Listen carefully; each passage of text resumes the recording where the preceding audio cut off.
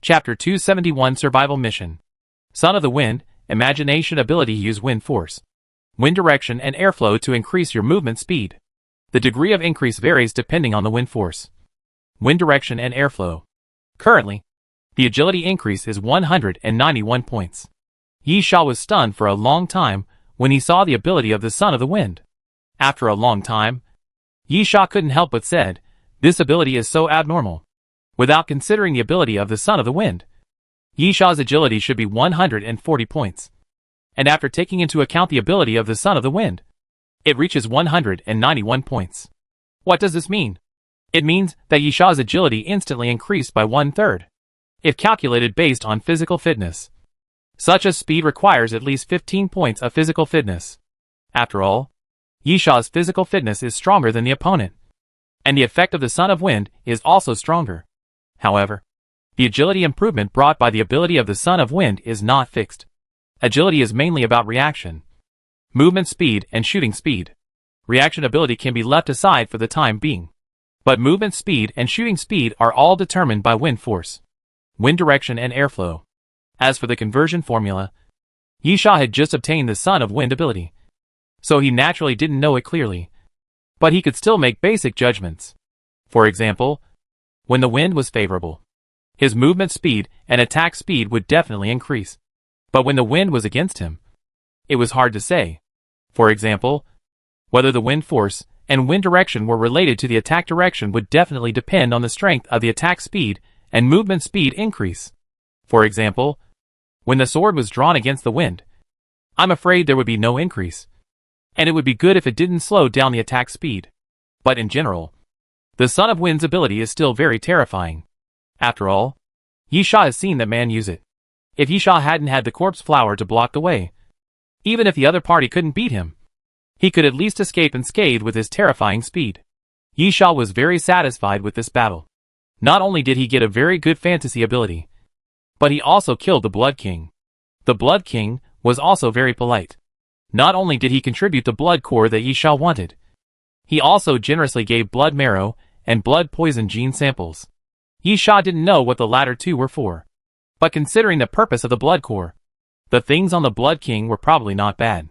Coming to the Blood King's corpse, Yi Sha cut open the Blood King's head with a knife, searched for a while.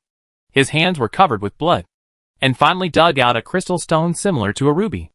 As for the blood marrow, this is actually the Blood King's bone marrow, which cannot be easily obtained. Yi Sha can only dig a bone and take it away. As for the blood poison gene sample, this is the simplest. Just put a tube of blood in a bottle. After doing all this, Yi Sha, as usual, threw the Blood King's corpse to the corpse flower. The corpse flower stretched out its vines to wrap up the Blood King's corpse, and then went underground to enjoy it slowly. At the same time, Yi Sha waved his hand towards the rooftop on the side, where the arbitrator was ambushing. This was naturally another trump card that Yi Sha had reserved in advance, since he had made up his mind to kill the man. How could Yi Sha let him escape? After getting what he wanted, Yi Sha did not stop and turn to leave. He drove all the way and thought all the way. Assessment Task 1 was to kill 20 participants in the Death Car War. Yi Sha currently had 14 lives in his hands. As long as he was not too unlucky, he should be able to complete this task. Assessment Task 2 is the troublesome part. Ivan must be dealt with. The Ivan he killed earlier was obviously just a bait or a false image. To put it bluntly, Ivan deliberately threw it out for him to kill. Therefore, Ivan is hiding in the dark. One in the light and the other in the dark. The situation is not very favorable for Yi Sha. In fact, Yi Sha felt that Ivan was near him at the moment, waiting for an opportunity to move, and then stab him at the right opportunity. We must force that guy out. Yi Sha licked the corner of his mouth. Ivan made a fake for him to kill, just to make him let his guard down.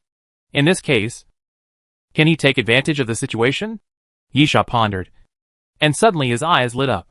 He thought of where to collect the remaining 6 lives, and at the same time seduce Ivan. That is, the mission that can directly pass the Death Carriage battle. Here we have to talk about the mission of directly passing the Death Carriage battle and getting a survival quota. Just like in Sakura City, looking for the source of the virus, killing the corpse flower, or the Ghostface General. This time there is also a similar mission. As for killing Yi Sha, and Ivan can also directly get a survival quota. These are two different things. Killing Yisha and Ivan is not a mission in the death carriage battle. It's just that because of the crew assessment, the two were temporarily added to it. Moreover, rather than giving the participants of the death car battle a chance, it is more to increase the difficulty of Yisha and Ivan's assessment. With the temptation of the survival quota, Yisha and Ivan naturally became the public enemy. So the difficulty of the assessment task naturally increased. And the Doomsday train only paid 2 survival quotas. No, it's not appropriate to use the word pay. In fact, the total number of survivors remains unchanged. In fact, those who participated in the death car battle did not get any benefits. Back to the point. Killing Yisha and Ivan to get a survival spot is not actually the task of this death carriage battle, but an additional one. Therefore, Yisha's goal is the real task of the death carriage battle. Yisha tried to recall and vaguely remembered the 3 tasks that could get a survival spot. Namely, going to the Comp Corporation building to find the Emerald Potion, killing the transformed zombie Ripper, and finding the Comp Corporation's transformed zombie experiment diary. Yisha was not interested in these 3 tasks, because he and Ivan were not participants in the death carriage battle at all, and it was more appropriate to call them troublemakers. But Yisha is actually very familiar with the routine of the death carriage battle. After all, this time, he has participated in the death carriage battle for the 3rd time, including the last life and this life. In the death carriage battle, is the most appropriate method to hide until the end? This is indeed a method. But if you add the word appropriate, it is not the correct answer. No matter how you hide, you may encounter other people. This is a matter of probability and luck. Therefore, the most appropriate method is to complete the task of 3 survival quotas. Get the survival quota and leave directly. There's a saying that the longer the night, the more dreams there are. Getting the quota and leaving is the fastest and safest way. So, Yisha had an idea. He could go to the places related to the mission.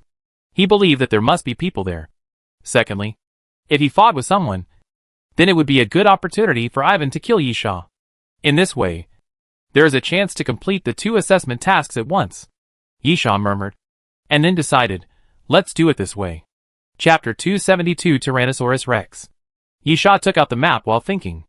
After a while, Yisha couldn't help laughing. There was something very interesting about these 3 tasks. The 3 tasks were actually related to one place. That was the Compu Company's technology experimental base. This island city is a typical tourist city. In order to seek development, Compu was introduced, and a huge technology experimental base was built here. The Jade Agent is the main research and development product of the technology experimental base. It is the same thing as the Golden Gene Agent that Yisha had made in the city that never sleeps, and can be understood as an upgraded version. However, this is the information that can be checked openly. Considering the other 2 tasks, one is to kill the zombie Ripper, and the other is to find the diary of the zombie transformation experiment of Comp Corporation. Yisha couldn't help but sneer. It seems that the scientific and technological experimental base of Comp Corporation has not done anything good in secret. It is estimated that the transformation of zombies is the main experimental project in secret, and the Jade Potion is just used to cover it up. Of course, the Jade Potion is also a good thing. It is a gene enhancement potion that improves physical fitness more than the Gold Gene Potion, and the possibility of physical mutation is also greater. But, Yisha murmured, I wonder if I take a bottle of Jade Potion out. Is it considered a mission? Or does it belong to me? This survival quota of the death carriage battle has nothing to do with Yisha. What's the point of him completing the mission? But it's also Yisha's first time to participate in the crew assessment, and he is really unsure about the result. If there is a chance, I'd better take a bottle and try it out. Yisha made up his mind, and set a goal at the same time, because the targets of the 3 tasks are all at the science and technology experimental base. So there is no need to hesitate. Moreover, Yisha discovered something interesting. According to the current pattern of reducing the area left at the end is likely to cover about 2/3 of the area of the science and technology experimental base. Yisha sneered. They really try their best to force people to kill each other. Yisha instantly understood the intention of the Doomsday train. If someone saw through this point like him, then since they had to enter this area after hiding until the end, why not enter in advance? Maybe they could complete the task. If many people think so, what will be the ending? Undoubtedly, as more people go, the probability of encountering each other will increase, and naturally there will be fighting. But this is what I want. Isn't it? Yisha grinned. Then stepped on the accelerator and increased the speed. The Science and Technology experimental base of Compu is a little far from Yisha's location. But the city is really small. In the evening, Yisha arrived at the place. The scale of the Science and Technology experimental base is very large. Or in other words, it is actually a small city. A typical industrial park, including office buildings, experimental bases, and employee residential areas. There are even some daily facilities, including supermarkets, hospitals, and even a school for employees' children. It must be said that Compu is really rich. Yisha parked the car aside and entered. But after walking only about 200 meters, a trace of cold sweat appeared on Yisha's forehead. In front of Yisha was a huge footprint, about 3 meters long. Not a human one. Strictly speaking, it should be a claw mark. If nothing unexpected happens, it should be a dinosaur footprint. Yisha gestured and murmured, Rexosaurus? Dinosaurs are undoubtedly very ancient species. But they are not common. After all, these guys are too old, and not many of them have revived in the end of the world. Yisha licked his lower lip. What exactly is this broken experimental base researching? If it is to transform zombies, why would ancient species appear? Ancient species rarely appear in cities, because it is unlikely to be revived in cities. Other cities are okay. Maybe they wandered over. But isn't this damn place an island? Yisha thought for a moment, and changed direction decisively. If the footprints were really from Rexosaurus, he would be in big trouble. After all, Rexosaurus is also known as Tyrannosaurus rex. And even in the Cretaceous period, it was at the top of the food chain. But at this moment, boom, boom, a dull noise suddenly appeared, and the ground shook slightly. Then a huge Tyrannosaurus rex suddenly walked out from behind the house on the side, shaking its head and making a whimpering sound from its mouth.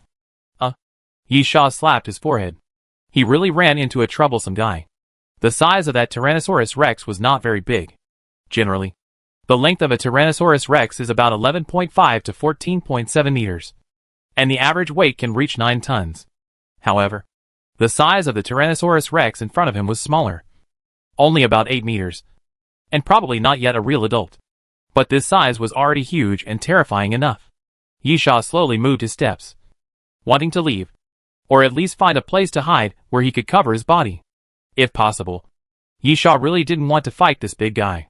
But at this moment, the Tyrannosaurus rex shook its head and suddenly, without any warning, started running.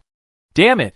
Yisha cursed, and immediately stretched out his hand and grasped the void, imagining that the endless bow appeared. Puff!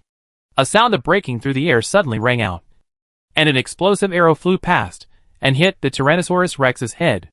Boom! The explosion sounded suddenly, and then a ball of fire suddenly exploded in front of the Tyrannosaurus rex, and countless sparks fell to the ground, like a rain of fire. Because of the explosion, the body of the Tyrannosaurus rex tilted, and at the same time, Yisha turned and ran. Roar! After the Tyrannosaurus rex stood up, it roared loudly at Yisha, and then chased him madly. Boom! Boom! Boom! The Tyrannosaurus rex ran, and every step it took on the ground was like a heavy hammer hitting the ground, making a huge sound and causing the ground to tremble continuously. Seeing that the Tyrannosaurus rex was about to catch up, Yisha immediately turned around and ran directly into a factory building. The next moment, the huge head of the Tyrannosaurus rex hit the roof of the factory building, and the roof collapsed immediately, and countless broken rubbles continued to fall downward. Yisha hurriedly ran to the corner of the wall, sticking close to the wall to avoid the falling stones. But the Tyrannosaurus rex obviously had no intention of letting Yisha go easily. It lowered its body and opened its mouth to bite Yisha. Yisha quickly pounced forward and rolled on the ground. At the same time, the bloody mouth of the Tyrannosaurus rex opened and bit off a piece of the wall. Yisha got up from the ground with a dusty face, looking at the Tyrannosaurus rex, who raised his neck again, since it can't be settled peacefully. Then you forced me to kill you. Chapter 273. Huge Creature. Yisha stretched out his hand and grabbed the air, pinching out 3 explosive arrows at once, and quickly put them on the string. The next moment, Yisha pulled the bowstring of the infinite bow into a full moon, and then with a loose fingertip, 3 explosive arrows flew towards the Tyrannosaurus rex at the same time. Boom! Boom! Boom! Continuous explosions sounded, and fireballs exploded in front of the Tyrannosaurus Rex, causing its huge body to stagger. After a successful attack, Yisha continued to run forward quickly. Although hiding in a building can prevent the Tyrannosaurus Rex from chasing, being caught up in an open space will most likely make you become its food. But entering a building is not necessarily a good thing. This factory building is probably not able to withstand the torment of the Tyrannosaurus Rex. As expected, the explosion did not cause much trauma to the Tyrannosaurus Rex. This guy is really thick-skinned and shook his body before running forward. The roof of the factory building could not stop the Tyrannosaurus Rex at all. As the Tyrannosaurus Rex moved forward, the roof continued to break and collapse, and countless boulders fell and turned into rubble. Yisha was extremely glad that he had killed the previous man and obtained the ability of the Son of Wind. Otherwise, he might not have been able to escape. Now, Yisha could barely avoid the collapsed rubble. A moment later, Yisha rushed out of the factory, suddenly slid, pulled the bowstring, and shot another arrow at the Tyrannosaurus Rex. Boom! The explosion sounded again, and Yisha's arrow hit the Tyrannosaurus Rex's forehead, exploding a fireball there, and finally caused some trauma to the Tyrannosaurus Rex, causing a crack on its forehead and continuous bleeding. TSK! Yisha opened his mouth and hissed, but he was not satisfied with the result. That arrow was actually aimed at the eye, and only that position could cause serious damage to the Tyrannosaurus Rex. After missing the target, Yisha did not delay and turned around and ran away, while the Tyrannosaurus Rex was still chasing him relentlessly. Suddenly, the huge tail swept, and a car was swept away and smashed towards Yisha. Yisha quickly stopped and pressed his head lightly. Shock wave. As Yisha pressed his palm, invisible force rushed out, and the fallen car was lifted up. Then Yisha put his finger into his mouth and whistled quickly. The ground made a boom sound, and then a crack appeared. The vines of the corpse flower suddenly rushed out, right in front of the Tyrannosaurus Rex, pulling out a street lamp on the side. Stretched straight, the ankle of the Tyrannosaurus Rex was entangled in the vines of the corpse flower. And then the huge body fell forward. Boom! The huge body of the Tyrannosaurus Rex fell down, just like a small mountain collapsed. After hitting the ground, a spider web of cracks suddenly appeared around it. Yisha slid again without hesitation and drew the bow again. When the bowstring was pulled into a full moon, an explosive arrow was imagined on the bowstring. This time, Yisha took some aim. The body of the Tyrannosaurus Rex was huge, so it was very easy to hit it, and there was no need to aim. But shooting the eyes was not a simple matter. Puff! Instantly, Yisha released the bowstring, and the explosive arrow flew forward, this time firmly nailing into the eye of the Tyrannosaurus Rex. With a bang, the fireball exploded, and smoke filled the air. Roar! The Tyrannosaurus Rex roared madly, rolling on the ground, struggling, and crashing into the wall on one side. The wall, which was at least 5 meters high, was smashed to pieces by the attack of the Tyrannosaurus Rex. When the flames dissipated, Yisha looked up and saw that a blood hole was blown out of the left eye of the Tyrannosaurus Rex, and blood was constantly oozing out. The Tyrannosaurus Rex became even crazier, roaring angrily, swinging its body, and its tail swung over again. Yisha lowered his head quickly, and the tail almost brushed past Yisha's head, bringing up a strong wind that made people feel like a whistling wind. After the Tyrannosaurus Rex's tail passed by, Yisha flipped up from the ground, and then quickly ran to the side. While running, the infinite bow was raised again, and then Yisha imagined that 2 ice arrows were materialized. Puff! Puff! The arrow flew through the air and landed at the feet of the Tyrannosaurus Rex the moment it stood up. Then a layer of frost quickly emerged and quickly froze the feet of the Tyrannosaurus Rex. However, the frost restraint was obviously of little use. The Tyrannosaurus Rex roared and raised its legs violently. The frost around it made a crack sound and then shattered. Yisha didn't care. He didn't think it would be so easy to restrain the Tyrannosaurus Rex. The reason why Yisha did this was to delay time. Delaying time was naturally to give himself time to aim again. At the moment when the Tyrannosaurus Rex struggled to shatter the frost and climbed up again, Yisha had already pulled the bowstring of the infinite bow into a full moon again. A gleam of light flashed in Yisha's eyes, and he shouted softly, "I'll destroy one of your eyes again, and see what you can do." Puff! The arrow broke through the air. The explosive arrow flew forward again, and hit the right eye of the Tyrannosaurus Rex squarely, with a loud bang, accompanied by the explosion of the arrow. The right eye of the Tyrannosaurus Rex was blown into a bloody hole again, and the eyeball was blown to pieces, bleeding continuously. Having lost both eyes, the Tyrannosaurus Rex was extremely violent, madly rushing around, crashing into the surrounding buildings and smashing them to pieces. The ground cracked inch by inch when it stepped on it. Every roar could make people feel the earth shaking. Yisha was not in a hurry, and dodged carefully. The tonnage and strength of the Tyrannosaurus Rex only need one blow to smash Yisha into a puddle of mud, and one bite can break Yisha's body in two. This is the horror of the Tyrannosaurus Rex. The destructive power of this ancient behemoth in front of us is too amazing. However, this does not mean that the Tyrannosaurus Rex cannot be killed. Yisha cruised around the Tyrannosaurus Rex and suddenly whistled. The ground under the Tyrannosaurus Rex suddenly cracked, and then several vines suddenly sprang out from the ground, quickly wrapped around the body of the Tyrannosaurus Rex, and temporarily fixed the behemoth. Yisha took out a red flame bomb, opened it without any hesitation, and threw it into the mouth of the Tyrannosaurus Rex along with the crystal bar inside. "Retreat!" Yisha shouted softly, and the vines of the corpse flower quickly retracted, and Yisha turned around and ran without hesitation. Boom! Boom! Boom! In a moment, continuous explosions came from the body of the Tyrannosaurus Rex. And then the body of the Tyrannosaurus Rex suddenly cracked, and countless flames surged out of the body of the Tyrannosaurus Rex, engulfing the Tyrannosaurus Rex. You killed the Tyrannosaurus Rex. Cumulative number 1. Apocalypse Reward. Random Offensive Skills. Chapter 274 Chase. Huh? Yisha fell to the ground, gasping for breath. The Tyrannosaurus Rex is undoubtedly very difficult to deal with, but the benefits of getting rid of this behemoth are also obvious. Listening to the mysterious voice, Yisha finally felt comforted for having made some efforts. However, Yisha cannot get the random offensive skills yet, and he has to go back to the Doomsday train. On the other hand, Yisha is relieved that the Tyrannosaurus Rex is a Platinum 5-star ancient species, and killing this guy is accumulated in the trial mission of the 12 Trials of the Undead. After a short rest, Yisha propped up his knees and tried to stand up. But at this moment, boom, boom, boom, the dull noise appeared again, and Yisha was stunned for a moment. He would not be so unlucky, would he?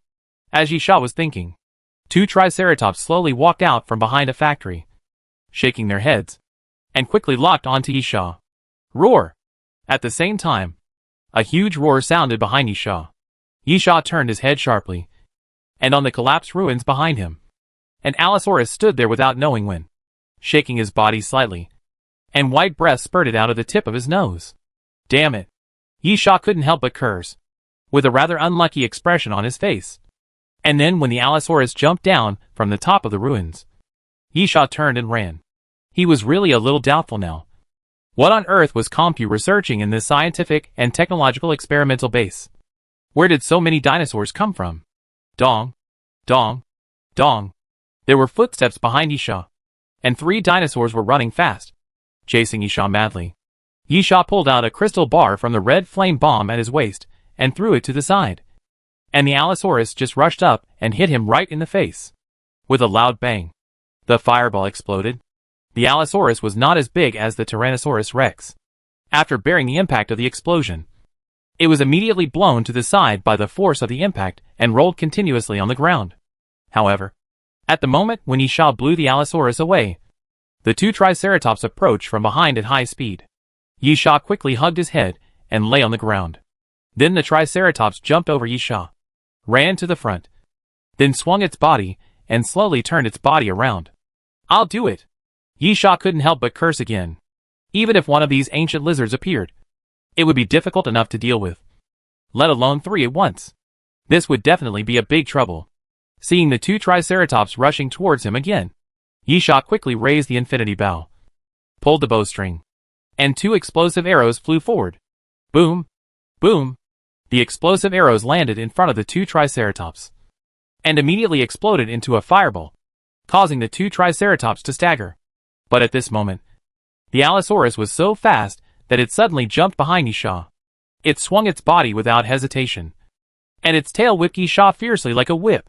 With a bang, Yishaw's body rushed forward and fell to the ground not far away. The Allosaurus kicked its legs and jumped forward fiercely. It came to Yishaw's side and opened its mouth to bite Yishaw. Yishaw's pupils shrank, and he stretched out his left hand fiercely. Snake bite. As his left arm stretched forward, the shadow of a purple-scaled python quickly wrapped around Yishaw's arm. The next moment, Yishaw firmly grasped the Allosaurus's jaw and then suddenly exerted force. Bang! The Allosaurus, which weighed at least 2 tons, was flipped to the ground by Yishaw. Then, Yishaw quickly stood up, but happened to run into a Triceratops rushing towards him. Yishaw was also startled and quickly jumped to the side to avoid it. Here! Here! At this time, a shout suddenly sounded. Yishaw looked for the sound, and saw that the ground was turned up not far away from him. A long-haired man poked his head out from the ground and shouted at Yishaw. While waving at him, Yishaw immediately jumped forward and ran in the direction of the other party. The 3 dinosaurs behind him were still chasing Yishaw. 50 meters. 30 meters. 10 meters. Yishaw was very clear that the footsteps behind him were getting closer. But all he could do now was to grit his teeth and run forward. Get out of the way! Yishaw suddenly shouted. And then he rushed forward and slid directly on the ground. The long-haired man quickly retracted his head when he saw Yishaw sliding over. The next moment, Yishaw slid to the place where the other party had previously drilled out. And then he felt empty under his body, and the whole person fell down.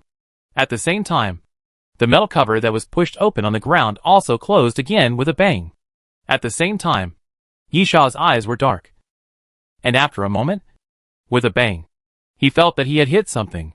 Yishaw's expression twisted for a moment, and then he stood up with pain. At this moment, a ray of light appeared not far in front of Yishaw. It was the long-haired man who turned on the flashlight in his hand. Hello. My name is Zhong-Chi. From carriage number 55. Are you injured? Those damn lizards are too scary. Zhong-Chi slowly approached Yishaw, and then his hand trembled, and he almost threw the flashlight in his hand. Yishaw glanced at Zhong-Chi and saw that his eyes were obviously filled with fear, uneasiness, and a hint of greed. Yishaw knew why the other party behaved like this. He was far away before, and the light of the flashlight was weak. Zhong-Chi did not see Yishaw's appearance clearly, but when he walked within 2 meters, he could see it clearly.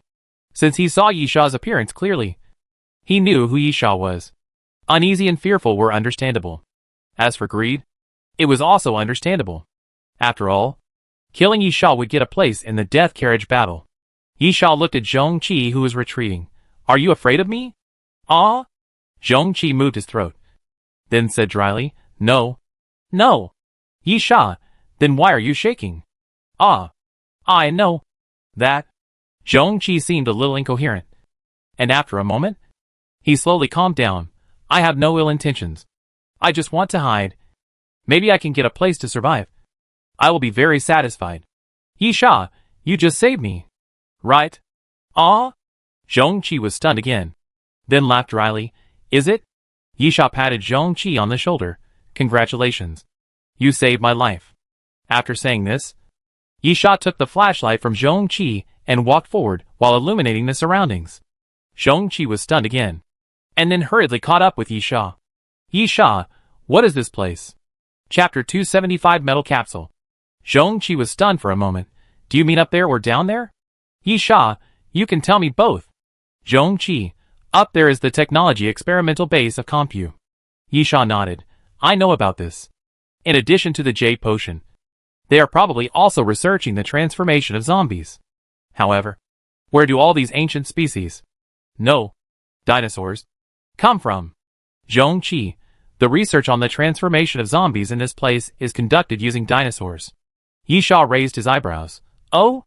Zhong-Chi, Comp Company extracted dinosaur genes from dinosaur bone fossils, and then used these genes to fuse with zombie viruses to transform modified zombies with dinosaur genes. Yishaw, you know it very well. Zhong-Chi smiled.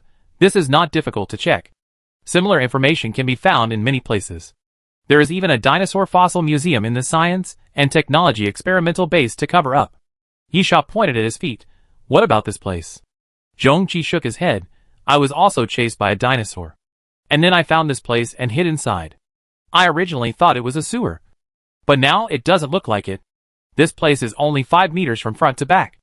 And the structure is like a metal capsule. Yisha nodded, because what Zhongqi said was true. When he said this, he had already reached the end. The floor and walls here are all made of metal. The internal structure is like what Zhongqi said. Like a capsule. That is, a cylinder in the middle and 2 semicircles on both sides. Yisha asked again, is the entrance only the cover? Zhongqi nodded, it should be. I used an ordinary flashlight, and the light was too dim. I barely looked around and didn't find any other entrances and exits. Yisha nodded again, threw the flashlight back to Zhongqi, and then took out a high-intensity flashlight from his backpack, which made the surroundings brighter. Zhongqi hesitated for a moment. I don't think we have to go out. Right? This place is actually pretty good. I think we can hide there until the death carriage battle is over. Yisha grinned. Have you ever thought about this? If there is really only one entrance and exit here, and it is a confined space, it is fine if no one finds you. But if you are found, you are dead. This? Zhongqi bit his lip and had nothing to say. This place is indeed quite hidden. But if you are found, you will be dead. The key lies in whether others find you. But Zhongqi himself was able to accidentally discover this place. So he naturally dared not guarantee that others would not find it. In fact, the cover on the ground is quite obvious. The safety mentioned by Zhongqi mainly comes from the dinosaurs around. Generally speaking, the only reaction of most people facing those behemoths is to turn around and run. However, there is no guarantee that the dinosaurs will wander to other places. Then this place is not safe. Yisha patted Zhongqi on the shoulder. Destiny should be in your own hands, not left to luck. As Yisha said, he continued to explore the metal capsule. In fact, to figure out what this place is for, just let the corpse flower drill a hole to get out. However, if you do that, this place will be destroyed. And no matter what its purpose is, it will be meaningless. Therefore, Yisha just let the corpse flower hide without giving any orders. I think the corpse flower should be wandering around nearby. And it is not stupid enough to provoke those dinosaurs. The arbitrator is a bit troublesome. That guy is not as fast as the Tyrannosaurus Rex. So Yisha simply did not let the arbitrator show up. At present, the arbitrator should still be on standby outside the scientific and technological experimental base. At this time, Yisha suddenly stopped and patted the side wall. Suddenly, he found a groove with a buckle in it. He pulled hard and a belt was pulled out. Yisha, what is this? Zhongqi, it looks like a seat belt. The kind you wear in the car. Yisha, where is it fixed? As Yisha spoke, he touched the bottom of the wall. And then, he didn't know what he touched. Suddenly, a bracket stretched out from the floor. And then a metal plate popped out from the wall. After they were put together, a chair was formed. Yisha pulled the seat belt down and fixed it on the chair. Zhongqi was speechless. Is this thing a car? Yisha, have you ever seen such a strange car? However, it is true that this thing may be able to move. There are seats and seat belts. The former can be ignored for now. But the seat belts definitely prove that this thing can move. While thinking, Yisha continued to walk forward, illuminated the surroundings with a strong flashlight, and then explored again. At this time, Zhongqi, who was behind Yisha, suddenly said, "Look at this thing. Is it a switch? Even though it looks like a light." Yisha looked back and saw Zhongqi pointing at the top of the metal capsule, where there was a red hemisphere made of plastic, a bit like a signal light or something. Zhongqi reached out and touched it, and suddenly, the red hemisphere suddenly shrank back to the top. And then, there was a boom. Boom sound around it. Yisha looked down suddenly and said, "This thing is moving." Along with the boom sound, the metal capsule began to vibrate obviously. At first, it was only slight, but it became more and more obvious. Finally, it began to move obviously. Bang! As the metal capsule moved, inertia suddenly appeared. Zhongqi stumbled and fell to the ground, then rolled and hit the wall behind him. Yisha was quick and grabbed the chair that had fallen from the wall earlier. Even so, because the metal capsule was extremely fast, Yisha's body swung involuntarily and hit the wall continuously. Yisha also grimaced, holding on to the chair tightly and refusing to let go.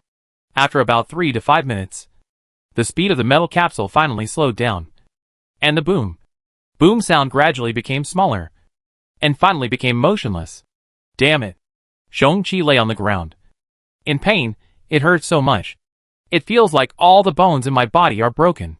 Yisha ignored Zhongqi and went to the top cover, which was the only exit. Crack! Yisha lifted the cover, then grabbed the edge and climbed out, because he fell directly into the metal capsule from the ground. Yisha didn't know what the metal capsule looked like. The so-called shape of the metal capsule was only inferred from the internal structure. Now Yisha really saw what this thing looked like. From the outside, the metal capsule looked like an elevator.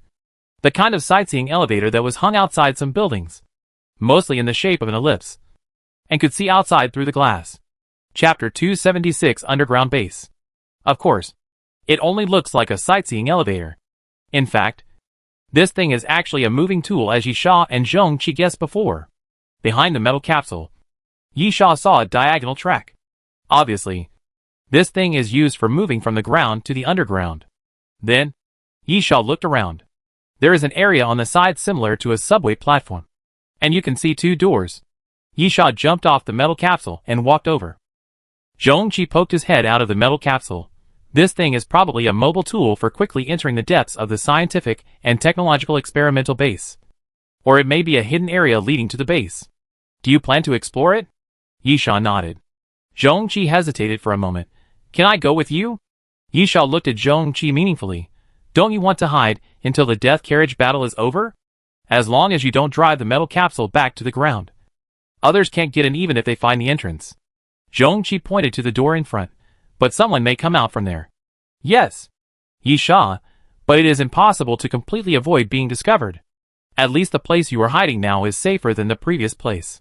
So, are you sure you want to follow me? Zhongqi nodded. Yisha grinned inadvertently, and a hint of coldness flashed in his eyes. Since this is your choice, then follow me. Zhongqi immediately jumped out of the metal capsule and followed Yisha.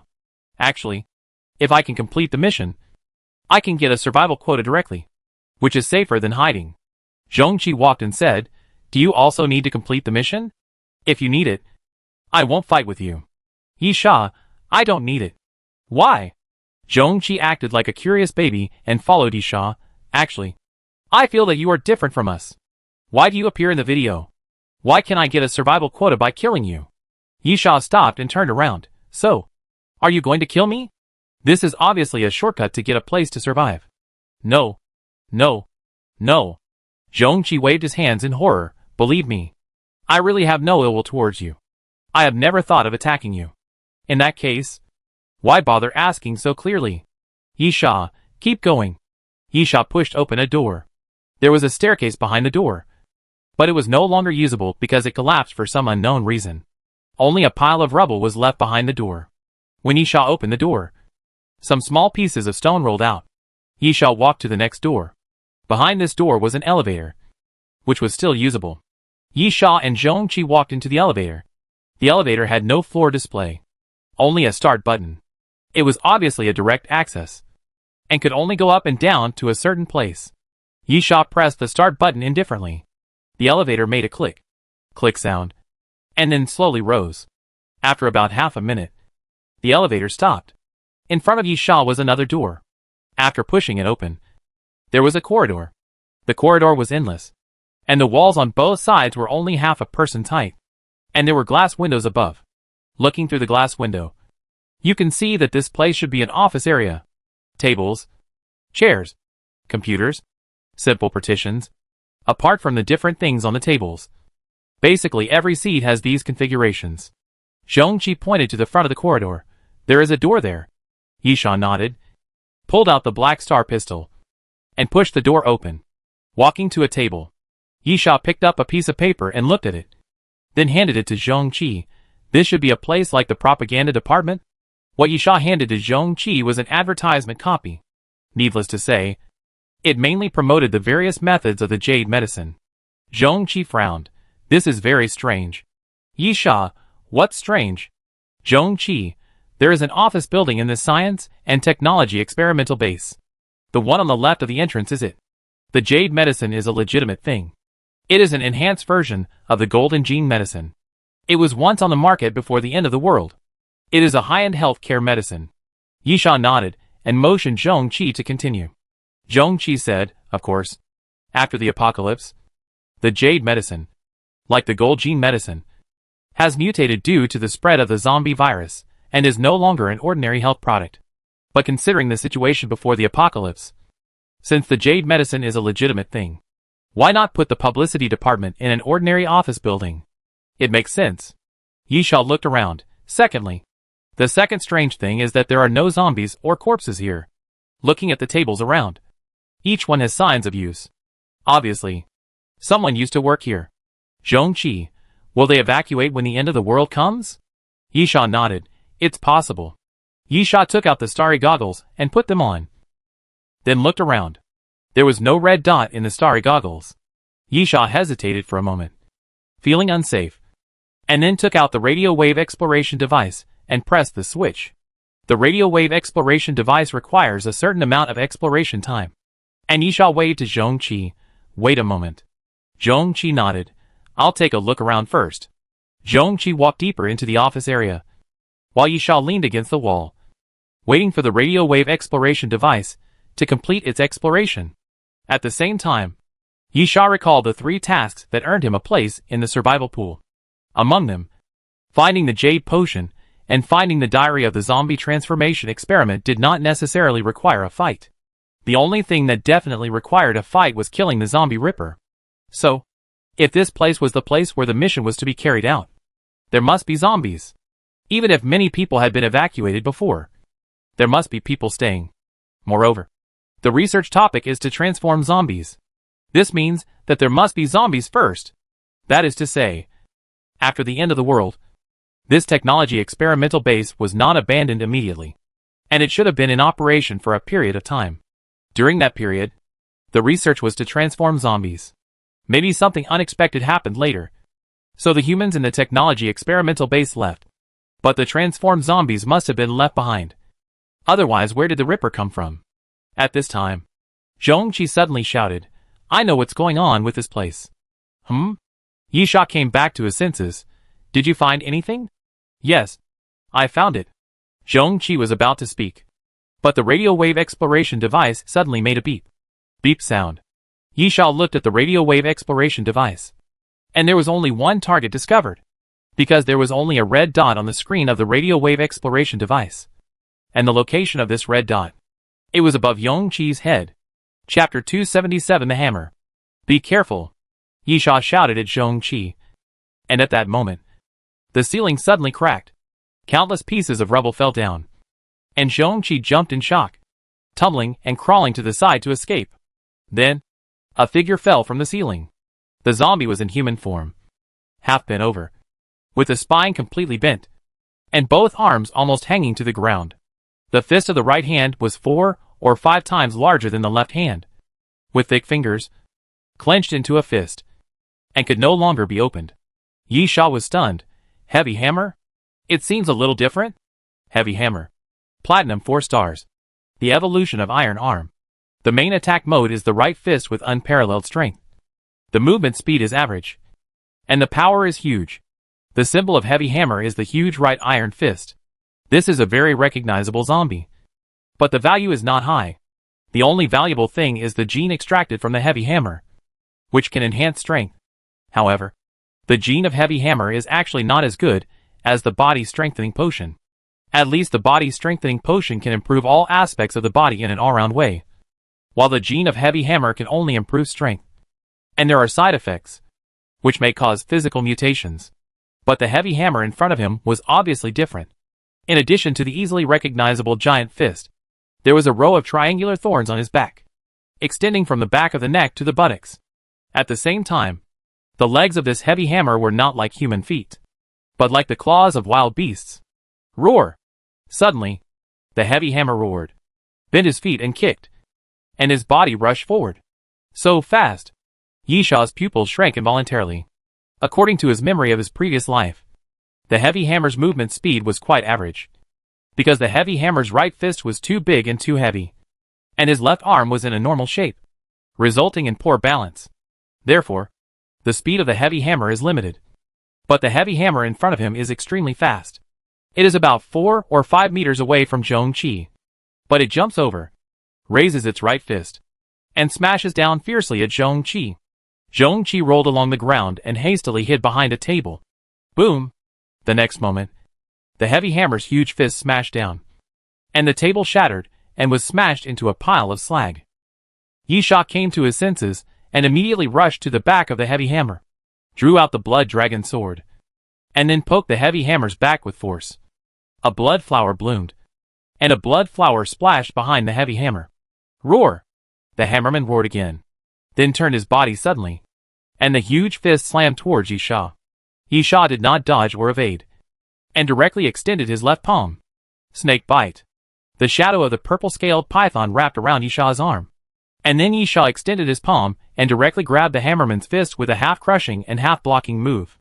The next moment, Yisha leaned into the hammerman's arms and then punched out. Explosive force. Half fist. Fist. Yisha punched the hammerman's chest with 2 consecutive punches, and used the hidden force to directly knock the hammerman out with 1 punch. Swift pursuit. When the heavy hammer flew out, Yisha lowered his body, like a hunting leopard, and quickly chased forward, then slashed at the heavy hammer fiercely with a sword. Yisha's target was naturally the right arm of the heavy hammer. As long as he chopped off the right arm, the heavy hammer would be no threat. However, when Yisha was about to hit him with a sword, the heavy hammer's feet suddenly crossed the ground, and the sharp nails dragged 3 marks on the ground, forcing the body to stop. This caused the blood dragon sword to not hit the hammerman's shoulder, but to pass through the hammerman's chest, leaving a shocking cut, completely cutting the hammerman's chest, clearly showing the bones. But it was useless. This kind of injury is fatal for humans, but for zombies, it can be ignored directly. Only by blowing up the head or cutting the neck can the zombies be stopped. After the sword, the hammerman turned over suddenly, raised his foot, and slashed Yisha's arm, leaving 3 wounds on Yisha's arm. And then his figure flashed, quickly pulling away from Yisha. Damn it! Yisha cursed. Why is the hammer so fast? Zhongqi shouted, Dinosaur. He is a modified zombie. Zhongqi reminded Yisha. And then he looked at the hammer's feet and suddenly realized, does this guy have the genes of a velociraptor? At the same time, the hammer had already rushed towards Yisha again. Without saying a word, Yisha stretched out his foot and hooked a table towards the hammer. With a bang, the hammer raised his fist and smashed the table to pieces. At the moment the table broke, Yisha immediately raised his sword and chopped the hammer with the blood dragon sword. The hammer was very fast. Very fast. If Yisha hadn't obtained the ability of the Son of Wind, he might not be able to match the hammer's speed. However, the hammer was not as fast as Yisha at the moment. Yisha quickly moved around the hammer. Although the hammer's speed had increased, there was still one characteristic that had not changed. Because of the huge fist on his right arm, the balance of the hammerman's body is still not good, and he turned slowly. This is where he could be used. Yisha almost swam along the hammerman's body, constantly circling and drawing his sword. After more than 10 swords, the dragon pattern on the blood dragon sword suddenly lit up. It's finally here. Yisha casually drew a sword flower, then raised the sword and stabbed forward. Blood dance. As the blood dragon sword danced, 3 half-moon-shaped sword arcs suddenly exploded in front of Yisha, slashing towards the hammerman. Roar! The hammerman roared, raised his right fist, and smashed forward fiercely. However, the fist only landed half a meter in front of Yisha, and then the hammerman's body suddenly split apart. The sword flashed, and the hammerman's body was directly cut into 3 pieces. You killed the hammerman. Cumulative number, 1. Apocalypse reward, mutant cells. Yisha shook off the blood on the tip of the sword, and then took out a test tube to collect the hammerman's cells. Awesome. Zhongqi jumped out. I didn't expect you to be so awesome. Yisha put the test tube back into his backpack without saying anything. Instead, he asked, What did you say? Zhongqi was stunned. What did I say? Yisha, before the hammer appeared. What did you say you found? Oh. Zhongqi hurriedly said. This is a mobile phone I found on a table. There are some records in the log function inside. These people were not originally here. Did they hide in after the end of the world? Yisha, hidden in?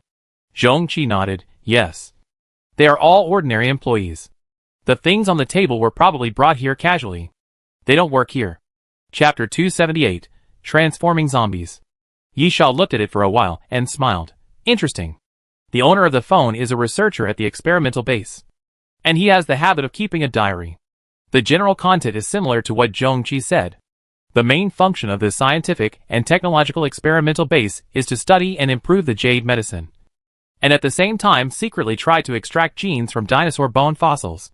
However, dinosaur genes were not originally used to transform zombies, but to make medicine. If dinosaur genes are integrated into medicine, can the body of the user become stronger and stronger? This experiment is called the Brilliant Pharmacy Project, which is an upgraded version of the Jade Pharmacy. In general, this scientific and technological experimental base was indeed open and above board when it was first built, and there was nothing shameful about the things it was researching. Then, the end of the world came. After the end of the world came, two major events happened in the scientific and technological experimental base.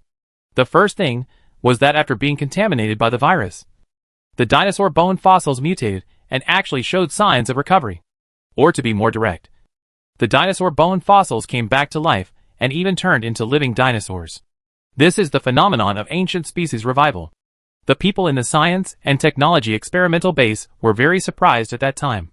Of course, Yisha didn't feel anything because he already knew about this. The second thing is the mutant zombies.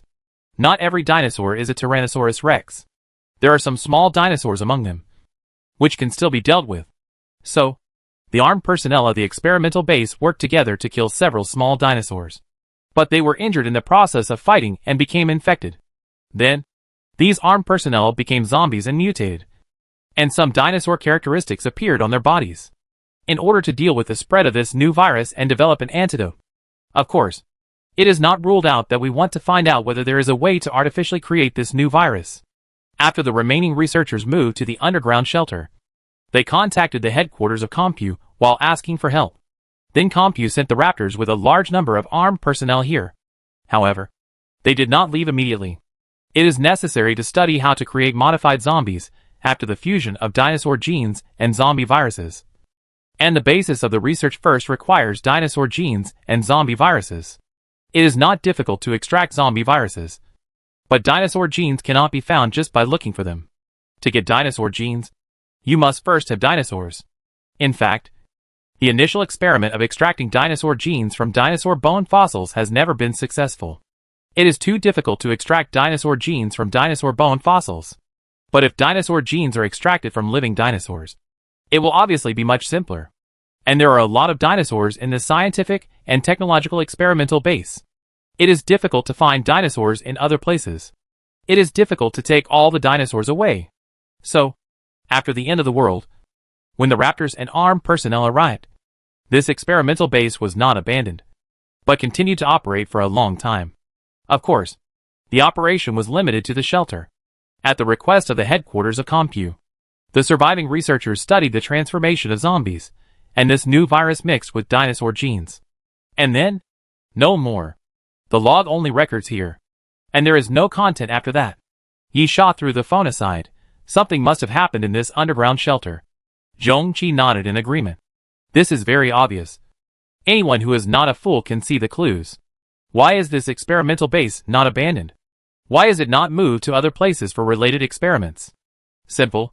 Because of dinosaurs. Comscope did not fall because of the apocalypse. It is easy to find some ancient species for experiments. But if these ancient species must be dinosaurs, it is indeed difficult. After all, being able to hunt and capture is one thing, and being able to find is another. And there are many revived dinosaurs in this experimental base, which is why the experimental base still exists. So, why is there no one here now? Generally speaking, there are only two reasons. The first is for experiments. All the dinosaurs here have been killed. There is no research material and samples. It is meaningless to stay here, so they naturally evacuate. However, there are obviously still dinosaurs here, and Yisha was attacked by 4 dinosaurs, which means that there is no shortage of research materials and samples. Therefore, the second reason is left. That is, something happened in this shelter. It is very likely that the people here did not evacuate, but died. Yisha actually didn't care much about this matter. This clue should be related to the task of survival quota. He didn't need to do the task. He came to kill people. Of course, not caring much means that he still cares to a certain extent. Yisha still wants to take a bottle of jade potion and leave. Moreover, before the end of the world, because it is difficult to extract dinosaur genes, the brilliant potion is just a research plan and concept. However, after the end of the world, there are a lot of living dinosaurs, and it becomes easier to extract dinosaur genes. Yisha couldn't help wondering whether the brilliant potion in the record has been made. That thing, Yisha murmured, it should be better than the jade potion. Right? Yisha threw the phone back to Zhongqi. What do you think? Zhongqi looked excited. Let's not talk about the others for now. According to the log, it can be seen that this was originally a shelter, but it was converted into a temporary research institute after the end of the world. At least the jade potion and the experimental diary of transforming zombies must be here. Yisha doesn't care about these things, but Zhongqi does. The survival quota mission is useless to Yisha, but it is very useful to him. Yisha smiled. It seems that you are suddenly interested in exploring here. Zhongqi laughed dryly. Who wouldn't want to confirm the hope of survival earlier? Yisha, in that case, let's go.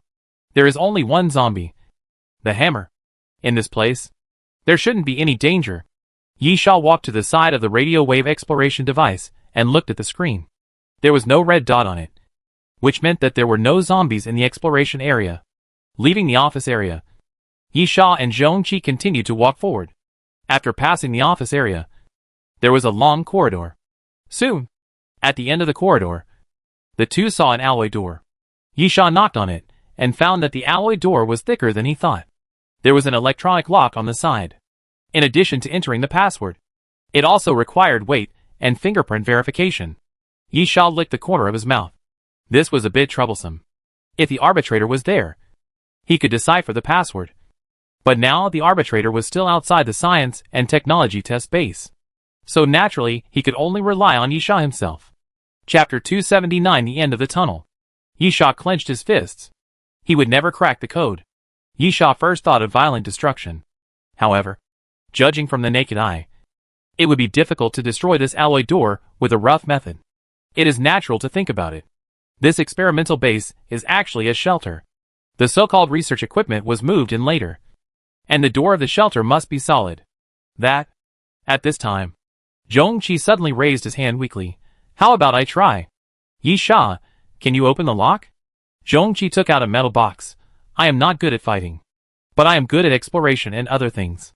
I have been focusing on such tasks in the stations I have passed before, which is why I barely survived. As Zhongqi spoke, he opened the metal box, which turned out to be a decoder. Zhongqi connected the decoder to the electronic lock, then took out a tablet computer to connect it, and then quickly operated it. While operating, Zhongqi said, electronic passwords are easy to crack, and fingerprints are not difficult either. I have a special fingerprint simulator. The only problem is weight. Yisha, weight lock is quite rare. Zhongqi, indeed. Weight lock is very difficult to use. People's weight will also change, so it is impossible to be completely accurate. There is a rough range, and then the user must adjust the weight according to this range. Yisha nodded. How long will it take? Zhongqi, 10 minutes. I think there may be something precious behind this door. Yisha, why? Zhongqi, it's still a weight lock problem. For example, if the setting range is between 130 caddies and 132 caddies, then only people of this weight can stand on it to open the lock. But how is the setting range determined? Yisha suddenly realized, is it set according to the weight of a person who needs to enter and exit? Zhongqi nodded, yes. So the weight lock is generally used for infrequent use, and is installed only when it is used by a designated person. Yisha, since only a few people, or even only one person, can enter and exit, the things inside will naturally be more precious, or even very important.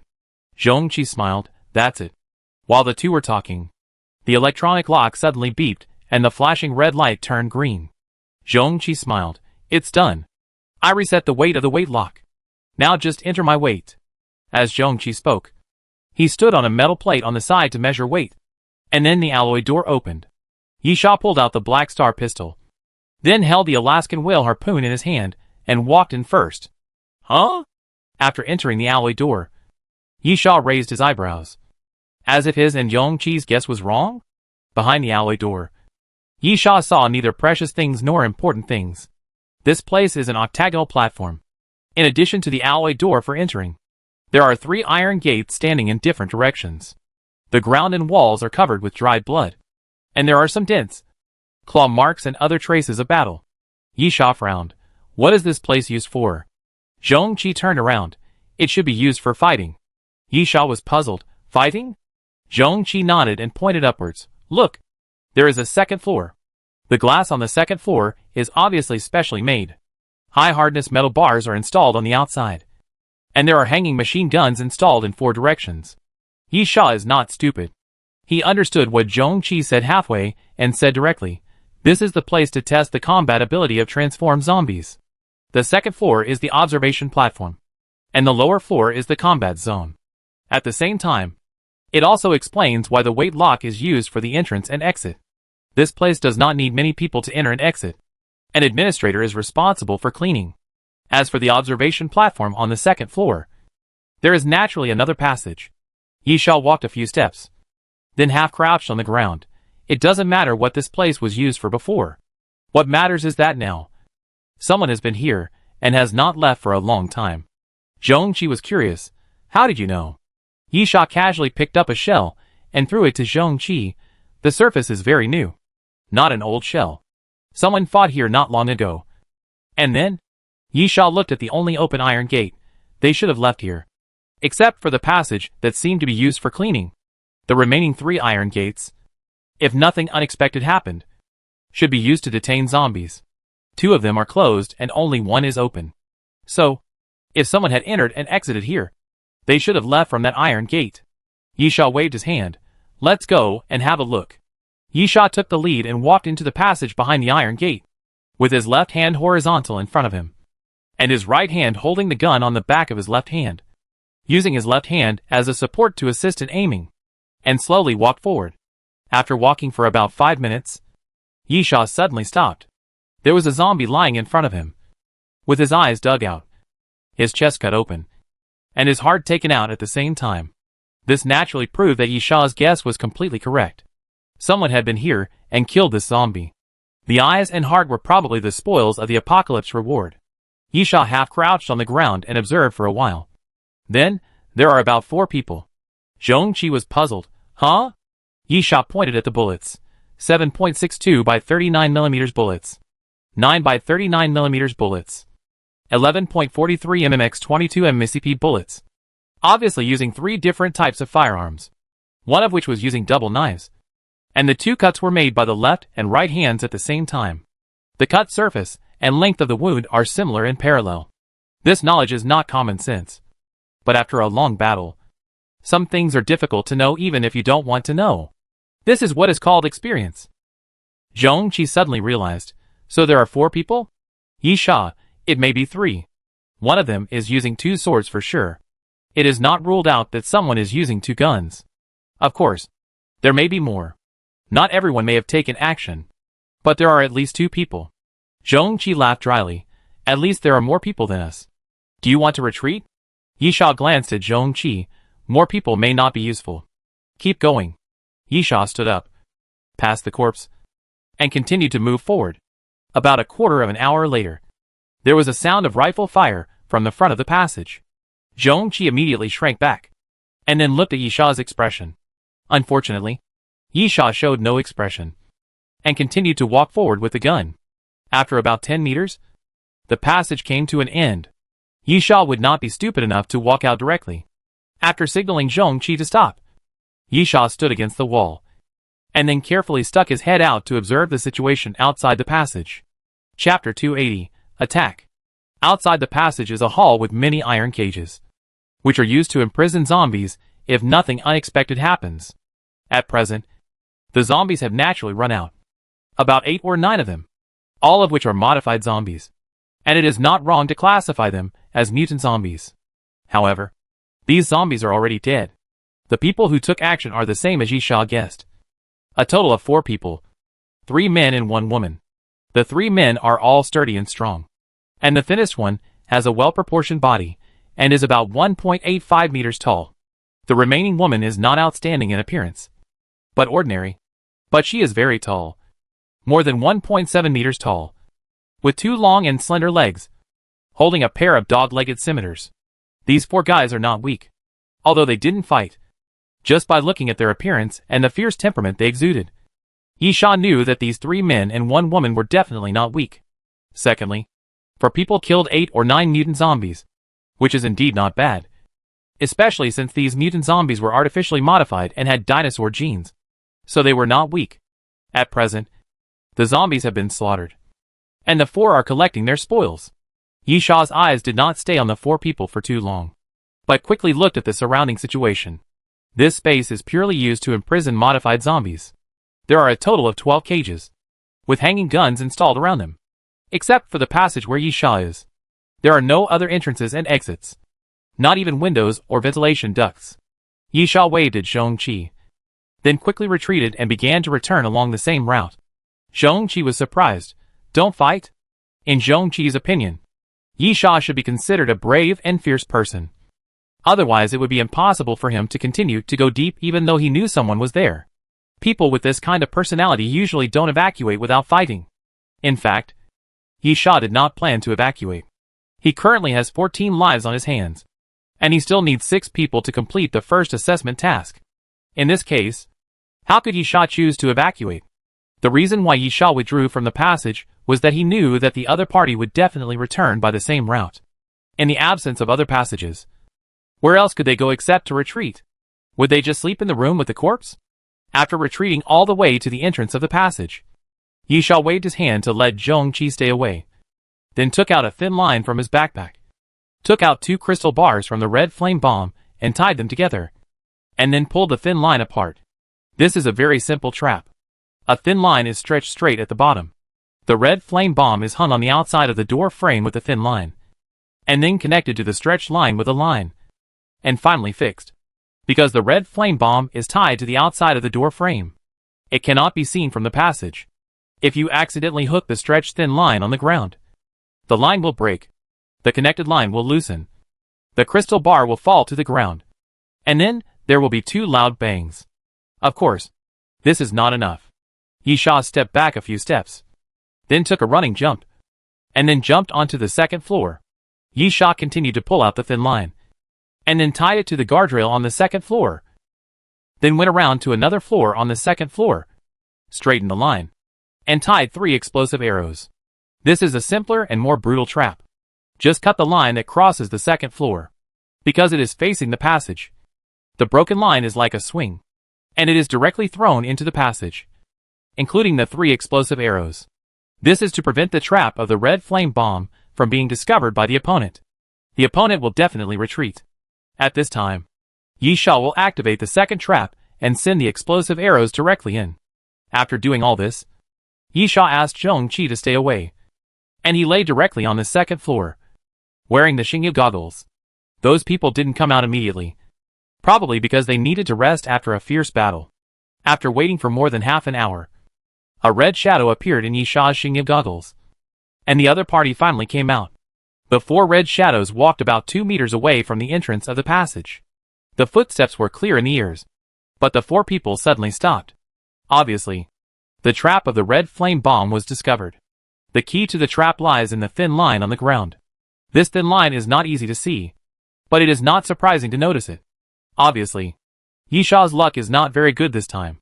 The other party must have noticed the thin line before stopping. Yi Sha was very decisive. He stood up immediately, ran to the side, and then pulled out the Alaskan whale harpoon to cut the thin line tied to the 2nd floor railing. Once the line was broken, it fell down, and the 3 explosive arrows tied to the line swung forward along the thin line like a swing, and swung directly into the passage. The next moment, the 3 explosive arrows hit the wall and ceiling in the passage.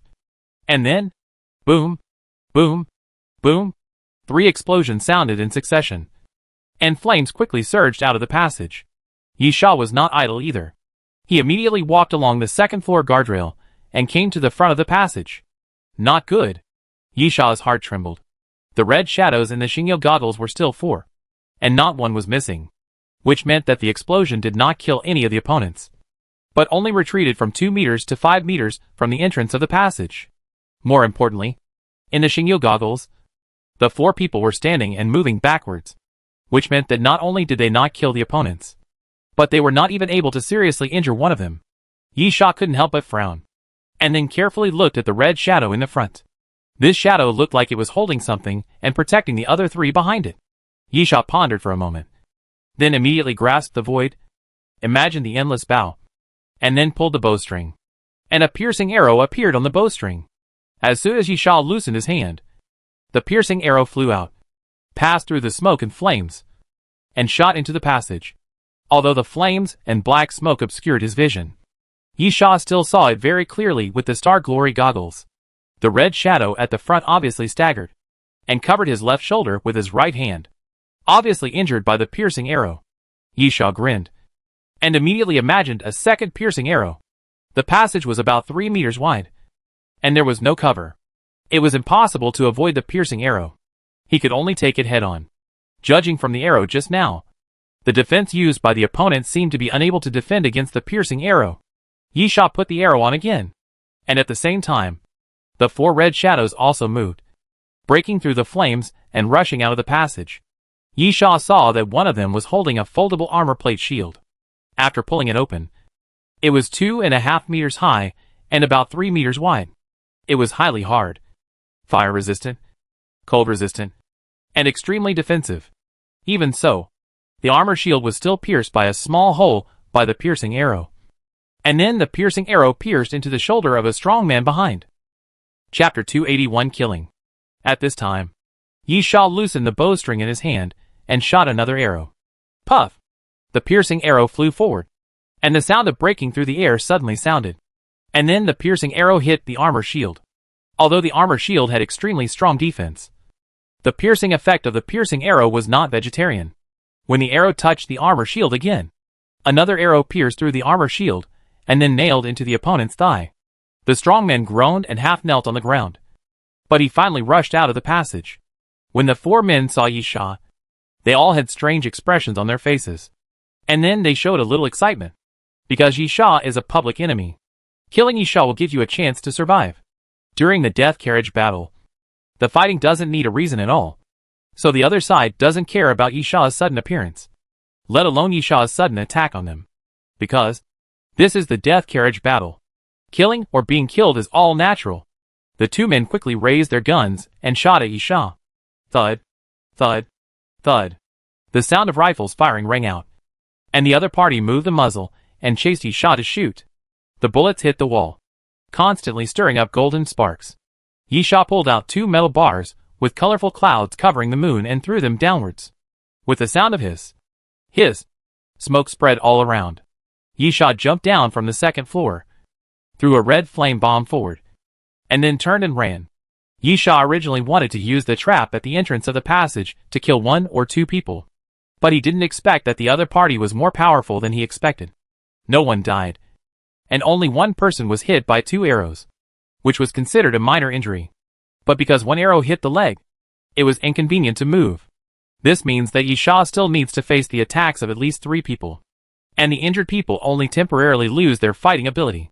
Then, this octagonal area used to test the transformation of zombies is not suitable for fighting, because there is no cover here, and Yi Sha is facing 4 people head-on, which is very disadvantageous.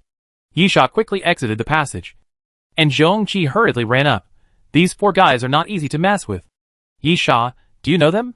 Zhong Qi nodded. When he was in the passage before, he didn't dare to go over, so he didn't see the appearance of the 4 people. But now Yi Sha was fighting with the other party in the hall, and Zhong Qi hid behind the alloy door that he came from, and he also saw the other party's appearance clearly. Zhong Qi, Lu Kai, Lin Shengwei, Luo Feng, Yi Ziqin. They are from Carriage 55 like me, and they are also the 4 strongest people in Carriage 55. They were all foreign mercenaries before the apocalypse, and they have experienced many battles. Yi Sha nodded. No wonder these 4 people can be judged to be very strong just by feeling.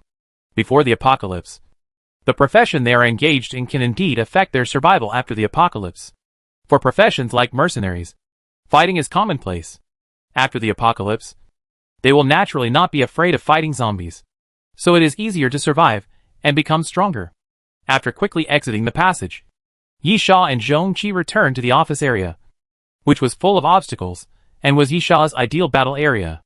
Zhongqi was obviously a little afraid of the four people. After all, they were from the same carriage and knew each other to a certain extent. The more they knew each other, the more terrifying they would feel when they became enemies. However, Zhongqi was not stupid. When Yisha appeared, it meant that the battle could not be stopped. First, because Yisha's identity was there. Killing Yisha would get a survival quota, which was a huge temptation. Secondly, the battle in the death carriage is a fight. If they are not friends, then they are enemies. Since they have started fighting, why stop?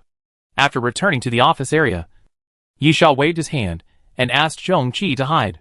This guy can't be relied on. It's not just a matter of strength, but also of people's hearts. Yisha quickly stepped on a table and climbed into the ventilation duct at the top. After a while, the four people chased to the office area. These four people are indeed experienced, and very careful. The armored shield still stood in front, and the four people hid behind it. Three of them stood in a triangle formation, facing different directions, eliminating the possibility of Yisha's sneak attack. The four people advanced little by little, obviously taking every step carefully. Suddenly, the woman named Yi Ziqing whispered, "Wait! Look at that table." The other three followed Yi Ziqing's pointing and looked at a desk. There was an obvious footprint on the desk. And then Yi Ziqing pointed to the ventilation duct above his head. Luo Feng nodded and made a tactical gesture, asking the three to spread out slightly, but still form a horn shape, ready to surround at any time. Then took out a JS-9 submachine gun and pulled the trigger towards the ventilation duct. Thump, thump, thump. The bullets fired, hitting the ventilation duct continuously, making a crisp sound, and then making dense bullet holes in the ventilation duct. But there was nothing. No screams. No blood flowing from the bullet holes. It seems that the sweeping shot didn't hit. Luo Feng looked puzzled, and then gestured. "No one is here?" Lin Shengwei whispered, "You guys stay alert. I'll go up and take a look." Basically, it is certain that Yisha is not in the ventilation duct. Luo Feng's very experienced horizontal sweeping shot covers a position of 3 meters on each side. If Yisha was near the entrance, he would definitely be hit by the bullet. The reason why he didn't hit now must be that Yisha crawled farther along the ventilation duct. But for the sake of caution, he always had to take a look. After removing the gate of the ventilation duct, Lin Shengwei grabbed the edge of the ventilation duct with both hands, then did a pull-up and got into the ventilation duct. However, the next moment, Lin Shengwei was really scared, because Yisha's face was right in front of him, and the distance between their faces was no more than 10 centimeters. How could this be possible? Lin Shengwei only had this thought in his mind. Yisha was right next to the entrance and exit of the ventilation duct, and Luo Feng could not have missed Yisha. Then, Lin Shengwei felt his consciousness blurry, because Yisha had thrust the Alaskan whale harpoon into Lin Shengwei's throat. Plop! Lin Shengwei's body fell and hit the desk. His eyes widened, and there was a bloody hole on his neck. He died inexplicably. Congratulations on killing the participants. Cumulative number, 15. And the opponent's item, black gold brass knuckles. The other three were stunned for a moment, and then immediately shot at the ventilation duct again. Yisha quickly retreated and crawled forward along the ventilation duct. The 6-flower shield appeared around his body. The previous sweep did not miss Yisha, but was blocked by the 6-flower shield. The footprints were naturally the bait left by Yisha on purpose. Chapter 282 Battle. After a while, the shooting stopped. Yi Ziqing jumped onto the ventilation duct. With a previous experience, Yi Ziqing did not enter the ventilation duct immediately, but first pulled out his pistol and fired several shots into the ventilation duct, and then looked into the ventilation duct. Damn it! Yi Ziqing let go and fell back to the ground. He ran away. Lu Kai glanced at Lin Shengwei's body, reached out and closed Lin Shengwei's eyes, and then walked forward. "Don't worry. Be patient. He won't run away. He wants to kill us all." Judging from Yisha's actions, he did not look like he was running away, but wanted to fight. This was obvious to anyone with a discerning eye. However, with a small force against a large one, Lu Kai thought that Yisha must be planning to use guerrilla tactics, defeating them one by one and killing them one by one. That's how Lin Shengwei died.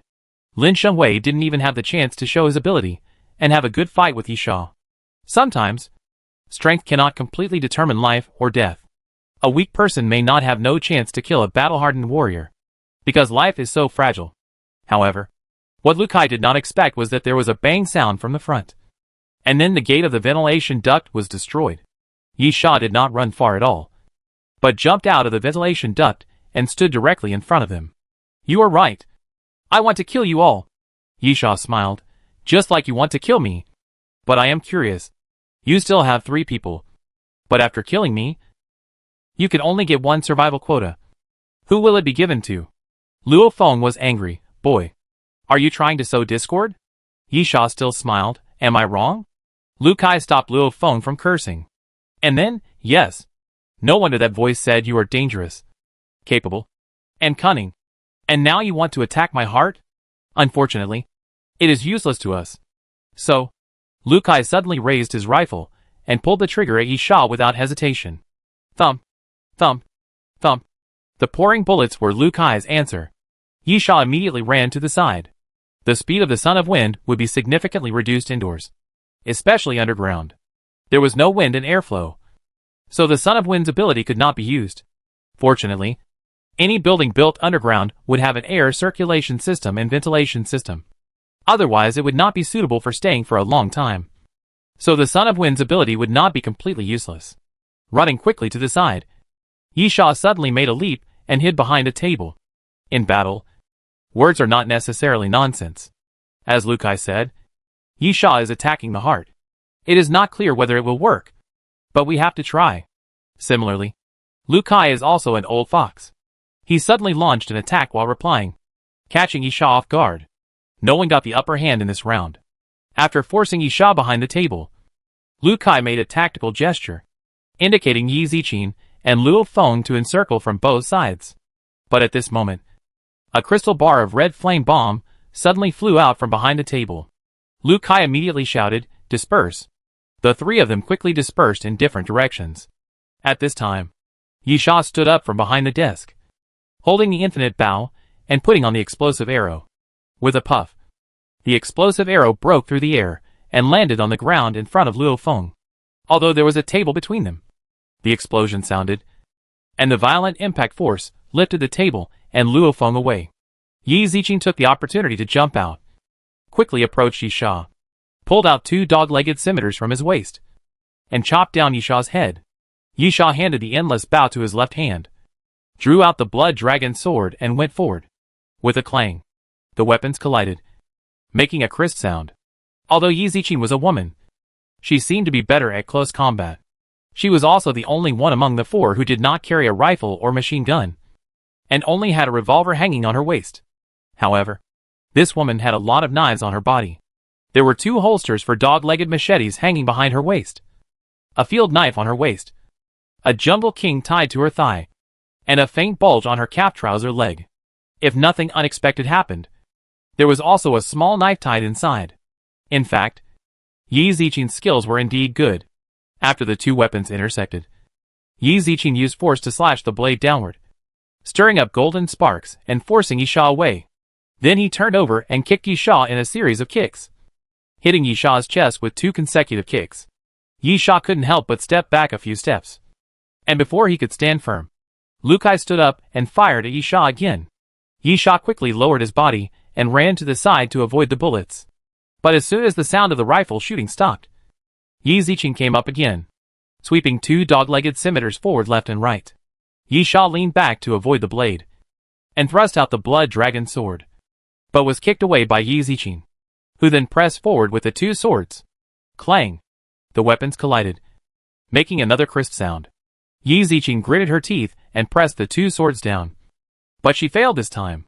Yi Ziqin was a woman after all, and women were usually weaker than men. Moreover, even if she was not a woman, Yi Sha's physical fitness had reached 8.5 points. It was obviously an absolute mistake for Yi Ziqin to suppress Yi Sha in terms of strength, unless Yi Ziqin had drunk more physical fitness enhancement potions than Yi Sha, which was unlikely. Yi Sha easily resisted Yi Ziqin's strength, then raised his leg and kneed her hard on the waist, without any mercy, causing Yi Ziqin to stagger. Yi Sha took advantage of the victory and kicked Yi Ziqin's wrist again, directly kicking the dog-legged scimitar in her hand away. Yi Ziqin did not hesitate. and directly pulled out the Jungle King tied to her thigh and slashed forward with force. Hiss! A hole was cut in Yi Sha's clothes at the waist, and then a line of blood slowly appeared. But at this moment, Yi Sha's blood dragon sword pierced Yi Zichin's chest, drawing a blood flower. At the same time, Yi Sha suddenly found a strong wind coming from the side, and it was Luo Feng who stood up from the ground and punched Yi Sha. Yi Sha immediately jumped back, avoided the fist, and looked at Yi Zichin, who was gritting his teeth and enduring the pain. Women really take advantage. Yi Sha's words were not teasing or joking. In fact, if women didn't have breasts, the sword just now should have been enough to give Yi Zichin a heavy blow, because that was the position of the heart. Yi Zichin gritted his teeth and showed anger, shouting to Luo Feng, "Go! Kill this bastard!" Luo Feng nodded, took the lead and leaped out, punching Yi Sha. Chapter 283 Jade Potion. Fighting 1 against 2. Yi Sha was not at ease either. After all, both of them were quite skilled. The only good news was that Lu Kai did not join the battle. Of course, he could not join the battle even if he wanted to. He was holding an armored shield before, and his arms and thighs were pierced by arrows. He had no problem with general movement. But in close combat, Yi Sha was confident that he could kill him in 10 rounds. Therefore, Lu Kai did not step forward, but stood aside with a gun to provide cover, which also showed his experience. If Lu Kai really joined the battle, he would be more likely to be a drag. Yi Sha naturally would not give Lu Kai a chance to shoot. He kept moving around, and was very close to Yi Zichin and Luo Feng, so Lu Kai could not shoot without hesitation. But even without Lu Kai, the 2 men in front of him were not easy to deal with. Bang! At the moment when Yi Sha avoided Yi Zichin's blade, Luo Feng punched Yi Sha in the lower abdomen. Yi Sha gritted his teeth and endured the pain, raised his leg to kick Luo Feng away, then turned his body suddenly and met Yi Zichin's blade again. Clang! The weapons collided, and the sound of the clash was clear again. The next moment, Yi Sha suddenly released the infinite bow, and the infinite bow disappeared, and Yi Sha took out the Alaskan whale harpoon and stabbed Yi Zichin in the waist. The infinite bow was also a bait, and Yi Sha had been holding it in his left hand, just to prevent Yi Zichin from guarding his left hand. However, just when Yi Sha was about to take advantage of the victory, Luo Feng rushed up with a roar and punched Yi Sha. Yi Sha quickly stepped back. Luo Feng's fist hit a cabinet by the wall and directly punched through it. Yi Zichin was stabbed hard by the Alaskan whale harpoon. The whole Alaskan whale harpoon was stabbed into Yi Zichin's waist, and blood kept flowing. But after Yi Zichin stepped back, he immediately pressed his left hand on his waist. Then a very faint white light flashed in his palm, and then the blood from the wound gradually stopped. Yi Sha raised his eyebrows. Healing ability, and self-healing ability are both very rare. The price given by the food truck for selling such abilities and skills is sky high. If you want to obtain them through tasks, the probability of them appearing is also very low. Otherwise, the vampire gene that Yi Sha got would not have been traded away with such huge side effects. Of course, no matter what kind of healing ability, it cannot be compared with the healing potion on the dining car that can completely heal all injuries with 1 bottle. Yi Zichin could only barely stop the bleeding and slightly heal the wound. With this level of healing, as long as the action is bigger or unlucky, the wound will immediately break again. But Yi Zichin is indeed fierce, and does not care that his injuries have not been fully recovered. He shouted again and rushed towards Yi Sha. Clang! The 2 men's weapons collided again, and Yi Sha frowned, muttering in his heart. Although Yi Sha was not at a disadvantage at the moment, he did not gain any advantage. Lu Kai was watching him closely, so Yi Sha felt that he had to change some strategies. Thinking so, Yi Sha suddenly kicked it off his chair and smashed it towards Luo Feng after avoiding Luo Feng's straight punch. Ah! Luo Feng roared, then punched out, smashing the chair to pieces. At this moment, Yi Sha suddenly turned around and ran, but he did not rush towards Yi Zichin. But, Lu Kai, Yi Sha needs to change to break the current stalemate. For example, kill another opponent. Lu Kai was slightly stunned. He really did not expect that Yi Sha would suddenly rush towards him. The next moment, Lu Kai immediately raised his gun and fired at Yi Sha. Hard armor. Yi Sha clenched his fists fiercely. His muscles tightened, and then scale-like patterns appeared on his body. Clang, clang, clang. Lu Kai's bullets hit Yi Sha's body, making crisp sounds like hitting a steel plate. But they couldn't even pierce Yisha's skin. Liu Kai was stunned for a moment, then decisively discarded his gun, drew out a machete, and was about to meet Yisha. Unfortunately, it was too late. At the moment when Liu Kai drew his machete, Yisha had already arrived, and his left hand suddenly stretched forward. Snake bite. With the appearance of the shadow of the purple-scaled python, Yisha grabbed Liu Kai's wrist and pressed it on the table on the side. Puff! Yisha pulled out the Alaskan whale harpoon and nailed Liu Kai's palm to the table. Ah! Liu Kai screamed, and Yisha went around Liu Kai's back and raised his hand to pinch Liu Kai's throat. Yi Ziqing was angry. Let him go. Are you kidding? Yisha grinned, laughing a little evilly. How low do you think my IQ must be to listen to you? Or you can try to shoot. While talking, Yisha pulled Liu Kai back, then suddenly pulled the Alaskan whale harpoon out from the back of Liu Kai's hand, and then wiped it across Liu Kai's throat. With a puff, as if something was torn apart, Liu Kai covered his throat and knelt forward, blood gushing out from between his fingers. Congratulations on killing the combatants. Cumulative number, 16. And obtaining the opponent's item, damaged folding armor shield. Luo Feng pulled out the pistol from his waist and fired forward. But Yisha turned over and got behind the desk first. All the bullets hit the desk and failed to hurt Yisha. Ha! Yi Ziqing was extremely angry, running forward, jumping directly over the desk, and before his body landed on the ground, he raised the dog-legged scimitar and chopped downwards. Clang! Yisha held the blood dragon sword horizontally to block Yi Ziqing's dog-legged scimitar, then grabbed the chair next to him and threw it out, hitting Yi Ziqing hard. Anger can make people full of power. Anger can also make people lose their minds. Yi Ziqing obviously belongs to the latter. Her skills are good, but not necessarily better than Yisha. And she is still injured. And the injuries are not light. Yi Ziqing really shouldn't approach Yisha alone. After Yi Ziqing was knocked to the ground, Yisha immediately turned over, raised the blood dragon sword, and stabbed Yi Ziqing down. Luo Feng was horrified, and rushed over quickly, punching Yisha in the back. Yisha did not dodge or evade, and let Luo Feng's fist come, relying on the hard armor to withstand the blow, and then felt the force from the fist, and his body shook. But, the next moment, puff! The blood dragon sword in Yisha's hand pierced Yi Ziqing's chest.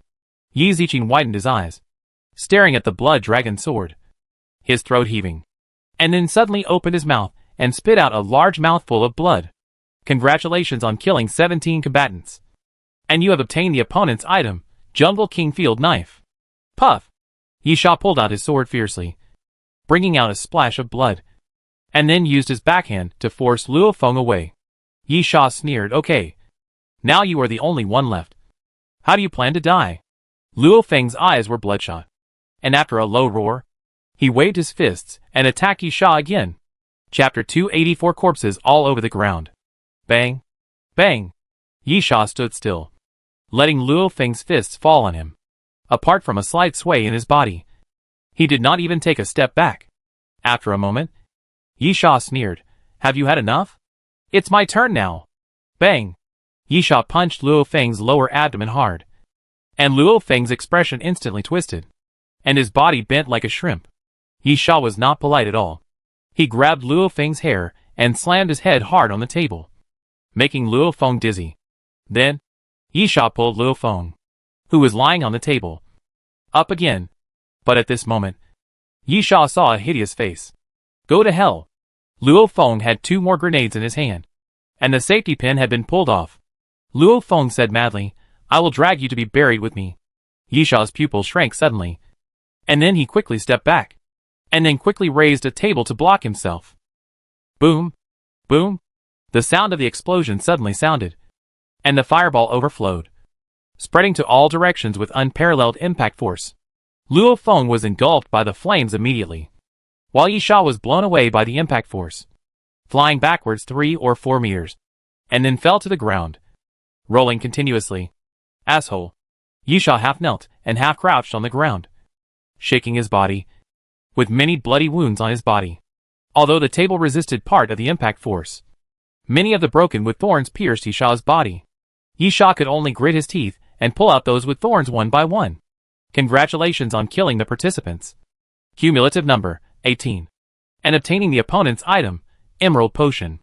At this time, a mysterious voice sounded, which made Yi Sha slightly stunned. Luo Feng must be dead, being in the center of the explosion. And at the same time, that guy was begging for death. No, it should be said that he knew he was dead, and wanted to drag Yi Sha to die together, which was also a dying weapon. What surprised and stunned Yi Sha was that the item he obtained was actually the Emerald Potion. Yi Sha laughed at himself. It seems that friendship still exists in this world. Getting the Emerald Potion means getting a survival quota. You no longer need to stay on this island, and can choose to return to the Doomsday train. But Luo Feng did not leave, because there was only one bottle of Emerald Potion. Only one survival quota. And there were 4 of them. Obviously, the 4 of them reached a tacit understanding, and wanted to advance and retreat together. Stay together. Or leave together. But Yi Sha curled his lips. So what? Friendship. Love. Family affection. Yi Sha never denied the existence of these emotions. But are they really unbreakable? Yi Sha does not think so. Everything has a fragile side. Or in other words, not everyone's feelings are unbreakable. Because only a few people can be loyal to these feelings, and will not choose to betray. These feelings will be precious. So, you should really thank me. Yi Sha staggered to his feet. At least I used death to prove to you that your friendship is unbreakable. Congratulations. After Yi Sha finished speaking, he found the Emerald Potion from Luo Feng's body, and walked around the table. Zhongqi ran out from the corner, looking around, excited. Sure enough, you are very powerful. You can even kill 4 of them. Yi Sha grinned and suddenly spread his palm. This is the Emerald Potion. Zhongqi's eyes suddenly lit up, and he trembled. You are going to. I didn't say I would give it to you. Yi Sha jokingly put the Emerald Potion into his pocket. You can choose to kill me, and then take the Emerald Potion. Zhongqi laughed dryly. How could that be? I said. I'm not that kind of person. Yi Sha, really? Then let's keep going. While talking, Yi Sha turned around and continued to move forward. And Zhongqi quickly followed. Where are we going now?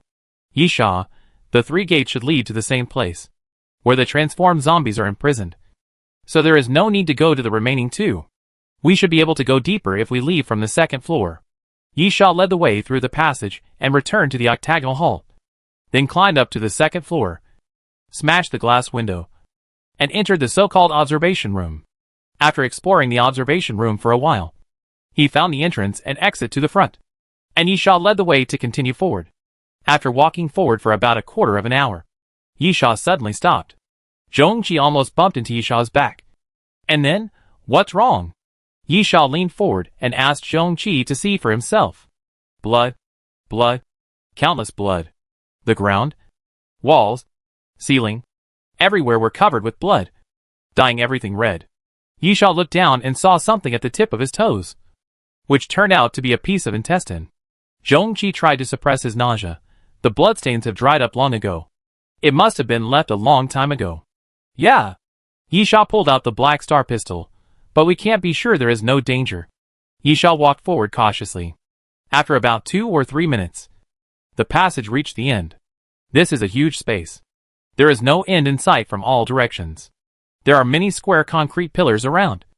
And corpses. Densely packed corpses. Looking up, there are corpses everywhere. Yi Sha estimated that there are at least 100 or 200. Zhongqi, most of these people are wearing researchers' clothes. They should be staff members of the experimental base. Yi Sha pointed to a sign on a concrete pillar. This is a sign for safe evacuation. If nothing unexpected happened, these people should have been attacked when they were preparing to evacuate. Zhongqi, they are not zombies. Right? Otherwise, these people should have become zombies. Maybe their research has yielded results. But for the sake of confidentiality, can't you kill them to silence them? Yi Sha, no. Zhongqi, why? Yi Sha, there are bodies of armed men. In addition, what method do you think is best to kill so many people while preventing any fish from slipping through the net? Zhongqi thought for a moment. Ambush a large number of gunmen. Or poison gas or something? Yi Sha turned over a corpse with his foot, but the problem is that all the corpses here have knife wounds. The corpse that Yi Sha kicked over had its chest cut open, and its internal organs fell all over the floor. Apart from that, there were no other scars. Yi Sha, there are no bullet holes.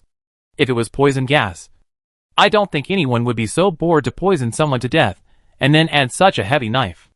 Zhongqi, maybe this is an exception. Okay. You are right. While Zhongqi was talking, Yisha pointed to the corpses around him. Each of them had obvious cut wounds on their bodies. It was obvious that they were killed by sharp instruments, not bullets or poison gas. Chapter 285. Moving forward. Zhongqi, isn't this too weird? There are at least 200 people here.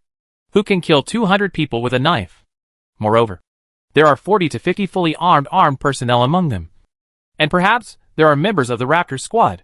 Yisha didn't say anything, because Zhongqi was telling the truth. It is not difficult to kill 200 people.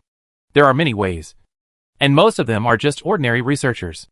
Of course, there are armed personnel, but except for the Raptor squad, the other armed personnel are just ordinary people with guns and relatively strong bodies. If Yisha is given a closed space, he can kill all these people. However, it is absolutely impossible to use only melee weapons such as swords. This is too difficult. Moreover, even if you kill one person with one sword, you have to swing the sword 200 times, which can be exhausting. Besides, the opponent is not a wooden stake. How can he stand still and let someone kill him with a clean sword? Zhongqi, maybe you can use drugs to knock people out first? Yisha rolled his eyes. Why not kill them directly with poison gas or poison? Why kill them one by one after knocking them out? Isn't it tiring? Zhongqi said bitterly. Then I can't think of any other possibilities. If he really killed so many people with a sharp weapon, then this person is too scary. Right? Yisha, let's go and follow the signs to have a look. Many of the cement pillars around were marked with evacuation arrows. Yisha felt that if he guessed correctly, this area should be the connecting area from the shelter to the outer layer. Yisha could also infer the general process. This shelter was converted into a temporary experimental base. And then for some reason, after a period of time, the researchers were ready to evacuate.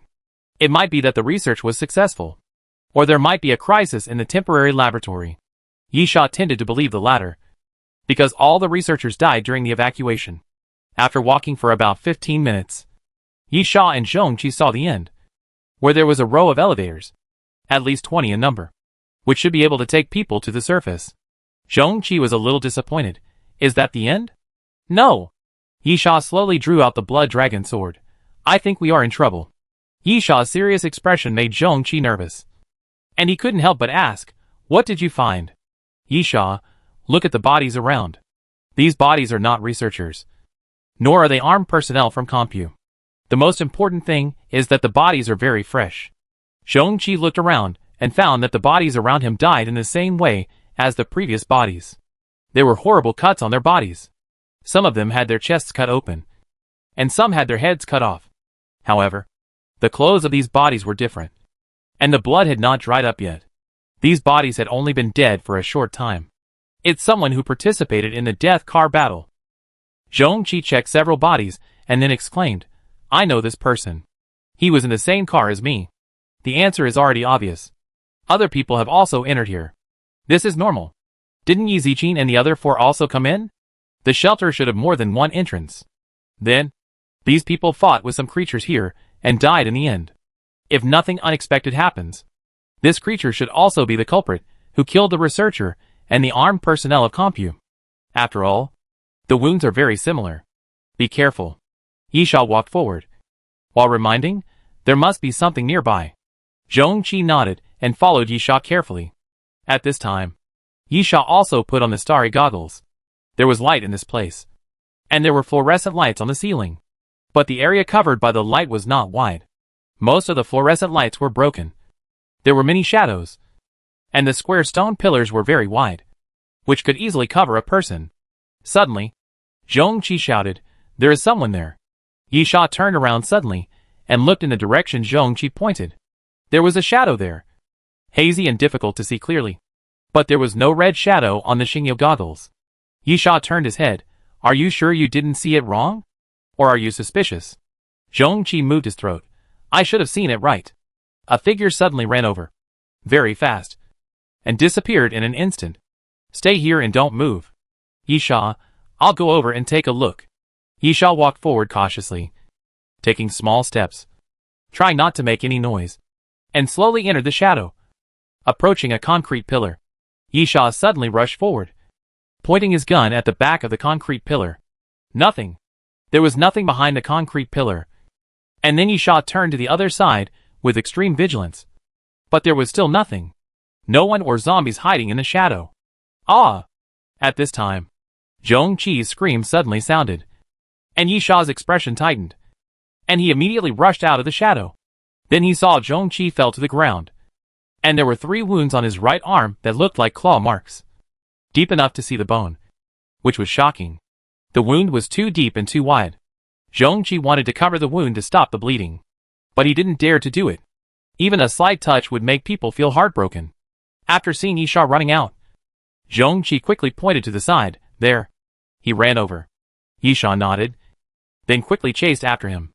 After bypassing 2 concrete pillars, Yisha saw a figure running in front of him at a very fast speed. Yisha immediately raised the Black Star pistol and shot forward. Bang! Bang! After 2 consecutive shots, the opponent did not seem to be hit. But after hearing the gunshots, the figure quickly hid behind a concrete pillar. Yisha sneered and suddenly fired at the outside of the pillar. Refraction. Refraction. Fired twice in a row, and hit the first bullet with the second bullet, causing the first bullet to refract and hit the target behind the obstacle. This is a skill attached to the Black Star pistol. Yisha fired 2 shots in a row. When the first bullet brushed the concrete pillar, the second bullet suddenly arrived from the back and hit the first bullet. Then, the bullet made an unnatural and completely incredible right-angle turn and hit the back of the concrete pillar. Yisha walked forward quickly, and when he got close to the concrete pillar, he slowed down and was very cautious, bypassing the concrete pillar little by little. Still, nothing. The figure disappeared, not behind the concrete pillar. But at this moment, a sound of sharp weapons rubbing against each other was heard, and Yisha's pupils shrank suddenly, and he immediately looked up. A figure was sticking to the concrete pillar and sliding down quickly. Chapter 286 Ripper. Yisha quickly dodged to the back, and then the figure fell directly to the ground, followed by the sound of metal rubbing against metal. And the ground was deeply scratched with 3 terrifying cuts. Yisha looked up and finally saw the other person clearly. The guy in front of him was not a human, but a zombie. The typical gray-white skin of a zombie, without any vitality, with signs of decay everywhere, exuding a strong sense of death. And the clothes on his body were tattered. The scary thing is the opponent's face and hands. There are dense sutures on the opponent's face, and the corners of his mouth are wide open, almost extending to the base of his ears. A scarlet tongue is half exposed outside, constantly licking left and right. Secondly, it is the opponent's hands. The opponent's hands have no fingers, but instead have 10 extremely sharp blades, each of which is about 10 centimeters long. Yisha pondered for a moment, and then suddenly realized Ripper? Killing the mutant zombie Ripper is also one of the 3 survival quota tasks. If nothing unexpected happens, the guy in front of him should be the Ripper. Frankly speaking, of the 3 survival quota tasks, killing the Ripper is the one Yisha is least interested in. First of all, Yisha does not need a survival quota. So, just looking at the content of the task, the Emerald Potion can try to see if it can be brought back to the Doomsday train and used for its own purposes. Secondly, the same is true for the Zombie Transformation Diary. Maybe the diary records the research results and experimental process. Then this thing is very valuable research data. Although Yisha does not know what it is used for, it is still something that may be useful. Yisha had no interest in killing the Ripper. It was nothing more than killing a mutant zombie. There were mutant zombies to kill. Why did he have to kill the Ripper after the mission? Of course, since the Ripper appeared in front of Yisha, Yisha naturally didn't mind killing this guy in front of him. After all, they had met, and the Ripper would not treat him as if he had never seen him. Since we have to fight, let's fight. Bang, bang, bang. Yisha raised the Black Star pistol without hesitation and fired forward. The Ripper's reaction was extremely fast, even scary. He was totally unlike a zombie whose movements were a little stiff.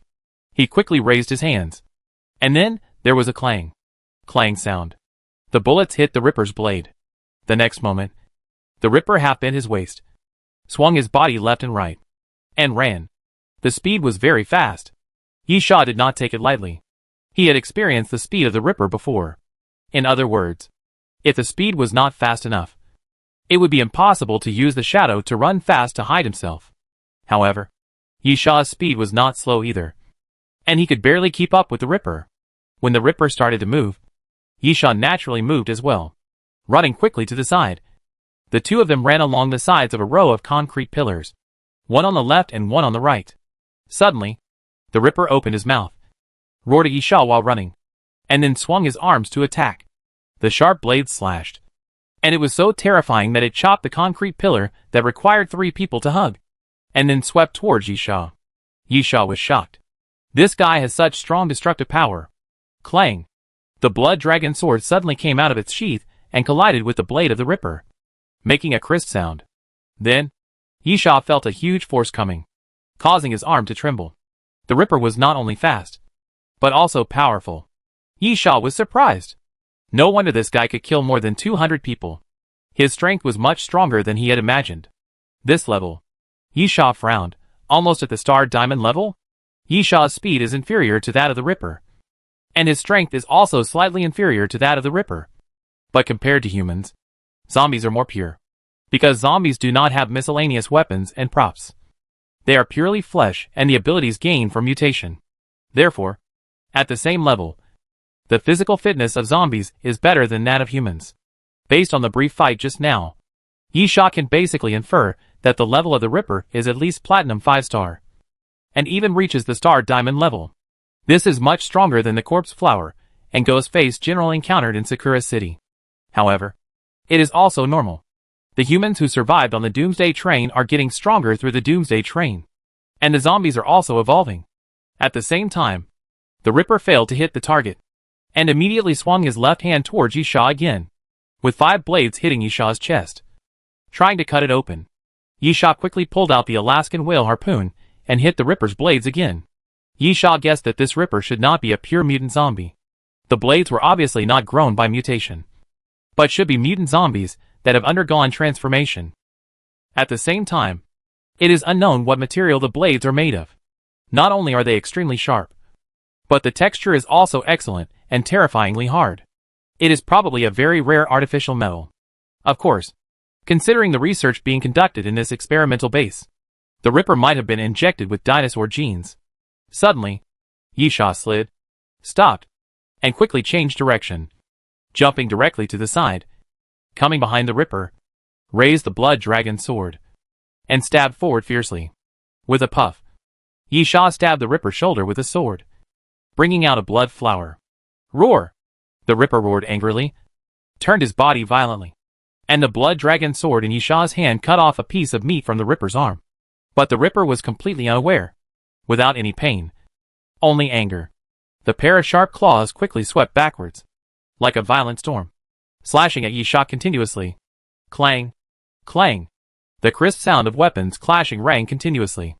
Yishaw fought and retreated, constantly defending with the blood dragon sword, while the dragon pattern on the blood dragon sword gradually emitted light. The opportunity has come. When the dragon pattern on the blood dragon sword was completely lit up, Yishaw's pupil shrank, and he seized the opportunity, dodged the Ripper sideways, and then raised the blood dragon sword and slashed forward. Blood dance.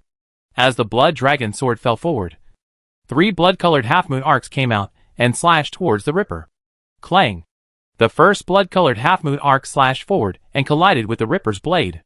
Then, there was another crisp sound of collision. The 2 blades on the Ripper's left hand were cut off by a sword and fell to the ground.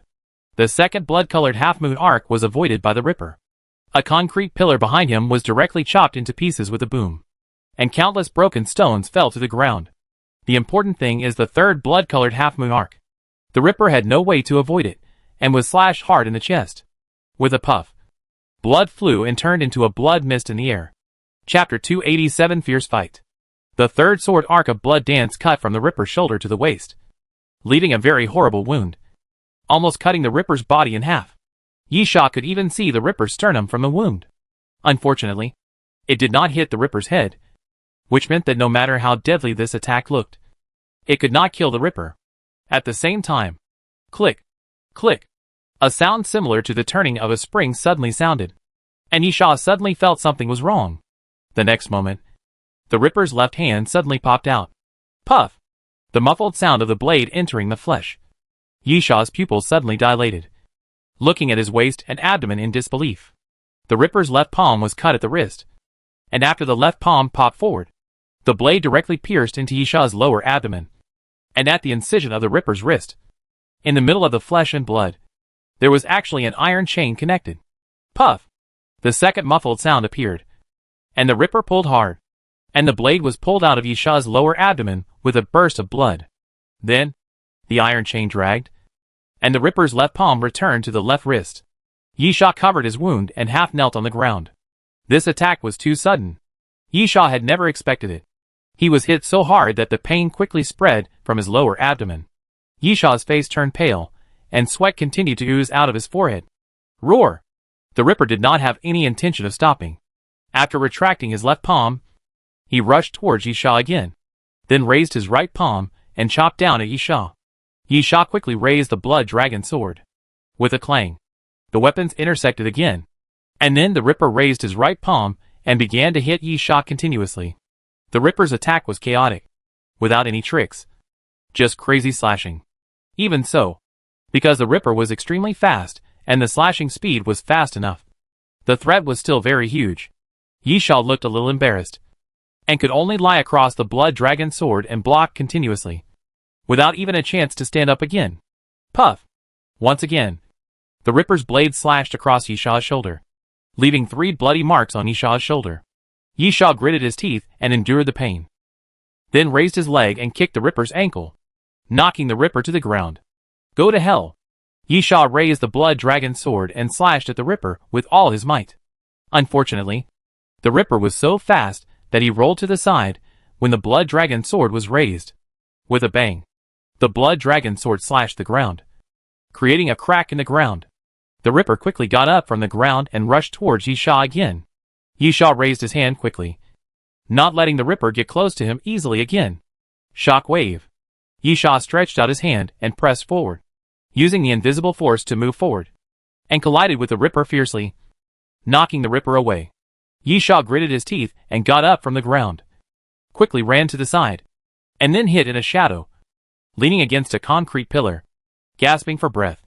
He raised his palm and saw that it was completely stained with blood and turned red. Thick. Damn it! Yishaw couldn't help but curse.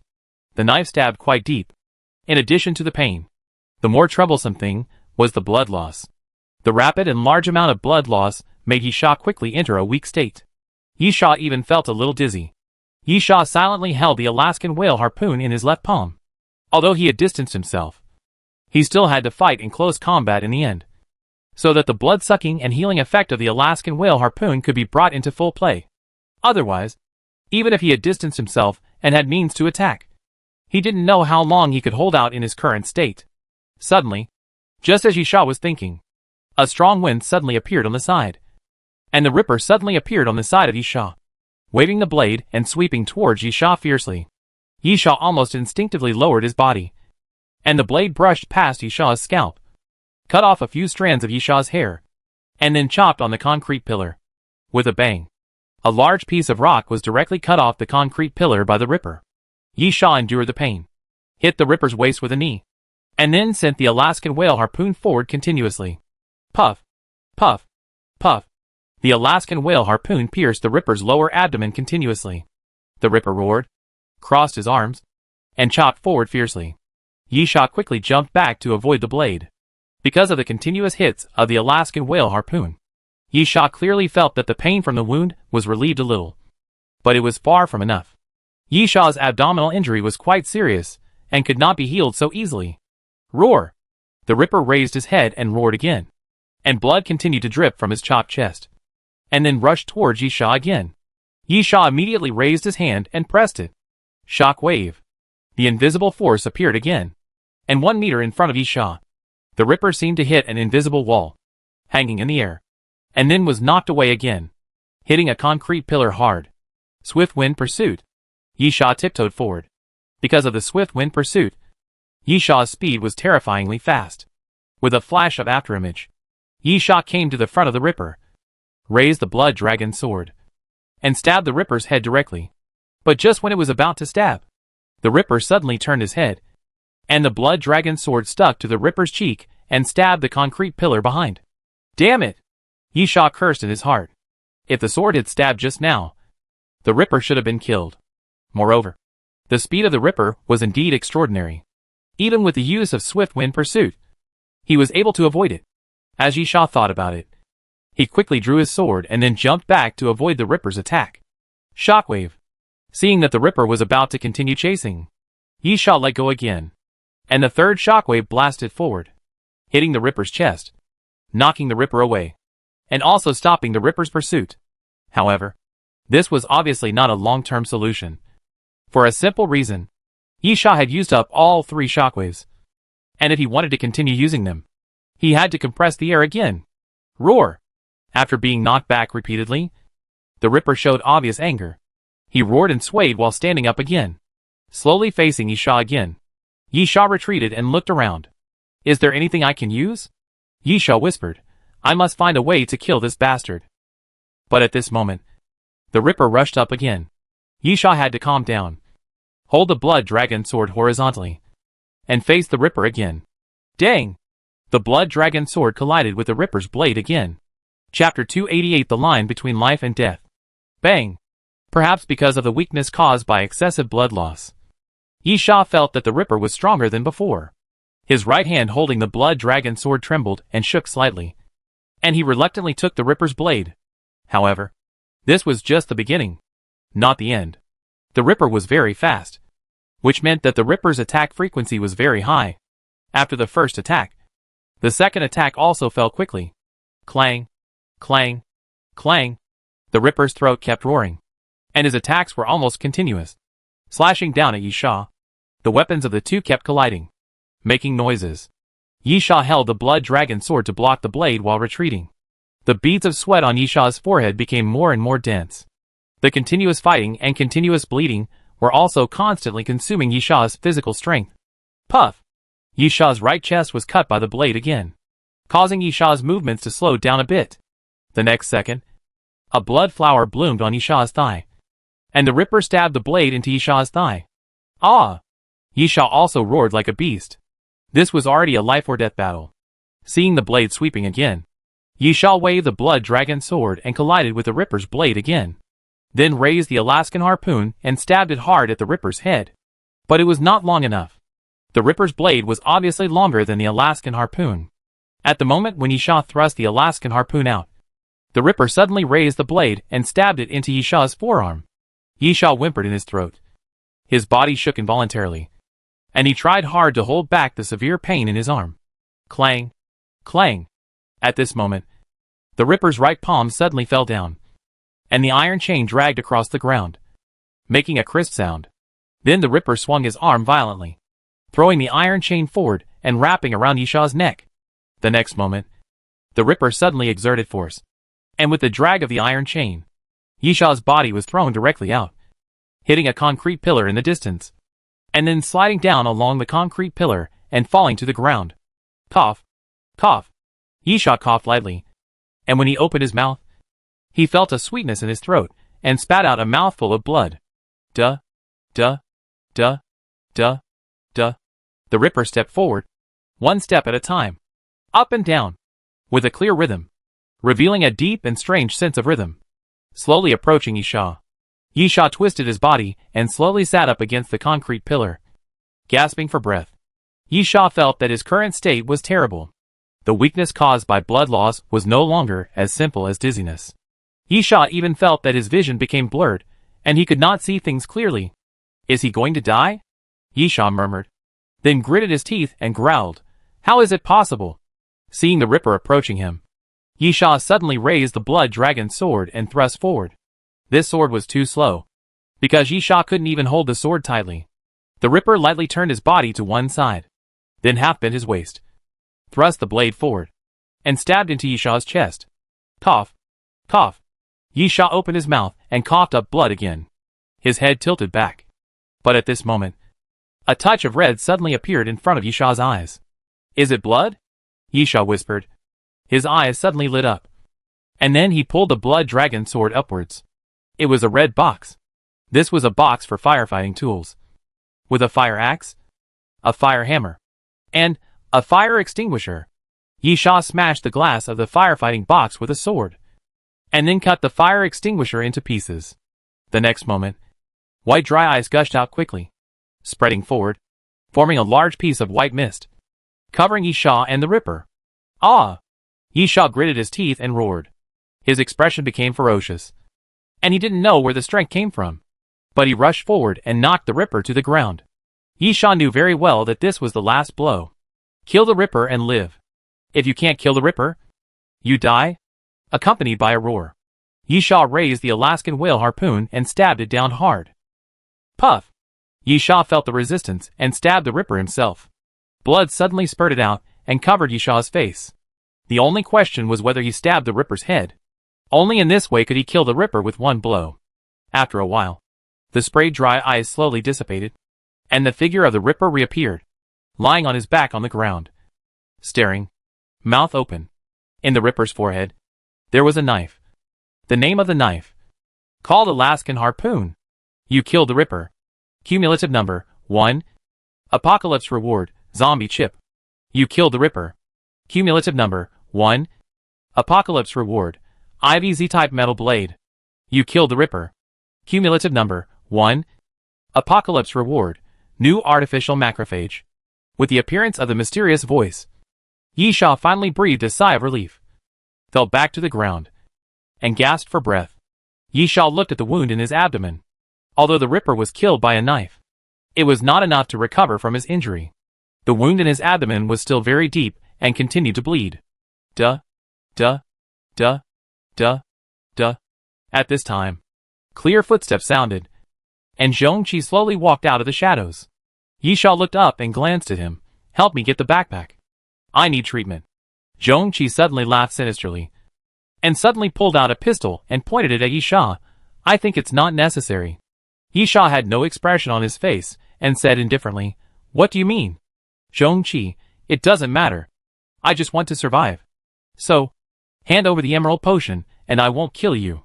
Yi Sha sneered. What if I say I don't want to give it to you? Bang! Zhongqi suddenly pulled the trigger and hit the ground in front of Yi Sha. Don't force me. Zhongqi said in a deep voice. I don't want to kill you. If I kill you, the things I get from your body may not necessarily be the jade potion. So I think it's better for everyone to take a step back. As Zhongqi said this, he squatted in front of Yi Sha and pointed the gun at Yi Sha's head. But if you refuse, Zhongqi showed a sinister smile on his face. I don't mind killing you. After all, killing you can also get a survival quota. If I'm lucky, I can also get the jade potion. Yi Sha grinned, and then his lips moved. Zhongqi frowned. What did you say? Yi Sha moved his lips again, making a weak sound, in order to hear what Yi Sha was saying clearly. Zhongqi leaned forward involuntarily. Chapter 289 True Body. Yi Sha, go to hell and ask the King of Hell for the jade potion. Puff, puff, puff. Yi Sha suddenly raised his hand and stabbed the Alaskan whale harpoon into Zhongqi's lower abdomen. After several consecutive slashes, Zhongqi's clothes were stained with blood. The next moment, Yi Sha grabbed Zhongqi's wrist and twisted it hard, and the pistol in Zhongqi's hand fell to the ground.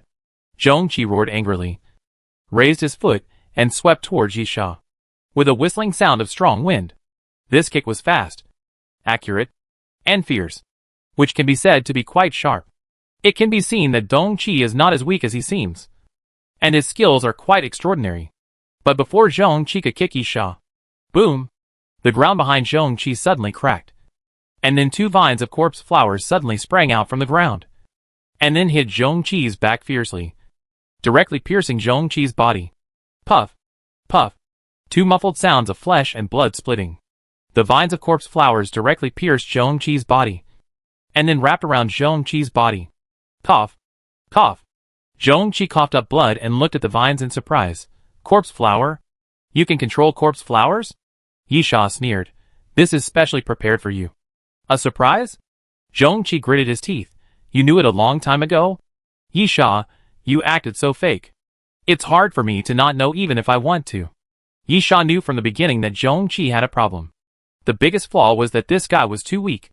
Not only was he weak in strength, but his character was also a little cowardly. But this is impossible. If Yisha saw Zhongqi in Sakura City, he probably wouldn't have any doubts. Because at that time, the Doomsday train had only experienced 2 Doomsday train platforms. Fear, and not being used to everything on the Doomsday train are all normal. However, it is different now. Yisha does not believe that a guy who has experienced 7 Doomsday train platforms will be a guy who is afraid of fighting. Not good at fighting. And cowardly. Secondly, if Zhongqi is not tempted by Yisha's head, then why would a guy who always says that he just wants to hide to the end and survive follow Yisha into the underground research base? If he wants to complete the survival quota task, then why does Zhongqi think that Yisha will give him the opportunity? Especially Zhongqi once said that he cannot compete with Yisha. So why enter the underground research base? The contradictory statements were enough to make Yisha suspicious. Moreover, Yisha could see the obvious greed in Zhongqi's eyes. Zhongqi gritted his teeth. You are cruel enough. Zhongqi had already understood that he had fallen into Yisha's trap. And at the same time, he admired Yisha's cruelty. In order to deal with him, he was almost killed by the Ripper. But he didn't even use the corpse flower. Just to give him a hard blow when he made a move. Yisha grinned and snapped his fingers. Then, it's time to show your true self. Right? The vines of the corpse flower quickly tightened around Zhongqi's neck. And Zhongqi's face suddenly turned purple. The feeling of suffocation was depriving him of his life. However, at this moment, countless silver lights suddenly appeared around Zhongqi, and suddenly cut off the vines of the corpse flower that bound his body. The next moment, Zhongqi's feet fell to the ground. Yisha leaned against the concrete pillar, covering the wound, and looked at Zhongqi. Should I call you Zhongqi? Or Ivan? Zhongqi licked the corner of his mouth. I didn't expect that you could see through this. But are you sure it's really me this time? Yisha reluctantly stood up, walked to the side, squatted down and smeared some blood. This time the blood did not coagulate. The Ivan that Yisha killed before was a fake. And it was the real Ivan who made zombies. As for how to control the zombies and disguise them into his own appearance, Yisha did not know. But there are many strange props on the Doomsday train. So it is not surprising that such a thing can be done. At the same time, Zhongqi took out a square device, raised his hand and pressed it. And Zhongqi's body kept flashing like a broken TV screen. And then the body shattered like a virtual shell, revealing Ivan's body. It seems I should call you Ivan. Yisha drew out the blood dragon sword. I was injured. And you were injured too.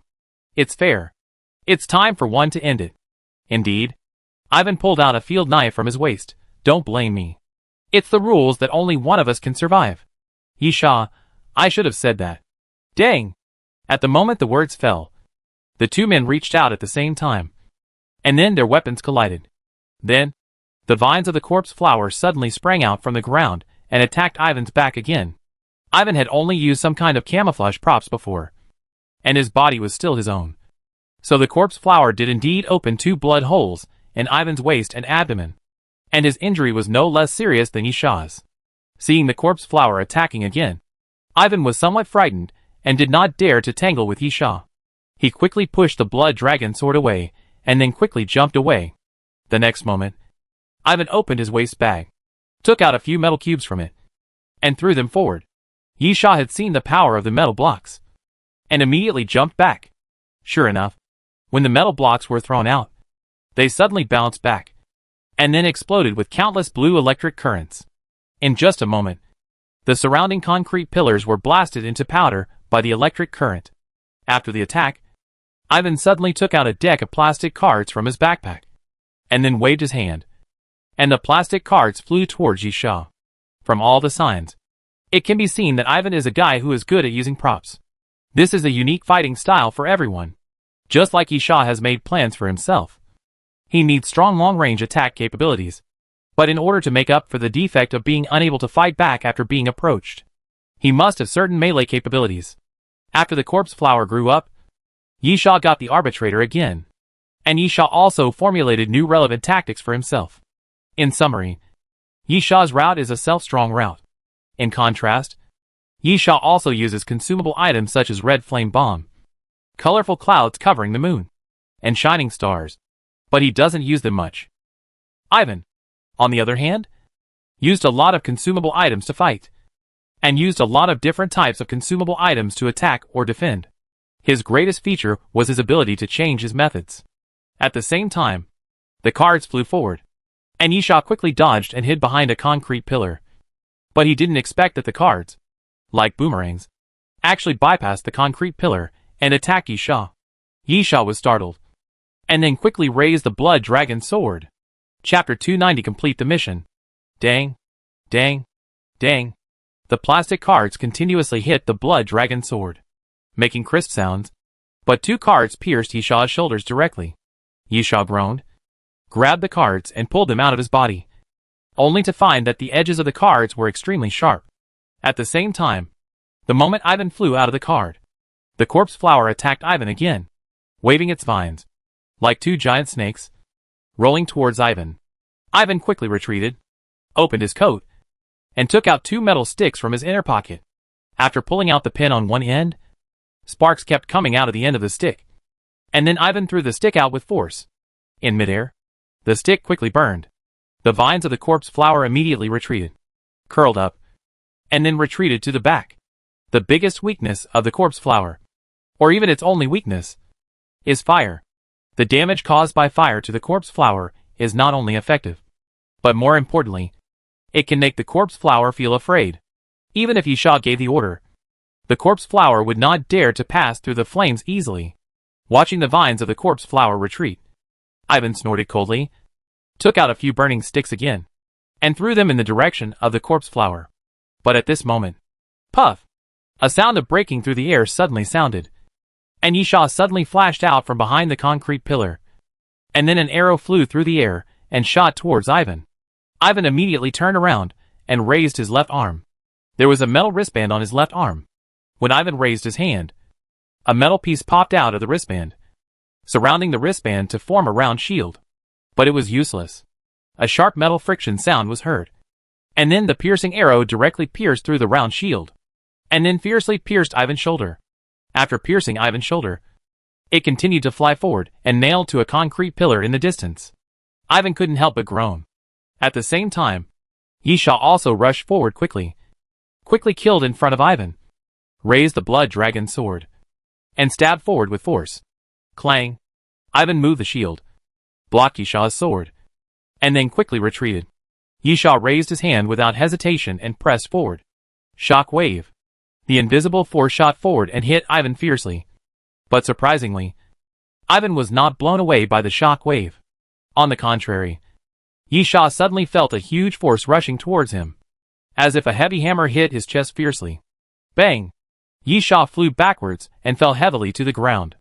Ivan chuckled and then pulled open the clothes on his chest. There was a vest made of iron sheets inside. Yisha could roughly guess the purpose. Most likely to rebound damage.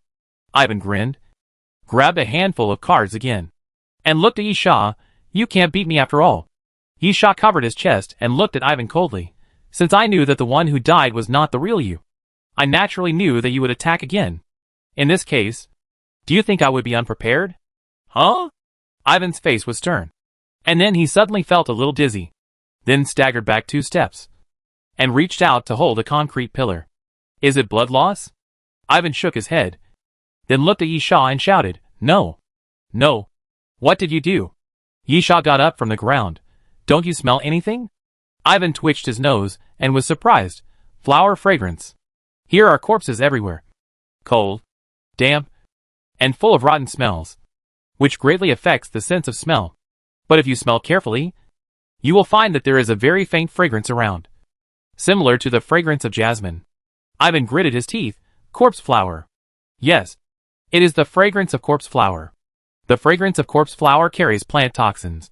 But because the corpse flower has just entered the mature period, the toxins are not strong.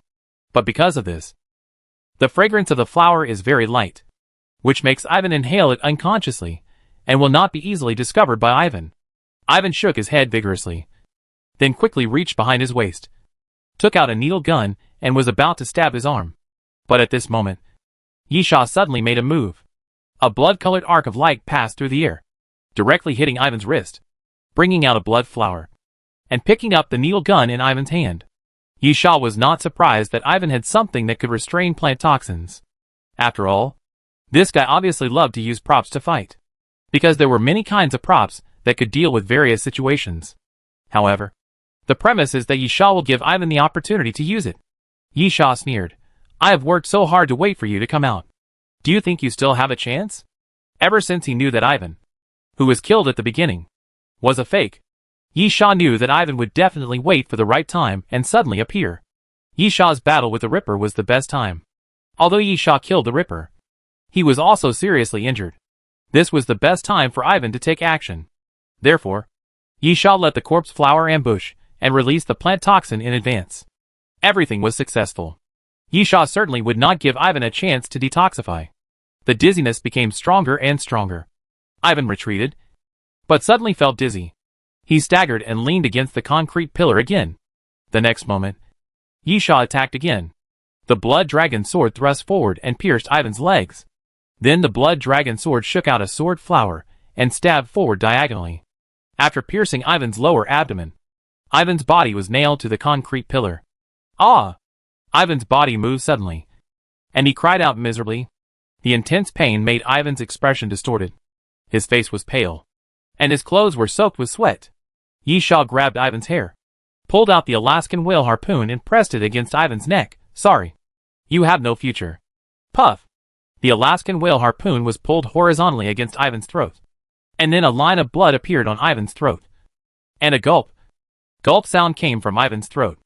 Ivan obviously wanted to speak, but because his throat was cut, he couldn't make any sound. Finally, his eyes gradually became blurred and his arms fell down weakly. You killed competitor Ivan Mashievich. Cumulative number 1. Apocalypse reward, lightning bomb. You killed competitor Ivan Mashievich. Cumulative number 1. Apocalypse reward, venom ring. You killed competitor Ivan Mashievich and completed the assessment task number 2. Yisha gasped. And the appearance of a mysterious voice meant that Ivan was completely dead. And it also meant that everything was finally coming to an end. Chapter 291 Return. After resting for a while, because there were no zombies to kill around, Yisha could not use the blood-sucking healing of the Alaskan whale harpoon to recover himself. Shaking his body, Yisha stood up and fumbled around Ivan for a while.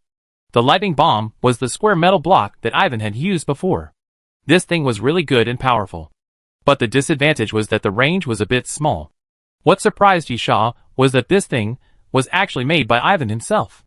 Lightning bomb, after impact, the device automatically ejects, releasing enhanced current to all targets within a radius of 1.5 meters, with a certain probability of ignoring defensive equipment. The signature of the maker, Ivan Mashievich.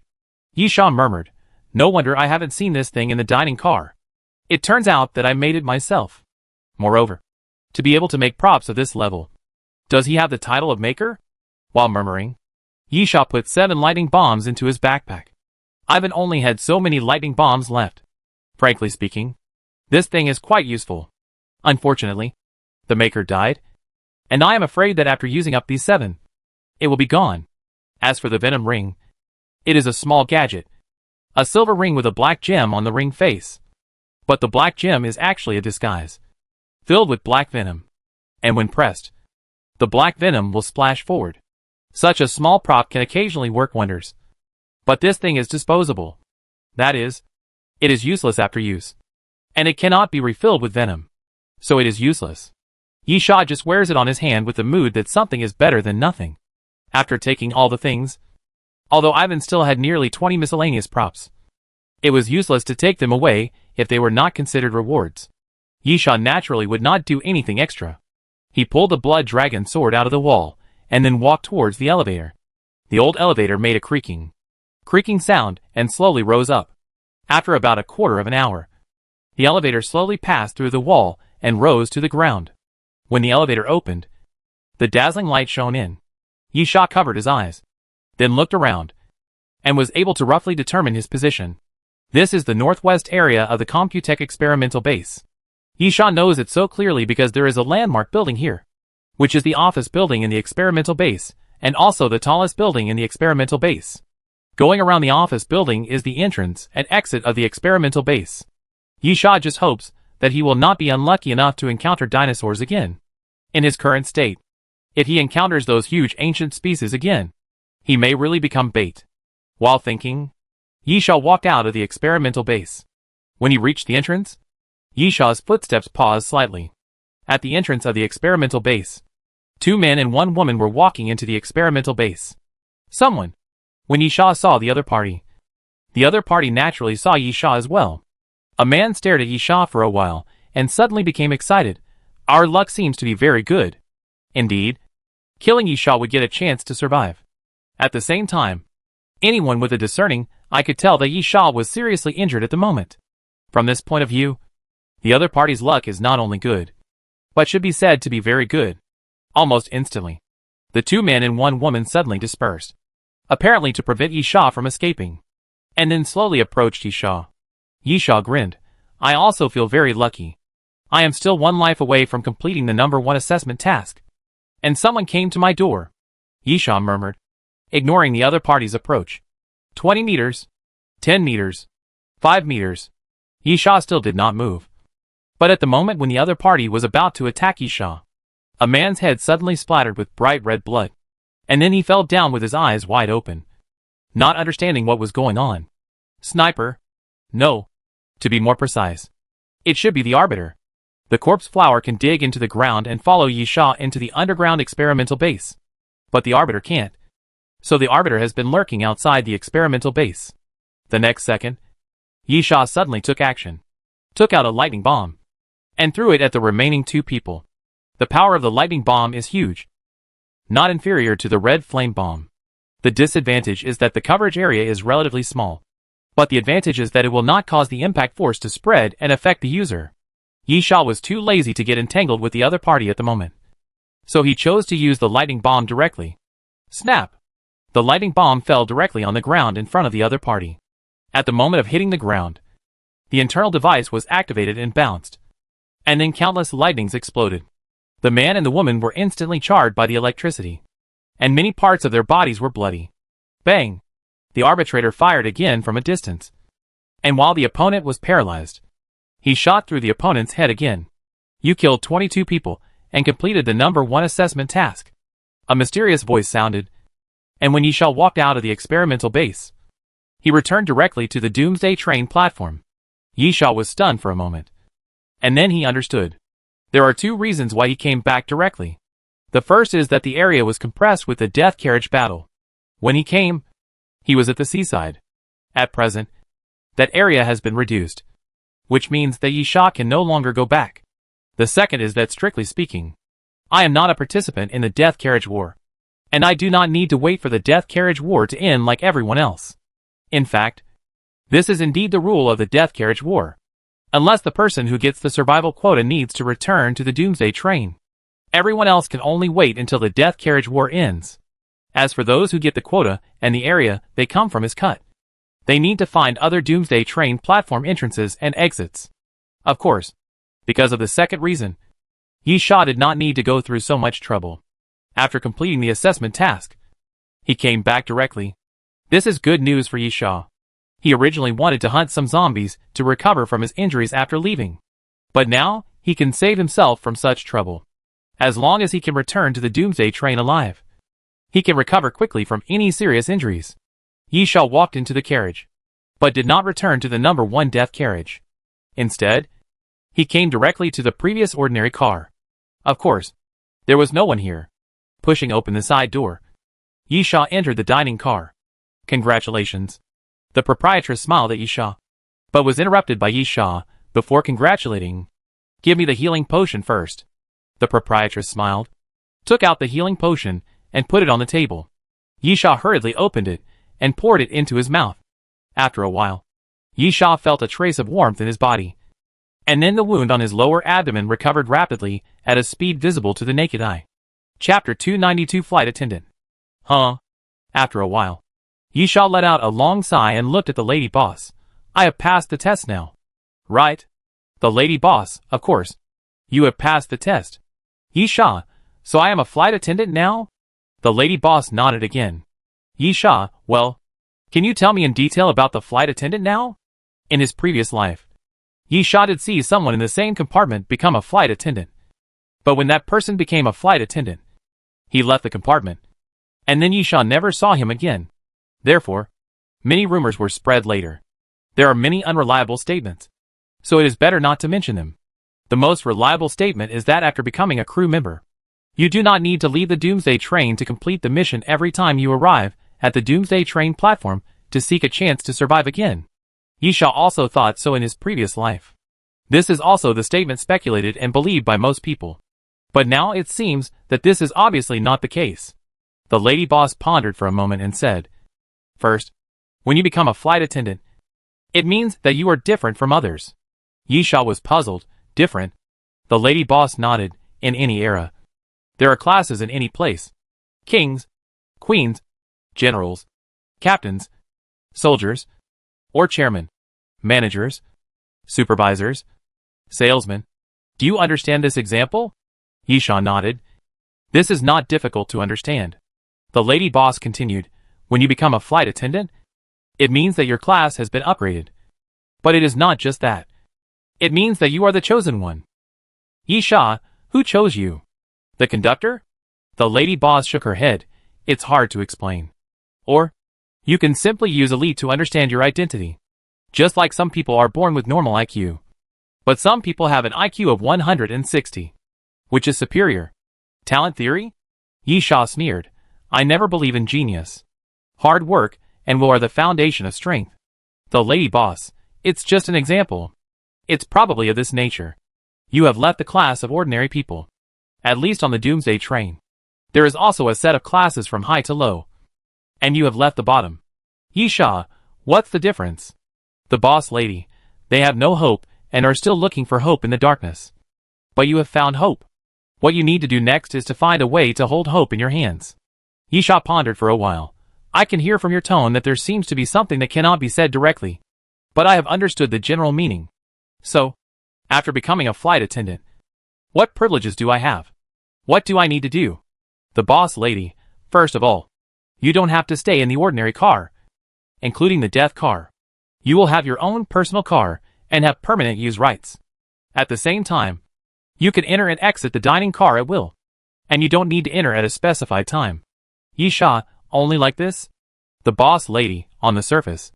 That's the case. Yisha, what about secretly? The boss lady smiled and shook her head. Yisha immediately showed a disappointed expression. The boss lady's words explained why after becoming a flight attendant, he would disappear from the original carriage. It turned out that he had his own personal carriage and didn't have to squeeze with others. Of course, this is also a kind of welfare. A personal carriage means a better life. You don't have to be frugal like others and only eat food that can fill your stomach. At the same time, permanently owning a personal carriage means that you will permanently own a studio for making things. However, this level alone is still disappointing. Currently, not many people know that they can have positions on the Doomsday train. In Yisha's previous life, everyone was trying their best to become a train attendant. But this is all? However, after being disappointed, Yisha quickly calmed down and pondered. Because Yisha knew what the boss lady meant by shaking her head. Not that there were no other privileges, but that she couldn't say it. Otherwise, he wouldn't use the wording on the surface. Yisha took a deep breath. Okay. The privilege is to have a personal compartment. So, what do I need to do for this? Can I stay on the Doomsday train forever? No need to participate in the battle anymore. This is also the argument that Yisha had heard in his previous life. And it was recognized by everyone. Moreover, to be honest, this result is not bad. At least I don't have to experience everything in the end of the world again. It can be regarded as escaping from the cage. Eat, drink, sleep, spend a lifetime quietly on the Doomsday train, and then die. Living like this, living peacefully, and finally dying of old age, is also a kind of happiness in this end of the world. No. However, the boss lady simply poured cold water on Yisha. The Doomsday train does not keep useless people. Huh? Yisha sighed. I suddenly began to doubt why I worked so hard. The boss lady did not say anything, but just kept smiling. Yisha, okay. Then tell me directly. What should I do after becoming a train attendant? The boss lady, you will still get the mission. Of course. This is a mission that only the crew can complete. Yisha, that's it? What's the difference between that and the ordinary carriage? Of course there is a difference. And it's a big difference. The boss lady was silent for a while, as if thinking about what to say. After a moment, Have you ever thought about why the Doomsday Train exists? Have you ever thought about the origin of the Doomsday Train? Have you ever thought about why the Doomsday Train can bring so many unreal things? Yisha frowned. I have thought about it. I believe that everyone who boarded the Doomsday Train has thought about it. But it is not important. Boss lady, why? Yisha, nothing is more important than being alive. When you need to think about how to survive, and how to live better all the time, you will not care about other things. But the fact is that these things are very important. Boss lady, many things should not be told by me. But you should find the truth by yourself. The only thing I can say is, try to survive. Becoming a flight attendant is just a beginning. As long as you can keep living, all the doubts in your heart will be solved. Yisha frowned. Although Yisha felt that the boss lady's words were nonsense, and she didn't say anything at all, it was undeniable that there was indeed something behind her words.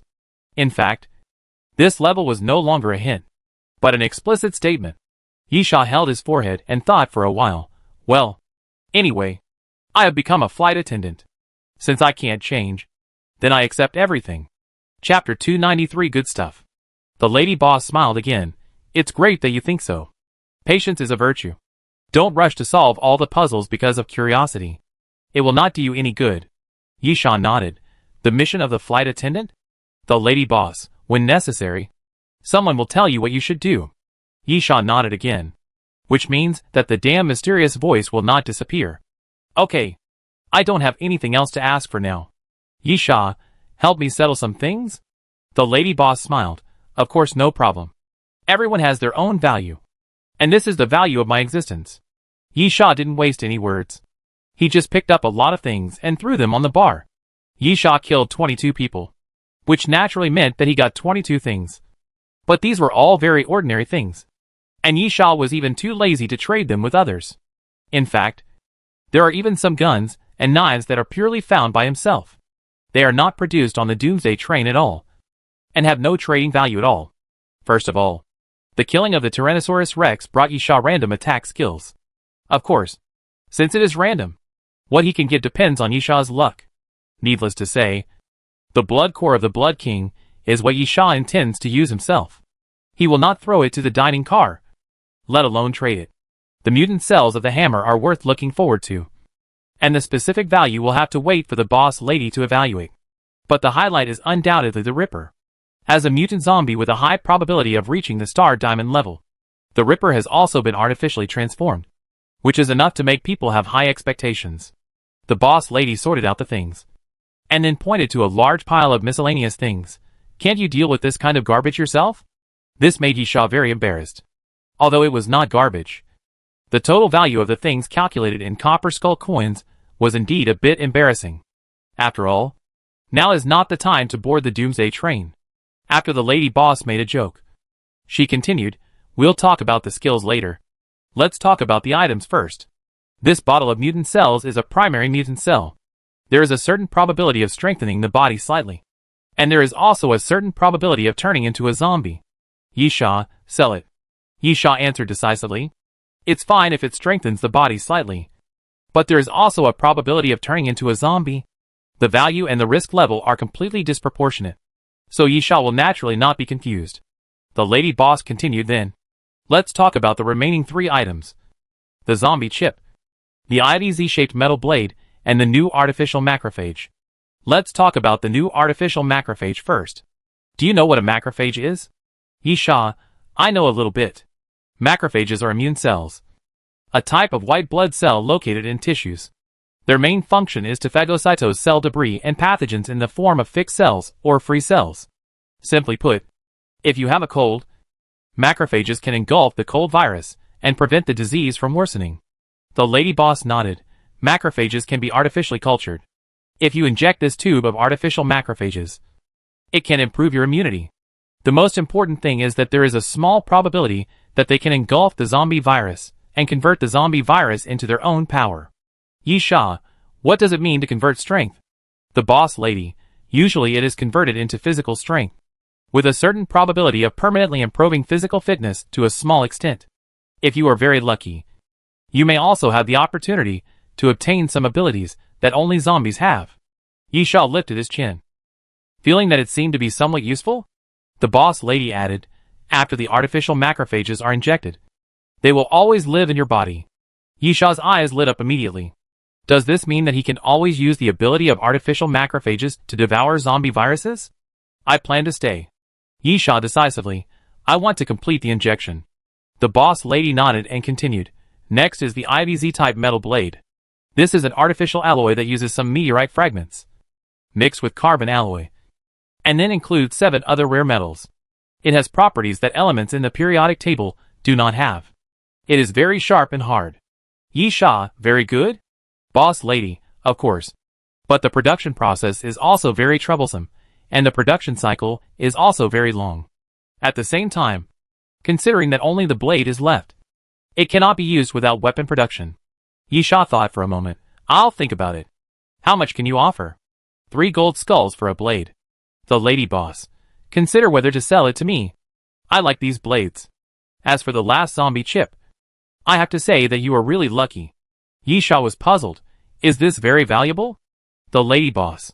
Value and preciousness are not the criteria for judging the quality of a thing. The most important thing is whether it is useful.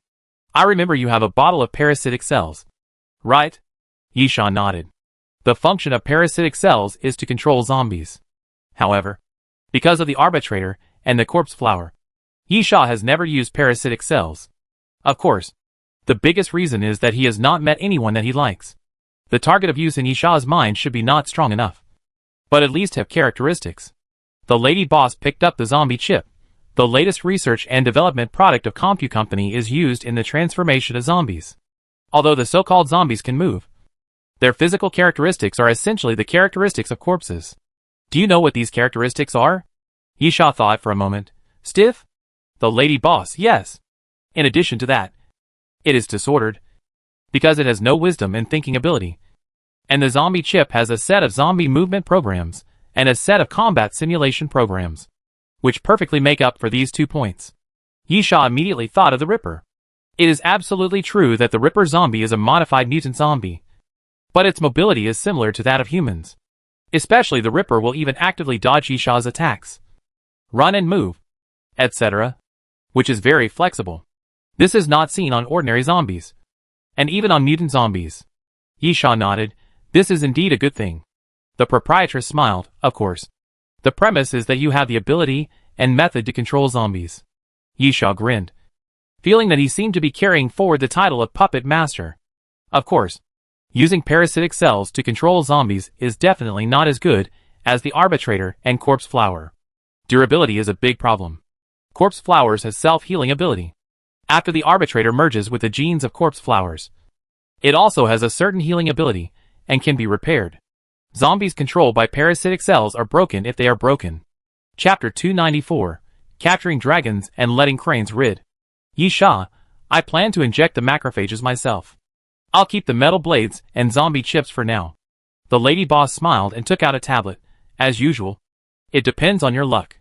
The tablet showed a list of attack skills, and then a flashing box would pass through each attack skill on the list. The rest depended on Yisha's luck. If it was a fantasy skill, it would undoubtedly be very good. Of course, there were also good skills in other categories. In short, everything depended on fate. Yisha gestured to the proprietress to start, then casually took a glass of wine from the bar and started drinking. There were a lot of attack skills on the list, so he would not stop for a while. After about 3 or 4 minutes, the speed of the box slowly slowed down and then froze. The proprietress smiled. You are lucky. Capturing the dragon and soaring the crane, ancient martial arts, Qigong. It is divided into 2 styles. Capturing the dragon and soaring the crane. The first style of capturing the dragon can use the Qigong of the suction formula to forcibly drag the target within 5 meters to the front. And the second style of soaring the crane can use the Qigong of the push formula to knock the target within 3 meters away. It was not a fantasy skill, and Yisha was slightly disappointed. But after thinking about it carefully, Yisha's eyes suddenly lit up. Capturing the dragon and soaring the crane is definitely a very useful attacking move for him. Just as the boss lady said, the value and the degree of cherishment are not the criteria for measuring the quality of things, but whether it is useful to oneself is the criterion for measuring the quality of things. Capturing the dragon can forcibly drag people to his front, and it can be used in conjunction with snake bite. Turning snake bite, a purely melee skill. into a medium and short-range attack skill. The second style, crane flying, can be used in conjunction with swift wind chase for a second attack, giving swift wind chase another attack skill in addition to collapse, making it more convenient to use. Yisha immediately forgot about that little disappointment, as crane flying was obviously a very suitable attack skill for him. Yisha nodded. My luck is really good. After learning crane flying, Yisha clearly felt a warm feeling in his lower abdomen, and then it was as if a stream of air was flowing through his body, bringing that warm feeling to his whole body, and after traveling along the meridians, it returned to his lower abdomen. Or, to be more precise, it should be the position of Dantian. Yisha was curious. Is this the so-called Qigong? The lady boss smiled and did not comment. After Yisha put away his things, see you at the next platform. The lady boss, goodbye. After returning to his personal compartment, Yisha opened his personal information directly. Yisha, human, male, 23 years old. Level, star diamond 1 star. Privileges, member of the dead compartment. Character information query. Right to use personal compartment. Crew access. Position, flight attendant. Strength, 170. Physical fitness, 135. Agility, 140. Mental strength, 121. Number of skull coins, 3 gold. 216 silver. 9 bronze. Weapons carried, infinity bow, number of arrows, unlimited. Advanced tactics. Alaskan harpoon survival knife. MSG-90 automatic sniper rifle. Black star. Blood dragon sword. Equipment carried, starry goggles. Radio wave exploration device. Water source purification device. Items carried, stab-proof vest. Tactical gloves. Tactical belt. Red flame bomb. Colorful cloud covering the moon. Shining star. Antidote. 6 flower shield. Parasitic cell. Eagle pattern pupil. Radiant sword. Zombie chip. Emerald potion. Carrying puppets. Corpse flower, mature stage. Planted in space flower pots. Arbiter, bioman. Mastered skills. Intermediate mixed martial arts mastery. Master archer mastery. Primary car structure mastery. Primary car mechanic mastery. Primary mechanic mastery. Primary biological gene mastery. Snake bite. Shock wave. Collapse. Wind chase. Capture dragon and crane. Mastered abilities. 12 trials of immortality, hard armor. Virus swallowing, small probability. Warehouse, night hidden bow. IBZ-type metal blade, unusable. Yisha looked at his character information, and there was not much difference. The death carriage battle was mainly about fighting, reducing people, and merging carriages. There were indeed not many opportunities to earn skull coins and items. Virus devouring and dragon capturing and crane capturing did not allow Yisha's level to increase by another star, and he still barely maintained the level of star diamond 1 star. The main thing worth mentioning is the position, which was originally displayed as none, but now it has become a crew member. In addition, of course, there are privileges. The right to use a personal carriage, which is easy to understand. After becoming a crew member, you have your own single carriage. However, what does the crew pass mean? The right to enter and exit the restaurant at will? Or can I go to other places? Yisha thought he should find a chance to ask the boss lady. At the same time, Yisha also received an unexpected surprise. That is, the Jade Potion. The Jade Potion is the designated item for the survival quota of the Death Car War. If someone participates in the Death Car War normally, they will get the Jade Potion. After returning to the Doomsday train, the Jade Potion must be handed in exchange for the survival quota. So, theoretically, the Jade Potion should be impossible to obtain. Previously, Yisha was also skeptical about whether the Jade Potion he brought back would be his own. But now it seems that he is lucky. Yisha did not say anything and directly opened the Jade Potion and poured it into his mouth. The Jade Potion was cold when it entered his throat, which was very comfortable. But soon, when the effect of the medicine took effect, Yisha felt that his whole body was burning. And then the burning feeling gradually intensified. And then it became a stinging pain. Ugh! Yisha groaned. And beads of sweat continued to appear on his body. The pain became more and more intense. And then he twisted his body slightly, and he could hear the crisp sound of click. Click. Your physical fitness has increased by 1.25 points. And your physical fitness is 9.38 points. The pain in his body gradually eased. Yisha took a deep breath, and then walked into the bathroom to take a shower. When the hot water covered his whole body, Yisha couldn't help but sigh. Although the actual function of the personal compartment is actually a workshop, there is endless food and water, and hot water for bathing. These things are normal in peacetime, but extremely luxurious in the end times. It is indeed a huge temptation. After taking a shower, Yisha left the bathroom and threw himself on the soft big bed. It was time to have a good rest. Yisha didn't know how long he slept. Anyway, on the Doomsday train, there was no need to worry about danger. Yisha could completely let go of his guard. Moreover, at present, it was not yet time for departure. For those who returned to the Doomsday train first, it was a rest time, and such days only lasted for 3 days. Chapter 295, Snow City. For 3 days, Yisha has been concentrating on studying the Ivy Z-shaped metal blade. However, this thing is indeed very troublesome. If you want to use it, it is not too difficult. Just make a handle. But if you want to make the Ivy Z-shaped metal blade into other forms, it is very difficult. The melting point of this thing is very high, and it is also very troublesome to shape it.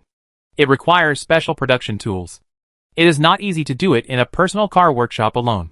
Therefore, Yisha decided to put aside the matter of Ivy's Z-type metal blade for the time being, because Yisha didn't have time. 3 days later, the Doomsday train set off again. The Doomsday train will arrive at the Ice and Snow City in 3 hours. Release Task 1, find the Newsy virus cell. Release Task 2, kill the 3 ice ancient species. Release Task 3, kill the resurrected snow demon ancient species zombie. Among the 3 tasks, you must successfully obtain the Newsy virus cell to get back on the Doomsday train. Complete 2 of the 3 tasks to get a special reward. Complete 3 of the 3 tasks to get a special reward and a random fantasy ability. Team Attendant Task 1, get the initial sample of the Newsy virus cell, which can be used to exchange for a random skill.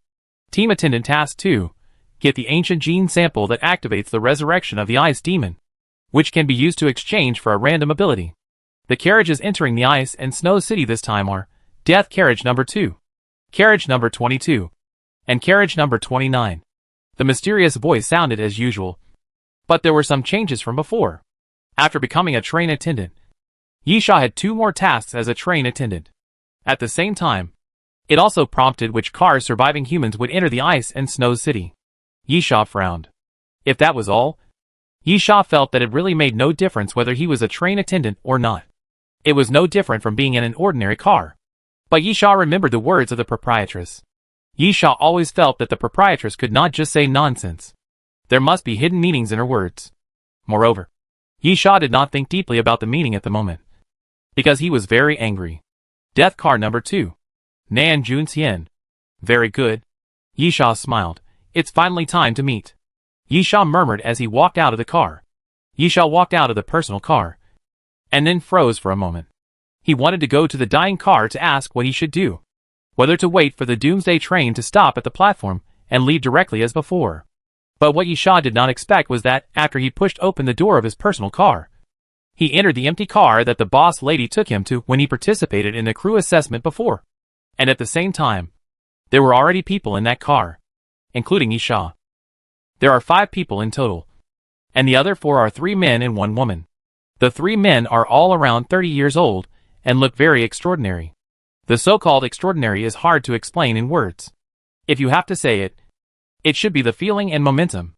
Yisha can feel that these 3 men are experienced fighters, no matter which car they are thrown into. They are strong and have a fierce aura. As for the remaining woman, Yisha feels that the word woman is not quite accurate, and even the word girl is not correct. It should be a girl, or even a little girl. The little girl looked about 8 or 9 years old, wearing a black dress, with delicate features, licking a lollipop, looking very cute. However, there should not be such a little girl on the Doomsday train.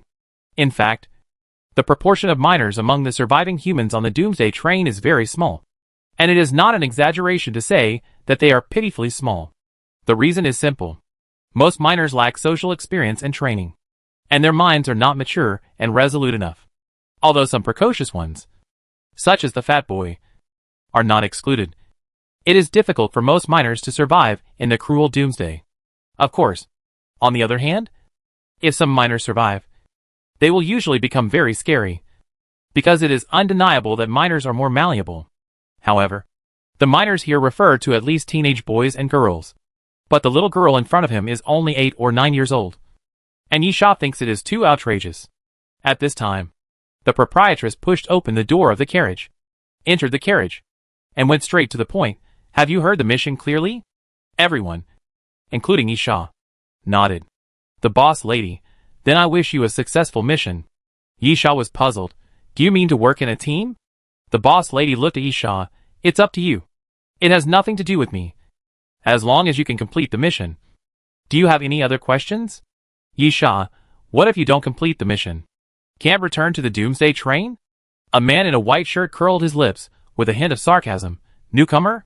The boss lady, whether you want to act alone or in a team, as long as you bring 2 things back to the Doomsday train, you can all return to the Doomsday train.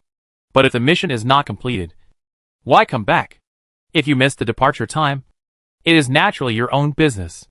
Yisha understood. Simply put, as long as you get the things, you will be fine. If you can't get the things, you will keep trying to get them, even if you miss the departure time. This means staying in the ice and snow city forever, which is no different from death. This is similar to completing the task in an ordinary carriage.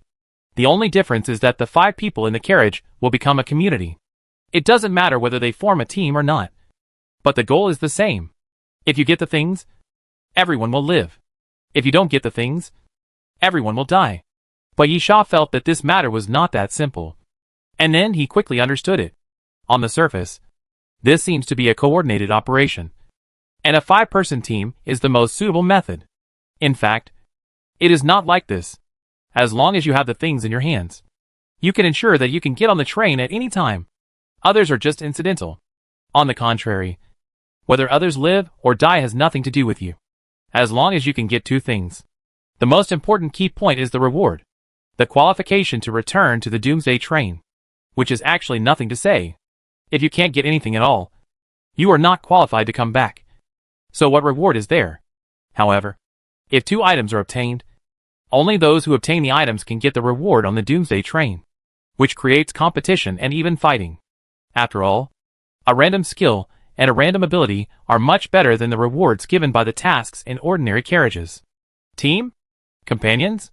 This is just a superficial illusion. If it is based on the situation of obtaining the items, the 5 of them are actually enemies. Chapter 296 5 people. The boss lady asked again, any more questions? Yisha, no more. The boss lady looked around. No one else should have any questions. The man laughed and said sarcastically, of course. We are not rookies. We know what to do. Yisha glanced at the other person and did not speak. Yisha was too lazy to argue. At this time, the best thing to do was to punch the other person in the face and teach him how to speak. Or just pull out the damn tongue and never speak again. But since you can't fight on the Doomsday train, you can only talk nonsense. And talking nonsense is the most meaningless thing. But if this guy keeps talking nonsense after leaving the Doomsday train, Yisha won't mind using fists to speak. The boss lady, then, conserve your energy. After the boss lady finished speaking, she turned and left the car. When Yisha was about to leave, he nodded to the boss lady with a little gratitude. If nothing unexpected happened, the 5 people should all be crew members. And he was the only new member among them. The others should know what to do.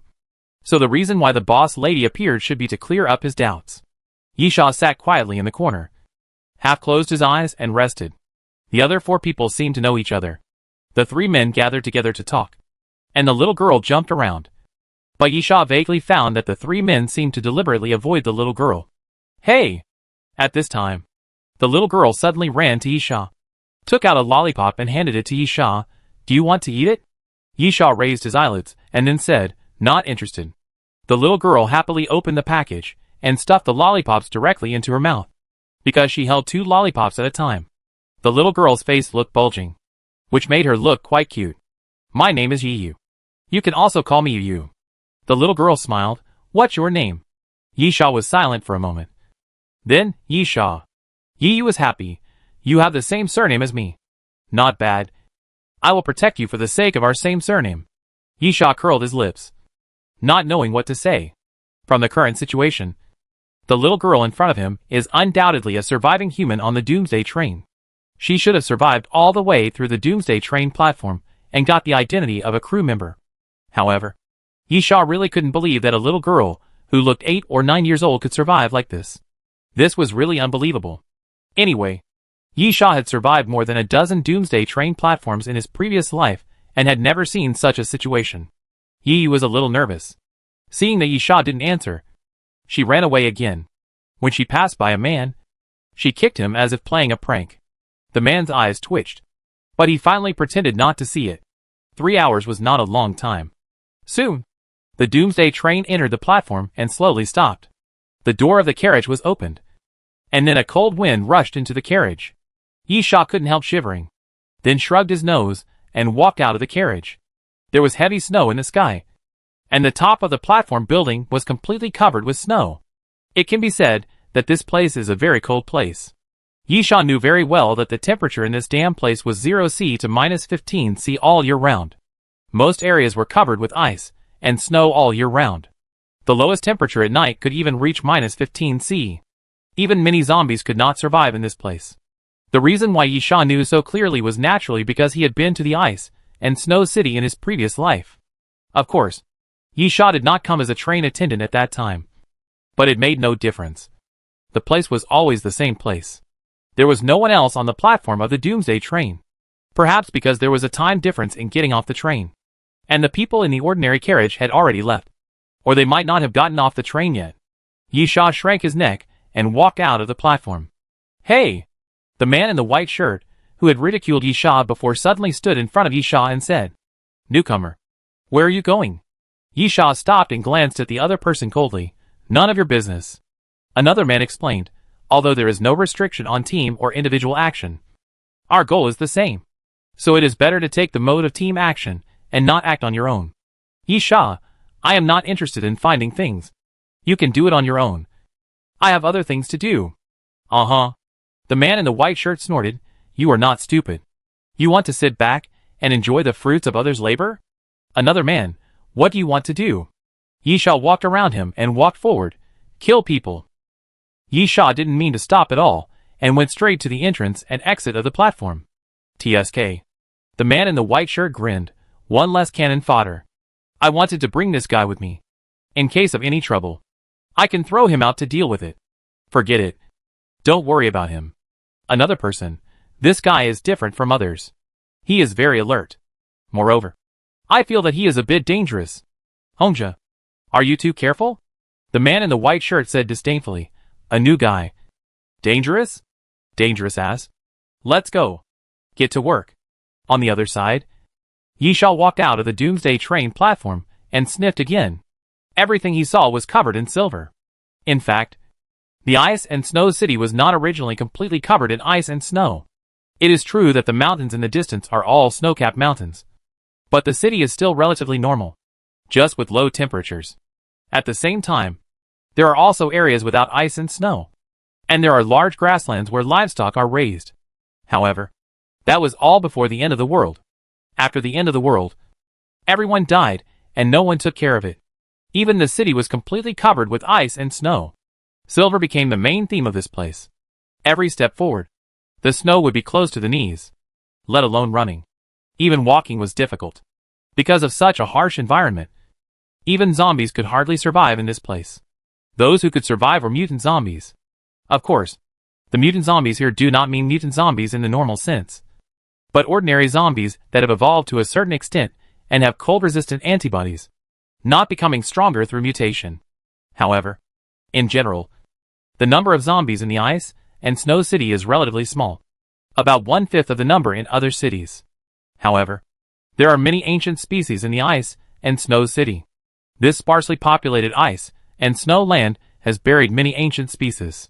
Secondly, the mutant zombies in the ice and snow city are generally stronger. After all, they can survive and mutate in such a harsh environment, so they can't be too weak. Looking at the snow-capped mountains in the distance, Yisha pondered, "We still have to start with Compu." Chapter 297 EU. Yisha has a general understanding of the situation in the ice and snow city. This is a hidden base of Compu Corporation. According to the memory of the previous life, Yi Sha knew that after the end of the world, Compu Corporation found an ancient corpse buried for who knows how many years at the bottom of the glacier. Compu Corporation named it the Snow Demon. The Snow Demon is actually a huge ancient gorilla. After the end of the world, it was infected with the zombie virus. But strangely, it did not revive. Compu extracted genes from its body for research and concluded that the genes of the Snow Demon may naturally carry virus antibodies. Therefore, by extracting the genes of the Snow Demon, it is possible to create an antidote, or even an anti-zombie virus vaccine, or even an antivirus source, to completely dissolve the spread of the zombie virus. It must be said that Compu has rarely done some meaningful experiments. The research on the Snow Demon was indeed carried out with the original intention of getting rid of the end of the world. The problem is that Compu messed up. Not only did they fail to produce anything to fight the zombie virus, but during the experiment, the Snow Demon awakened. The awakened Snow Demon was undoubtedly terrifying, and the result was that everyone in the Compu base was wiped out. The Snow Demon killed many people, but the more troublesome thing was that the zombie virus leaked. The originally closed experimental base was the only place in this icy and snowy land that was not infected with the zombie virus. As a result, zombies became rampant overnight. The 3 tasks of the Ice and Snow City are to find the Newsy virus cells and kill the 3 Ice ancient species and the Snow Demon ancient species zombies. Among them, the 3 Ice ancient species can be ignored. This task is just like hunting ancient species in the desert. It is a task that depends entirely on fate. It is uncertain where the ancient species will appear, whether you can encounter them, and how strong they are. All depends on luck. As for the Newsy virus cells and Snow Demons, you need to go to the base of Comp Corporation. In this way, Yi Sha can set the destination. To complete the mission, the people in other carriages must go to the base of Compu, including Nan Junxian. As for the crew mission, Yi Sha ignored it. Even if he was not there, the other 4 would do their best to complete the mission. If they couldn't do it, Yi Sha would find another way. At the moment, Yi Sha had only one goal: to let the dam die. Hey, hold me, Yi Sha was thinking, when a crisp voice suddenly sounded, which scared Yi Sha. When he looked sideways, Yi Yu appeared beside Yi Sha without knowing when. Yi Sha was surprised. Why are you following me? Yi Yu patted her chest. Didn't I say that I will protect you because we have the same surname? Yi Sha twitched her eyes. I don't need it. Yi Yu waved her fingers. I think you need it. Yi Sha was speechless. I think you should go with him. I have no interest in completing the flight attendant mission. And there is no meaning for you and me. The 3 of them are meaningless and dead. Yi Yu, by the way, how did you know that they wanted to harm you? Yi Sha was puzzled. Huh? Yi Yu tilted her head and blinked. Yi Sha, they want to harm me? Yi Yu, yes. The short-haired guy is called Hongxia. He's not bad. The silent one is called Lu Yu. He's very ruthless. And the guy who almost fought with you is called Gao Hongnen. That guy's favorite thing to do is to use newcomers as cannon fodder. And sometimes he's ruthless, killing people and looting things. Really? Yi Sha was not surprised. After all, after the proprietress explained a little, he had guessed this situation. Yi Sha, I didn't see that they wanted to harm me. But I really didn't plan to do the assessment task. I was going to kill someone. Yi Yu blinked. I thought you were fooling them. Why did you kill someone? Oh, I see. Your enemy is in the ordinary car. Yi Sha, anyway. Don't follow me. Yi Yu, you kill your people. I'll just follow you and hang out. I think you're more interesting than them. Besides, if you're in danger, I can help you. Yi Sha, I don't need help. I can handle my own affairs. Yi Yu, okay. Call me when you need help. Hey, carry me quickly. I hate this place. It's so hard to walk. Yi Yu was too short. The snow only reached Yi Sha's knees. But when Yi Yu stepped on it, it went directly over his waist and almost reached his chest. Yi Sha slapped his forehead, not knowing how to respond. After a moment of hesitation, Yi Sha picked up Yi Yu and put her on his shoulders. Frankly speaking, Yi Sha was also very curious about Yi Yu. He really couldn't understand how a girl could survive until now. Secondly, Yi Sha found that traveling with Yi Yu was still beneficial. He could take the opportunity to ask some questions about the flight attendants. Compared with whether Yi Yu could help in the battle, it was not so important. It was more important to get some information from Yi Yu. Yi Sha walked and said, You are also a flight attendant? Are you very strong? Yi patted her chest, of course. Yisha frowned, but Yi held Yisha's head, sat on his shoulders and swung her legs. I am a superhuman. Yisha was puzzled. Huh? Yi, before you have time to ask these questions, why don't you think about whether you need my help? Yisha was puzzled again. Huh? Yi stretched out her hand and pointed forward. 47 meters. In that alley? You are in trouble.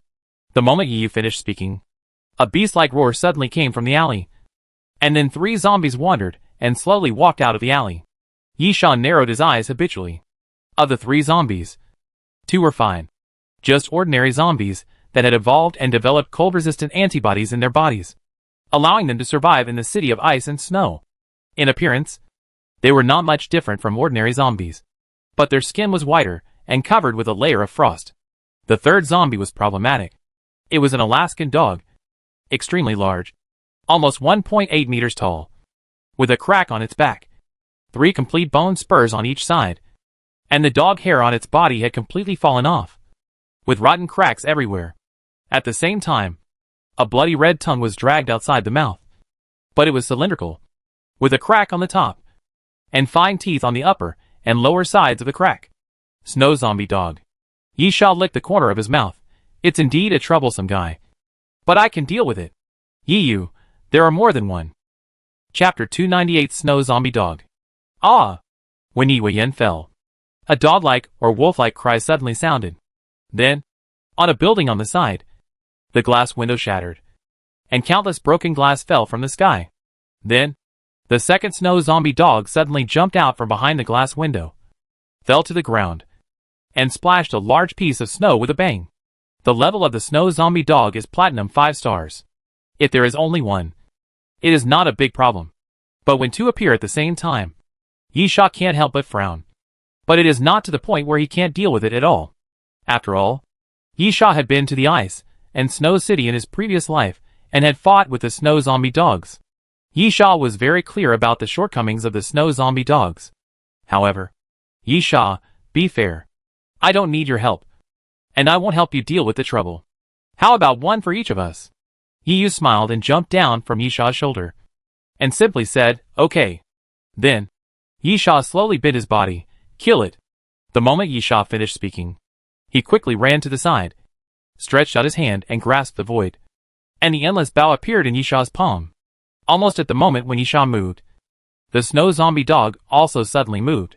The 2 staggering zombies were knocked down by the snow zombie dog, and then their heads were crushed. The next moment, the snow zombie dog ran quickly. The thick snow seemed to be no obstacle to the snow zombie dog. The distance of about 50 meters was almost gone in an instant. Yisha watched the snow zombie dog suddenly pounce. Without any hesitation, he raised his hand and pulled the bowstring of the infinite bow. An explosive arrow was quickly materialized by imagination. And then the bowstring was loosened, and it shot into the head of the snow-walking dog. Boom! The explosion sounded suddenly, and a huge fireball appeared in front of the snow-walking dog. The impact of the explosion directly blew the snow-walking dog away. The snow-walking dog rolled in the snow, shook off a piece of snowflakes, and stood up again. But at this moment, Yisha had also suddenly jumped forward. Puff! Yisha pulled out the Alaskan whale harpoon, stabbed the snow-walking dog's tongue fiercely, nailed the tongue to the ground, then pulled out the blood dragon sword, and jumped onto the back of the snow-walking dog. The snow zombie dog is very difficult to deal with. It is strong and fast, and its mutated tongue carries various bacteria and viruses. At the same time, although the weakness of most zombies is the head, Yisha knows very well that the head is not the head of the snow zombie dog. In other words, it is not the head that appears on the surface. The snow zombie dog actually has a second head, which is the center that controls the snow zombie dog. And that head is in the crack behind the snow zombie dog. Poof! After jumping onto the back of the snow zombie dog, before the snow zombie dog could react, Yisha raised the blood dragon sword and fiercely stabbed it downwards. A stream of blood with a strong stench splashed out and covered Yisha. Damn it! Yisha cursed in a low voice. It went astray. The snow zombie dog under Yisha struggled violently, jumping left and right, throwing Yisha away, then raised its claws and slapped Yisha fiercely. Yisha quickly rolled to the side, and with a bang, His claws landed on the ground, making a loud noise, and at the same time slapped the snow on the ground into a snow column. Ouch! The snow zombie dog howled. Watched Yisha get up from the ground, and immediately ran again, and its huge head hit Yisha's chest straight. A 6-flower shield appeared in front of Yisha, blocking the snow zombie dog. With the collision, the 6-flower shield was directly smashed on both sides by the snow zombie dog, but it finally helped Yisha to block the attack. The next moment, Yisha quickly raised his hand and pressed the snow zombie dog. Shock wave. With a bang, Yisha pushed out an invisible force from his palm, hitting the snow walking dog hard. The snow walking dog's body was extremely huge, and its tonnage was naturally not light. The impact of the shock wave was not able to directly blow the snow walking dog away, but pushed the snow walking dog backwards, leaving 4 marks on the ground. Yisha also jumped forward at this time, and after catching up with the snow walking dog, the blood dragon sword swung violently and swept across the side of the snow walking dog. Puff! The blood dragon sword slashed across the body of the snow walking dog, and the bright red blood kept dripping from the snow walking dog's body, dyeing the snow on the ground red. At the moment of cutting open the body of the snow corpse dog, Yisha also stretched out his hand suddenly. Snake bite. Yisha's left arm wrapped around the shadow of the purple-scaled python, and then Yisha directly reached into the body of the snow corpse dog through the wound on its body. Finally found you. Yisha felt something in his hand, and then he pulled it hard. It was a fist-sized head, with only vague facial features, and a layer of transparent flesh membrane on the outside, with sticky liquid dripping continuously. After being dragged out of the body by Yisha, it continued to roar at Yisha, making a cry like a baby crying. Yisha immediately raised the blood dragon sword and swung it down. The blood dragon sword fell, directly chopping the parasitic head in the snow zombie dog into 2 halves. And then, with blood splattering, the huge body of the snow zombie dog fell down. You killed the snow zombie dog. Cumulative number 1. Apocalypse reward, sharp canine teeth. Huh? As the mysterious voice sounded, Yisha exhaled white air, and then showed a puzzled expression. His battle was over. But what about Yiyu's fight? It seemed that Yisha didn't hear any fighting sounds from Yiyu from the beginning to the end. Yisha thought so, then turned his head and showed a stunned expression. The remaining snow-walking dog was actually stagnant in the same place, and never moved. However, from the appearance of the snow-walking dog, it was obviously in great pain. Obviously, being unable to move was not the intention of the snow-walking dog. Are you done? Yiyu smiled. Then I'll finish too. Paw! The little hand stretched out and snapped its fingers. With a puff, the body of the snow zombie dog suddenly exploded, splitting from the lower abdomen and exploding into 2 pieces. The head hidden in the abdomen was naturally blown into pieces. Yisha's pupils shrank involuntarily. If it was just a guess before, Yisha was now certain that the little girl in front of him was really strong. Hey! What are you doing? Yiyu shouted. Keep carrying me. Yisha came to his senses and walked over to pick up Yiyu. Carrying her on his back was impossible because he needed to use both hands. It would be troublesome if she was suddenly attacked. So, Yisha chose to put Yiyu back on his shoulders. No shoulders. Yiyu, it's too narrow. Right on my neck? Yisha didn't care. He let Yiyu ride on his neck and walked forward. Can we continue the topic just now? Chapter 299 Superhuman. You want to know what superhuman is? Yiyu narrowed her eyes. Do you know about brain development? Yisha was stunned for a moment, then nodded. Only 10% to 15% of the human brain is developed, and the rest is dormant. If these areas can be developed, the hidden potential of humans will be stimulated. The so-called genius refers to the kind of people whose brain development exceeds 15%. But, isn't this a scam? The idea of brain development has been around for a long time, but there is no scientific data to prove it is true. On the contrary, some scientists have refuted the idea of brain development with brain imaging technology. According to brain imaging technology, the brain, like the muscles of the body, is mostly active 24 hours a day. So there is no possibility that the human brain is only developed by 10% to 15%. Even if a small part is inactive, at least the 10% to 15% ratio is completely wrong. I don't know if it's a lie. Yiyu smiled. But it is true that the brain has become more and more complex during the evolution of humans. During the Homo erectus period, The human brain was only about 300 grams. And now the human brain is about 1,400 grams. Yisha nodded. He had also heard similar arguments. Most newborn babies have a brain weight of less than 400 grams. Then, when they're about 3 years old, it can reach about 600 grams. Between 7 and 10 years old, it will grow to about 1,000 to 1,100 grams. Between 12 and 15 years old, it will gradually grow to 1,300 grams.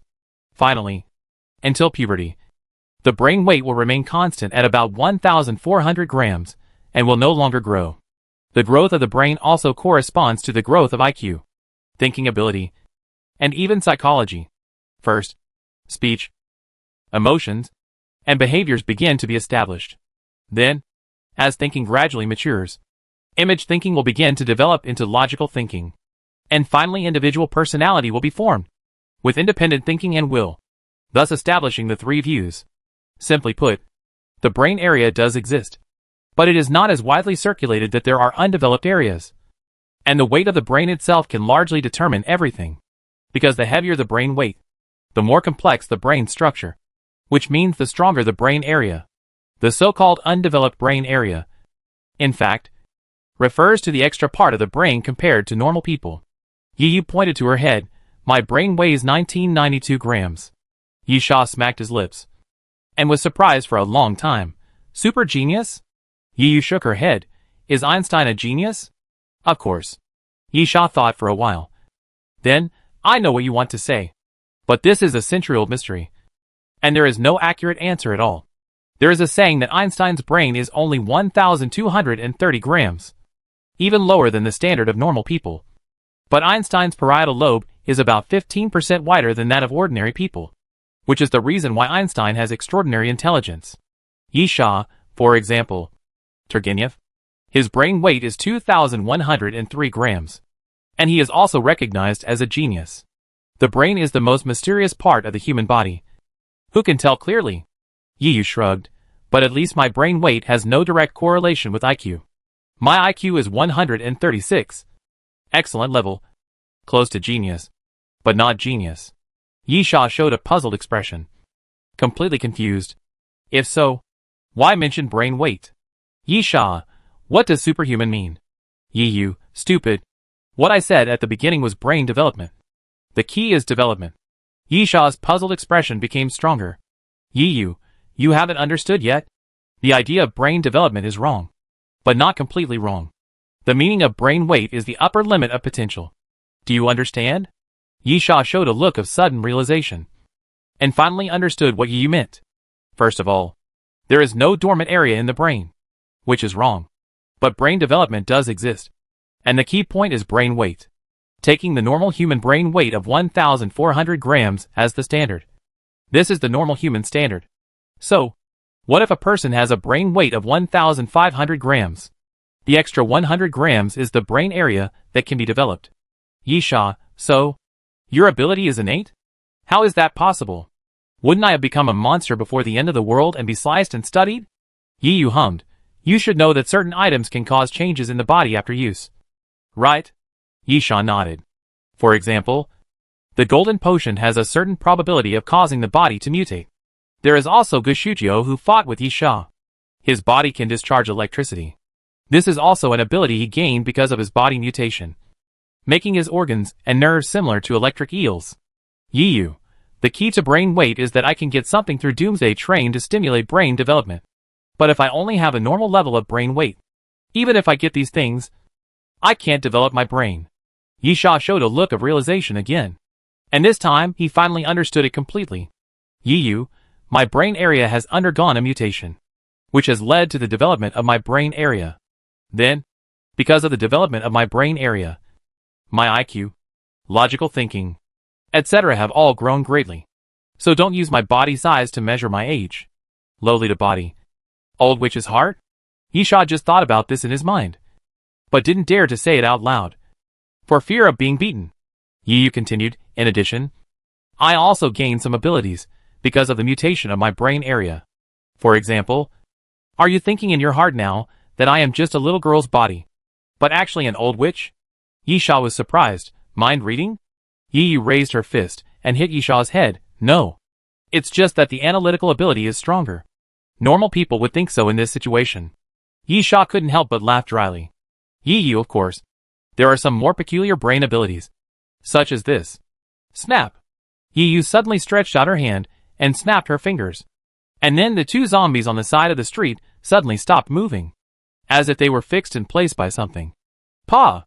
Yi snapped her fingers again. And then the heads of the two zombies suddenly exploded, turning into a bloody mess, with pieces of flesh scattered all over the ground. Although Yi had demonstrated similar abilities when dealing with the snow zombie dog before, Yisha was still extremely surprised to see it again. This ability to kill zombies with a snap of the fingers is completely invincible. Who can beat Yi? No wonder Gao Hongmin and the other two seemed to be deliberately avoiding Yi on the Doomsday train. Because they were afraid. This ability really makes people afraid. Chapter 300 Agreement. Yi seemed very happy to see Yisha's surprised expression. And laughed. This is not the only ability brought to me by the brain mutation. Do you want to see something else? Yisha was silent for a while. And suddenly said, your ability should not be used multiple times. Or continuously. Am I right? Yi's face suddenly changed.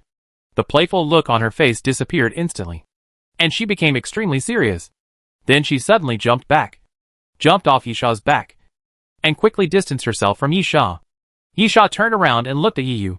So, you can't act alone. Because you can't continue to kill zombies. You need someone to go with you to prevent you from wasting your brain power on some ordinary zombies. Yi's expression became more serious. Let me guess again. Why did you choose me? Yisha paced back and forth, from the performance in the car. You know Gao Hongmin and the other two. That is, you have worked together before. Which means that they have seen your abilities, and may have figured out some weaknesses in your brain power. So, compared to the three of them, you are more willing to choose me. Yi said solemnly. Who are you? Yisha, my IQ is 131. Which is a little lower than yours. But it is also an excellent level. There is still a gap from genius. It is not difficult to analyze these things. Yi raised his eyebrows solemnly. Really? Yisha, no matter how you think about it. Giving up Gao Hongmin and the other two and choosing to be with me is not a wise choice. Since there is something strange, it is naturally worth pondering. Secondly, you deliberately show the power of your brain and even give me a detailed answer. I think you also hope that I will see the power of your brain and feel fear, and then be led by you. Right? Yi slowly moved. Maybe? Yisha, I suggest you don't make a move. Even if you can control me, I can still kill you. The best outcome for you is to die with me. Yisha grinned, showing full confidence. 400 meters away, the arbitrator had already ambushed with a sniper rifle. And under Yi's feet, the corpse flower was ready to go. Indeed, Yi's abilities seemed irresistible. But Yisha was also confident that the moment he was killed, he would drag Yi to die together. However, when Yi dies, she really dies. While Yisha has 12 immortal trials, which can consume resurrection opportunities for resurrection, the two confronted each other for a moment. And Yi took a deep breath. Okay. I admit that you were right. But I answered your questions about the brain area not just to make you feel that the brain area is powerful. Yisha, do you want to say next that we will work together as a team? And then you will tell me what you know. Yi gritted her teeth. What do you want? Yisha grinned. In fact, as long as you don't get fooled by Yi's appearance and think about the other person's actions with normal thinking ability, you won't be led by Yi. Yisha, my answer is, deal. Yi was stunned. What did you say? Yisha, I mean you can go with me. But in exchange, I have a lot of things I want to know. And I hope you can help me answer them. Yi smiled. Newcomers always have a lot of problems. Yisha patted his shoulder. Do you want me to continue to take you? Yi, of course. Yisha approached Yi, picked her up again, let Yi ride on his neck, and then continued to move forward. Well, we should have reached an agreement now. So let's continue to talk about brain development. Yisha, what you call superhuman, refers to the human whose brain has been developed and mutated? Yes. Humans who have opened up their brain power can be called superhumans. Yi, in addition, this is also related to the purpose of the Doomsday train. Yisha wondered, the purpose of the Doomsday train? Yi, after becoming a crew member, I have experienced 3 platforms. According to what I have learned, the value of the Doomsday train is to hope that the surviving humans can complete their self-evolution. Yi Sha shook his head. I don't quite understand. Yi Yu, humanity itself is a history of evolution. From apes to today's humans. From drilling wood to make fire to high-rise buildings. Everything is evolving. Yi Sha did not respond, but pondered. Yi Yu continued, or you can understand it this way. My brain structure has long been different from that of ordinary humans. And your physical fitness. You can smash a wall with one punch. No matter how much training a normal person has. It is impossible to do it. Yi Sha nodded. Yi Yu again, then do you think you are a human being? Yi Sha, of course I am a human being. Otherwise what am I? A zombie? Yi Yu, but we are indeed very different from ordinary humans. This is a kind of evolution. Yi Sha frowned. What's the point of doing this? I don't know. Yi Yu, after becoming a flight attendant, you will indeed be exposed to some things. I also learned about them by chance. But if you ask me more details, I can't tell you. Because I don't know either. Yi Sha, then what is the meaning of being a flight attendant? Every station still has to perform tasks like everyone else. I think this is no different from staying in an ordinary carriage. Yi Yu thought for a moment. The following are all my own guesses. There is no definite evidence. Yi Sha, you say. Yi Yu, first.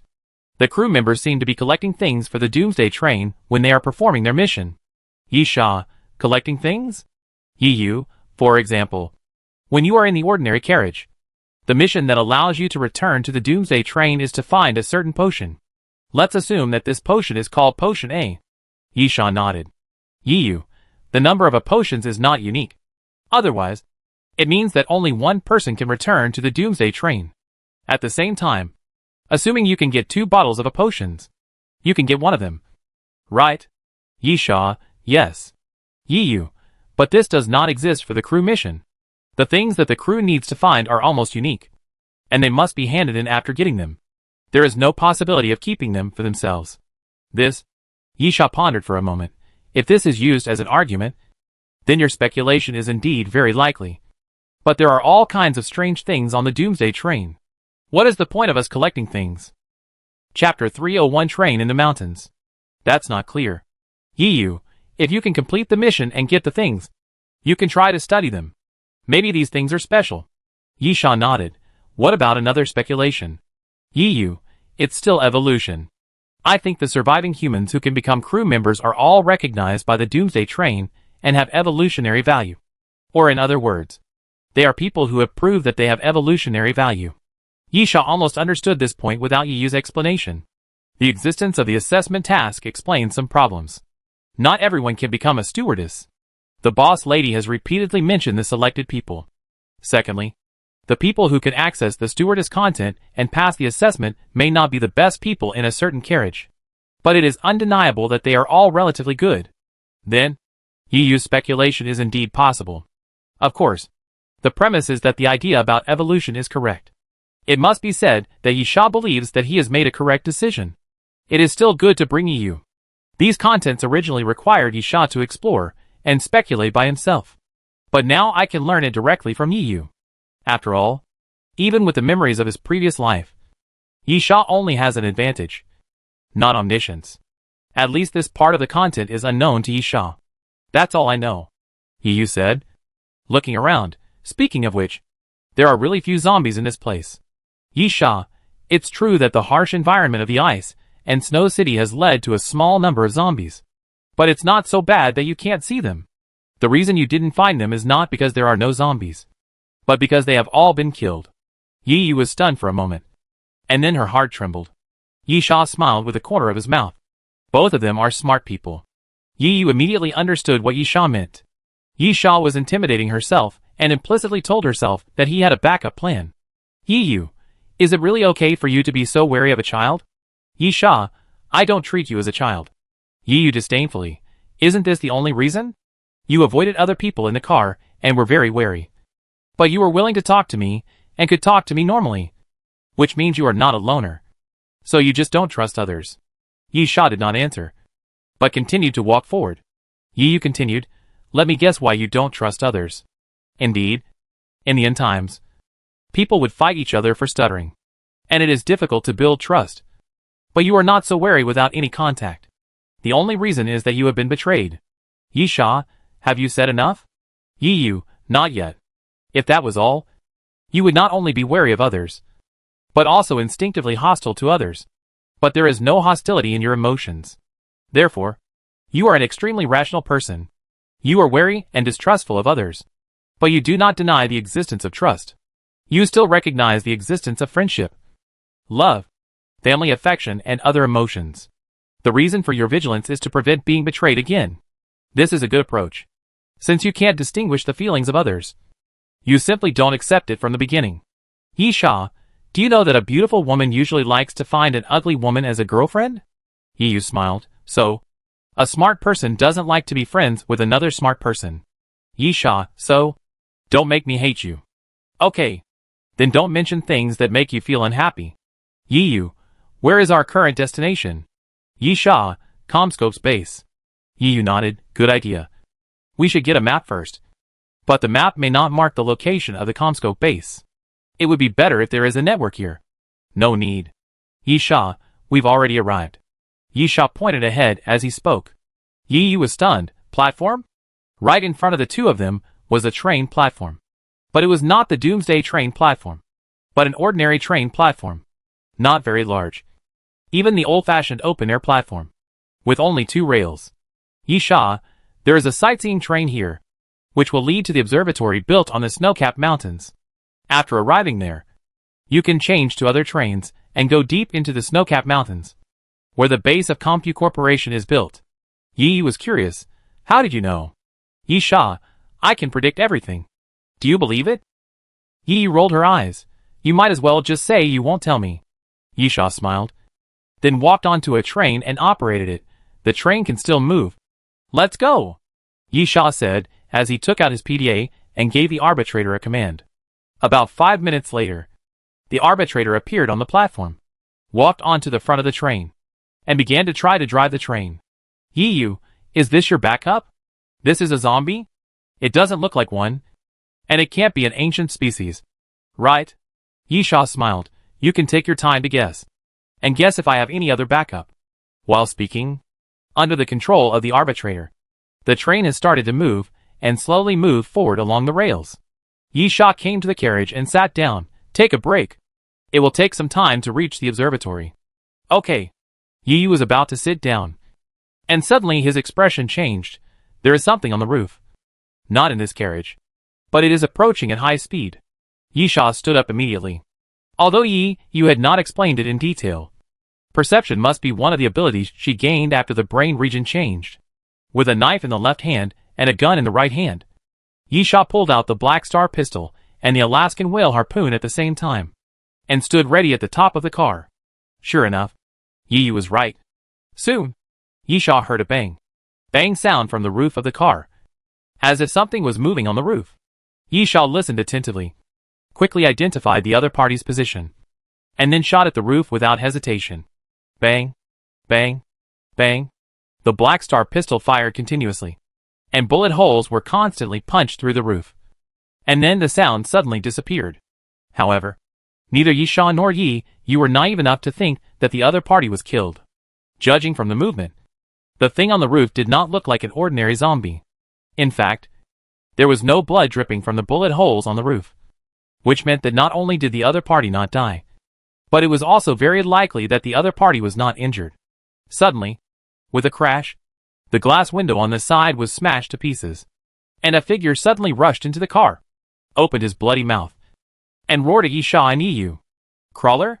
Yi Sha frowned. No, that's not right. It's evolved.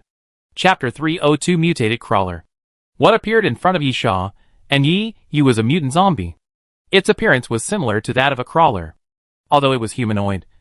It crawled on all fours like a beast. At the same time, its body size was much larger than that of a normal human. But if you look closely, you can still see that the guy in front of you is not an ordinary crawler. The body of the mutant crawler in front of you is covered with frost, as if it was wearing an ice armor. In addition, there were bone spurs growing on the elbows and knees of the mutant crawler, which were frozen by the frost, like 4 sharp ice knives. The tongue that stretched out was forked, and the edges were densely covered with tiny ice blades. Although Yi Sha had been to the ice and Snow City in his previous life. He had never encountered this type of mutant crawler at that time. So Yi Sha didn't know much about the mutant crawler. Not even the most basic level. Let alone the advantages and disadvantages. In that case, Yi Sha licked the corner of his mouth, tried to blow up the head first. While Yi Sha was speaking, he raised his hand and raised his gun, shooting at the mutant crawler again. Bang, bang, bang. Continuous gunshots appeared, and the bullets flew towards the mutant crawler. But before hitting it, the mutant crawler's tongue suddenly swung, and it actually blocked all the flying bullets. At this time, Yi Sha also slightly arched his body, and then rushed towards the mutant crawler like a hunting leopard. Clang!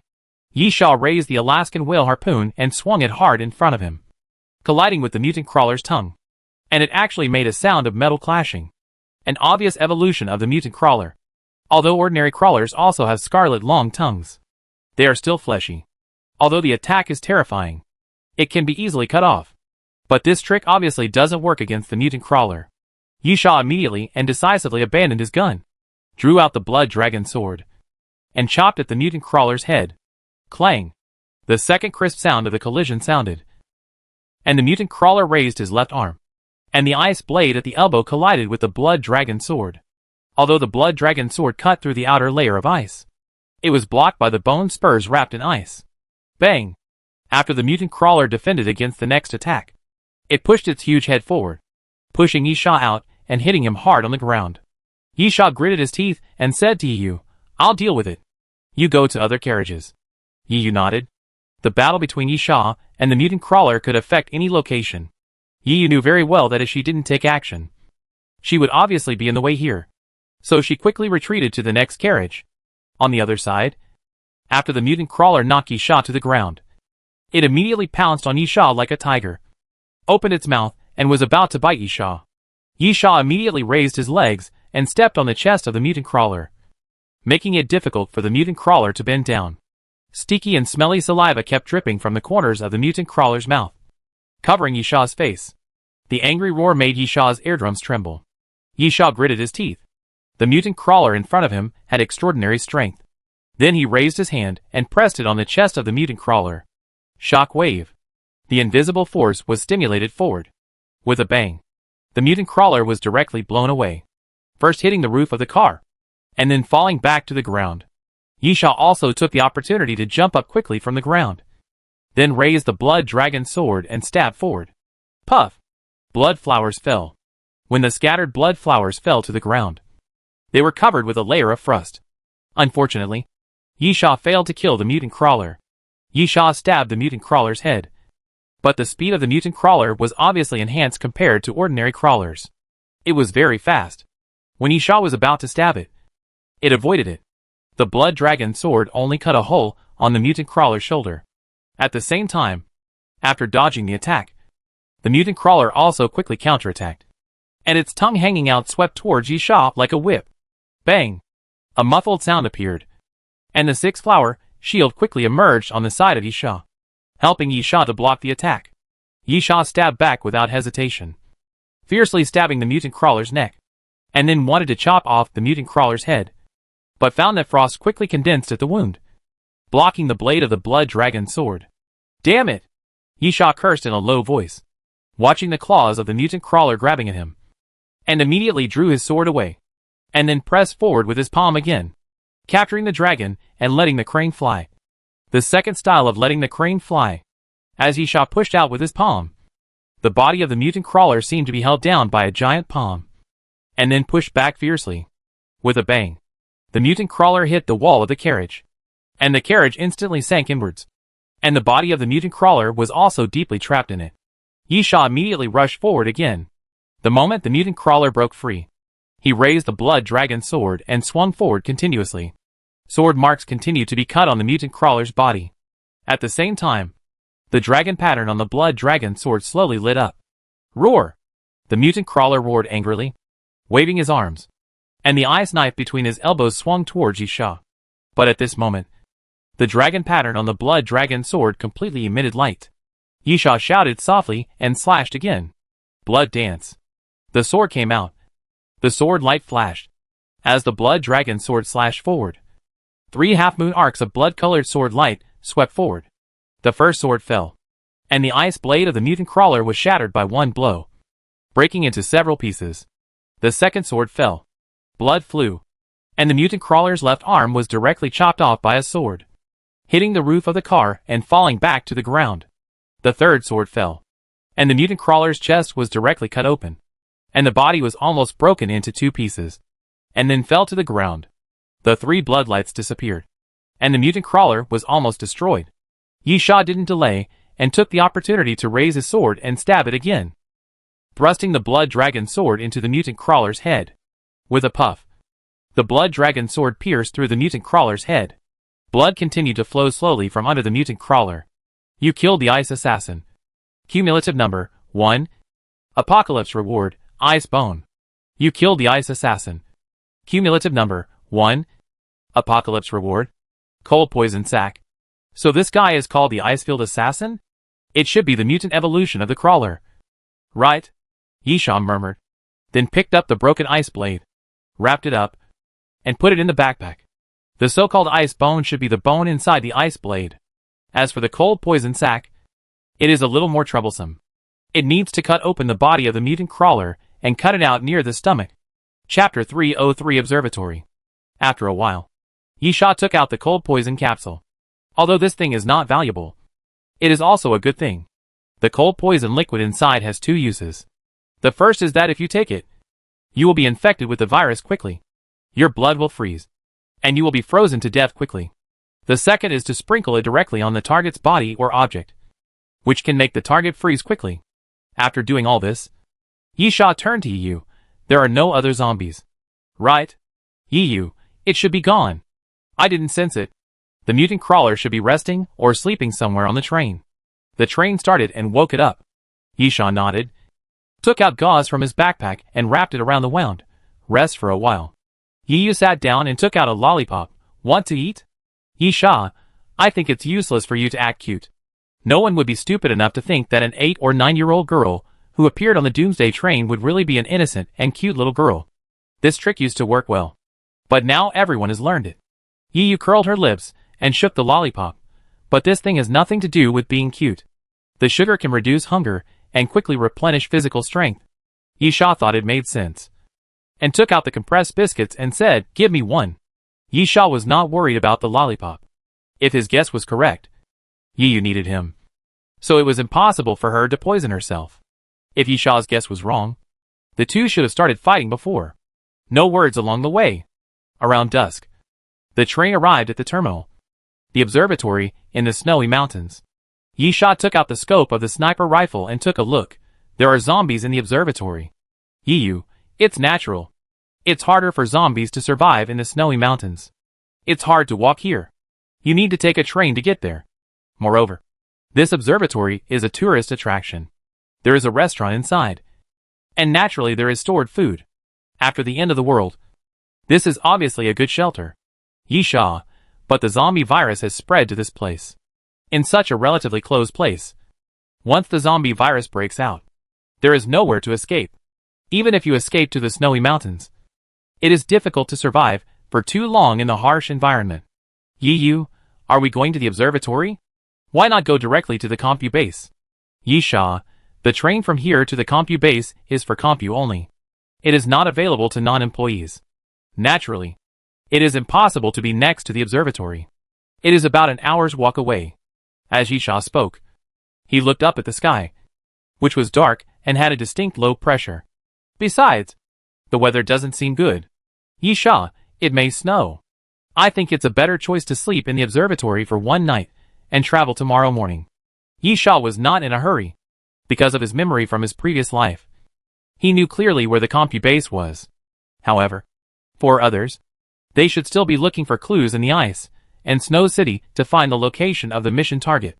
After knowing that the location is the Compu base, they will naturally look for the Compu base. According to Yi Sha's experience, this process will take at least 2 or 3 days, and even longer for most people. Yi, then I'll listen to you and prepare to clean up the zombies. Yi Sha, then let's get started. Yi Sha first used a sniper rifle, which was not only very effective in killing people, but also very good at cleaning up zombies. Killing zombies with a sniper rifle from a long distance would not attract the attention of the zombies at all. Without a target, the zombies would just wait to die in a daze. Of course, this could only clean up the zombies outside the observatory. As for those inside the observatory, it was naturally impossible to deal with them with a sniper rifle. About a quarter of an hour later, after Yisha sniped and killed the zombies outside, he waved his hand towards Yu, then slid down the snow slope, bringing up a cloud of snow, and walked towards the observatory after landing.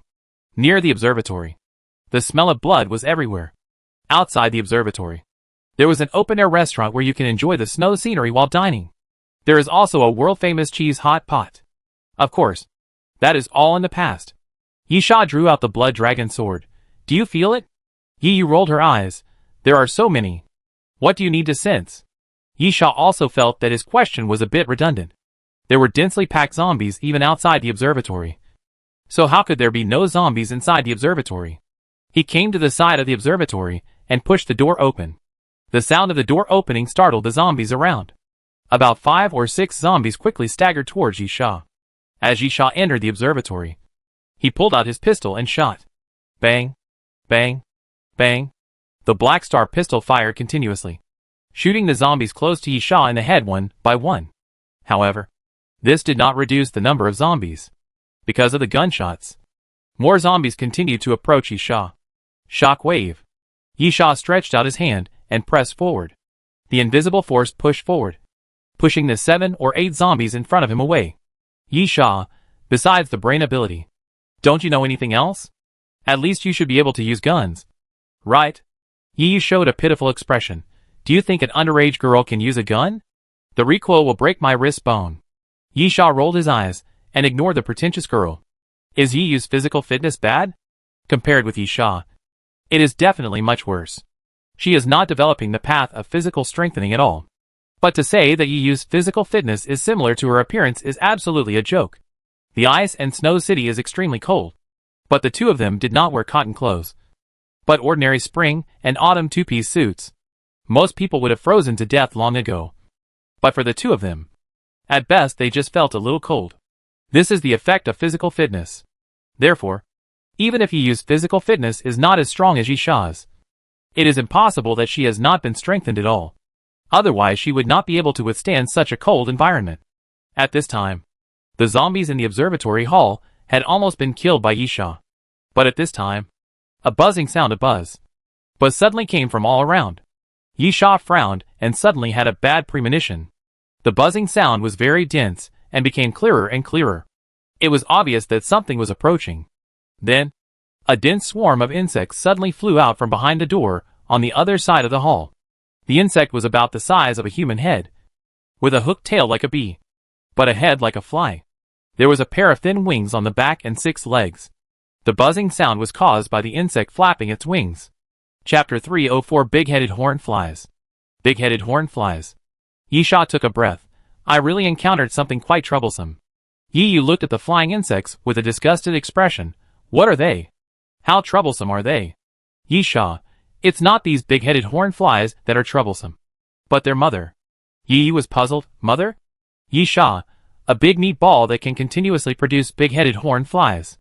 If the mother is not killed, these big-headed horned flies will never be killed, and they will only be dragged to death in the end. As Yisha spoke, he quickly looked around with a serious expression. The mother of the big-headed horned fly is a giant corpse that is a fusion of multiple corpses, which can continuously produce big-headed horned flies. In his previous life, Yisha almost fell into the hands of this thing. At that time, Yisha did not know the characteristics of the big-headed horned fly. It was his first time seeing a big-headed horned fly, so naturally he did not know the existence of the mother. As a result, Yisha and his team entangled with the big-headed horned flies for nearly 8 hours. But the number of big-headed horned flies did not decrease, and they were almost dragged to death by the big-headed horned flies. So, Yisha decided to lead his men to retreat. During the retreat, he happened to find the mother of the big-headed horned fly and survived the crisis. Of course, this time, Yisha would not make similar mistakes again, nor would he want to kill all the big-headed horned flies. However, the mother of the big-headed horned fly might be hidden anywhere in this observatory, and it is not easy to find it. Hey! Yi Sha said to Yu, can you sense it? Although Yi Sha has the starry goggles and the radio wave exploration device, he can only explore all targets and cannot specify a target for exploration. So he still does not know the location of the mother of the big-headed horned fly. Yi Yu rolled her eyes. There are so many targets here. How can I sense them? Yi Sha sighed. Then I can only use the dumbest method. Yi Yu, what method? Yi Sha, kill all the way and search the entire observatory. And you will always find the mother body. While Yi Sha was speaking, he leaped forward, and with a clang, the blood dragon sword suddenly came out of its sheath, bringing a streak of blood in the air, and killed several big-headed horned flies. In fact, the big-headed horned flies are not very powerful, only about the level of gold 1 star. The mother body of the big-headed horned flies is slightly stronger, but it can't reach the platinum level. The terrifying thing about the big-headed horned flies is their number. The dense number of them makes people's scalps numb just by looking at them. In fact, the principle is the same as that of ordinary zombies. In a one-on-one fight with ordinary zombies, an ordinary middle-aged human with a gun, or even a stick, or a knife can kill them. However, when ordinary zombies gather together and become dense, they surround people so tightly that even Yi Sha is in danger. At the same time, the blood dragon sword slashed past, and after killing several big-headed horned flies in succession, Yi Sha stretched out his palm and pushed forward again. Shock wave. The invisible force pushed forward, pushing the big-headed horned flies flying towards Yi Sha away, and even hit the wall behind. The force of the shock wave crushed them into a pulp, and they fell to the ground with a thud. Yi Yu sighed, stretched out her hand and pressed forward, then raised it up. Get up! The moment Yi Yu finished speaking, all the things in the observatory floated up, smashed towards the big-headed horned flies, and kept knocking them down. Yi Yu, leave this to me. You go find the mother. Yi Sha nodded, and quickly ran forward, sweeping the blood dragon sword in his hand, killing 2 big-headed horned flies, and ran to the end of the hall. Encountering big-headed horned flies is definitely not good news, because this thing is really troublesome. But there is good news. First, the observatory is not large in scale, with only 3 floors in total, and the scale of each floor is only the size of a football field. Even if it is completely searched, it is still within an acceptable range. Secondly, with the experience of the previous life, Yi Sha knew how to find the mother of the big-headed horned fly more effectively. Just look in the direction where the big-headed horned fly flew out. For example, after passing through the hall, there is a passage on the left that leads to the 2nd floor. The big-headed horned fly also flew out from this direction. Then go in this direction, and you can find the mother of the big-headed horned fly smoothly. Yi Sha did not delay. Looking at the big-headed horned fly flying over, he directly thrust forward with a sword, pierced a big-headed horned fly cleanly, and then raised the black star pistol and pulled the trigger continuously towards the front. Bang, bang, bang. The gunshots continued, and Yi Sha kept shooting the flying big-headed horned flies, and then walked through the passage. He came to the stairs leading to the 2nd floor, which was a little troublesome. The entrance and exit of the corridor were not big, and many big-headed horned flies were blocked here. Without saying a word, Yi Sha took out a crystal bar of the red flame bomb and threw it hard. With a loud bang, the explosion sounded suddenly, and the big-headed horned flies blocking the entrance of the corridor were directly blown away, and even the entrance and exit were blown open. Yi Sha went to the 2nd floor. The 2nd floor was an exhibition hall related to astronomy. After Yi Sha entered, a large number of big-headed horned flies flew out again. Yi Sha quickly looked at the direction from which these big-headed horned flies flew out, and then looked at the sign. The mother is on the 2nd floor. Yi Sha showed a little joy on his face. The 3rd floor is a place for stargazing at night.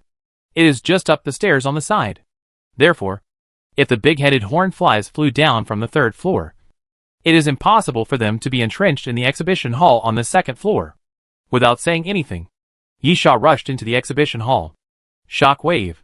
Looking at the densely packed big-headed horned flies, Yi Sha immediately blasted out with a palm, and the invisible force pushed forward and directly shook the big-headed horned flies away. Then Yi Sha pulled out the crystal bar of the red flame bomb and threw it forward continuously. In fact, before the ammunition and food were exhausted, the big-headed horned flies were still relatively easy to deal with, especially the red flame bomb, which had a large-scale killing effect and could bring a fatal blow to the big-headed horned flies. The horror of the big-headed horned fly lies mainly in the fact that without knowing the existence of the mother body, it constantly consumes physical strength and props, and is eventually dragged to death. Meanwhile, after blasting away a group of big-headed horned flies, Yisha jumped over the first exhibition hall and entered the second exhibition hall. Then Yisha couldn't help but curl his lips. Found it. In the corner of the second exhibition hall, there is a huge meatball with a big hole on the top. Every once in a while, big-headed horned flies will fly out of the meatball. This is the mother body of the big-headed horned fly.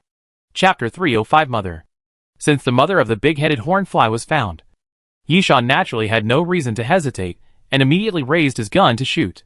Bang, bang, bang.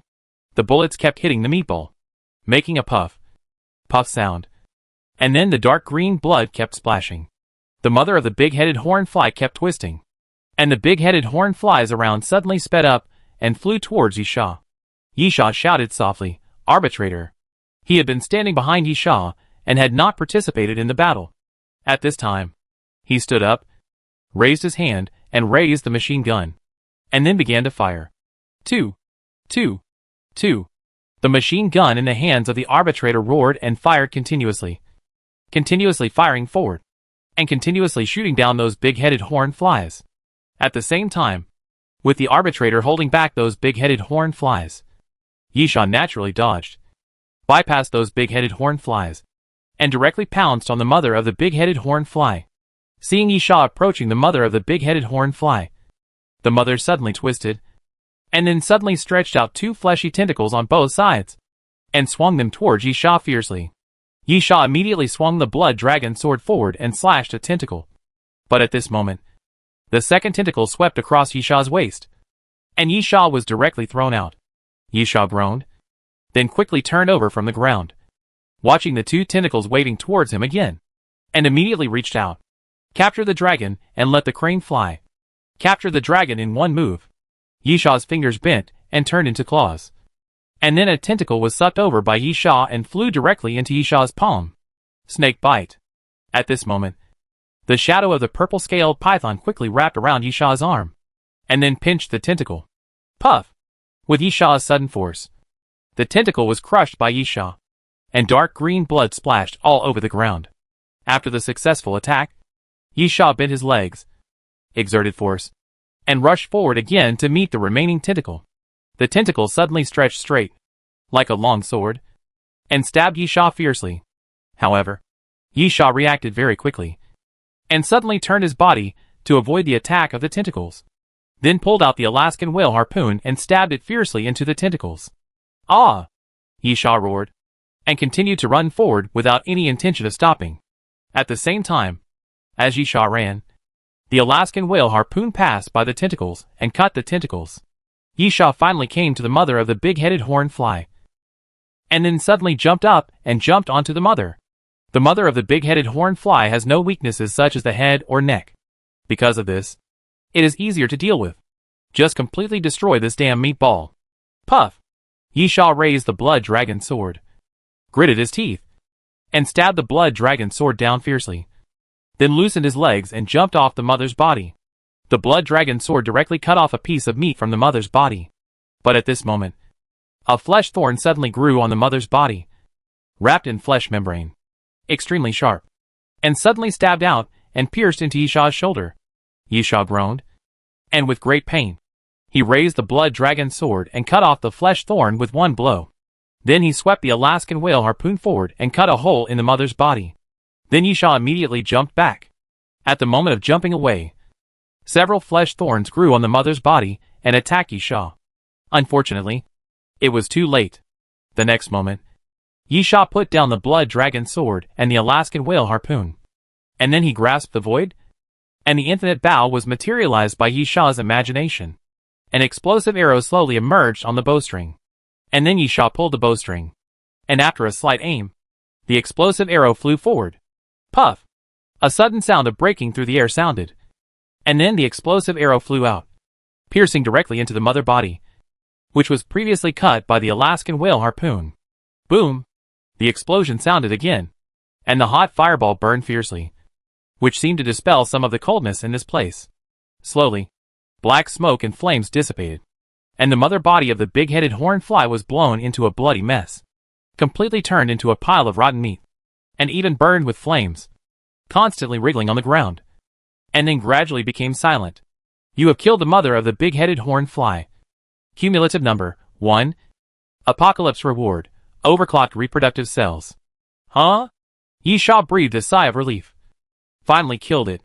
After the mother of the big-headed horned fly was killed, the remaining big-headed horned flies were not a big problem, because the number was limited, and they would disappear if they were all killed. Such a small matter naturally did not require Yi Sha to do it personally, and Yi Sha directly issued an order to the arbitrator: search the entire observatory and kill all the big-headed horned flies and zombies. The arbitrator's pupils lit up red, and then he silently loaded bullets and continued to fire, while advancing forward and starting the killing operation. After a while, Yi walked up to the second floor.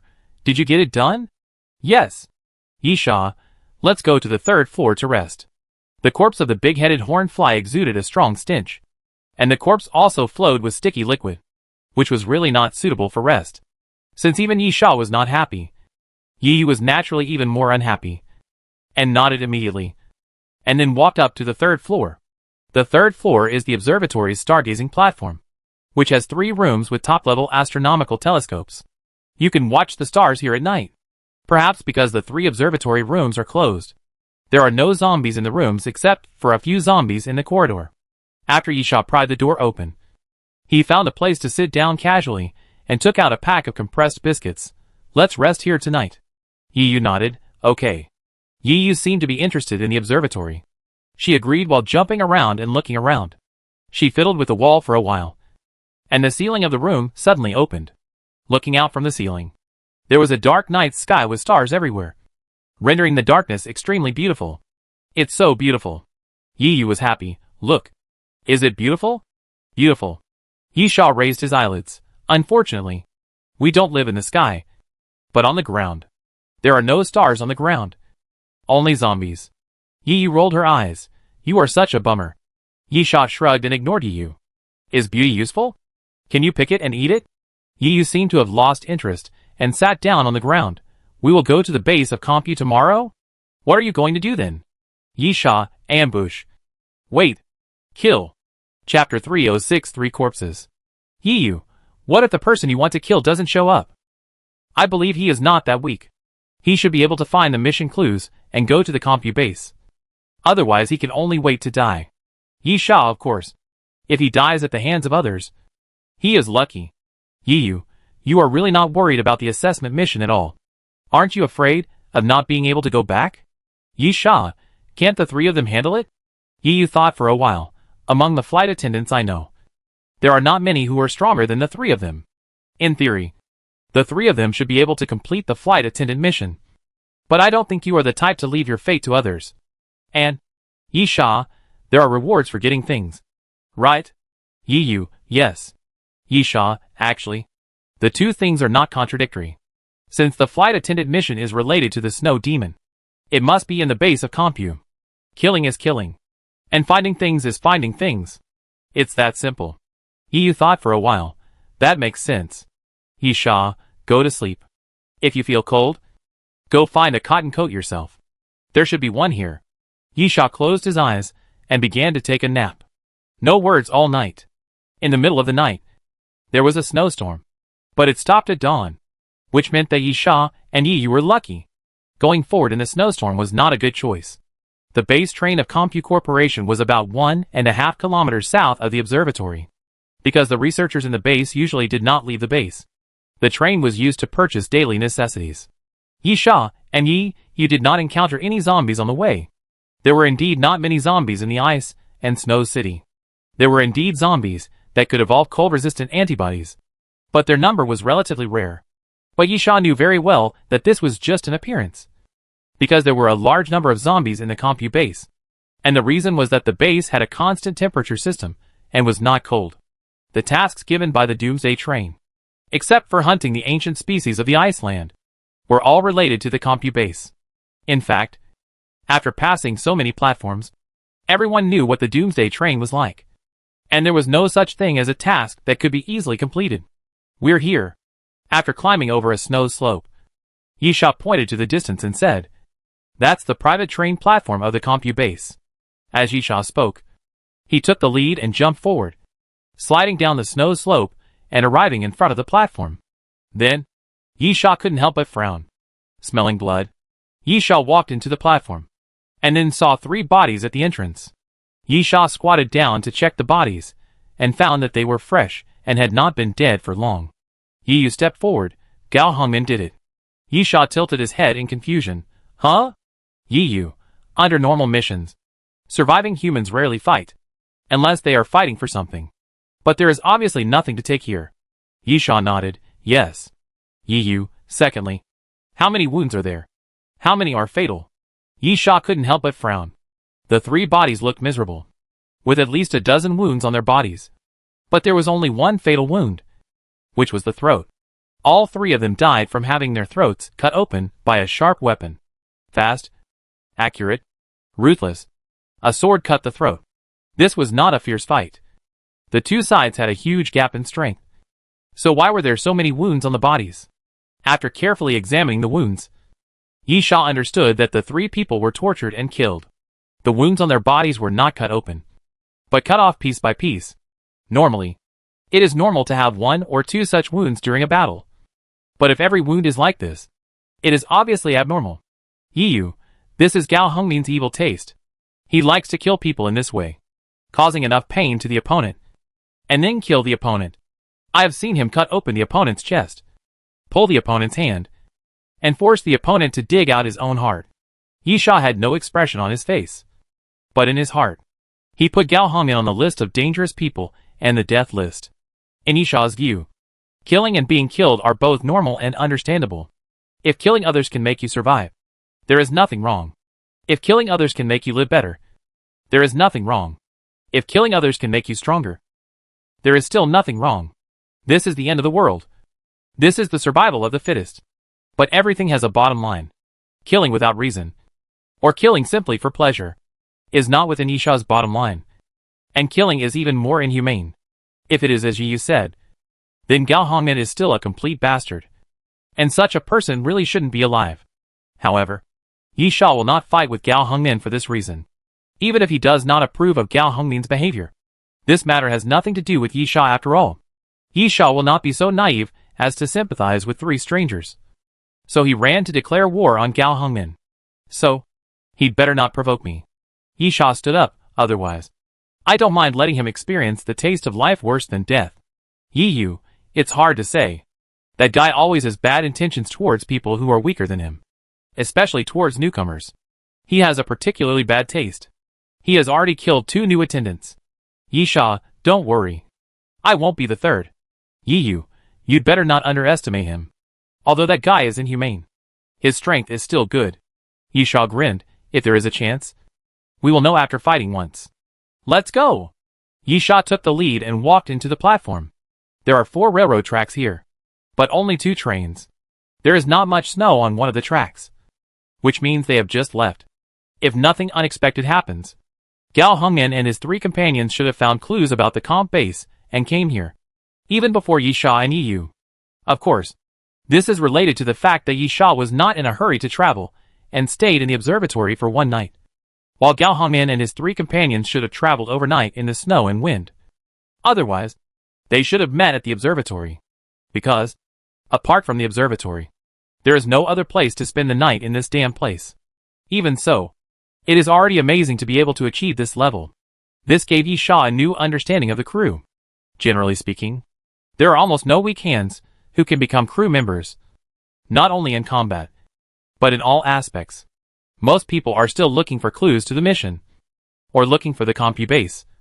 But Gao Hongmin and the other 2 have already gone to the Compu base. Gao Hongmin and the other 2 do not have the memory of the previous life like Yisha, and they knew where the Compu base was from the beginning. This is the gap. Chapter 307 Base. Yisha walked onto a train and signaled the arbitrator to start the train. Sitting down in the carriage, Yiyu asked, "How long does it take to reach Compu's base?" Yisha said, "About an hour." Yiyu was curious. I always felt that you were very familiar with the ice and snow city. And also with Compu's base. You didn't even look for any clues. But you knew the location of Compu's base. How to get there. And even the approximate distance, and how long it would take. Yisha smiled. If we don't investigate the reason, isn't this a good thing? Yiyu thought about it. Everyone has their own secrets. Did Yiyu really tell Yisha everything about her brain abilities? Therefore, Yiyu didn't intend to dwell on this issue. Yiyu, then, I will assume that you don't know the reason and are very familiar with the base of Compu. Do you know how to find the initial sample of the Newsy virus cell and the gene sample of the ancient species that resurrected the ice demon? Yisha, I don't know. Don't worry. I won't treat you unfairly. Yiyu, how about we each take one? I can also compensate you with some extra things that I can't use myself but are useful to you. Yisha spread his hands. I really don't know. Yisha really didn't mean to lie or hide anything this time. If it was a task in an ordinary carriage, he would certainly know where the task item was. But he had never been a steward in his previous life. So, even if Yisha had been to the ice and snow city at that time, he had never done a steward task. So how could he know where the things were? About an hour later, the train gradually reached the end. The end of the train was the belly of the mountain. The entire snowy mountain was hollowed out. And the base of Compu was built in the belly of the mountain. When the arbitrator arrived at the entrance, he stopped the train because there was no way out. A huge metal door about 7 or 8 meters high and 5 meters wide blocked the way ahead, blocking the train's way. Yiyu jumped off the train. Why is the door closed? How did Gao Hongmin and the other 3 guys get in? Yisha pointed to the drag marks on the edge of the metal door. They should have found a way to open the door, and then find a way to close the door. Otherwise the edge should be covered with snow. But now it is not. Yiyu, do you know how to open the door? I don't know. Yisha, but I know how to get in. Come with me, Yisha said as he walked to the side, and then pointed to the ice rock on the side. Do you want to climb with me? Or do you want me to pull you up after I climb up? Yiyu curled her lips. Of course you pulled me up. My petite and tender body. Yisha didn't wait for Yiyu to finish, and began to climb the ice wall. After climbing up quickly, he put down a rope and pulled Yiyu up, and then walked forward about 200 meters. After looking around, Yisha began to dig the snow on the ground. Soon, after the snow was smoothed, a piece of iron plate that could be pulled up was exposed. Yiyu, what is this? Yisha, the maintenance passage in the base. From here, you can directly lead to the inside of the base. With a creaking sound, Yisha pulled up the iron plate with force, revealing the dark passageway. Yisha, come with me. Be careful not to fall down. There are stairs on the edge of the passage, which can go down all the way. After about 3 or 4 meters, it becomes a horizontal crawling passage similar to a ventilation duct. After Yisha entered, he suddenly smelled a rotten smell, and his expression tightened, shouting, "Don't come down." As soon as Yisha finished shouting, a zombie dog suddenly jumped out of the pipe and pounced on Yisha fiercely. In such a small space, even if Yisha had 1,000 skills and maximized the effect of the Son of Wind's ability, he would never be able to avoid the attack.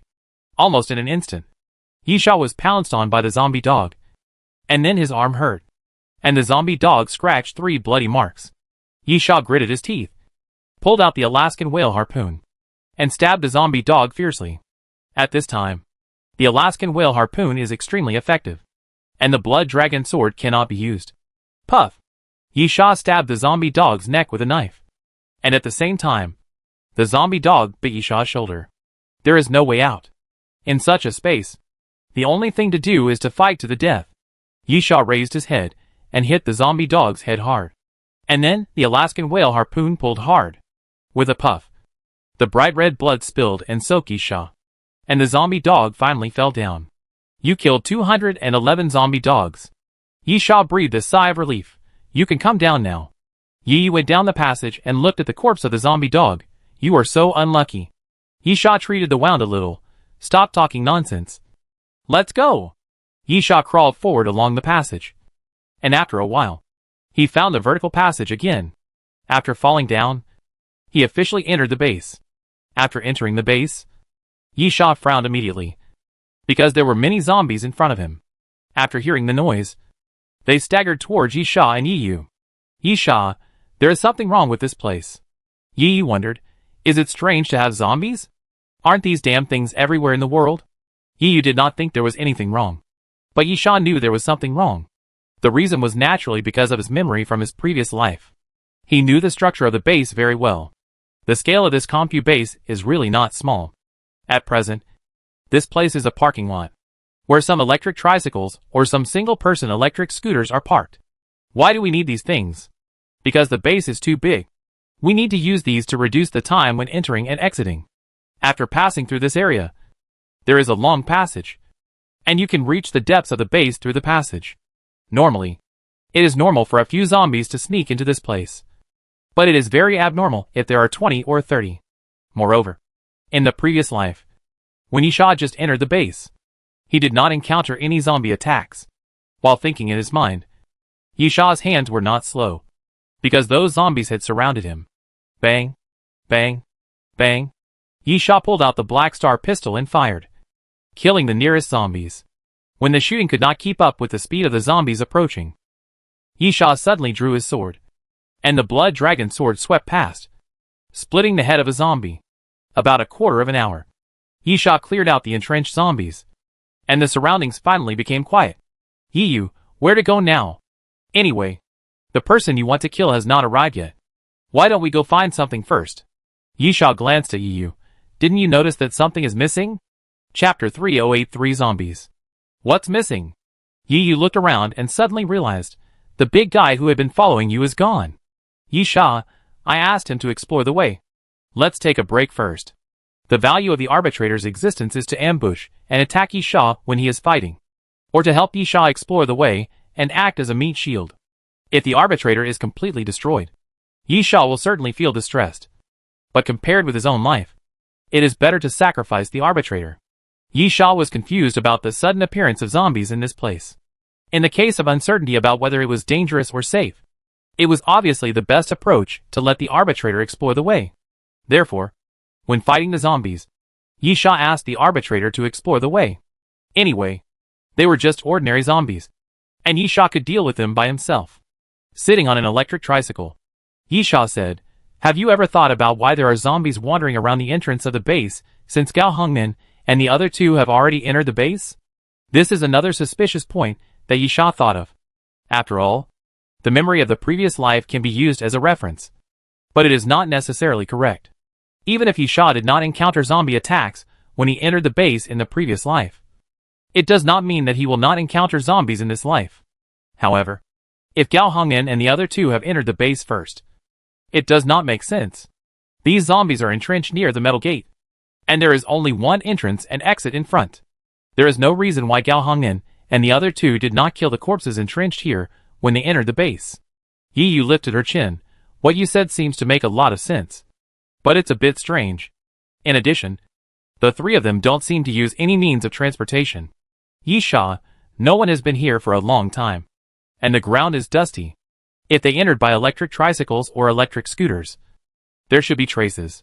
Yi Sha raised his eyebrows halfway through his words, then took out his PDA and took a look. Let's go! Yi Sha waved his hand. The arbitrator was attacked. Yi Sha quickly jumped on the electric tricycle and drove into the passage deep into the base. The passage was long, but with the help of a mobile tool, the speed was still very fast. After about 5 minutes, Yi Sha heard the sound of fighting. Then, bang! At the corner of the passage, a figure suddenly flew out and hit the wall hard, denting the alloy plate. It was the arbitrator. Yi Sha was stunned for a moment, then quickly jumped off the electric tricycle and walked to the arbitrator's side to take a look. The arbitrator had many wounds on his body, but what made Yi Sha feel relieved was that those wounds were only superficial and would not damage the arbitrator's functions. Moreover, after fusing the gene cells of the corpse flower, the arbitrator also had a strong healing ability, so these wounds were not a concern. Since the arbitrator was fine, Yi Sha immediately looked at the passage on the side. It was a humanoid zombie, and it seemed to have the unique cold-resistant antibody characteristics of the ice and snow city. Its skin was snow white, with a hint of crystal clearness, and a layer of frost covered the surface of its skin. At the same time, the zombie's right arm was frozen with ice, forming a sharp ice cone, and it was faintly cold. In addition, Yi Sha didn't recognize the zombie in front of him. Because of the memory of the previous life, Yisha knew a lot of zombies. Especially Yisha had been to the Ice and Snow City. So there should be almost no zombies here that Yisha didn't know. Unknown means trouble. Moreover, judging from the situation of the battle, the arbitrator obviously didn't beat the opponent. This alone can also show that this zombie is quite powerful. Clang. Seeing the zombie approaching slowly, Yisha also drew out the blood dragon sword and rushed forward, raising his hand and slashing with the sword. Clang. As the sword fell, the zombie raised his right arm violently, and the blood dragon sword collided with the zombie's ice cone, making a crisp sound and shaking off countless ice chips. Slowly, the blood dragon sword was pushed back little by little. Yisha gritted his teeth. This guy is so strong. The most powerful thing about the arbitrator is his strength. Being able to knock the arbitrator out has explained some problems to a certain extent. Now, Yisha also deeply felt the opponent's power, which was indeed quite terrifying and could completely suppress him. At this time, Yi suddenly shouted, "Be careful of the top of your head." Yisha's mind tightened, and he drew his sword almost instinctively and quickly jumped back. At this time, a black tongue fell from the sky, hit the ground, and directly pierced a piece of the ground. Yisha looked up at the ceiling and was stunned. Black crawler? A crawler was hanging upside down on the ceiling. But the difference from ordinary crawlers was that the skin of this crawler was as black as ink, and faintly revealed the unique luster of metal. Yisha murmured, "The evolution of the crawler?" The newly appeared mutant zombie was definitely a crawler, but it was obviously different from ordinary crawlers. Yisha had never seen it before. The only possibility was that the environment or other factors caused this crawler to evolve. Bang, bang, bang. At this time, the side wall made a loud noise again, and then the metal plate embedded in the wall bulged out quickly at a speed visible to the naked eye. After a moment, the metal plate on the wall was knocked away by a blow, and then the third mutant zombie shook its body and drilled out from behind the broken wall. The zombie was also humanoid, with a height of more than 2 meters, but half bent over, walking like an orangutan, with a tentacle made of rotten flesh behind its head, hanging on its back and dragging to the ground. Another mutant zombie that Yisha didn't recognize at all. Roar! The moment the zombie appeared, it roared loudly, shaking the passage constantly, and the alloy plates embedded in the surrounding walls were actually shaken open and kept falling to the ground. Gulp! Yisha moved his throat and said to Yi, "It seems that you can't continue to rest." Yi nodded, also with a serious expression. Although Yisha didn't know these 3 mutant zombies and didn't know their levels, he could tell from the feeling and the sense of oppression they showed that these 3 mutant zombies were extraordinary. Obviously, Yi also knew this. Then, Yi suddenly stretched out his hand and snapped his fingers. "Start the war!" Snap!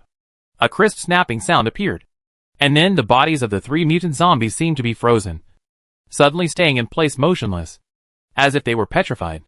The next moment, Yisha suddenly jumped forward, danced with the blood dragon sword, and stabbed forward continuously. Chapter 309, Fighting to the Death. The 3 zombies were like wooden stakes. They did not react even after being stabbed 5 or 6 times by Yisha. But at this moment, Yi gritted her teeth and said, "I can't hold on any longer. Retreat." When Yisha heard this, he quickly jumped back. Sure enough, as soon as Yisha jumped away, the zombie covered with frost swung the ice cone and fiercely stabbed the wall on the side. The black crawler suddenly jumped up, and after its claws embedded in the wall, it spit out its tongue and stabbed towards Yisha.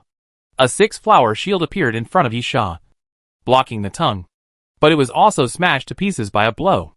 However, bang! The 6-flower shield was unable to prevent the next round of attacks.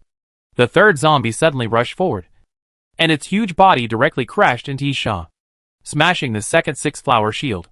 Its momentum did not decrease, and it directly hit Yisha's chest, accompanied by the dull sound of the collision. Yisha was directly knocked out, and his back hit the wall, causing Yisha to grimace. At this time, Yi stretched out her hand and pushed forward to stop the zombie's charge. A pale yellow light emanated from her eyes, and the color of her pupils changed from black to yellow. Then she raised her palm violently upward. Bang! The body of the zombie suddenly floated up and hit the ceiling. But the black crawler quickly approached along the wall and stretched out its tongue to roll towards Yi.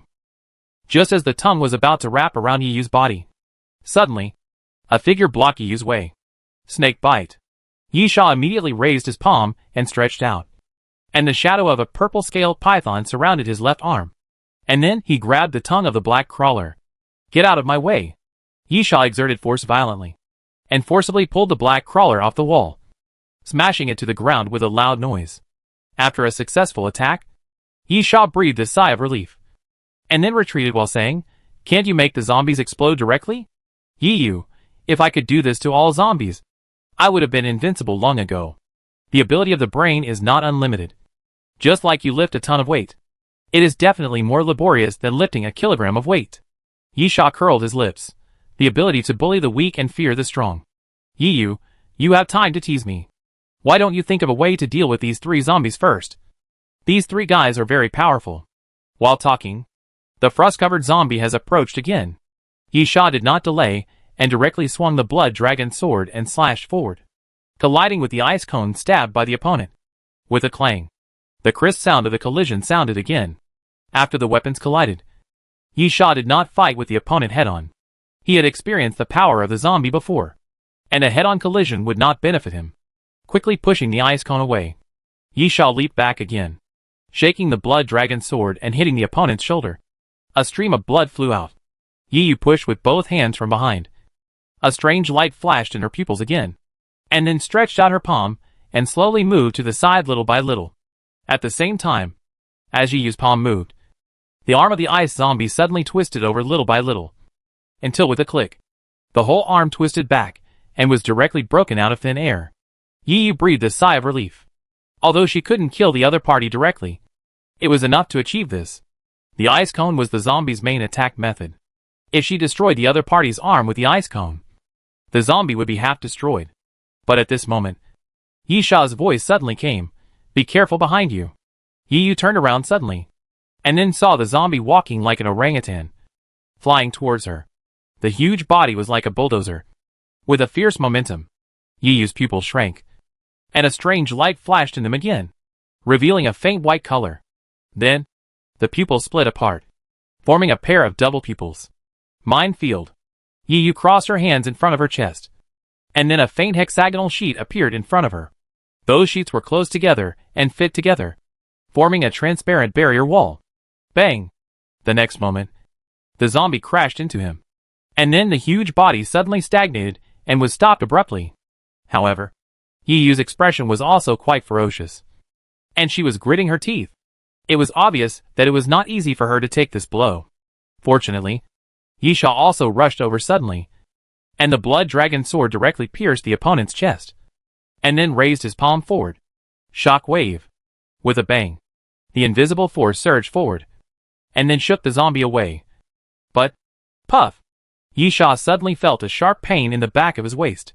Looking back, he saw that it was the black crawler hanging upside down on the ceiling. The tongue shot out like a sharp arrow and pierced the back of his waist. The pain also aroused Yisha's ferocity. With a low roar, Yisha turned his body violently, pulled out the Alaskan whale harpoon, and stabbed it fiercely. With a puff, the Alaskan whale harpoon directly pierced the black crawler's tongue. And then Yisha pulled it hard and pulled the black crawler down from the ceiling. Yiyu's figure flashed, and she quickly came behind the black crawler and placed her hands on both sides of the black crawler's head. Mental shock. The black crawler roared crazily, and its body trembled violently. And then, bang! A muffled sound like a balloon being stepped on suddenly appeared. And then the black crawler's head suddenly exploded, turning into countless pieces of meat and scattering in all directions. The air was filled with blood mist, with a faint smell of blood. One of the 3 zombies was finally killed. On the other side, the gorilla-like zombie flew over again and hit Yisha fiercely. But at this moment, the dragon pattern on the blood dragon sword in Yisha's hand also emitted a red light. Blood dance. Yisha slashed forward without hesitation, and 3 blood lights swept forward continuously, slashing down at the zombie. Puff! Puff! Puff! The first blood-colored half-moon arc light directly cut through the zombie's chest, leaving a slash wound on the opponent's chest. The second blood-colored half-moon arc light slashed the zombie's head, but it failed to split it in one blow, leaving a blood line on the opponent's forehead. Then, the third blood-colored half-moon arc light fell, This was the most powerful one. There was a dull sound of the blade entering the flesh. And the zombie's right arm that was blocking in front of him was cut off by the sword. And half of the arm flew into the air. Yisha roared, "Go to hell." Yisha fiercely slammed into the zombie's arms, knocking the zombie to the ground. Then raised the blood dragon sword and stabbed it hard at the blood line on the zombie's forehead. Puff! The next moment, the blood dragon sword pierced through the zombie's head. Chapter 310 Zombie Tide. You have killed mutated brute force. Cumulative number 1. Apocalypse reward. Strengthened cell fluid. You have killed mutated brute force. Cumulative number 1. Apocalypse reward. Super active cell. A mysterious voice sounded, indicating that Yisha had killed the second zombie. As for the remaining one, it would be much easier to kill. After all, the zombie covered with frost had already lost one arm by Yiyu. Losing the ice cone on his right arm was equivalent to losing his biggest weapon. Snap! Yiyu snapped her fingers without hesitation. Mind control. The ice zombie was immediately restrained in place, and became unable to move. Yisha suddenly rushed over, and stabbed the opponent's throat with his sword. Clang! A crisp sound rang out, and Yisha felt his wrist tremble. But it was numb from the shock. The frost covering the surface of the zombie's body was actually harder than metal. The blood dragon sword stabbed out, but it only pierced a half-inch wound on the opponent's throat, barely piercing the ice surface, and failed to penetrate the opponent's throat at all. Yisha kept stabbing the blood dragon sword in his hand, and immediately stabbed it out again, slashing at the opponent's throat continuously. For a while, ice chips kept flying. Roar! About half a minute later, the zombie suddenly roared, forcibly broke free from Yiyu's restraints, opened its mouth, and bit directly at Yisha. Yisha immediately stepped back. It was originally the best opportunity to kill the opponent while he was restrained by Yiyu. But unfortunately, Yisha was unable to grasp it. However, at least it made him understand that ordinary sword slashes seemed unable to easily break the defense of this zombie. The frost covering the surface of the zombie's skin was too hard. Watching the zombie rushing at him with bared fangs and claws, Yisha retreated while holding the blood dragon sword across his chest. The ice zombie no longer had its ice cones, and its attack method became the same as that of ordinary zombies, mainly biting. It stretched out its remaining one arm, grabbed the blood dragon sword, and then opened its mouth to bite Yisha. And this is what Yisha wanted. Yisha pulled out a crystal bar of the red flame bomb and stuffed it directly into the zombie's mouth, then raised his leg and kicked the zombie in the chest, kicking the zombie away. The next moment, Yisha stretched out his hand and pressed forward. Capture the dragon and let go of the crane. Second style of let go of the crane. As Yisha raised his palm and pushed forward, a huge force went forward, pushing the zombie away and pressing it directly against the wall in the distance. The zombie kept struggling, waving his hands and feet randomly. And then, boom! Accompanied by a loud noise, a hot ball of fire exploded directly from the zombie's body, engulfing the zombie's body and also shattering the wall.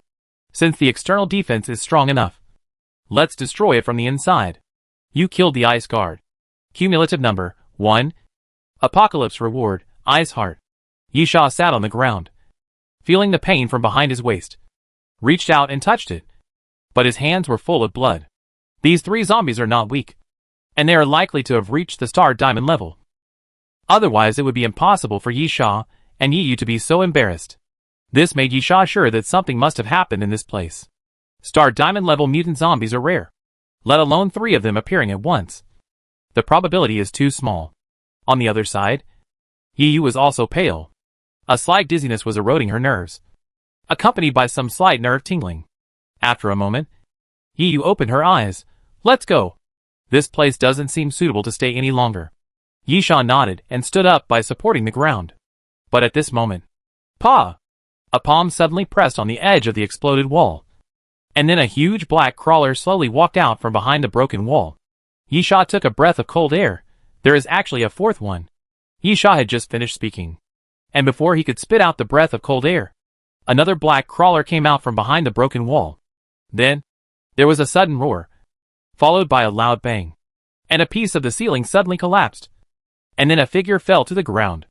It was a mutant zombie with a rotten body and dense bone spurs.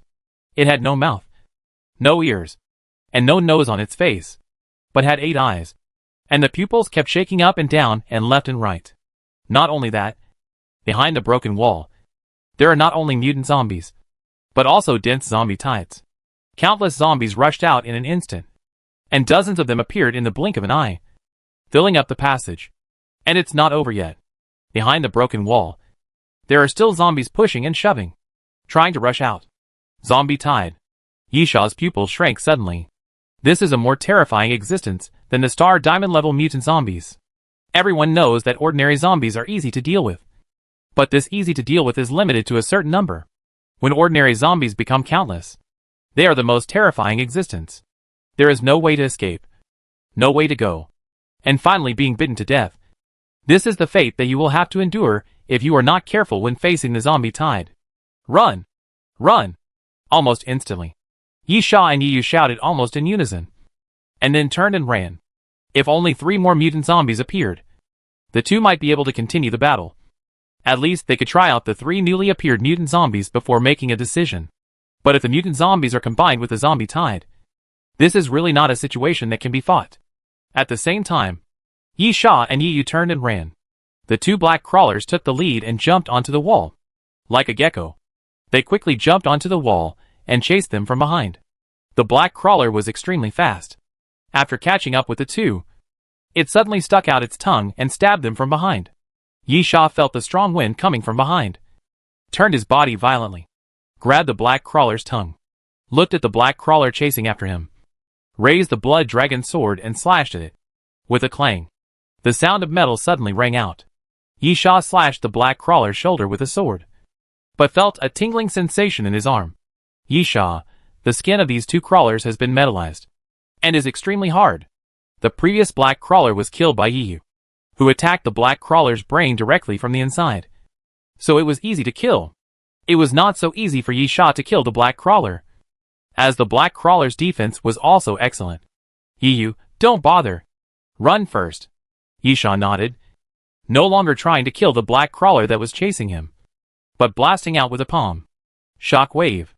The invisible force swept forward, hit the black crawler's body, blasted the black crawler away with a palm, and smashed it into the zombie group. Then Yisha turned around, picked up Yiyu by the waist, and continued to run wildly. Chapter 311, Desperate Escape. The ability of the Son of Wind can only be used to a limited extent in a closed passage. After all, the Son of Wind's ability requires wind and airflow to increase speed. Even so, Yisha could only run, running forward madly. Bang! At this time, a piece of the ceiling in the passage suddenly fell off, and the metal plate hit the ground directly.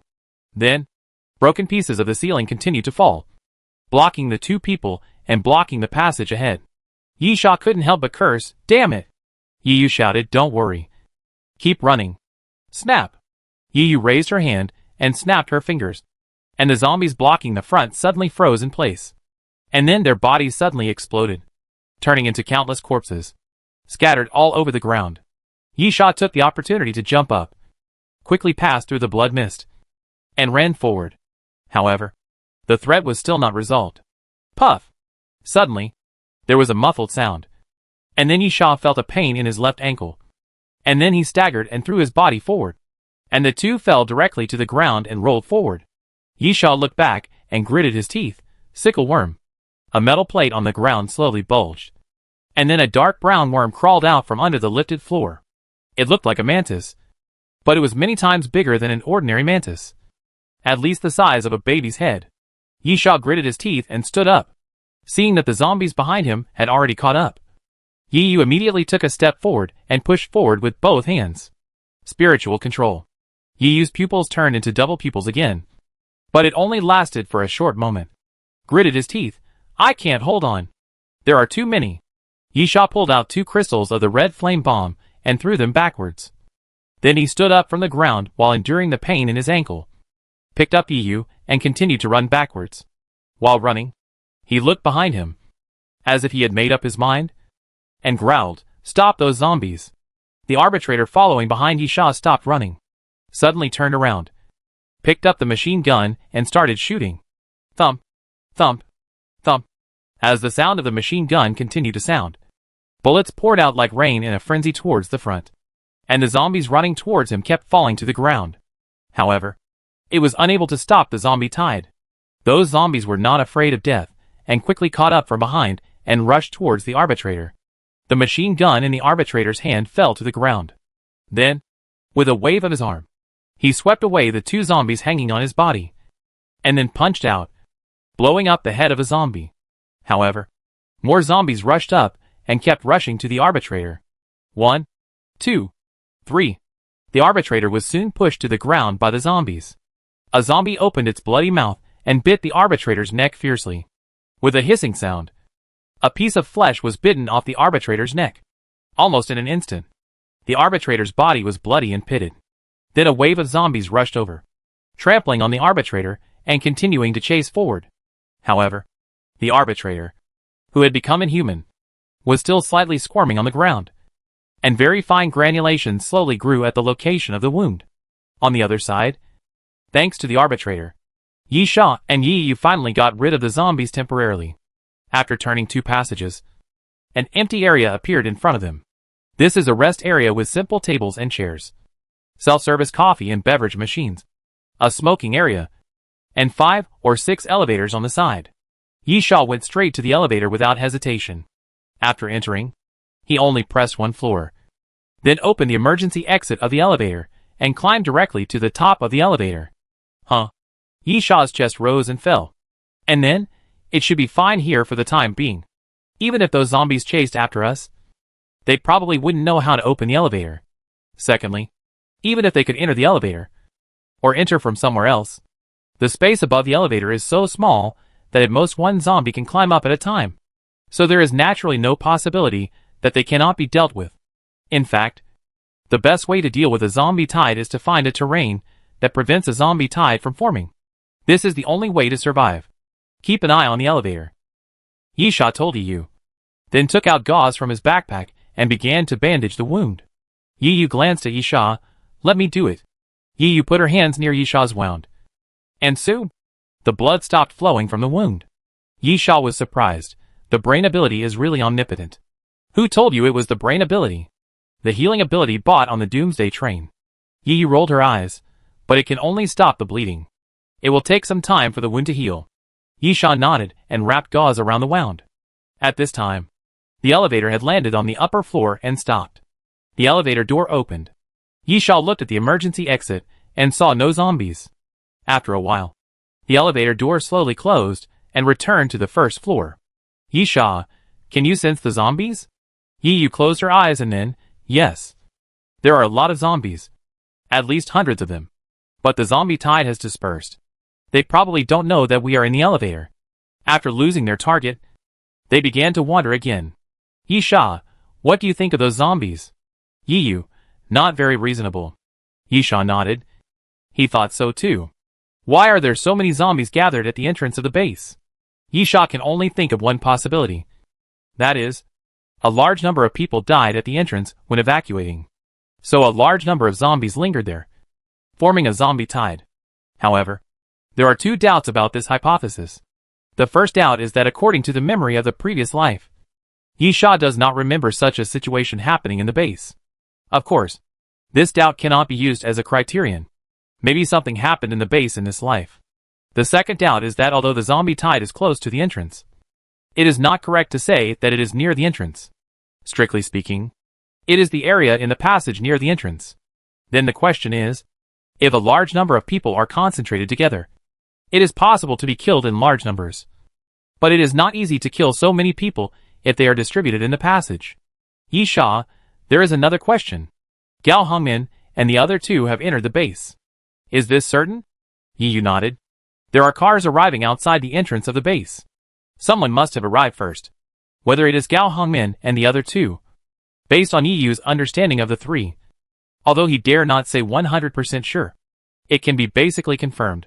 Yi Sha, so, are they dead? Chapter 312 Temporary Hiding. Yi Yu, they should not be dead. Right? We didn't see their bodies. If Gao Hongmin and the other 2 died, there must be bodies. When Yi Sha checked the bodies on the train platform, he found that the 3 bodies had not been killed for long, and even the blood was still warm. In such cold weather, the blood of the bodies was still warm. which means that Gao Hongmin and the other two left first. Probably no more than 10 minutes. Even if they died after entering the base, they would not turn into zombies so quickly. Yi thought for a moment, if we can escape, they can too. I will definitely win against the three of them if I fight them alone. But we won't be able to defeat them together. Therefore, their overall strength should be similar to ours. Yi Sha, but the problem is that there are no traces of fighting in the passage. Secondly, if they encountered a zombie tide before and escaped, the zombie tide should not have dispersed in the passage near the entrance of the base, but deeper. This, Yi Yu pondered for a moment, not knowing what to say. Yi Sha concluded, this is strange. Yi Yu, whether it is strange or not, we can think about it later. Let's think about what to do now. Right? Yi Sha, I have to recover. Yi Sha looked at the wound helplessly. There are two main wounds. The waist and ankle. The wound on the waist is not important for the time being. The wound on the ankle is the most troublesome part, which affects Yi Sha's movement. Although Yi Sha had forced himself to rush out, it was entirely because of his will to survive that he was able to do so. It was impossible for Yi Sha to keep moving and fighting with an injured ankle for a long time. Yi Yu, then take a break. Do you have enough food? Yi Sha took out a pack of compressed biscuits. You can eat it 10,000 times.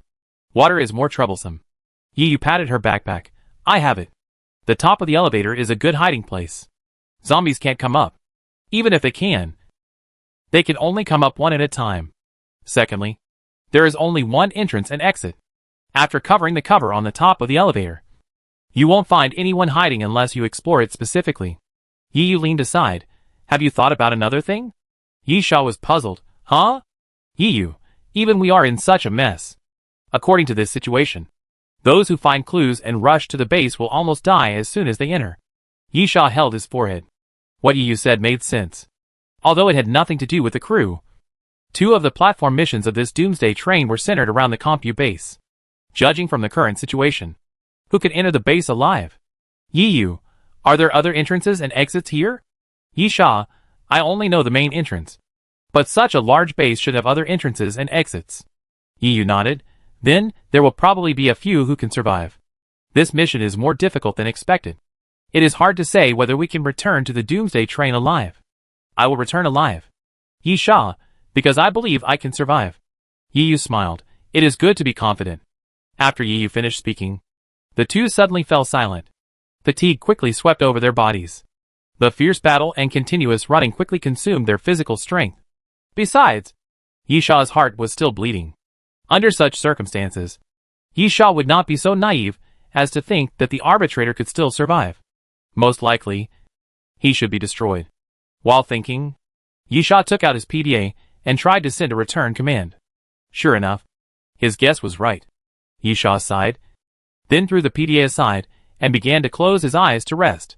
Yi Sha did not need to rest for too long, because he had the Alaskan harpoon. As long as he could ensure that he could move normally, Yi Sha could hunt zombies to recover. Yi Yu's healing ability was still useful. Although he could not recover immediately, his injuries healed to a certain extent after about 8 or 9 hours. Although his feet were still extremely painful, Yi Sha thought that he should be able to move easily after a day or two of rest. During these 2 days, Yi Sha and Yi Yu stayed at the top of the elevator and never left. Fortunately, the zombies did not come to them again. They ate, drank, defecated and urinated in the elevator. Yi Yu fanned her palms to drive away the stench. This is the worst time for me. 2 days later, Yi Sha was able to walk on the ground. And the next step was to hunt zombies to recover. Of course, they would never go to the first floor. They didn't want to experience the zombie tide again. So after starting the elevator, they went to the second floor of the base. From the second floor of the base, it is the real inside of the base. The general structure of the first floor is basically the entrance, the passage, and then the warehouse, which stores the daily necessities of the base. And there is no area related to research. After entering the second floor, the first thing is the office area, which is mainly responsible for data sorting during the research process, reviewing discarded data, and archiving important data. Yi Sha limped and walked through the passage with the help of the wall, revealing a bit of helplessness. When I didn't want to see those zombies, they desperately appeared. But now when I need them, I can't find them. Yi Yu, This means that the reason we previously speculated that there would be a zombie tied on the first floor may be related to the evacuation of the base personnel. There is still a great possibility that because everyone went to the first floor, this place is empty. Yisha nodded, feeling helpless. Without zombies, he couldn't use the Alaskan whale harpoon to suck blood to heal his injuries. Yiyu suddenly had an idea. We can find zombies for research. Yisha, you don't want me to kill the snow demon in my current state? Yisha knew the location of the snow demon, and killing it was indeed one of the tasks. But the snow demon was an ancient species, and it was an ancient species infected with the zombie virus. So it would not be easier to kill than the 3 mutant zombies encountered before. Wait a minute. Yisha suddenly frowned and stopped. No. No. Yiyu wondered. What's wrong? Why are you so weird?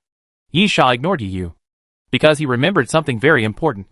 According to Yisha's memory in his previous life, this base had been studying whether there were zombie virus antibodies in the snow demon. But because of the mess, the snow demon woke up and killed a large number of humans, causing the zombie virus to spread in the base. The final result is naturally zombies rampant. So, even if the situation in this life has changed, there are only 2 reasons. The first is that the snow demon still wakes up, and the second is that the snow demon does not wake up. If the snow demon still wakes up and kills a large number of humans, there should not be a zombie tied at the entrance of the base, because the snow demon is not on the first floor, and the humans killed by it should not appear on the first floor after becoming zombies. If the snow demon does not wake up, then this base will not be abandoned at all, which means there are still living people here. Chapter 313 Hongja. Yisha frowned and pondered, feeling that this matter didn't make sense no matter how he thought about it. Yi was quite impatient. You should say something. Nothing. Yisha shook his head. There are just some things that I can't figure out. Don't worry about it for now. I have to find a zombie to recover from my injuries first. Yiyu, that's what I want to say. You don't think that the only zombie used for research in this base is a snow demon, right? Yisha, what do you mean? Yiyu, although I don't know what to do with the extra zombies, zombie virus antibodies are also a research topic related to zombies. I think there must be other zombies here for experiments. Yisha, that makes sense. But where can I find them? Yiyu, aren't you familiar with this place? Yisha smiled bitterly. He was indeed very familiar with it. But in his previous life, this was just a normal base full of zombies. There was no zombie swarm, and the zombies were distributed throughout the base, which was completely different from the current situation. At that time, Yisha was moving forward and encountered zombies everywhere. How could he know which ones were zombies that appeared after being infected with the virus? Which ones were zombies that were originally imprisoned for experiments?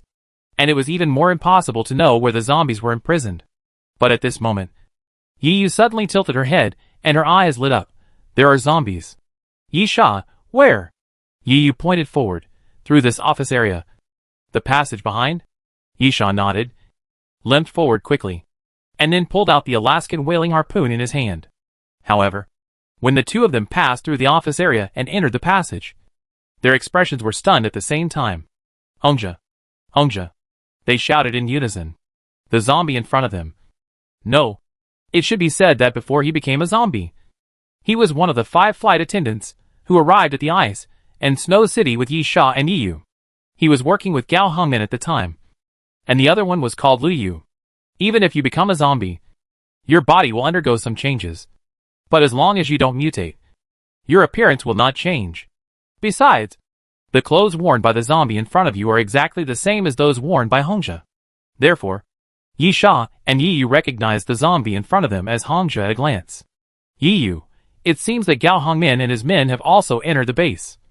And something may have happened. Otherwise Hongja would not have become a corpse and wandered here. Yisha nodded. Don't worry about it for now.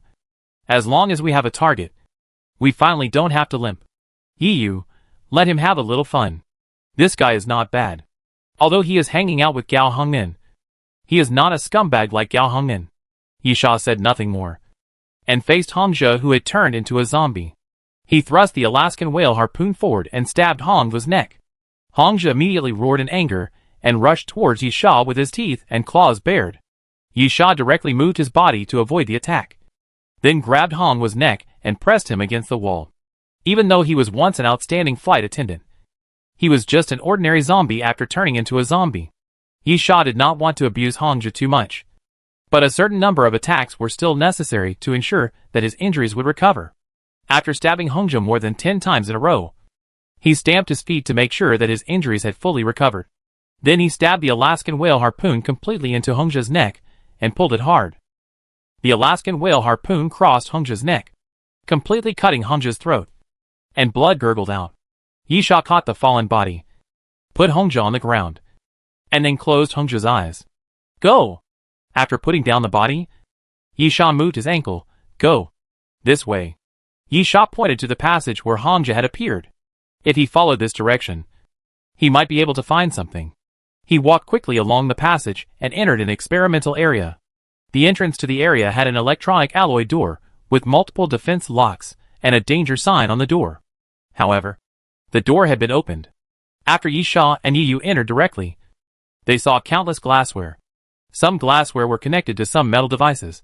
Some glassware were just placed there, and some glassware were intact, containing liquids of different colors. Of course, some glassware had been broken. Yi Sha reached out and touched a metal table. There was a battle here.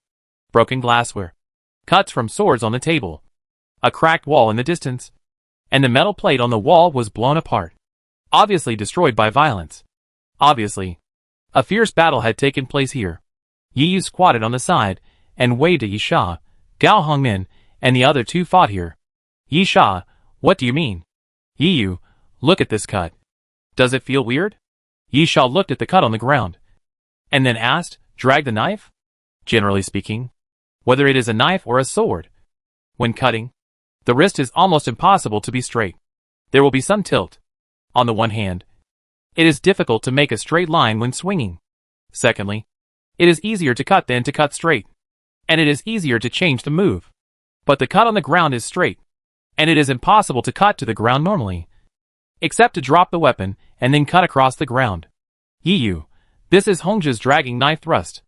I've seen him use it before. It leaves a cut like this on the ground. And then, you can see the burnt marks over there. Yi Sha, electric current? Yi Yu, yes. Gao Hongmin's cell genes have mutated, and he can store electric current in his body, and then use it when attacking. Yi Sha nodded, and he looked a bit like Gu Shujiu whom he had met before. Yi Sha, but I didn't see any zombies or corpses. Do you have any sense? Of course, there is no need to say much about corpses. If they become zombies, because zombies are very slow, and they wander unconsciously, they usually won't run too far if they don't have a target to chase. Yi Yu closed her eyes. And then, it's very clean here, and I don't feel any trace of zombies. Maybe Gao Hongmen and Lu Yu are not dead. Only Hongzhi is dead. No, that's not right. There is something, and it's moving very fast. It's not an ordinary zombie. Yi Sha immediately became alert and drew out the blood dragon sword. Direction. Yi Yu, in front. 20 meters. 10 meters. So fast. It's coming. Yi Sha looked forward and didn't see anything. But at this moment, a glass container suddenly made a crisp sound and suddenly exploded.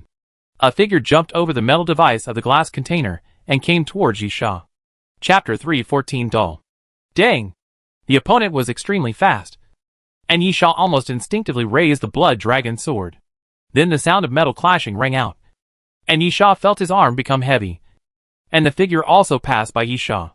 After the attack, Yi Sha quickly turned around, and then he was stunned. Is this a mutant zombie? Can zombies mutate like this?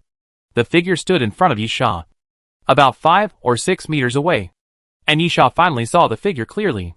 It was a wooden doll the same size as a human being, a woman wearing a black dress, and it was lifelike, but it was still easy to tell that it was a doll, not a human, because there were gaps at the joints, and even if it was made the same size as a human, and the facial features were carved lifelike, it was still made of wood, and it was obviously not a human. This obviously couldn't be a mutant zombie. No matter how mutant a zombie is, it is still a living thing, and it is impossible to turn flesh and blood into wood. Yi Yu was puzzled. Is it a prop from the Doomsday train? Yi Sha, Gao Hongmin, or Lu Yu? Yi Yu, I've never seen him use something like this before. Maybe it's a surviving human in another car? Yi Sha looked around. This doll definitely wasn't a zombie or an ancient species. It must be a prop from the Doomsday train. Since it's a prop, there must be a user. However, Yisha didn't see any other humans around. And in fact, Yisha didn't need to use his eyes to look for them. If someone was hiding, you could sense it. At this time, the doll had started to move again and was attacking Yisha quickly. Yisha immediately stepped back. There was a blade hidden under the doll's right forearm, which was completely attached to the arm. It was very secretive. But after fighting once, Yisha naturally noticed it. Clang! Yisha held the blood dragon sword horizontally and collided with the opponent's forward-stretched arm. Sure enough, it made a crisp sound that only metal collisions could produce. After the attack, Yisha immediately drew the Alaskan whale harpoon from his waist and swept it forward fiercely. With a hissing sound, half of the sleeve of the doll was cut off by Yisha. "Yiyu, do you need my help?" "Yisha, just watch it first. I think I can handle it." After the previous battle, Yiyu's brain ability has been confirmed to be similar to what Yisha speculated. The ability is strong, but it seems to have a strong burden on the brain. So, as Yisha speculated before, the brain ability cannot be used continuously, or it needs to rest for a period of time after using it for a period of time. But Yiyu's ability is very effective at critical moments. Since Yisha felt that he could handle it, Yiyu's ability would naturally be used sparingly. At this time, the doll attacked again. This thing seemed to be somewhat similar to a zombie. It had no thoughts. It just identified the target and started to attack frantically. Yisha did not intend to block it this time, but let the doll attack him. Then the 6-flower shield emerged and blocked Yisha. And then the 6-flower shield shattered. At the moment when the 6-flower shield was broken, Yisha thrust out his sword again, fiercely stabbing the chest of the doll, piercing a big hole in the doll. However, this big hole did not cause much damage to the doll. This thing was not alive, and it would not die even if the heart was pierced.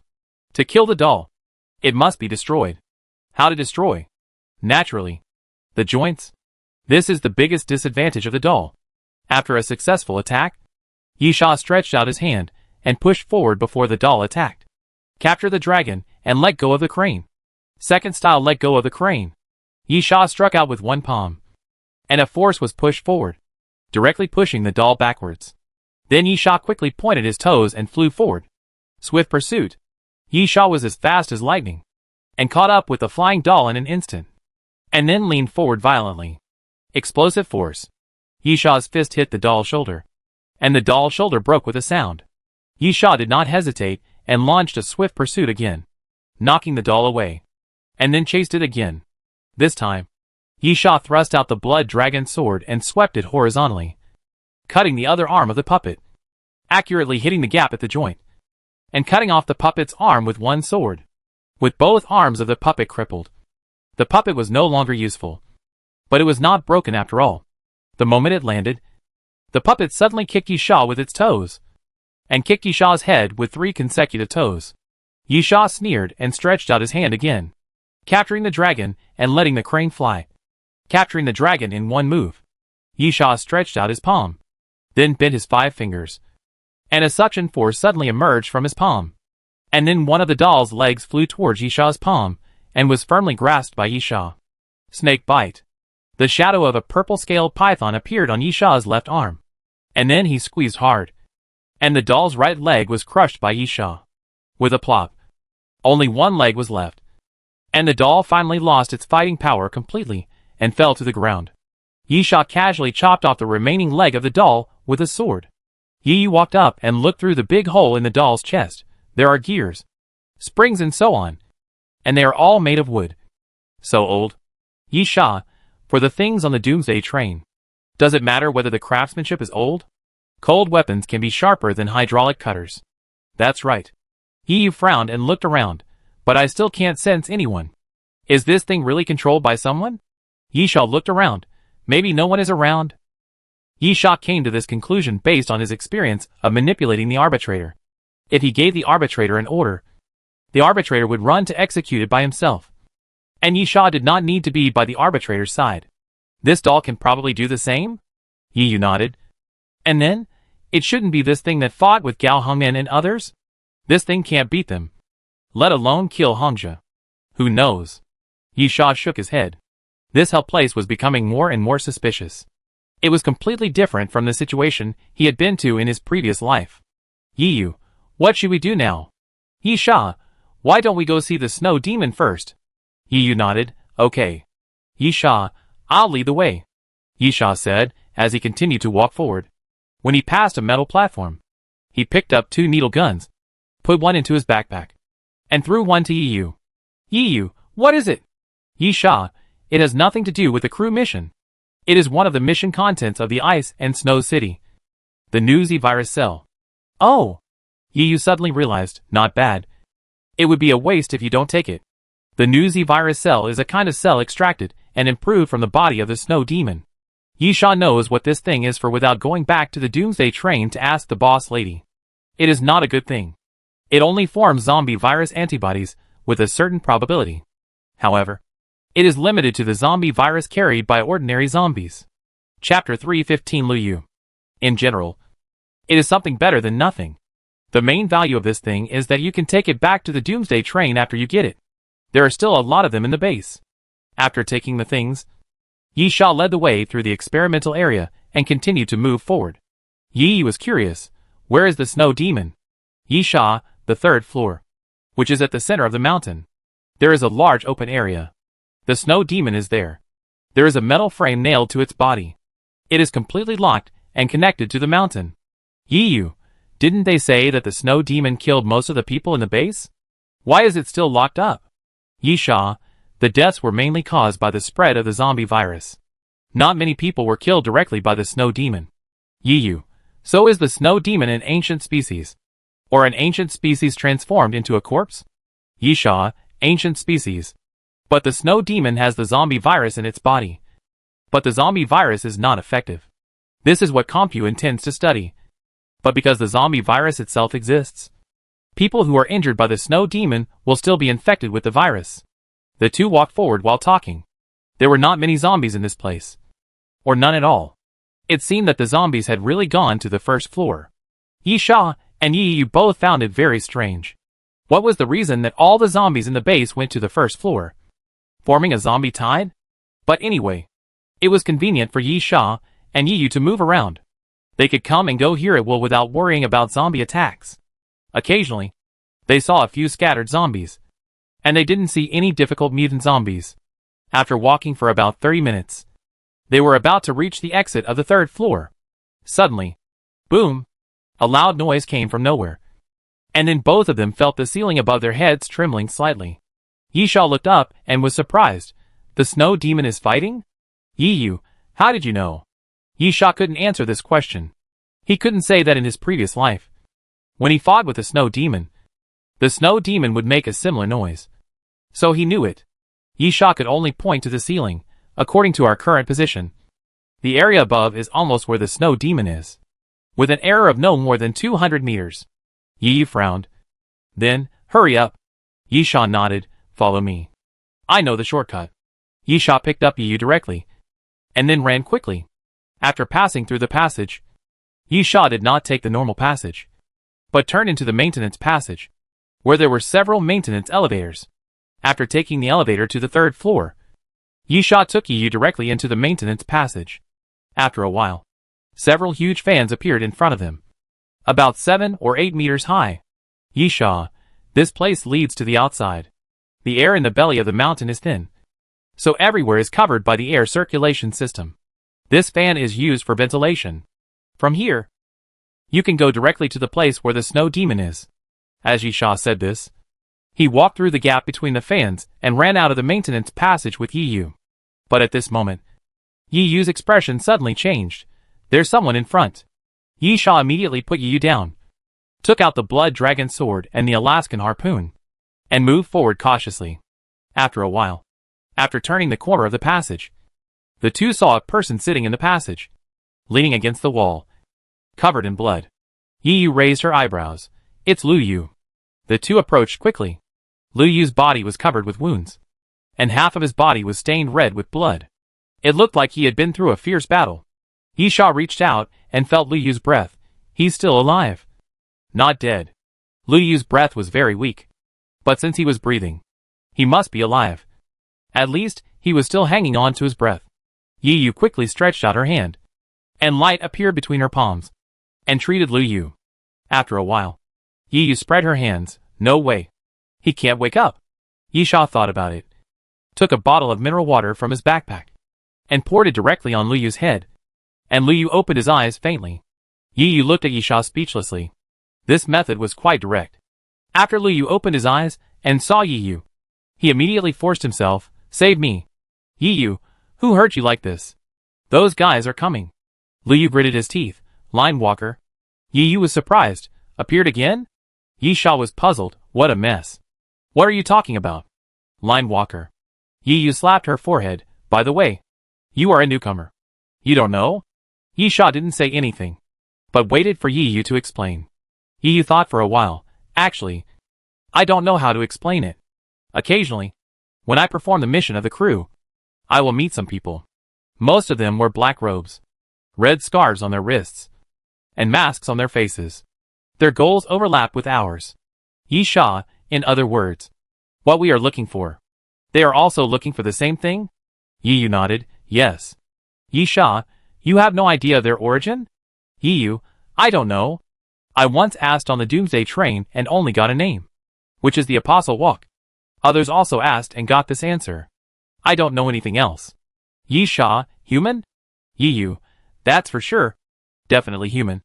And very strong. Very difficult to deal with." Yi Sha pondered. "It's not that apart from the surviving humans on the Doomsday train, there are no other humans in this world who survived the apocalypse. For example, the one-eyed old man seen in the desert wasteland. And the surviving human concentration camps also have humans. They didn't get on the Doomsday train, but they also found a piece of land of peace and happiness in the apocalypse and survived temporarily. However, Yi Sha believed that there were other surviving humans besides those on the Doomsday train. But if these surviving humans could fight against the train attendants? No. Let alone fighting against the train attendants. Even if they fought against the surviving humans on the Doomsday train, it would be impossible for them to win. In this case, where did the words very difficult to deal with come from? At this time, Lu Yu became weaker and weaker, whispering, "Save me. How do you want me to save you?" "Yi Yu, I have treated your injuries. It depends on you whether you survive or not. I am going to find the snow demon now. If you can get something, you can return to the Doomsday train. If you can't hold on, it's your business." Although Yi Yu didn't care whether to save Lu Yu or not, she really couldn't save him. Without getting the things, they couldn't return to the Doomsday train at all. With Lu Yu's injuries, the general treatment potions purchased from the Doomsday train didn't have much effect, and were not much different from Yi Yu's treatment ability. Chapter 316 The Apostle.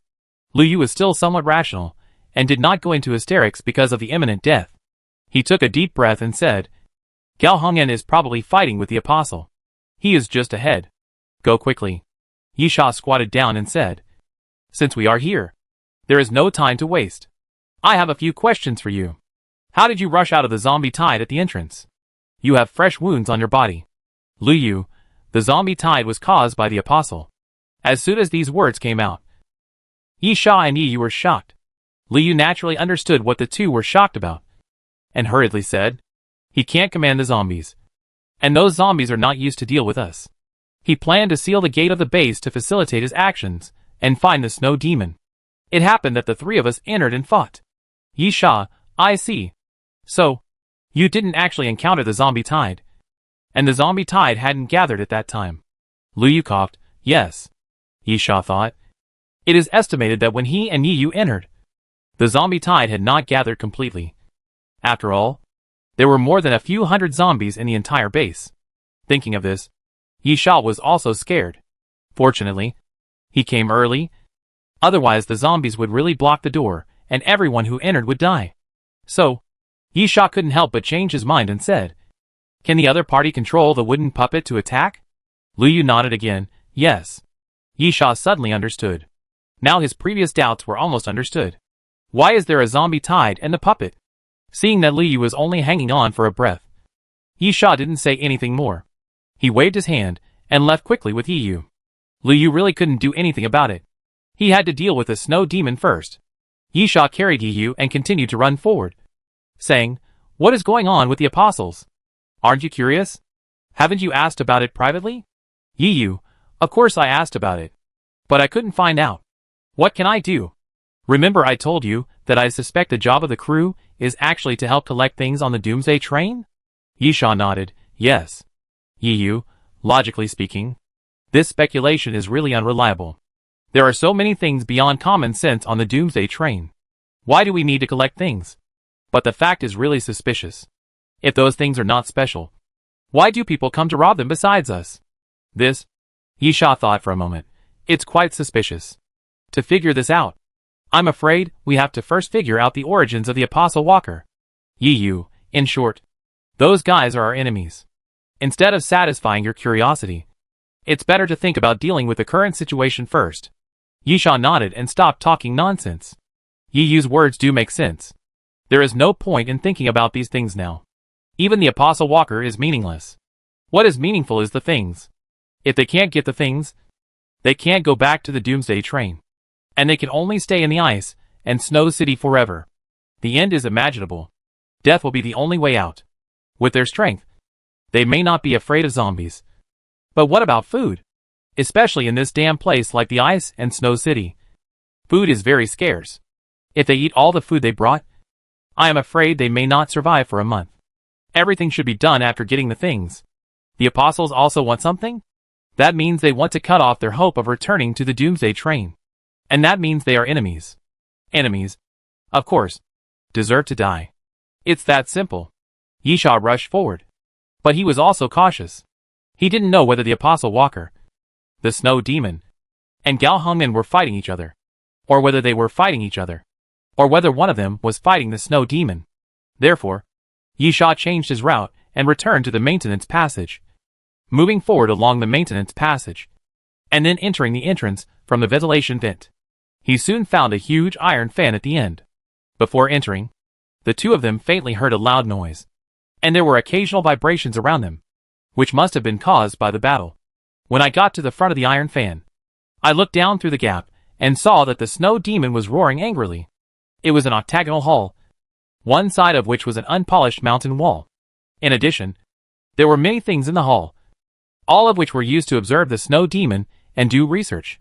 Close to the mountain wall was a huge white-haired gorilla. The white-haired gorilla was nearly 10 meters tall, with a tuft of red hair on its forehead. Its body was as big as a small mountain, and its face was hideous and terrifying.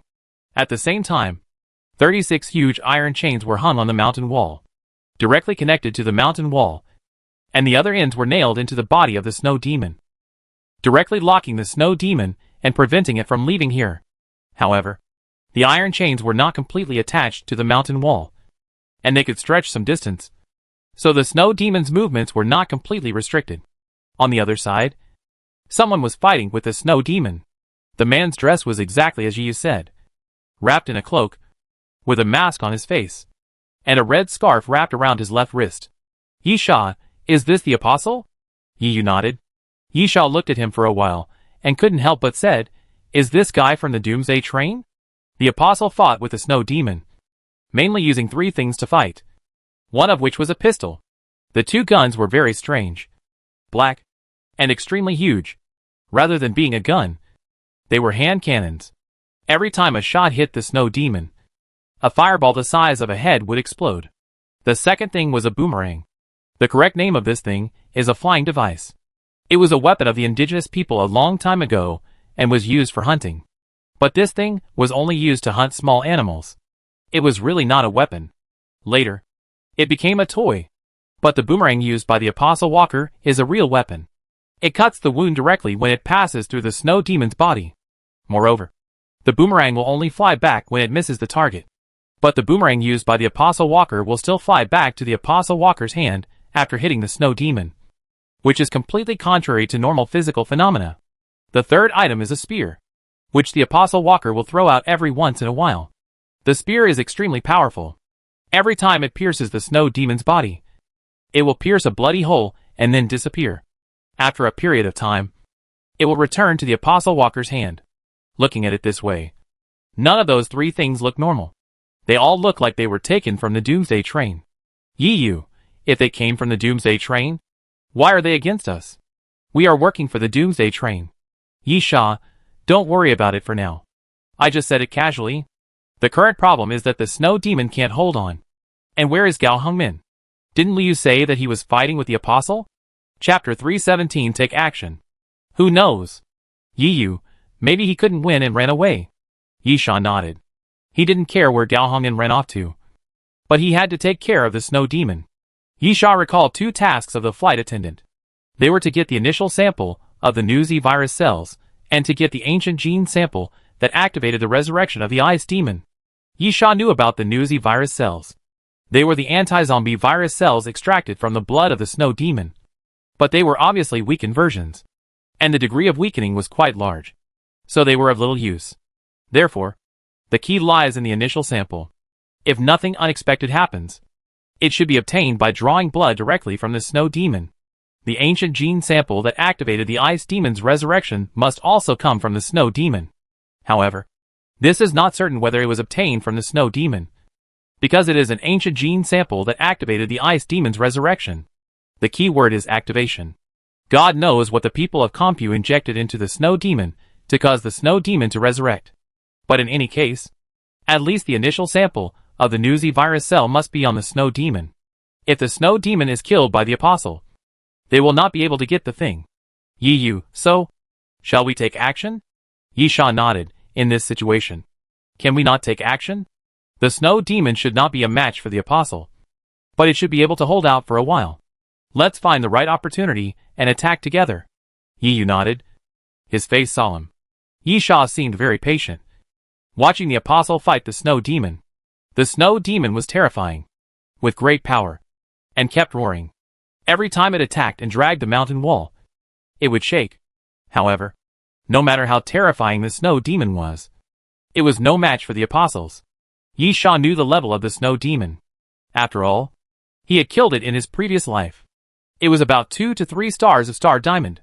In actual combat, it might be stronger, because this level might be estimated by considering the limitations of the snow demon after being bound. But at that time, Yi Sha's entire team was at the star diamond level, and Yi Sha himself was even at the threshold of the venerable king level. So it was not a problem to get rid of the snow demon. Judging from the ability shown by the apostle, it is only a matter of time to kill the snow demon. If Yi Sha wants to take action, he must seize the moment when the snow demon is at the end of its strength. Kill it first, and then deal with the apostle. Almost done. After waiting for about half an hour, the snow demon was already covered in blood. Yi Sha said to Yi Yu, hold the apostle. Yi Yu was dissatisfied. Why don't you hold him, and I kill the snow demon? Yi Sha, because I can't hold him. This answer left Yi Yu speechless. Yi Sha had no brain power, so he could only fight directly to hold the apostle walking back.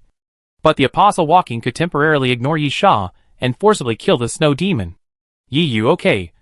Let's do it. Yi Sha nodded, then observed for another half a minute, and then took action. Yi Yu jumped directly from the gap of the iron fan. The apostle walking was concentrating on fighting the snow demon, and suddenly heard a noise. Turned around, and Yi Yu had already fallen to the ground, leaping down from a height of 20 to 30 meters. Yi Yu's body seemed to be floating down, and landed steadily on the ground without any impact. The next moment, the apostle felt as if his body was tied up by a rope and could not move. At the same time, Yi Sha's feet directly hooked the iron fan, and the whole person hung upside down. The next moment, Yi Sha stretched out his hand and grasped the void, and the endless bow appeared in his palm. Yi Sha narrowed his eyes, aimed at the forehead of the snow demon, and then released the bowstring. Arrow of Heaven's Punishment. As Yi Sha pulled the bowstring into a full moon, the arrow of Heaven's Punishment appeared on the bowstring. Then, Yi Sha loosened his fingers that were holding the bowstring, and the arrow of Heaven's Punishment flew towards the snow demon. In midair, the arrow of Heaven's Punishment began to split continuously. 1 into 2, 2 into 4. In the blink of an eye, the arrow of Heaven's Punishment became dense, and then covered the top of the snow demon's head and continuously pierced into the snow demon's body. Roar!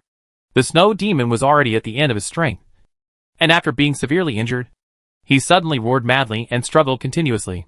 Clang! Clang! The iron chain was constantly pulled, and the mountain wall behind made a loud noise. And then countless broken stones rolled down the mountain wall and hit the ground. Unfortunately, the snow demon could not break free from the iron chain, and naturally could not escape the coverage of the arrow of punishment.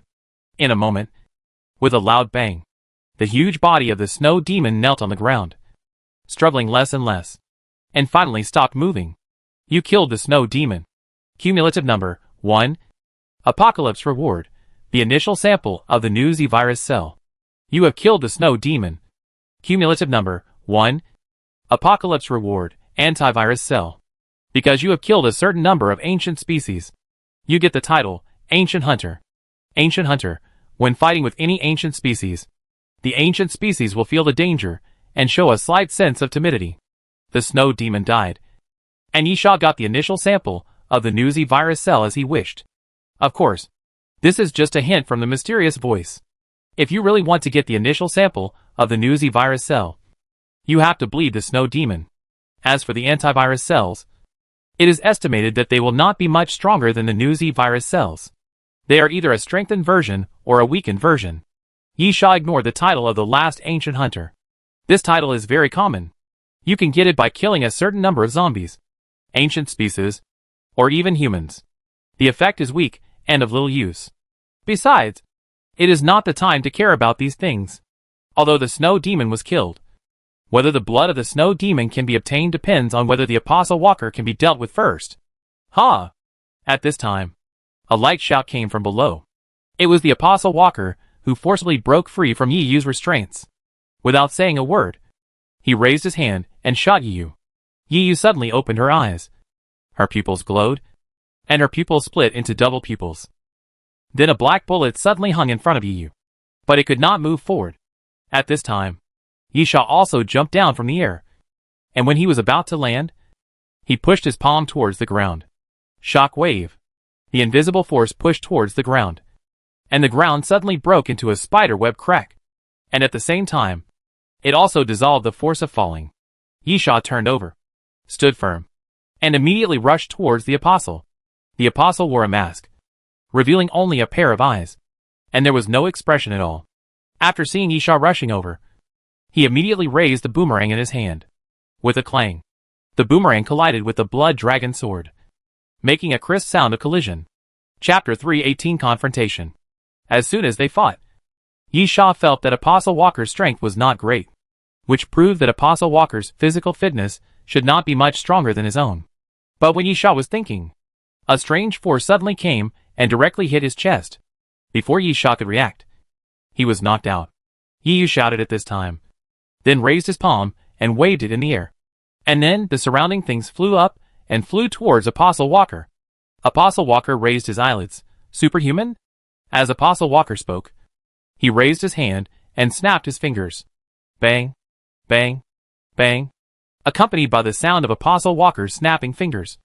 All the flying objects around fell to the ground. Yi was shocked. You too?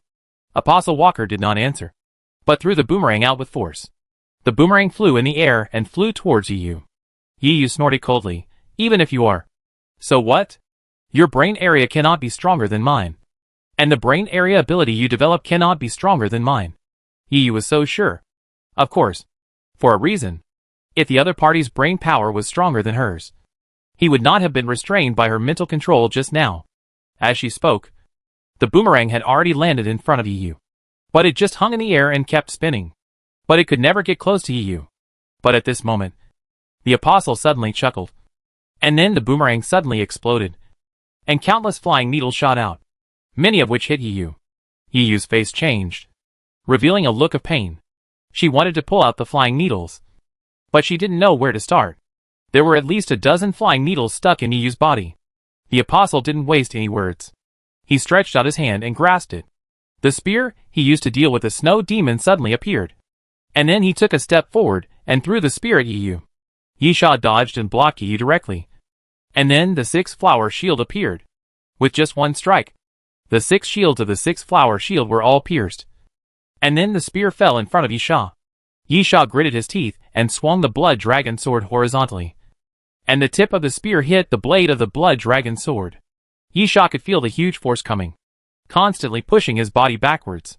Yi Yu immediately flashed to Yisha's side, stretched out her hand under the spear, but did not touch the spear. And the spear suddenly flew up and fell towards the distance. The Apostle Xingxing stretched out his hand, and the spear fell back into his palm. In the first confrontation, no one got the upper hand, but Yi Sha's face was quite solemn. This Apostle Xingxing was obviously not easy to deal with. Or to be frank, the opponent was very strong. Yi Sha said to Yi, "You go get the blood." Although it was Yi Sha who killed the snow demon, even if Yi got the blood of the snow demon, it would not be considered as completing the mission of the train attendant. But as long as she returned to give it to Yi Sha, and then Yi Sha would hand it over to the Doomsday train. This matter can be flexible. It is not so rigid. After all, things are unchanging. The main thing is who passed through the hands. Yi glanced at the Apostle walking, then nodded, "Be careful. I'll be there soon." While Yi was talking, he ran to the side, and the Apostle walking raised his hand suddenly, and a metal device placed on the side flew up and hit Yi. Yi didn't even look at it. When the metal device flew to her, a dense hexagonal pattern appeared in front of her, which was almost transparent and stuck together to form a transparent barrier to block the metal device from falling. In terms of brain power alone, although the Apostle Walker also looked like a superhuman, Yi was not afraid of him. Moreover, Yi Sha had already rushed forward at the moment when the other party made a move, and swept the blood dragon sword in his hand directly to the throat of the Apostle Walker. The Apostle not only used the weapon in his hand and his brain power to fight, but also had excellent skills. When he saw the blade in the air, he leaned back. This was a very difficult iron bridge action, which tested flexibility. The Apostle not only avoided Yi Sha's attack, but also pointed his toes forward and kicked Yi Sha continuously at the moment of avoiding it. Yi Sha knew at a glance that the opponent was also a ruthless person. The 3 kicks were aimed at his neck, heart and head, all of which were vital points and could be fatal. Yi Sha did not dare to neglect it. He raised his arm to block the attack. Then he watched the second kick coming and sweeping towards his head. Yi Sha immediately pulled out the Alaskan whale harpoon and stabbed at the opponent's calf. However, at this moment, Yi Sha suddenly felt a buzzing sound in his ears. And then, there was a dizziness in his head. Then his hands and feet were out of control, and the whole person was stiff there. This is not physical restraint, but mental control. The brain controls all nerve centers. All movements of the body are related to the brain. Most of the so-called brain area abilities are based on invading the target brain area to attack. Although Yi had roughly told Yi Sha about the brain's ability, Yi Sha had never really experienced it. And now, Yi Sha knew the horror of superhumans. This was an irresistible force. Normally, no matter how powerful the enemy was, they could struggle. But they were controlled by the brain's ability and had no chance to struggle. Bang! The next moment, the Apostle kicked Yi Sha's forearm, and then the forearm hit his head, and Yi Sha flew out and rolled continuously on the ground. After a while, Yi Sha staggered to his feet, opened his mouth, and spat out blood. Yi Sha raised his arm to wipe the blood from the corner of his mouth. The kick was quite fierce, but after being kicked, he was able to break free from the mental control. Without saying anything, Yi Sha directly grasped the void and imagined the endless bow. With a previous experience, Yi Sha did not intend to fight the Apostle again. As Yi Sha pulled the bowstring, an explosive arrow appeared on the string, and then Yi Sha loosened his hand, and the explosive arrow flew forward, directly approaching the Apostle. The Apostle looked at the explosive arrow without dodging or avoiding it. He stretched out his hand and actually grabbed the explosive arrow. However, after holding the explosive arrow, the Apostle suddenly felt something was wrong. He didn't know that this thing would explode. Boom! The roar of the explosion suddenly sounded, and then the fireball exploded, covering the Apostle. Yi Sha's face was not happy.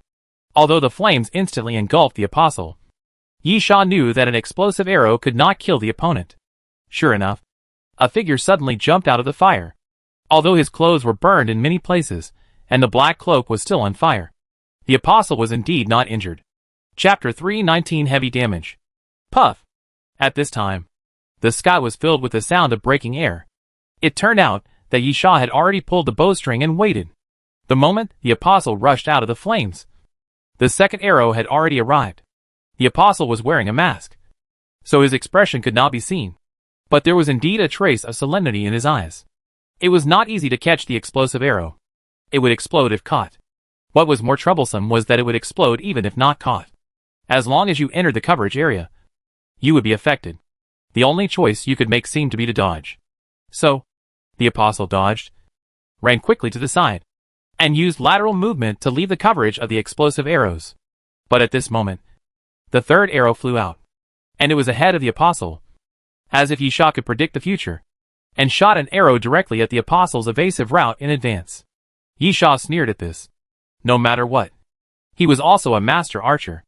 The so-called master level is not just about shooting accurately, but is created by a combination of factors from many aspects, including accurate arrows, fast arrows, and shooting speed. It also includes flight trajectory control and arrow flight route prediction. This arrow was extremely strange, and the apostle had nowhere to hide. The next moment, a faint light flashed in the eyes of the apostle, and then the explosive arrow was suspended in the air, as if it was caught by an invisible big hand. Yisha was also familiar with this ability, as Yi had used it before. Let's see how many times you can use it. Yisha snorted coldly, took a deep breath, and then directly imagined a handful of piercing arrows in his palm. There were at least 10 of them, and Yisha stretched out his hand and wiped it, and the piercing arrows opened outward, forming a fan shape. Then Yisha pulled the bowstring without hesitation, and without aiming, he shot the arrow towards the apostle. The piercing arrows flew out, densely covering a large area, and after making an arc in the air, they fell in the direction of the apostle. But at the moment when the arrows fell, they were dragged by the invisible force again and hung in the air. There was no expression of surprise on Yisha's face, but he continued to imagine the piercing arrows. This time, Yisha used chain arrows, and the arrows flew out one after another, forming a line and flying continuously towards the apostle. Yisha had long guessed the weakness of the brain ability. That is, it cannot be used continuously or for a long time. Although Yi did not admit it, she did not deny it either, which was almost equivalent to tacitly acquiescing. Since this was Yi's weakness, the apostle could not avoid such a weakness by using the brain ability. Sure enough, the apostle's eyes showed a bit of solemnity, and then he pressed his empty palm fiercely, intending to continue to use mental control to restrict Yisha. The most terrifying thing about brain power is that it is impossible to defend against it. Even if you make eye contact, you will be in trouble. However, at this moment, the right arm of the apostle suddenly trembled. Yisha didn't feel anything wrong with him, so the apostle retracted his hand. Yisha looked back and saw that it was Yi who came back. Yi threw a sealed test tube to Yisha. Take it. Attack with confidence. I am here. His brain power will not have any effect on you. Yisha nodded, took out the arrows and shot again. The penetrating arrows mixed with the explosive arrows flew towards the apostle. The apostle still wanted to control the arrows by force, but the moment he stretched out his hand, Yi raised his hand and snapped his fingers. With a snap, the explosive arrow hanging in the air suddenly fell down. Boom, boom, boom. The explosion sounded continuously, and the fireballs exploded one after another, constantly exploding. The apostle ran quickly, shuttling through the flames. After a moment, the apostle rushed out of the flames and stopped, then reached out and grabbed the cloak, tore it open and threw it aside. After taking off the cloak, the apostle was dressed in black, with a circle of leather sheaths around his waist, each of which had a dagger 1.5 palms long inserted in it. The apostle stretched out his hands and gently lifted them up, and 6 daggers flew out of the leather sheaths at the same time, floating around the apostle. Yisha and Yi looked solemn. The apostle suddenly took out a new weapon, which obviously made people alert. The more powerful the weapon, the less likely it would be taken out easily. Yisha held the blood dragon sword horizontally, ready to defend, while his eyes were fixed on the 6 floating daggers. But at this moment, bang! The sharp sound of a sniper rifle suddenly sounded, and Yisha's pupils suddenly dilated, then shrank rapidly, and then looked at his chest in disbelief. The bright red blood quickly seeped out, and the sniper rifle shot through the chest slightly to the right. If it was 2 inches off, it would have hit Yisha's heart. Obviously, the opponent missed the target, but it was enough to injure Yisha severely. Yisha couldn't help but look back. On a rock protruding from the mountain wall, a humanoid doll was lying there with a sniper rifle in front of it. Asshole! Yisha couldn't help but grit his teeth and curse. It was obvious that he and Yi had been fooled. The floating dagger was just a bait to attract Yisha and Yi's attention. At the same time, along with the curse, Yisha opened his mouth and kept coughing up blood. His legs couldn't help but soften, and he knelt on one knee on the ground. Hold on. Yi Yu took out a bottle of medicine and threw it to Yi Sha. Cell activation medicine. After throwing the medicine to Yi Sha, Yi Yu immediately ran forward. The apostle directly stretched out his hand and waved it. And 6 daggers flew forward and stabbed at Yi Yu. Yi Yu directly stretched out his palm and pressed it. And the 6 daggers floated in the air. Then even Yi Yu wanted to curse, making the 6 daggers so mysterious. But they were just ordinary daggers. But they were controlled remotely with the thoughts in the brain area ability. On the other side, Yi Sha opened his mouth and poured the cell activation potion into his mouth. Yi Sha rarely buys healing potions because they are of little use, and most of the time, they are not as good as the blood-sucking healing of the Alaskan whale harpoon. Cell activation potions are the best healing potions you can buy. They can promote cell activity and strengthen cell activation, resulting in a 3 to 5 times faster recovery rate. However, for a serious injury like this, a bullet through the chest, it has almost no effect, even if the recovery speed is increased by 3 to 5 times. Yi Sha is still on the verge of death and is just barely hanging on. Unfortunately, there were no zombies that Yi Sha could use the Alaskan whale harpoon to revive. Just at this moment, with a bang, a figure suddenly flew out from in front of Yi Sha's eyes and hit a metal table on the side hard. Then, the metal table creaked and a large part of it sank. Chapter 320 Fighting to the Death. Yi Sha barely raised his head and saw that the person flying out was Yi Yu. Yi Yu's expression was ferocious. She was wriggling on the metal platform, and it seemed that she was in great pain. It took her a long time to get up. This guy's brain is stronger than mine. Yi Sha looked at Yi Yu in confusion. Yi Yu gritted her teeth and said, he did it on purpose before. Yi Sha understood that he was showing weakness to the enemy and seeking a fatal blow. Yi Sha really didn't want to use the word insidious to describe the apostle's walk, although he was indeed tricked. But this is fighting. There is no process in fighting. Any method is fine, as long as you can kill the opponent. Yi Sha gritted his teeth and stood up, holding his chest. But at this time, bang! The sound of the sniper rifle sounded again. This time, Yi Sha's calf suddenly exploded with a blood flower. And Yi Sha just had time to stand up, and then fell back to the ground with a plop. Yi Yu roared, emitting a faint light. His eyes turned into double pupils, and his hair flew up without wind, obviously showing his full brain ability. Crunch! Crunch! There were continuous harsh noises all around, and the metal platforms, research instruments, and metal devices nailed to the ground were constantly shaking. Then, under Yi Yu's control, they all flew up and smashed towards Apostle. Apostle raised his hand directly, and the things that were about to fall were all frozen in the air. The brain power of Apostle was indeed not inferior to Yi Yu's, but it had not been shown before, because the best result of superhumans using brains to fight each other was only a loss to both sides. Therefore, the Apostle chose to hide, and then burst out when the situation was right. Ha! The Apostle suddenly let out a low cry, and then a trace of blood flowed from the corner of his mouth. But Yi Yu was obviously more miserable. The double pupils in his eyes suddenly disappeared, and then he knelt on the ground. His face was as pale as gold paper, lifeless, and not even a trace of blood. The things floating in the air all fell to the ground, making a loud bang, bang sound. Yi Yu smiled bitterly at Yi Sha. It seems that we are finished. Duh, duh, duh, duh, duh. The Apostle walked forward. His footsteps were rhythmic, up and down, and came to Yi Sha. He suddenly spread his palm, and the spear he had used before appeared in his palm. The spear was raised high, and then it was about to stab Yi Sha. Finished? I don't want to die here. Yi Sha gritted his teeth and suddenly raised his head. Then a layer of scale-like pattern suddenly appeared on the surface of his skin, covering Yi Sha's whole body. Hard armor. Dang!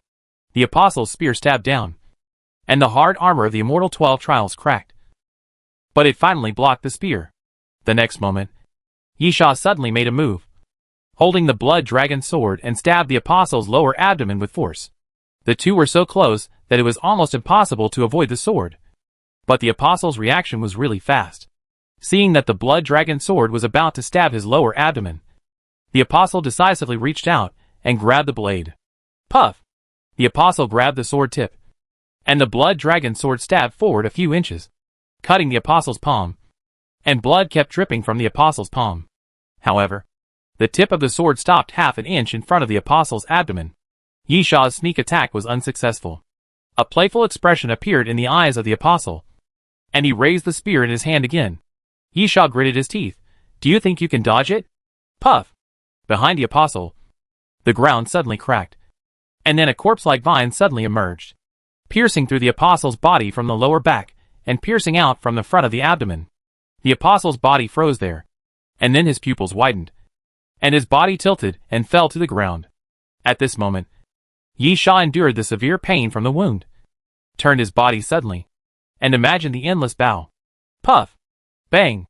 The sound of breaking through the air, and the sound of the gunshot sounded almost at the same time. And then a blood flower bloomed on Yi Sha's shoulder. The powerful impact even took Yi Sha away half a step, and then fell to the ground again. But at this moment, the piercing arrow flew through the air and accurately hit the doll on the mountain wall, piercing directly into the doll's forehead and smashing the doll's head. The world suddenly became quiet. Yi Sha and the apostle were both pierced in the lower abdomen, bleeding. Yi felt that her brain was severely injured. The severe dizziness and tingling sensation were invading her brain. She gritted her teeth and held on to avoid fainting. The only sound left in this world was the panting of the three people, which was clearly audible. In a moment, Yi Sha gritted his teeth. Kill him! Kill him for me! Boom! The ground roared again, and a huge crack appeared on the ground. Then half of the corpse flower emerged from the crack, and 8 vines as thick as arms kept dancing in the air, like an octopus. Yi glanced at Yi Sha. You really have a trick up your sleeve. There really is nothing left this time. Yi Sha gritted his teeth and roared again. Kill! A vine suddenly fell and stabbed towards the apostle. The apostle barely raised his arm, but another vine wrapped around his wrist, and then a puff sounded. The apostle's body shook, and another bloody hole appeared in his chest. A vine pierced directly into the apostle's body, nailing him to the ground. The apostle's body trembled slightly, and he reached out to touch the spear that fell to the side. But, puff! The second vine fell and pierced the apostle's body again, followed by the third, fourth, and fifth. The corpse flower faithfully carried out Yi Sha's orders without any pause. The vines attacked continuously, piercing the body of the apostle. In a moment, the apostle's body was hit hard and split open. His body was covered with blood and his internal organs were scattered all over the ground. The apostle tilted his head and stared with his eyes wide open. But he had already died. Cough. Cough. Yi Sha kept coughing. Enough. As Yi Sha spoke, he tried to prop up his body. But the moment he stood up, he fell to the ground with a thump. Yi smiled bitterly. It seems that we are still doomed. Although the apostle Walker was killed, the injuries of the 2 men could not be recovered by any healing potion or ability. The Alaskan harpoon could quickly heal injuries, but the premise was that there were enough zombies for Yi Sha to kill. But the fact was that even if zombies appeared now, Yi Sha would probably not be able to fight again. Besides, there were no zombies in this place. Chapter 321 Gao Hongmen. Of course, the most important point is that they can't go back to the Doomsday train. There is no selectivity in the crew mission. Simply put, both crew missions must be completed before they can return to the Doomsday train. Yi Sha did get the Newsy virus cells, but this is not enough for Yi Sha and Yi Yu to return to the Doomsday train. In their current state, they can't find ancient species gene samples at all. This seems to be a dead end. Yi Sha was still a little better. At most he paid another chance to be resurrected. And finally he still had a chance to live. But Yi Yu was miserable, although she had no injuries on her body. However, brain death is also death. And Yi Yu felt that if she didn't get treatment, she might have to die here. Just at this time, a burst of laughter suddenly rang out. You two are really miserable. Yi Yu struggled to raise her eyelids. Gao Hongmen.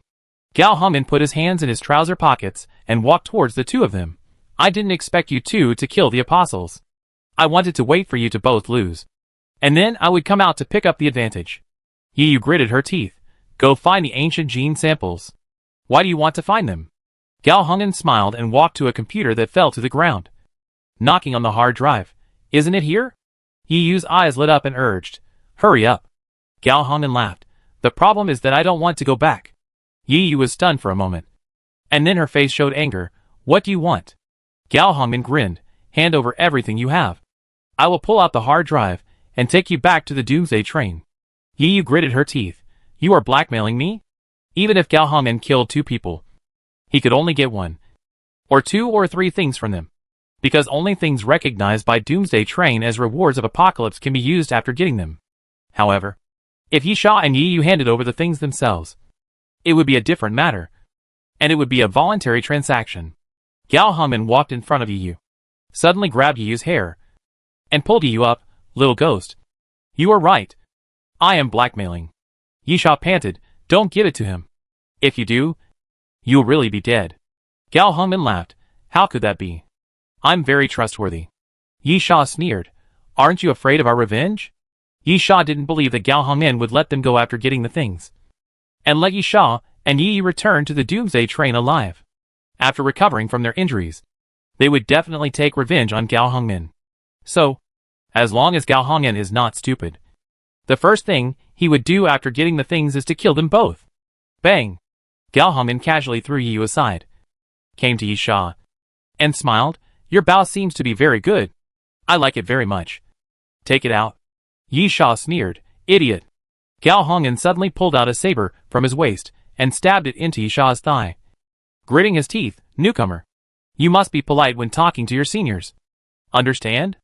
Yisha clenched his teeth tightly, and even because of too much force, blood kept oozing out of his teeth, and sweat was oozing out of his forehead. You seem to be right. Gao Hongmen kept twisting the dagger, causing Yisha greater pain, and said nonchalantly, I don't intend to let you go, but if you are honest, at least you can die quickly. Right? Poof! Gao Hongmen pulled out the dagger fiercely, bringing out a splash of blood. Believe me, I have 1,000 ways to make you beg me to kill you, such as pulling out your nails first, or starting from your arm and constantly scraping off the flesh. Yisha said grimly, You'd better die. A strong wind suddenly blew behind Gao Hongmen. The 8 vines of the corpse flower, along with Yisha's roar, also sensed Yisha's hostility towards Gao Hongmen, and swept towards Gao Hongmen's back at the same time. Gao Hongmen suddenly jumped up and avoided the attack of the corpse flower. Oh! Oh! You actually cultivated a corpse flower, which is really surprising. Gao Hongmen's mouth cracked, but it seems impossible to get it, even if you are willing. The corpse flower will not listen to me, Gao Hongmen said, while waving the dagger fiercely. The silver blade swept past and slashed the vines of the corpse flower, cutting off a section of the vines. In that case, Gao Hongmen sneered, then destroy this nasty thing. Boom! Boom! Boom! The vines of the corpse flower attacked continuously, and after piercing the ground continuously, there was a loud roar, and the ground was continuously pierced by the vines of the corpse flower. However, Gao Hongmen's speed and reaction were faster than expected. He kept moving left and right, and actually avoided all the attacks of the vines of the corpse flower.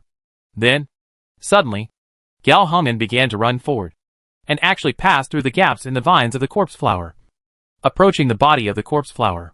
The rhizome of the corpse flower immediately shook, and the flowers on the rhizome shook gently, and then countless pale yellow pollens floated forward. Plant toxin? Gao Hongmen sneered. Then how about trying this trick? Gao Hongmen stretched out his left arm forward, and then with a sizzle, a blue electric current suddenly exploded between Gao Hongmen's palms. The currents rushed forward, and then all the pollen was burned and turned into ashes. The next moment, the currents fell on the rhizomes of the corpse flower, wrapping them up. However, the currents did not cause much damage to the corpse flower. Oh! Gao Hongmen tilted his head. I almost forgot that the damage of the current to plants is very weak. At the same time, the vines of the corpse flower danced again, rushing from all directions again, and fell towards Gao Hongmen. Indeed, electric current can't cause much damage to plants. Gao Hongmen sneered. But what if this happens? Gao Hongmen took out a metal glove and quickly put it on his left hand. The current suddenly became more intense. Thunder cannon. With a bang, a stream of current as thick as a bucket rushed forward from the center of the metal glove, directly knocking away the corpse flower vines falling from all around. In an instant, the corpse flower began to twist continuously, and then slowly turned into a charred black color. In a moment, the current dispersed. The corpse flower emitted black smoke, and the roots and vines all drooped down weakly, constantly wriggling on the ground. Gao Hongmen sneered. Plants are indeed not afraid of electric current. But the thermal effect of electric current will still cause burns if the temperature is high enough.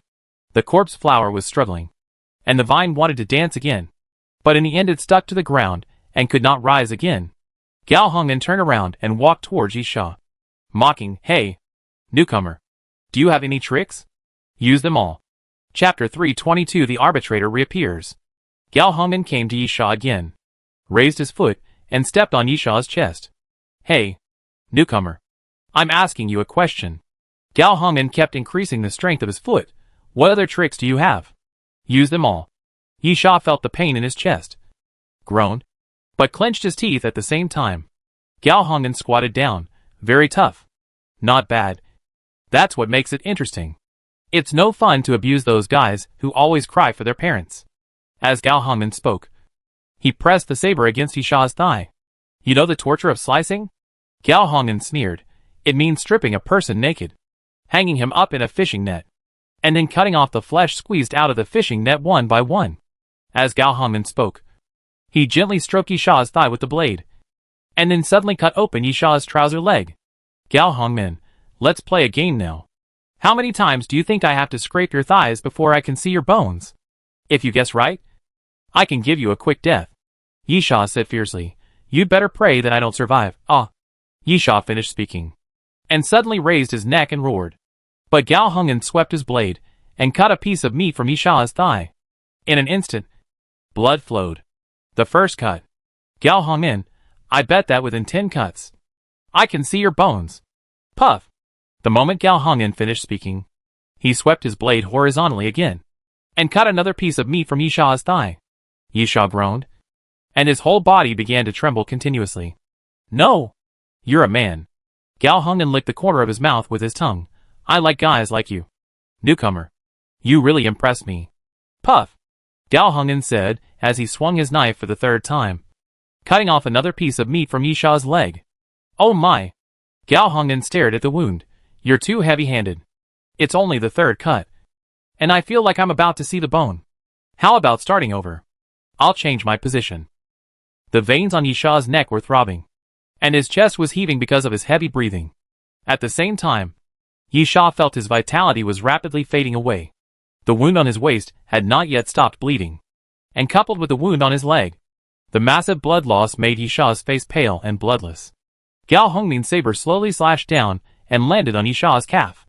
"Gao Hongmen, why don't we change positions and start counting again?" Yisha looked at Gao Hongmen viciously, and suddenly, Yisha's pupils widened with an incredible expression. Gao Hongmen smiled. "Don't look at me like that." "I will." Bang! Suddenly, Gao Hongmen felt a weight behind his head, and then a huge force came, pressing Gao Hongmen's head directly to the ground. A figure suddenly appeared behind Gao Hongmen, pressed Gao Hongmen's head with one hand, and ran forward directly, rubbing Gao Hongmen's face on the ground, and then threw Gao Hongmen out with a sudden force. Bang! Gao Hongmen hit a metal device in the distance and fell to the ground. "Asshole!" Gao Hongmen's face was covered with wounds and bleeding. He got up from the ground angrily. "Which bastard is it?" Gulp! Yisha moved his throat. "It's the arbitrator." The arbitrator didn't die in the zombie tide, but the arbitrator now looked very different. The mechanical part of the arbitrator was now completely exposed, and the flesh and blood part had been completely crushed by the previous zombie tide, hanging on the body piece by piece, bleeding. However, the flesh and blood were obviously strange, as if alive, constantly wriggling, like bulging balls of flesh. The arbitrator's left arm had disappeared, replaced by a red vine dragging on the ground. The other arm was still there, but it was densely covered with cactus-like thorns. And behind the arbitrator, there was a crack along the spine. From the crack, juice that only plants have continued to flow, with a faint fragrance. Yisha murmured, "The plant gene of the corpse flower finally worked?"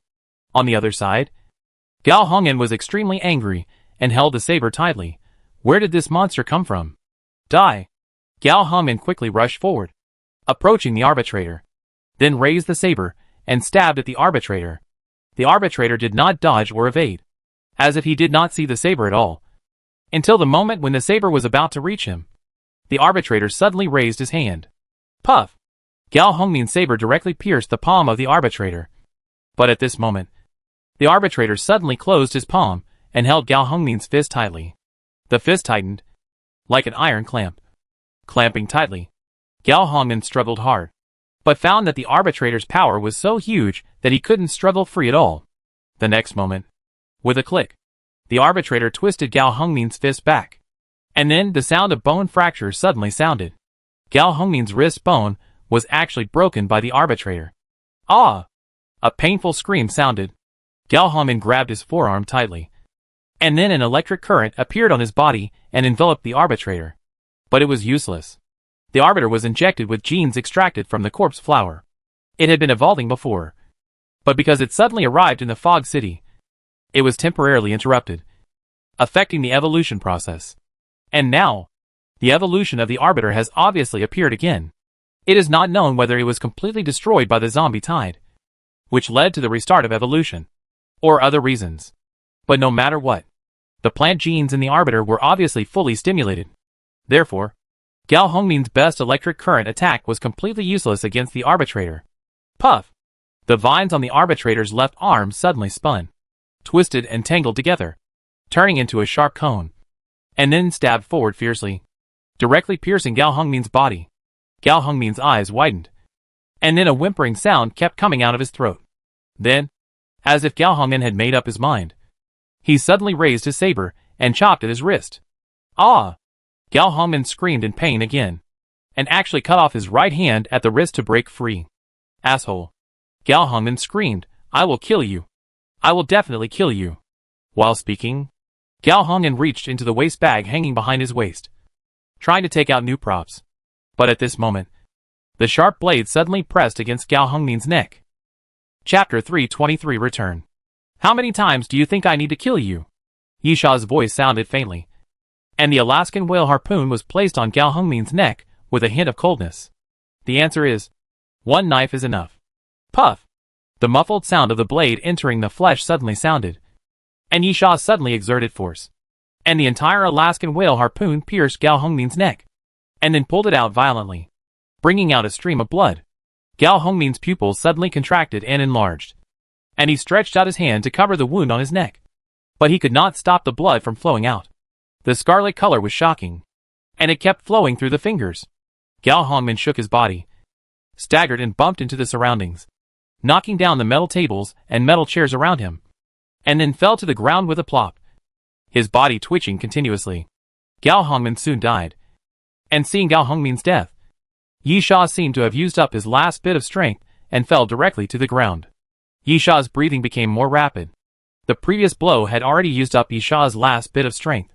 It was completely his will that supported Yisha to stand up again. And now, Yisha felt that he had lost even a trace of strength in his body. Gradually, Yisha felt his vision blurry. And in the end, it was completely dark, and he couldn't see anything clearly. It seems that there is no way to escape? Yisha felt his eyelids getting heavier and heavier, and couldn't help but slowly close them. But at this moment, Yiyu slowly climbed up from the other side, staggered to the side of the computer, and pulled out the hard drive. Huh? It was just such a simple action. But Yiyu felt extremely exhausted, and then looked at Yisha. I should be thankful that we are on guard against each other. As Yiyu spoke, she walked to the backpack that had fallen to the side with difficulty, and then took out a square metal block and placed it on the ground. Fortunately, I also kept a trick. Yiyu slapped the metal block, and countless cracks appeared on the metal block. Then a black light suddenly emanated, forming a circle of black vortex in the air, with a strong suction force. Doomsday train? Personal compartment. Who? On the single bed, Yisha suddenly sat up, then gasped for breath, and the quilt slid down to the bottom of the bed. Yisha's chest rose and fell, and he saw the familiar walls around him. And he woke up a quarter. Then he stroked his forehead, instinctively wiped off the sweat, and woke up a quarter again. Finally, he just sat on the bed like that. And I don't know how long he sat there. And Yisha finally woke up completely. Is this the Doomsday train? Yisha murmured, my carriage? Yisha lifted up his clothes, revealing a shocking scar on his waist. He then lifted up his pants, and the flesh that had been cut had grown back, leaving only a circle of scars like an earthworm. Yisha looked up and took another look around. And sure enough, everything was familiar. And he could be sure that it was his own personal compartment. It looks like I'm really back. Yisha staggered up from the bed. And his wounds had healed. If nothing unexpected happened, he should have been fed with healing potions after returning to the Doomsday train. The question is, how did he get back? And it seems that the answer to this question is not difficult. No matter how you think about it, it should be you. Line Walker is dead. Gao Hongmin is also dead. Although Yisha is not dead, he was almost dead at that time. He completely lost the ability to move, and even his mind was not very clear. Then only Yi was left. Yisha walked into the bathroom, washed his body, and then changed into other clothes. Then he left the personal compartment and entered the dining car. The proprietress smiled and made a mockingbird cocktail and put it on the bar. You're awake. Yisha picked up the glass and drank it all.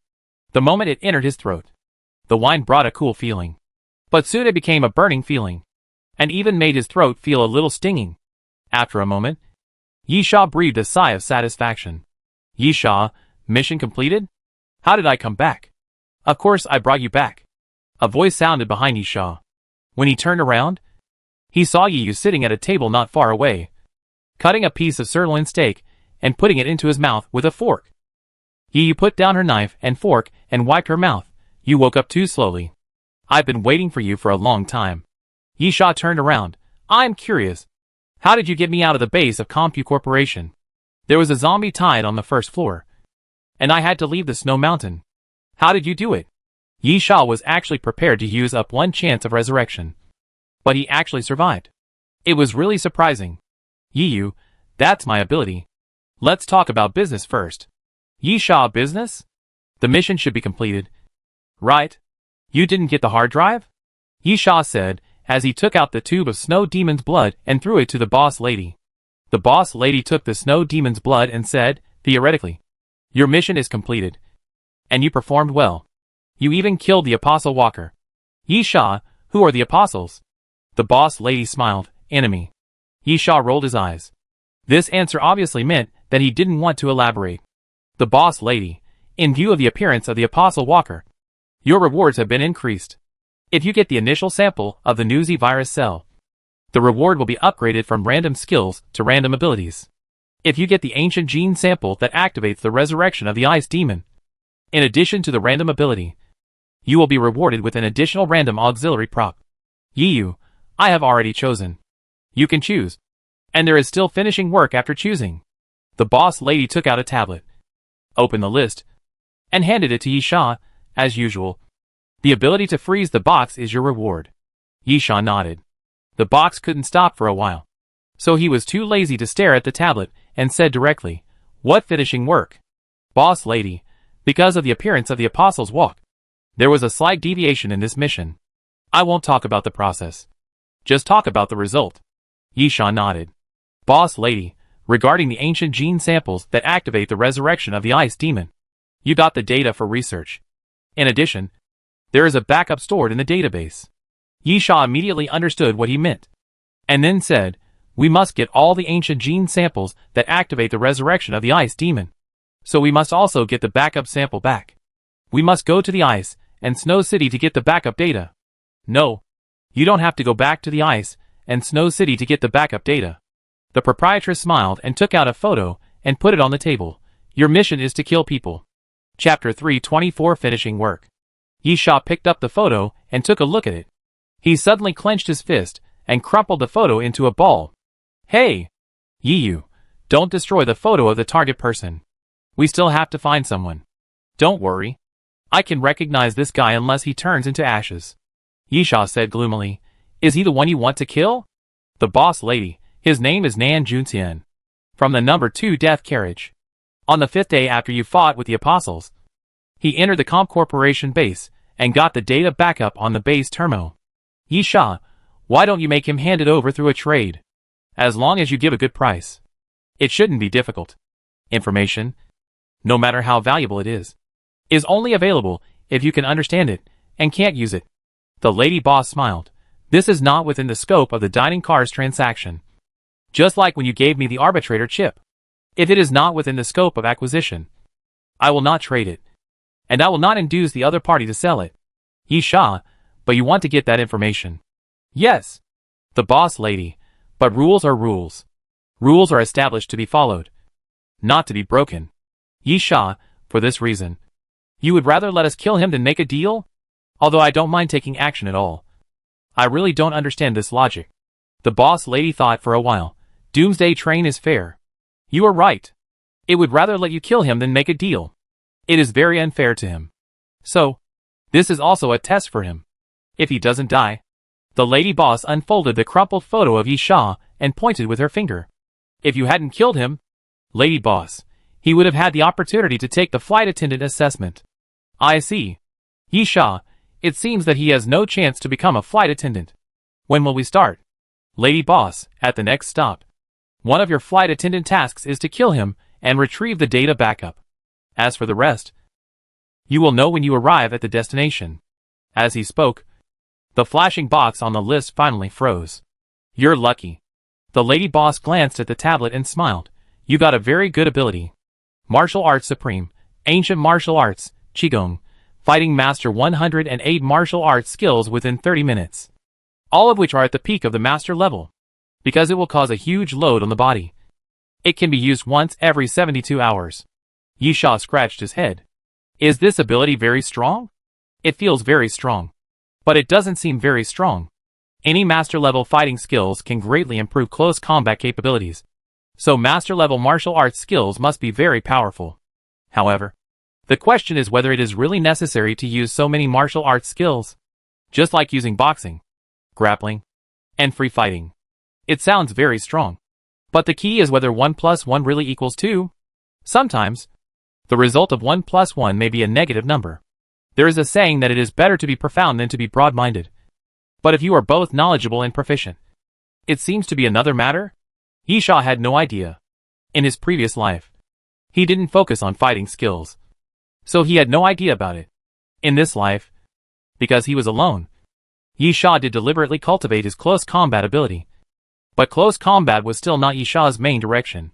Therefore, Yi Sha couldn't comment on the ability of the Martial Arts Supreme. He could only find an opportunity to use it to get the result. However, the good news is that since the boss lady said it was a very good ability, it should not be bad. The boss lady, as usual. Do you need to trade? Yi Sha shook his head. He got almost nothing in the Ice and Snow City. If there was anything good, it was probably the reward from the death of those mutant zombies. However, because of the zombie tide, Yi Sha and Yi Yu had no time to dissect the bodies. So they were all buried in the zombie tide. The boss lady, then, see you at the next stop. By the way, take your things back. As the boss lady spoke, she pointed to the corner below, where the arbitrator stood. The arbitrator was still in a tattered state. Yi Sha took out his PDA and tried to operate it. It was still able to operate. Yi Yu snapped his fingers. Hey, let's go. Let's talk in your room. Although the personal compartment is for personal use. If Yi Sha agrees, other people can enter. However, the workroom in the personal compartment is only allowed to be used by Yi Sha himself.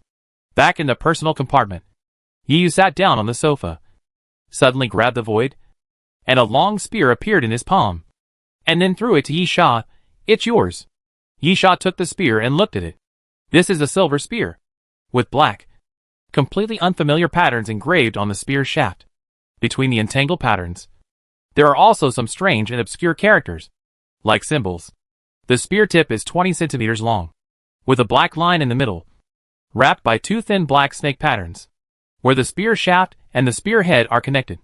There is also a snake head with open fangs as decoration, and the spear head is placed in the open bloody mouth of the snake head. Void snake spear, throw the snake spear out. The farthest throwing range can reach 1,200 meters across the void in an instant, and can be used once every 120 seconds. This gun looks familiar. Yi Sha, Apostle stuff? Yi Yu, kill Apostle, and you can take whatever you want from him. You can take 4 items in total. Since I brought you back, you should at least let me take advantage. I'll take 3 and you'll take 1. Yi Sha didn't care, since Yi Yu brought them back. If she didn't tell him, Yi Sha wouldn't know either. He could swallow them all. Of course, it's possible that Yi Yu was worried that Yi Sha would be dissatisfied if he knew that Apostle stuff could be taken after his death. So she told him in advance and gave him 1 item. Yi Sha didn't rule out this approach. A true villain is cuter than a hypocrite. Taking advantage in the open is less offensive. Yi Sha casually threw the spear on the table. And then, anything else? You thought for a while. When you saw the photo, you showed anger on your face. Although you calmed down quickly, I sensed your emotional fluctuations. So, the next mission target is the person you want to kill? Yi Sha, it's none of your business. Okay. Since you don't want to talk, forget it. Yi stood up, anyway. This is a good thing. It's the person you want to kill. And it overlaps with the mission. You must have done your best. So see you at the next stop. Chapter 325 Arbitrator. Yi's goal was to give the gun. And after giving it, both sides would be even. And the matter would end here. Seeing that Yi Sha didn't want to talk more, he naturally left very straightforwardly. Yi Sha sat back on the sofa, pondered for a while, and felt a little confused. After becoming a crew member, the first time he left the Doomsday train was a bit unlucky, and he almost lost his life. Secondly, there are many doubts. The things that need to be found in the crew mission seem to be in line with Yi's speculation, as if he is helping the Doomsday train collect things. And from the attitude of the boss lady, it seems that this thing cannot be circulated. Otherwise, they wouldn't kill Nan Junxian just because he got the data backup. As for what the boss lady said, that he was qualified to take the test for the train attendant. Yi Sha snorted coldly. If Nan Junxian died in the test for the train attendant, then it would be all over. If Nan Junxian became a train attendant, then the data backup would be in the hands of the Doomsday train. As long as the boss lady asked Nan Junxian not to leak the things. As a train attendant, would he refuse? Of course. Yi Sha didn't care about this. He guaranteed that Nan Junxian would not survive the next stop, and the account of the previous life should be settled. What Yi Sha was puzzled about was the attitude of the lady boss, or the attitude of the Doomsday train, or the attitude of the conductor. What was so special about those things? No leaks were allowed. Frankly speaking, Yi Sha felt that this kind of research sample was useless to most people because they couldn't understand it. Apart from the crew mission, the Apostle Walk was obviously another point of confusion. Who were the apostles? Why did the lady boss say that the other party was an enemy? This was something Yi Sha had never come into contact with in his previous life. So it was impossible for him not to be curious. Too little information. After a long time, Yi Sha pinched his nose. Suddenly, things have become interesting. Yi Sha stopped thinking about these things. He knew too little, and couldn't figure out a clue no matter how hard he tried. Suddenly, Yi Sha remembered something and turned to look at the arbitrator. The arbitrator looked a little shabby at the moment, similar to what he saw at the Comp Corporation base. The mechanical parts were exposed, and the whole body was covered with rotten flesh. The rotten flesh in many places swelled like balloons, forming fist-sized meat bags. No matter how you look at it, it looks like it was broken. But it is also a fact that the arbitrator appeared and directly disabled Gao Hongyan. From this point of view, the arbitrator is much stronger than before. If it is said that it was broken, Yi Sha really hopes that the arbitrator will be broken a few more times. In short, Yi Sha is not sure what the arbitrator's current state is. So he simply opens the personal information and checks it directly. Yi Sha, human, male, 23 years old. Level, star diamond 1 star. Privileges, death carriage member. Character profile information query. Personal carriage use rights. Crew pass rights. Position, crew. Strength, 170. Physical fitness, 135. Agility, 140. Mental strength, 121. Number of skull coins, 3 gold. 216 silver. 9 bronze. Weapons carried, endless bow, number of arrows, unlimited. Advanced tactics. Alaskan harpoon survival knife. MSG-90 automatic sniper rifle. Black Star. Blood dragon sword. Void snake gun. Equipment, starry goggles. Radio wave exploration device. Water purification device. Items, stab-proof vest. Tactical gloves. Tactical belt. Red flame bomb. Colorful clouds covering the moon. Shining stars. Antidote. 6 flower shield. Parasitic cell. Eagle pattern pupil. Radiant sword. Zombie chip. Jade potion. Puppets. Corpse flower. Mature. Planted in space flower pots. Arbiter. Bioman. Mutant. Carrier of alienated plant genes and plant viruses. Skills: Intermediate Mixed Martial Arts. Master Archer. Primary Automobile Structure. Primary Automobile Mechanics. Primary Mechanics. Primary Biological Genes. Snake Bite. Shock Wave. Collapse. Wind Chase. Dragon Capture and Crane. Mastered Abilities: 12 Trials of Immortality, Hard Armor. Virus Swallowing, Small Probability. Martial Arts Supreme. Warehouse, Night Hidden Bow. IV Z-Type Metal Blade, Unusable. New Z-Virus Cells. Antivirus Cells. Yishaw's personal information has not changed much, except that he has the weapon of Void Snake Spear and the ability of Martial Arts Supreme.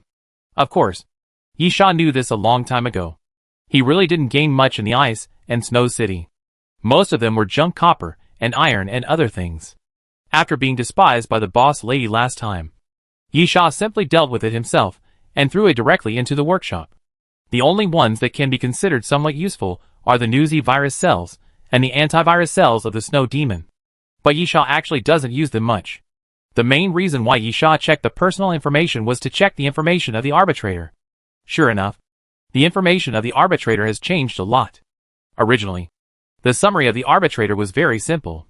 Just a cyborg. However, now there are two more.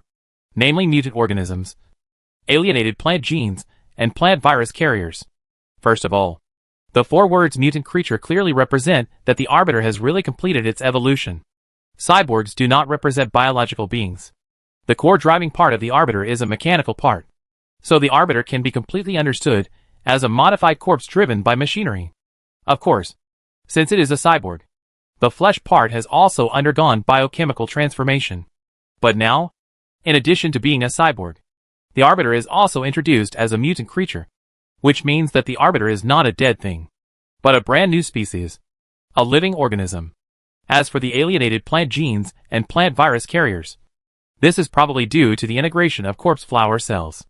Yishaw pondered for a moment, and seeing the information change of the arbitrator, he could basically confirm several things. First, the strength of the arbitrator has indeed increased significantly because of the completion of evolution. Second, the arbitrator becoming a new species is not necessarily a good thing.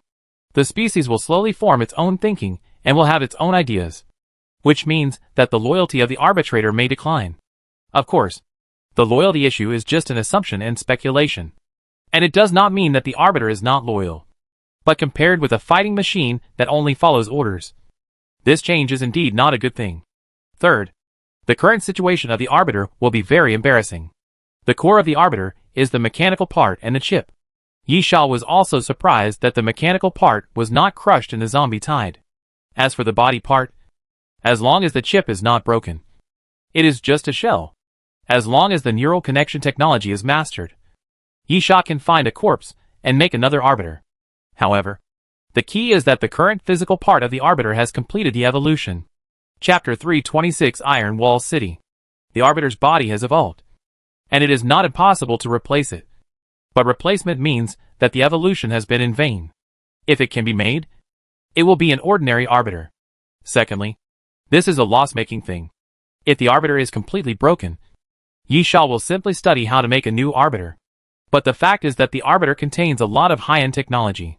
Even if there is a personal car workshop and all the production tools, Yishaw cannot guarantee that he can succeed 100%. Therefore, it is unwise to do so when the Arbiter is not completely damaged. But the current state of the Arbiter is obviously in a semi-damaged state. Although it can be used and is stronger, the exposed mechanical part alone is a very obvious weakness. Gao Hongnan did not find it when fighting with the Arbiter. But it does not mean that others will not find it. In fact, if Gao Hongnan found the weakness of the Arbiter, it is hard to say who will do it. So, Yishaw found that he could not face a dilemma. Repair? There is no way to repair it. Yishaw would definitely not do it if he dismantled it and remade it. But if he didn't do that, he couldn't just stick some meat on the Arbiter. If he didn't repair it, the Arbiter was currently in a semi-damaged state. Although it had completed its evolution, its attack power had greatly increased, but its defense power had greatly decreased. Yishaw suddenly felt a headache. Fortunately, Yishaw didn't have to worry about it for too long, because the Doomsday train had arrived. Yishaw didn't know how long he had been sleeping in the carriage. It should have been quite a long time. Although the healing potion could heal physical injuries, Fainting or mental trauma could not be healed instantly. Therefore, this time Yi Sha did not rest for long before he arrived at the next stop. The Doomsday train will arrive at the Iron Wall City in 2 hours. Release Task 1. Find a sample of polymorphic platelets. Release Task 2. Kill the Warden Kemps. Release Task 3. Find the research records of modified zombies made by Comp Corporation using prisoners. Among the 3 tasks, you must successfully obtain a sample of polymorphic platelets to get back on the Doomsday train. Complete 2 of the 3 tasks to get a special reward. Complete 3 of the 3 tasks to get a special reward and a designated weapon. 8 random weapons are designated. Team Attendant Task 1. Get the Warden's Notebook, which can be used to exchange for a random skill. Team Attendant Task 2. Kill Nan Junxian and retrieve the ancient gene sample that activates the resurrection of the Ice Demon, which can be used to exchange for a random ability. The carriages entering the Ice and Snow City this time are Death Carriage Number 1, Death Carriage Number 2, Carriage Number 28, and Carriage Number 77. As the mysterious voice sounded, Yi Sha smacked his lips. He didn't expect to go to this place. Iron Wall City, also known as Prison City. This is not to say that this city was a prison before the end of the world. But there are many prisons in this city. There are actually 4 prisons in one city. And there is a prison called Jiancheng, which is known as the most difficult prison to escape in history. So, there are the names of Iron Wall City and Prison City. In fact, before the end of the world, Iron Wall City was one of the cities with the best justice in the world. Of course, there is no so-called justice at the moment. As for the good things that Compu did in Iron Wall City, Yi Sha also knew about it. Although Iron Wall City is not Compu's headquarters, it is also one of the cities where Compu focuses on building branches. When the end of the world came, Compu actively cooperated to help eliminate zombies and implement human transfer. And the transfer target was an artificial island about 2 kilometers away from Iron Wall City. That artificial island is the location of the famous Jiancheng prison. After the transfer plan was completed, about 40,000 to 50,000 humans were concentrated on the artificial island and found a place to live. However, Compu did not do a good job this time and messed things up. Compu captured some zombies and occupied the prison for research on how zombies were formed. To this end, they sent prisoners in the prison to let zombies bite humans, and then observe the changes in the bitten humans for research. Although it was an inhumane research, there was actually no big problem so far. Moreover, the humans used by Compu for live experiments were all prisoners. In the apocalypse, human life is worthless, and no one cares about the lives of prisoners. The problem is that Computech messed things up again. During the research, a zombie escaped, causing the zombie virus to leak, not only infecting everyone in the prison, but also leaking out of the prison. As a result, the last piece of peace and quiet in the Iron Wall City was gone, and zombies became rampant. However, some researchers survived at the time. Although they did not study how zombies were formed, they inexplicably studied some methods to transform zombies. The Warden Kemps is a modified zombie. Let's not talk about the ordinary tasks for now. The important thing is the crew task. There is nothing much to say about Nan Junxian, regardless of whether there is a task or not. Nan Junxian's name is on Yi Sha's death list. As for the Warden's Notebook, Yi Sha has never seen it, but it should not be difficult to find the Warden. Yi Sha also went to the Iron Wall City in his previous life, and he was familiar with the terrain of the Jiancheng prison. It was not difficult to find the location of the Warden Kemps, and he was quite confident in completing this task. 2 hours passed in a flash. When the Doomsday train was about to arrive at the station, Yi Sha walked out of his personal compartment and entered the empty compartment directly. This compartment seemed to be specially used for crew members to leave the station. When Yi Sha entered, Yi Yu had already arrived. Yi Yu, generally, the number of crew members performing tasks is between 3 and 8. But this time, because it is the finishing work, there are only 2 of us. Yi Sha nodded. For Yi Sha, fewer people are better. He is not interested in cooperating with others, even Yi Yu. But after all, the 2 of them have teamed up once, so they can barely accept it. The 2 waited in the carriage for a while, and the Doomsday train slowly entered the station. And then the doors opened to both sides. Yi Sha and Yi Yu walked into the platform. Yi Sha also did not see the surviving humans in other carriages.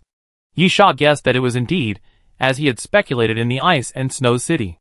The time for the attendants and the humans in other carriages to enter the station should have been deliberately staggered. He looked up at the sky, which was gloomy. The platform of the Iron Wall City was an open-air platform, and you could directly see the tall buildings in the distance.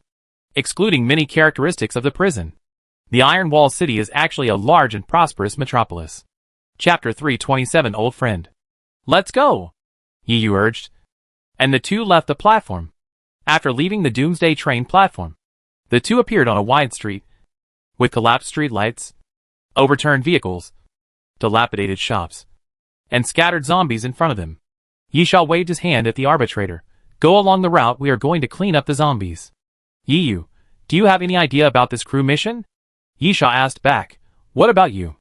Yu, you are definitely going to kill Nan Junxian yourself? Yisha nodded. Yes. Yu, I don't care about this. You can do whatever you want. As long as the person is dead and the data is backed up, the mission can be completed. But we also have to get the warden's notebook before we can return to the Doomsday train. So, first of all, we have to know about the warden. Yisha, what do you want to know about the warden? Yu, when I came here, I bought some information in the dining car. Although it was all basic information, some things were still clarified. There are 4 prisons in this city, so at least we have to find out which prison it is. Yisha, Jiancheng Prison, on an artificial island 2 kilometers away from the Iron Wall City. Yu was stunned. You know that too. Yisha smiled and said nothing. Anyway, he had already demonstrated this kind of foresight ability in the Ice and Snow City. In this case, Yisha didn't mind continuing to show it. As for whether Yi would doubt it, Yisha was sure that she would. But don't look at Yu's appearance as a little girl of 8 or 9 years old. Her thinking and mind are definitely at the level of a normal adult, or even higher. So the two are not stupid.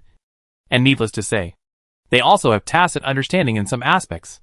For example, Yisha was very curious about how Yu got him back to the Doomsday train from the Ice and Snow City.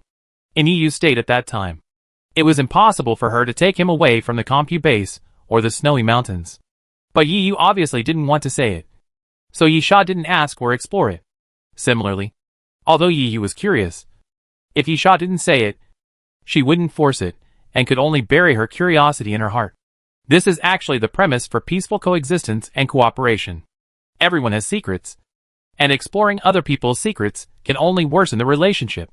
Yu said, it seems that you always know something I don't know. I won't tell you my plan. Just tell me what you are going to do. Yisha, first, we have to go to the artificial island, and then we can go to the prison. However, it is not easy to get to the artificial island. Yu, why? Yisha, it is not difficult to get a speedboat. But there is an ancient species of Tyrannosaurus around the artificial island, which is very difficult to deal with. Yisha had been to the Iron Wall City in his previous life, and also climbed the artificial island and met the prison warden Kemps. Although there were many people fighting at that time, Yisha failed to kill Kemps. But the general situation was still clear. The most troublesome thing to get to the artificial island is the Tyrannosaurus Rex. Although the level of the Tyrannosaurus Rex is not high, it is only at the level of Platinum 3 stars. But its strength will be greatly reduced in water battles. And the Tyrannosaurus Rex is an ancient species of aquatic creatures. Yisha suffered a great loss in his previous life. He and his team drove a speedboat to the artificial island. The process can be said to be a life and death struggle.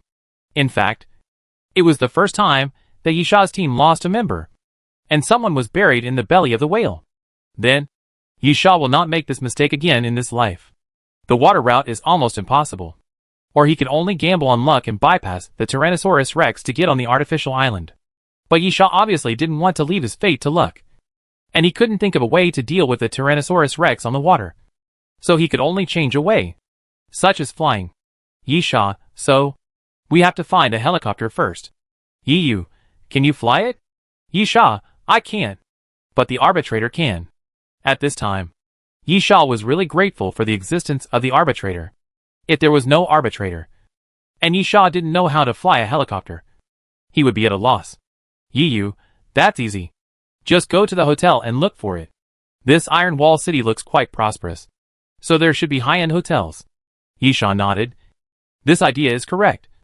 High-end hotels generally have helipads, and there are helicopters in the hotel that can be rented temporarily. Of course, This service is only available in countries with less strict air bans.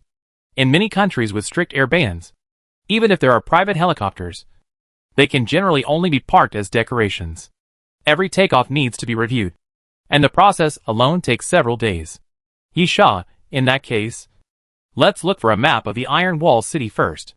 In fact, in addition to the hotel, you can also find helicopters by going directly to the airport. Many wealthy people who bought private helicopters also rent parking spaces at the airport. In addition, the worst plan is to go to the office building of Compu, where there must be helicopters. Although Yisha had been to the Iron Wall City in his previous life, it was impossible for him to visit all the places. Therefore, there are two ways to find a map of the Iron Wall City. One is to try satellite networking and search for the map of the Iron Wall City. But this trick may not work well. Some cities can connect to the internet, but some cannot. The second thing is to go to the newsstand to find a paper map. Yisha's plan is to walk towards the building of Compu first, and see if he can find a map on the way. If there is a map to guide him, and there is a high-end hotel in the Iron Wall City, then go to the hotel. If it doesn't work, then go to Compu. Boom! Yisha and Yi were discussing, when suddenly, a loud explosion sounded, and then in the distance of the street, flames were seen rising into the sky. Yisha quickly took out his PDA, and sure enough, it was flashing red light and sounding an alarm. And the arbitrator was fighting with something. For ordinary zombies, the PDA will not sound an alarm at all, because the arbitrator can easily deal with them. That is not called fighting, but killing. Therefore, sounding an alarm means that something troublesome has been encountered. Yisha immediately waved his hand. Let's go and take a look. Yisha picked up Yu and ran along the street. When outdoors, the ability of the Son of Wind can play a good effect. Yisha is also very fast because of this. After about 2 or 3 minutes, he saw the arbitrator fighting. But it was not a mutant zombie, but with 2 humans. Yisha was stunned for a moment, then suddenly shouted, "Stop!" The 2 people fighting with the arbitrator were Bai Xiling and the little fat man. Yisha then remembered that among the 4 carriages entering the Iron Wall City this time, there seemed to be a number 1 death carriage. That was the carriage where Yisha was originally in. And Bai Xiling and the little fat man were also the surviving humans in the number 1 death carriage. Chapter 328 Enemy. After Yisha finished shouting, the arbitrator naturally stopped. On the other side, Bai Xiling and the little fat man stopped chasing, and then saw Yisha coming. The little fat man suddenly became excited. "You are still alive." This was a bit abrupt, but Yisha quickly understood. After becoming a crew member, I have been staying in the personal compartment and have never returned to the number 1 death compartment. Normally, if someone suddenly does not appear in the compartment, there is only one possibility: naturally dead. The dead will naturally not appear on the Doomsday train again. Yisha didn't want to explain more about the attendant's question, and said directly, "I got a personal compartment." Bai Xiling and the little fat man looked at each other, and then said, "Great." Yisha smiled and didn't say anything. The little fat man opened his mouth and was about to say something, but suddenly his face changed and he took out a crossbow. "Be careful." Bai Xiling's sleeve shook, and 2 daggers slipped into his hands. Yisha looked around, feeling a little puzzled, and then looked at Yu. Yu shook her head. "I didn't sense anything." Yisha looked at the little fat man. "What are you careful about?" The little fat man lifted his sleeves. There was a burned scar on his shoulder. It was in the shape of a bell. It was probably burned with a bell-shaped iron. The little fat man, "This is a tracking mark. A bastard woman printed it on me. As long as this mark is on my body, she can know where I am. At the same time, there are some side effects. As long as she chases me, this mark will get hot." Bai Xiling added, "The surviving human in the number 2 death car is called Yinlan. We had a conflict at the first 2 stops, so we have a grudge." Yu suddenly said, "I sense that someone is coming." "And the location is?" Yu suddenly twisted her body, then stretched out her hand to support. After Yu did this, a sniper rifle shot suddenly came from a distance, and a sniper rifle bullet suddenly flew down from the high-rise building on the side, directly hitting the fat man's head. However, after the bullet entered the 50-meter area, under the effect of Yu's brain ability, the speed became very slow, like a slow motion, moving forward bit by bit. Yisha took a few steps forward, grabbed the bullet and threw it aside, then grasped the void, and the endless bow was materialized by imagination. Yisha's eyes closed slightly, and then suddenly opened. There seemed to be a faint light flashing in his pupils. Clairvoyance. Yisha raised the endless bow, and under the effect of clairvoyance, Yisha's field of vision also increased suddenly, and everything in the distance was seen very clearly.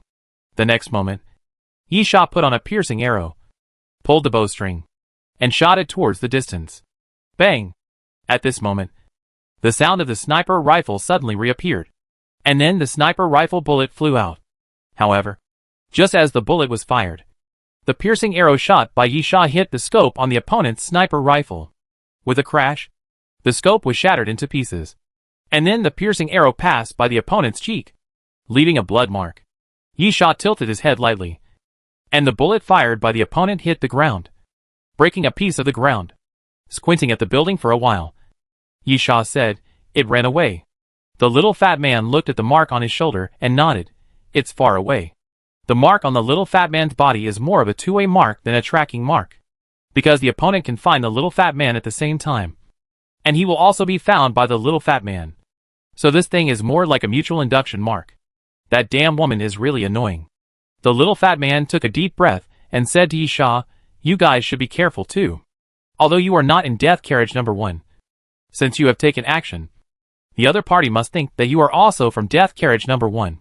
Yisha, from your tone, it should not be just a conflict with Yin Lan." Bai Xiling nodded. Now death carriage number 1 and death carriage number 2 are in a full-scale war. Yisha was stunned. Then, carriage battle? Bai Xiling was surprised. You got the mission too? Yisha shook his head. No. I'm not a member of the number 1 death car now. But I know about the carriage battle. The so-called carriage battle can be understood as a weakened version of the death carriage battle. But it's actually not that simple. The meaning of the carriage battle is that the Doomsday train will issue additional carriage battle missions at a certain platform in addition to the basic missions. This mission is based on the car. Simply put, if someone in the car completes the mission, everyone else can get a reward. At the same time, in the compartment battle mission, the corresponding compartment will get the opposite mission.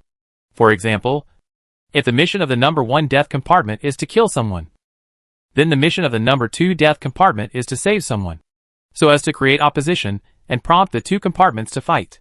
The reason why it is called a weakened version of the death compartment battle is that on the one hand, the purpose of the compartment battle is similar to that of the death compartment battle, which is to let the people in the 2 compartments fight. On the other hand, the number of people is relatively small, and only the people in the 2 compartments fight against each other. The reason why it is not so simple is that the carriage battle is more complicated.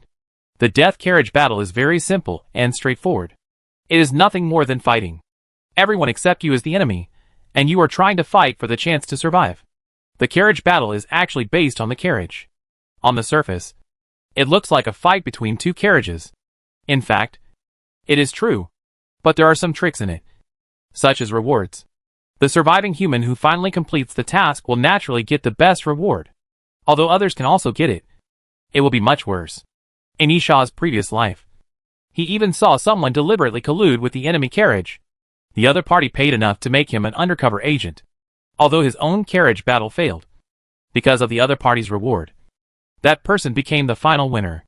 Moreover, even if everyone in a carriage works as a team, they are not all united. Usually there are close factions in a carriage, and several familiar people will mix together and then be wary of others. When the carriage battle comes, whether it is possible to establish mutual cooperation between small teams is also a problem. Generally speaking, the carriage battle is more complicated than the death carriage battle, and there are all kinds of situations. However, Yisha didn't care much. After all, he was a train attendant with his own carriage, and the carriage battle had nothing to do with him. Yisha was just curious. You have a grudge one moment, and then a carriage battle the next. What's going on? Bai Xiling thought for a while. First there was a grudge, and then there was a carriage battle. I don't know if Doomsday Train did it on purpose. Chapter 329 Carriage Battle. Bai Xiling, in the number 2 death car, there is a man named Nan Junxian. Yisha's eyebrows suddenly raised, and a hint of fierceness flashed in his eyes. Nan Junxian? Bai Xiling did not notice the fierceness that flashed across Yisha's face, and continued, that guy has some tricks. and nearly 2/3 of the people in the number 2 car listened to him. Little fatty, when we went to the previous station, we wanted to get an antibody serum for the mutant virus. We had found the stuff and were fighting the mutant zombies guarding the gate. That guy ambushed us and stole the stuff. Then Bai Xiling and Xia Yuren assassinated the 3 of them on the way back, trying to get the antibody serum for the mutant virus back. Bai Xiling spread his hands. Although it didn't work, the hatred was formed. In order to retaliate, the people in the number 2 death carriage indiscriminately attacked the people in the number 1 carriage, dragged more people in, and fought each other. Little fatty, then, before arriving at the Iron Wall City, the Doomsday train announced the carriage battle. There are 2 in total. The first one is the number 1 and number 2 death carriages. More than half of the people must be reduced before the remaining people are allowed to return to the Doomsday train. Bai Xiling added, the second task is the Starlight Mold. I don't know what it is yet. Only the car with the Starlight Mold can return to the Doomsday train. Yi Sha showed a hint of surprise. Although the carriage battle was also based on fighting, which would cause a large number of casualties in the carriage, he did not expect it to be so cruel this time. Yi Sha did not know what the so-called Starlight Mold was. But there must be only one. If there was more than one, there would be no need to start the carriage battle. The key point was that only the carriages that got the Starlight Mold could return to the Doomsday train, which meant that the carriages that could not get the Starlight Mold would be the same as being completely destroyed, and all had to stay in the Iron Wall City. Even more ruthless is the first task. Both carriages must lose more than half of their people. That is, whether it is carriage 1 or carriage 2 that gets the Starlight Mold. Half of the people in the winning carriage must die. What if the number exceeds this? It's simple. Fight inside the carriages, and reduce the number to less than half. Bai Xiling, so, at present, Death Carriage 1 and Death Carriage 2 are in a full-scale war. Either you die or I live. Yi Yu pulled Yi Sha's sleeve, and then whispered, someone may be selected to become a crew member. Yi Sha, what do you mean? Yi Yu, usually if someone is selected, they will be tested first, and then if they survive the test, they will have the opportunity to take the crew test. The most obvious change is that at a certain station, the difficulty will be greatly increased for the test. Yi Sha thought for a while. Nan Junxian? Yi Yu nodded. It's possible. Maybe to prevent us from making mistakes and not being able to get the backup data back, they started to test Nan Junxian in advance. If the number 2 death car can win the car battle, and he performs well, he should be invited to participate in the crew test. Yi Sha narrowed his eyes slightly, hiding his sharpness. Don't worry. He won't have a chance. After Yi Sha finished speaking, he suddenly pondered. After a moment, Yi Sha said to Bai Xiling and the little fat man, since we have met, why don't we go together? The little fat man and Bai Xiling did not mention the matter of forming a team at all. In their opinion, they would probably exchange information and then act separately. Almost everyone in the number 1 death car knew that Yi Sha was a loner. If it was not necessary, he would not mix with anyone. Moreover, Yi Sha did have such confidence. Although he was always alone, he could always return to the Doomsday train. Therefore, the two were quite surprised that Yi Sha would take the initiative to propose a team. Yi Yu also glanced at Yi Sha. This is not your style? Yi Sha lowered his voice. They are prepared for you. Yi Yu thought about it for a while and understood. And then, I am mainly responsible for finding the warden's notebook? Yes. Yi Sha, Nan Junxian must die in my hands. If necessary, we may have to act separately. You need someone to help you save the use of brain power. Yi Yu, what they are looking for does not conflict with us, so we can trust each other temporarily and cooperate. Yi Sha nodded. The little fat man wondered, what are you talking about? Yi Sha pointed at Yi Yu. She and I both have our own personal compartments. Our missions are different, but our destinations are the same. We can work together as a team. Bai Xiling and the little fat man looked at each other. They would not believe everything Yi Sha said. Whether there was a conflict or not could not be denied with just one sentence. Moreover, to be honest, they had intersections and had cooperated before.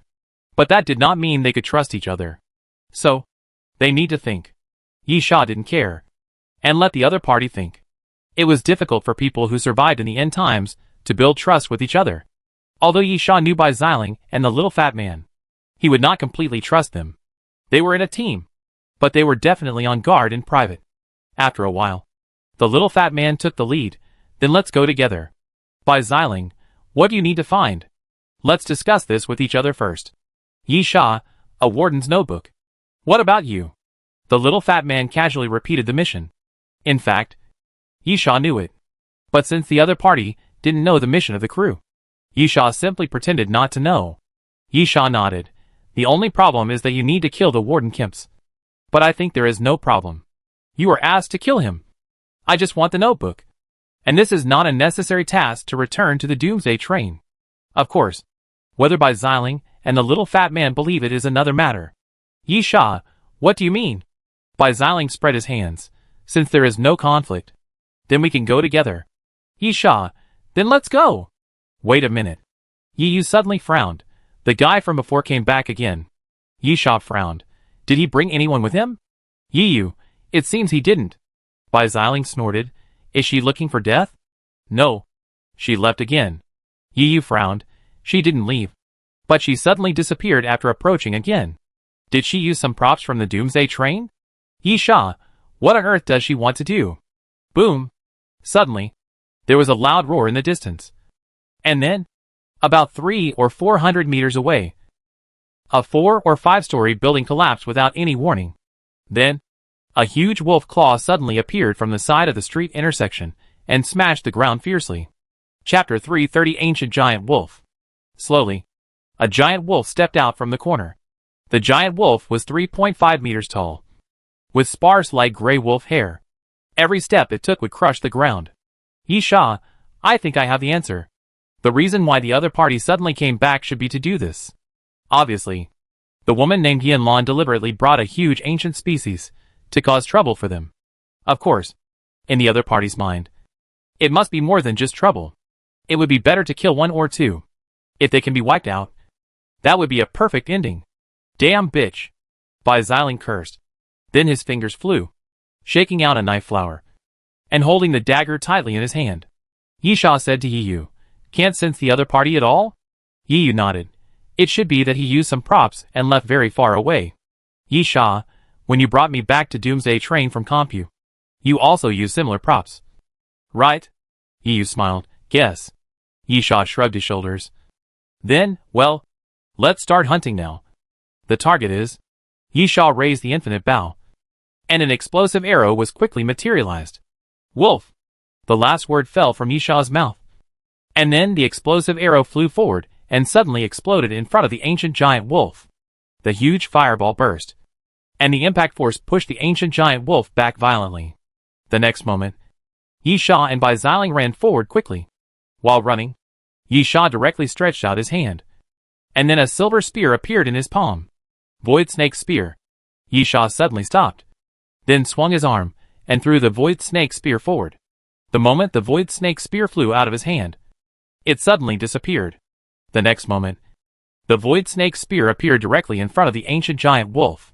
With a puff, the Void Snake Spear pierced into the ancient giant wolf's shoulder, piercing a blood hole directly, and then disappeared without a trace. Roar!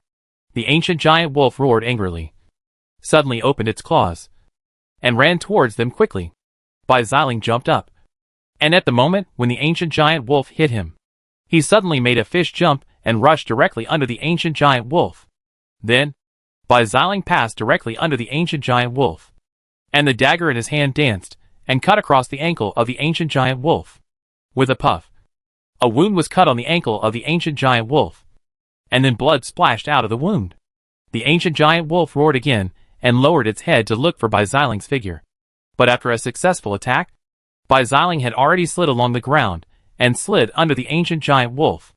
At this time, a crossbow arrow with an iron cylinder tied below broke through the air and shot the ancient giant wolf from the side. And then an explosion sounded, blowing the ancient giant wolf's body crooked. Yi Sha glanced to the side. The fat guy finally had other weapons. He no longer threw homemade coke and bombs around, although he still couldn't do without explosions. This seemed to be his favorite way of attack. At the same time, because of the continuous injuries, the ancient giant wolf seemed even more angry. It rushed forward again and suddenly jumped up from the ground. Yi Sha raised his hand without hesitation and pulled the string. The fantasy on the string materialized into an explosive arrow, and then shot it towards the ancient giant wolf. But at this moment, the limbs of the ancient giant wolf suddenly spread out to the sides. There was a thin layer of flesh between the limbs and the body. After spreading, the ancient giant wolf actually slid in the air and avoided the explosive arrow shot by Yi Sha. Yi Sha wondered, can wolves fly? Is this guy a flying squirrel? By Xiling, maybe ancient wolves can. Who knows? At the same time, the ancient giant wolf landed on the top of a building, pressed down with its claws, and then collapsed the building, and then flew towards Yi Sha again. Yi Sha grabbed the void again, and the void snake spear reappeared in his palm. And then Yi Sha threw the void snake spear out with force. Puff! A muffled sound of flesh and blood being torn appeared, and then a big hole was pierced through the shoulder of the ancient giant wolf. The next moment, Yi Sha ran quickly and then leaped up. Clang! The blood dragon sword was unsheathed, and the sword blade swept through the belly of the ancient giant wolf, cutting a huge wound, and blood gushed out continuously. Ayo! The ancient giant wolf howled in pain and anger. On the other side, after Yi Sha landed, he turned around and stretched out his hand towards the ancient giant wolf, and his 5 fingers slowly bent. Capture the dragon and let the crane fly. Capture the dragon in one move. A huge suction force suddenly appeared in Yi Sha's palm, and the huge body of the ancient giant wolf was actually sucked over. Puff! Yi Sha slashed again when the ancient wolf got close to him. The bright red blade flashed and cut another wound on the ancient wolf. Bai Xiling smacked his lips and lowered his voice to the fat man. This guy seems to be stronger than before. Bai Xiling had fought with Yi Sha in Sakura City, but the winner was not decided. They had cooperated in the desert wasteland and understood each other. Although Bai Xiling recognized Yi Sha's strength, he did not think he was too far behind. If they fought to the death, they should have at least a 50-50 chance. But now, Bai Xiling suddenly felt that his chances of survival might be less than 10%. At this time, the continuous injuries also completely angered the ancient giant wolf. While roaring, the wolf claws of the ancient giant wolf continued to fall downwards. The ancient giant wolf possessed terrifying power. Every time it hit the ground, it would smash the ground to pieces, and gravel and dust would fly up. However, after a while, the dust gradually dissipated, and Yi Sha disappeared, as if he had disappeared suddenly, and was not in front of the ancient giant wolf at all. Here, Yi Sha's voice sounded above the ancient giant wolf, and then Yi Sha jumped down from a building on the side and landed directly on the back of the ancient giant wolf. Puff! The blood dragon sword was raised and fell down fiercely, piercing directly into the brain of the ancient giant wolf, and the hilt was buried. The ancient giant wolf raised its head and howled. Then its body fell limply, and finally fell to the ground with a plop. You have killed the ancient giant wolf. Cumulative number 1. Apocalypse reward, Giant Wolf Fong. Yi Sha jumped off the back of the ancient giant wolf and casually shook off the blood on the sword. You seem to be underestimated. I expect to kill you for doing something of this level. Bai Xiling, maybe it's just to cause trouble for us? As long as we are not happy, the woman will be happy. She is actually a powerful surviving human in carriage number 2. The little fat man smiled, however. With your help, we are confident that we will definitely win the carriage battle this time. Yi Sha, I can't help you too much. After all, I am no longer a member of the death carriage. However, I can deal with Nan Juntian. Chapter 331 Ambush at the Hotel. Bai Xiling, let's talk about these things later. What should we do now? Is there any rules?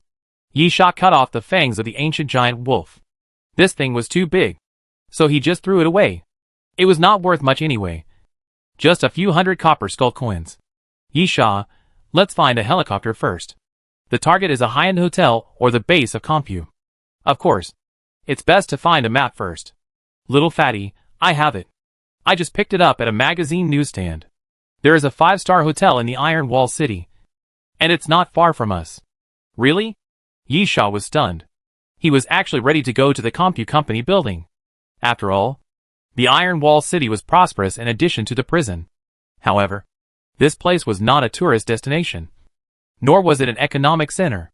There must be hotels, but it was unlikely to be a high-end hotel of 4 stars or above.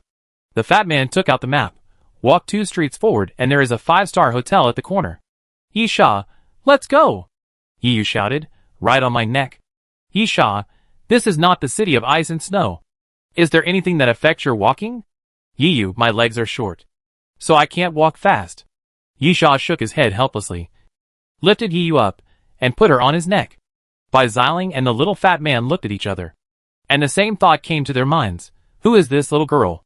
It's rare to see someone who dares to order Yisha around like this. Let's go, Yisha urged. What are you still standing there for? Bai Xiling nodded to the little fat man and immediately followed him. The arbitrator was sent out by Yisha to clean up the zombies again. At this time, the arbitrator is very useful and can help Yisha save a lot of time and energy. Moreover, as Yisha's killer, it is very suitable to be in opposition to the corpse flower.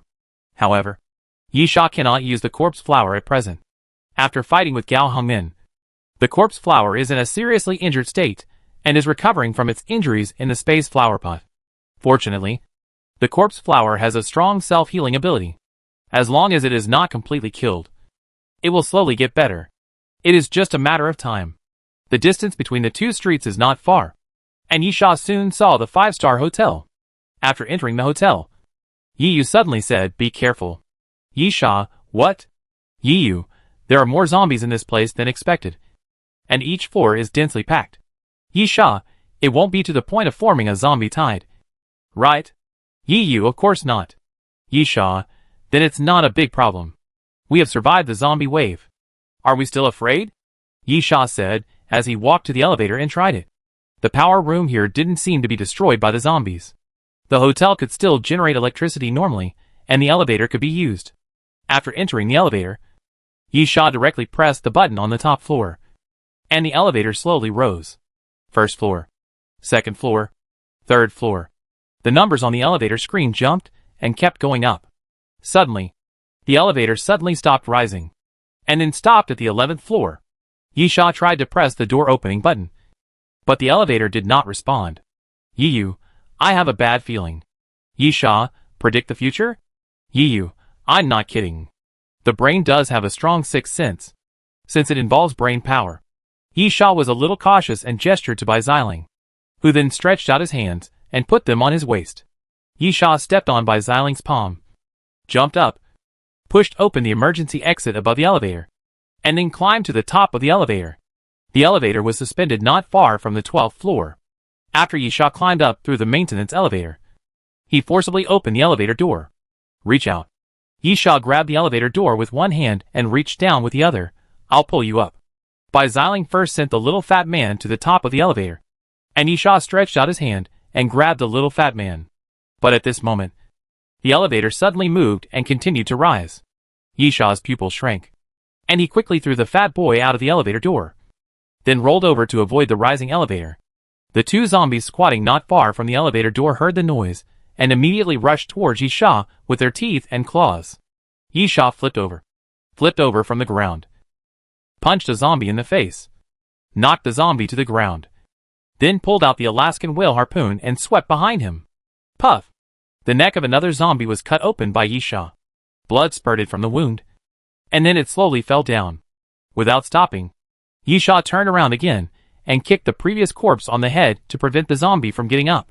Then he drew out the blood dragon sword and stabbed it into the zombie's head. As a result, the zombie, after killing two zombies, Yisha looked into the elevator and saw that the elevator had gone to a higher floor. Yisha, is there a way to contact Bai Xiling? Yes. The little fat man took out a satellite phone, quickly dialed the number, and turned on the speaker. How are you? Bai Xiling, we are on the 18th floor. Yisha, did you encounter anything? Bai Xiling, there are a few zombies at the door. No problem. They have been cleaned up, but the elevator seems to be out of service again. Wait a moment. Yisha walked to the other elevators and pressed them, but found no response. Then, wait a moment on the 18th floor. We will go up by the safety stairs. Bai Xiling agreed, okay. Yisha looked around. Generally, the safety passage is built near the elevator. Unfortunately, this place is not like that. Yisha can only enter the hotel corridor with the little fat man and walk forward. But just as he entered the corridor, Yisha suddenly stretched out his hand and stopped the little fat man. Little fat man, what? Yisha made a silent gesture, and then said, do you want to get out by yourself? Or do I go in to find you? The corridor was quiet. Yisha snorted coldly, and without any nonsense, he raised his foot and stepped back. intending to exit the corridor. But at this moment, two muffled bangs. The two doors on both sides of the corridor were suddenly kicked open. And then a puff of white powder suddenly scattered out. Yisha raised his hand to block in front of his eyes, pushed the little fat man away, and raised his hand to throw the blood dragon sword out. With a bang, the blood dragon sword brushed a man's cheek and nailed to the door. The next moment, Yisha pulled out the Black Star pistol and shot directly forward. Bang, bang, bang. The gunshots rang continuously. The little fat man lay on the ground and looked up. The people in the number 2 death car were called by Yinlan. That bitch. Chapter 332 Fighting. Yisha, give me some water. The little fat man looked up and saw that although Yisha had blocked his eyes with his hands, a lot of the white powder still fell on Yisha's eyes, making it impossible for Yisha to open his eyes. The little fat man quickly opened his backpack to get some water. But at that moment, the two people who had been hiding in the room to avoid Yisha's shooting also took the opportunity to rush out and drew their sabers to stab Yisha. The blade whistled. Yisha tilted his head to listen, then dodged it fiercely, grabbed the other person's arm, and then grabbed the other person's head and smashed it against the wall based on his feeling. But at this moment, Yisha was stabbed on the waist, and a cut was made, and the bright red blood flowed out instantly. Yisha's expression twisted a little. With the improvement of physical fitness, the 5 senses will become more sensitive. But it is not enough to have sensitive ears to locate the location by sound. Enduring the pain from the wound, Yisha held the opponent's wrist, then raised his leg and kicked the opponent's body, then quickly retreated from the corridor, then gritted his teeth and pulled out the saber from the wound and threw it aside. At this time, the fat man also took out a bottle of mineral water, unscrewed it quickly, and handed it to Yisha. Water. Yisha poured the water on his face, washed off the powder, and tried to open his eyes. In front of him were 2 men in their 30s, with clear muscle lines, but not obviously strong. This was the muscle that naturally formed after strengthening the physical fitness, which was far more terrifying than the muscle that was deliberately trained. Yisha twisted his neck, clenched his fists, and his finger bones made a pawpaw sound. Come! Yisha stretched out his finger and hooked it. Don't play those little tricks. If you want to kill us, try it with real weapons. The 2 men looked at each other, then roared together, and rushed towards Yisha at the same time, attacking Yisha from the left and right. The little fat man shouted, Withdraw. I can't help you here. The little fat man is good at bombs. Not only does he make them himself, but when making choices on the Doomsday train, he also gives priority to such items. In the narrow space of the hotel corridor, it is really not suitable for the little fat man to perform, unless he intends to blow Yisha in together. Yisha took a deep breath and rushed towards the 2 men. I don't need your help. Yisha re-entered the hotel corridor and faced the fists of the 2 men without dodging or evading. Hard armor. Many scale-shaped patterns appeared faintly on Yisha's body, covering his entire body. Bang! Bang! The next moment, the opponent's fist hit Yisha, but Yisha's body only shook for a moment and took the 2 people's fists. The 2 men were shocked and threw another punch at the same time, hitting Yisha's face from the left and right. But Yisha also had no reaction and let the other party hit him. The 2 of them were startled. And then, they drew their new weapons and stabbed at Yisha. But before the weapons could pierce Yisha, the 6-flower shield suddenly appeared and blocked the attacks of the 2. Yisha said fiercely, Have you had enough fighting? It's my turn now. Yisha raised his hand and punched one of them, knocking him back continuously. And then he elbowed another person in the head, smashing him against the wall. With a bang, the man's head hit the wall, and then he felt dizzy. 2 pieces of trash. Yisha said disdainfully, You are considered members of the death carriage? Have you ever participated in the death carriage battle? Yisha said, as he quickly stepped forward. When the other party reached out to take something out, he suddenly stretched out his hand and pinched the air, catching a dragon and letting a crane fly. One move to catch a dragon. The man suddenly felt a strong suction force suddenly appear, and then the whole person flew forward involuntarily. Snake bite. Yisha reached out with his left hand, grabbed the other party's chin, and then lifted the man up with brute force alone, and smashed him against the wall. With a bang, the wall was smashed into a spider web of cracks, and the man held in Yisha's hand couldn't help but open his mouth and spit out blood. At this time, a shout suddenly sounded behind Yisha. and a blue machete made of unknown material appeared in his hand and stabbed towards Yisha. Yisha quickly twisted his body to avoid the opponent's attack, stretched his hand back, and performed the dragon catching technique again. The strong suction force sucked the blood dragon sword that was previously stabbed on the door. Yisha held the sword in his hand and swept forward quickly. With a clang, the weapons clashed, making a crisp sound, and Yisha raised his sword to block the opponent's machete. But at this moment, the opponent smiled grimly. Crack! The azure color on the machete suddenly peeled off, and countless azure small blades suddenly exploded and flew towards Yisha. Yisha raised his eyebrows, and then a six-flower shield appeared around his body, blocking the blades that were spinning and flying around. The opponent saw it and immediately rushed forward again, swinging the machete and slashing down fiercely. Yisha stretched out his hand. Puff! The blade of the machete slashed into Yisha's left palm, bringing out a trace of blood. But at this moment, Yisha stretched out his hand and grasped the machete firmly. The opponent pulled out twice desperately, but was completely unable to pull the knife out. At this moment, puff! Yisha thrust the blood dragon sword forward, directly stabbed it into the opponent's lower abdomen, and then pulled it horizontally. The other party's pupils suddenly dilated, and he kept whimpering in his throat. He wanted to make a sound, but he couldn't make a single syllable. He looked down instinctively, and blood was flowing out of the cut abdomen like it was free, mixed with the chopped internal organs. Go to hell! Yisha sneered, and his arm increased his strength again. The man's waist was completely cut off by Yisha, and half of his body fell forward. The remaining man moved his Adam's apple and retreated continuously, then quickly untied a cloth bag hanging behind his waist. In an instant, when the bag was untied, countless red lights exploded in all directions, like fireworks, appearing extremely brilliant. The next moment, the man shouted, and a beam of red light suddenly split out and fell towards Yisha. Yisha instinctively dodged to the side when he fell, and then when the red light passed by, Yisha felt a slight pain in his forearm. He looked down and saw a wound on his forearm. A real light? Yisha was not too surprised. There were many strange weapons on the Doomsday train. He had seen so many of them that there was really nothing to be surprised about. Moreover, Yisha had no time to be surprised, because the red light fell towards him again. Chapter 333 Pursuit. The red light suddenly dispersed, turning into countless sharp edges, and then fell towards Yisha. Although the hotel corridor was not narrow, it was naturally a small space for fighting. After the red light fell, it almost covered the entire corridor horizontally, and Yisha had no way to avoid it. The six-flower shield appeared next to Yisha again, blocking the continuously falling red light. The price Yisha paid for this was that 3 six-flower shield shattered.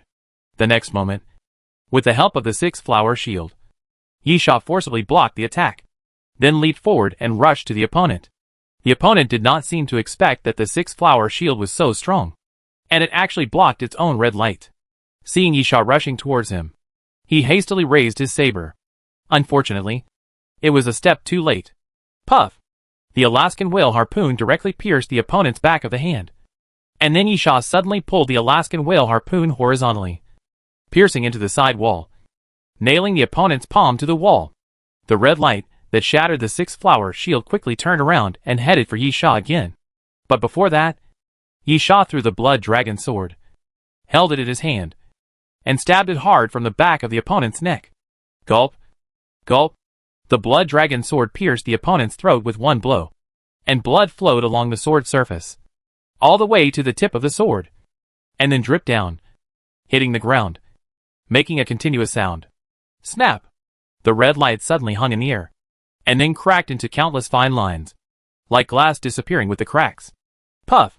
Yisha raised his hand and pulled back the blood dragon sword and the Alaskan harpoon, and the man fell to the ground, completely turning into a corpse that seemed to have signed a contract to never speak.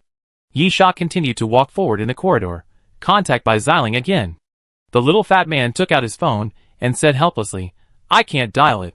Yisha nodded. If nothing unexpected happened, Bai Xiling would probably be caught in the battle and couldn't get out. However, Yisha was not too worried. After all, Yi was with Bai Xiling.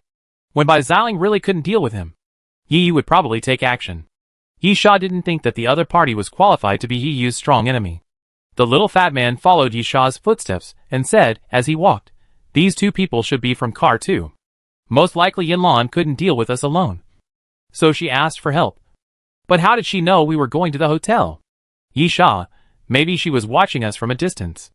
The little fat man, "Then she couldn't ambush us in the hotel in advance? Right. If she waited until we entered the hotel to arrange it. Would it be too late? Yisha, who knows? If you didn't recognize the wrong person, there is always a way to do it. Don't worry too much about what has happened." The little fat man nodded. "We have to rush to the 18th floor. Yisha also nodded. He was not sure whether the other party could deal with Bai Xiling. Bai Xiling's strength was very strong. However, as far as Yisha knew, Bai Xiling was a killer before the end of the world.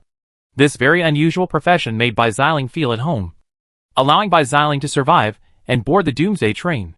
In fact, when Yisha first boarded the train, Bai Xiling was already on the train, which shows Bai Xiling's strength. People who are strong in themselves tend to become even stronger after boarding the Doomsday train. Bai Xiling belongs to this kind of people. Whether it is physical strength or mental strength, Bai Xiling is very good. But perhaps because of his old profession, Bai Xiling has always chosen assassinations after boarding the Doomsday train, which makes Bai Xiling's ability to face the enemy head-on relatively weak. Even so, Yisha doesn't think that the other party can pass Yu's level. But even if Yu and Bai Xiling can solve the problem by themselves, Yisha can't just stay there and do nothing. So he still has to rush to the 18th floor as soon as possible. Here. At this time, the little fat man suddenly shouted, and Yisha ran over to see that it was the little fat man who found the entrance and exit of the safety stairs. The two of them went up to the 18th floor along the safety stairs. Not far into the hotel corridor, they saw Bai Xiling sitting on the ground bandaging his wounds, with two bodies lying beside him. And Yu was nowhere to be found. It didn't look like anything happened. It should be all done. But Yisha couldn't help but, "Where is Yu?" "Here." Yu walked out of the room on the side. The woman didn't enter the hotel. She should have observed remotely, then calculated our route, and then had someone ambush us. I have sensed her location. "Yisha, where?" Yu pointed to the room. "Follow me." While talking, Yu led Yisha into the room and pointed to the French window on the side of the living room. Outside the window, about 800 meters away, there is a big advertising sign. "Yu, she is on the roof of the building where the sign is. Although she is hidden, I can sense her presence. Do you have the confidence to shoot her with one arrow from such a long distance?" Yisha shook his head. No. Yisha had shot an arrow at the opponent before, and could feel that the opponent was a more professional sniper. A general sniper only needs to be accurate, but a professional sniper, or even an excellent sniper, has many aspects: position selection, blocking, concealment, evacuation, reconnaissance. An excellent sniper is never just about being able to shoot. In Yisha's opinion, the opponent is obviously a professional. Very professional in position selection and blocking. Good at using blind spots. And must have been hiding an ambush at the moment, and would not give Yisha a chance to shoot after confirming the position. But it doesn't matter. Yisha shot a hole in the French window with a piercing arrow, then kicked the glass to pieces. "I can go directly to her," Yisha said as he took out a sword and put it on the string. Sword of Glory. The ancient power flows inside the sword, which can transcend the constraints and restrictions of space, allowing the user to reach the location of the Sword of Glory in an instant. The ancient space power remaining in the Sword of Glory can only be used 10 times, and the current remaining 10 times. Yisha quickly pulled the bowstring into a full moon, then slightly aimed and released the bowstring. The next moment, the Sword of Glory turned into a stream of light and flew forward, like a meteor streaking through the sky, at an extremely fast speed. Then, Yisha found that his body was sucked out by an unknown force. And then it was as if he was moving at high speed, and the surrounding scenery flew away and turned into thin lines. Yisha felt a little dizzy, but it only lasted for a moment, and the surrounding scenery soon froze. Yisha looked around. This was the roof of a building, with a huge billboard hanging on the outer edge. Using the billboard as a cover, a woman sat on the ground and looked at him in surprise. Chapter 334 Yinlan. The woman was wearing a light yellow camouflage pants, with only a black tight vest on her upper body, outlining her beautiful upper body curves. She was holding an AWP sniper rifle in her hand, with a gun box on the side, and a heavy-fire anti-material sniper rifle accuracy international AW-50. This was the first time Yi Sha used the Sword of Glory. At the moment, it seemed that the sword was indeed useful. He should have arrived at the place he wanted to go accurately. Yi Sha curled his lips. Yin Lan? When Yi Sha's voice sounded, the woman came back to her senses instantly, put her shoulder against the butt of the gun, and pulled the trigger at Yi Sha without hesitation. Bang! The gunshot sounded, and the bullet flew towards Yi Sha. But before hitting Yi Sha, the six-flower shield suddenly appeared, and the sniper rifle bullet shattered a layer of the shield and fell to the ground. The next moment, Yi Sha suddenly rushed forward. The two were 15 meters apart. But for Yi Sha, it was almost a flash.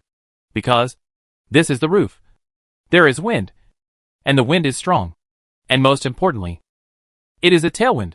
The ability of the Son of Wind can be used to the maximum extent in this situation. Coming to Yin Lan. Before the opponent fired again, Yi Sha raised his foot fiercely, kicked the opponent's wrist, and kicked the AWP sniper rifle in the opponent's hand away. Yin Lan was very decisive, as if she had been in battle for a long time, and immediately flew to the side. Yi Sha naturally knew what she wanted to do, and raised his foot directly, and stepped on the barrel of the AW-50 at the moment when Yin Lan was about to grab the gun. Yin Lan shouted and kicked Yi Sha's head. Yi Sha raised his hand to block. Yin Lan took the AW-50 out from under Yi Sha's feet. But just when Yin Lan was about to raise the gun, Yi Sha suddenly stretched out his arm and wiped the opponent's gun. Bang! The gunshot sounded, and the bullet almost brushed Yi Sha's cheek. Then Yi Sha stepped back 2 steps, raised his hand to shake the gun box, and threw it aside. My level of gun handling is not much worse than yours. Yi Sha, the bullet in the gun chamber has also been shot out. What should you do now? Yin Lan was extremely sturdy. She threw her gun to the side, pulled out a saber from her waist, and rushed towards Yi Sha. Yi Sha drew out the blood dragon sword, watched the opponent's saber stab at him, and after a fierce fight, there was a clang, and the weapons collided, making a crisp sound. The next moment, Yin Lan's body suddenly jumped up and kicked Yi Sha in the chest. Bang! Bang! Bang! 3 consecutive kicks hit Yi Sha's chest, kicking Yi Sha back again and again. Feeling the tightness and pain in his chest, Yi Sha looked at Yin Lan in surprise. This woman's skills are quite amazing. At the same time, Yin Lan landed on the ground, thrust her waist, and then flipped up from the ground, quickly approaching Yi Sha, and raised her foot to sweep at Yi Sha again. Bang! Bang! Yi Sha raised his arm to block, and after blocking 2 consecutive blows, he swung his sword forward fiercely. But he didn't expect that Yin Lan suddenly bent back and avoided the sword, then kicked Yi Sha's chin with her toes. Blood was flowing from the corner of Yi Sha's mouth, and before he could stand firmly, Yin Lan rushed up again. But this time he changed to grappling, grabbing Yi Sha's elbow, pulling and pulling, and then pressing Yi Sha to the ground. Yin Lan sneered. You people in the number 1 death car are just like that. I am not from the death car. Yi Sha pulled the corner of his mouth down. Do you think you can lock me up like this? Yi Sha suddenly exerted force and lifted his arm up. Yin Lan was shocked. With his arm locked, he could still exert force like this. How strong is this guy's physical fitness? The next moment, Yi Sha swung his arm violently and threw Yin Lan out. Yin Lan twisted his waist in the air and did not fall directly to the ground, but fell steadily. Yi Sha got up from the ground and stabbed the blood dragon sword into the ground. The blood dragon sword went 3 inches into the ground and stuck directly into the ground. Good at sniping and close combat. Yi Sha twisted his neck and loosened his muscles. Okay. Let me try out my new abilities on you. Huh? Huh? As Yi Sha spoke, he took a deep breath and then exhaled the foul air. Martial Arts Supreme. Yi Sha had always been unsure about the strength and quality of the Martial Arts Supreme's abilities, so now he was just trying it out. At the same time, when the Martial Dao Supreme was activated, Yi Sha suddenly felt a buzzing sound in his head, as if something exploded in his head. Then countless images flashed before his eyes, and then filled into his head frantically, as if he had a large number of memories out of thin air. Yi Sha even felt a slight pain in his head, and couldn't help showing a slightly painful expression. Yin Lan frowned, and a puzzled look flashed across her face. Obviously, she couldn't understand why Yi Sha stood there motionless, and his expression was slightly painful. Is it to lure the enemy? Or is there something wrong with the body? Yin Lan's thoughts turned around at this moment. And then she quickly made up her mind. Rushed forward. And punched Yisha in the face. Snap! Just as Yin Lan's fist was about to fall on Yisha's nose. Suddenly, a palm came out and directly pinched Yin Lan's fist. At the critical moment, Yisha suddenly moved. His half-closed eyes suddenly opened. And then kicked towards Yin Lan. Yin Lan avoided it. And then kicked Yisha in the chest with the same kick. Yisha did not dodge or evade. When Yin Lan's right leg was about to sweep him, he suddenly stretched out his right hand in a strange shape, with 5 fingers together, swinging left and right, like a snake head, and then fiercely tapped Yin Lan's ankle. Yin Lan felt a tingling sensation in her right leg, and she fell to the ground involuntarily, then quickly stepped back. Snake-shaped trick? Yisha lowered his mouth and suddenly ran forward, relying on the ability of the Son of Wind.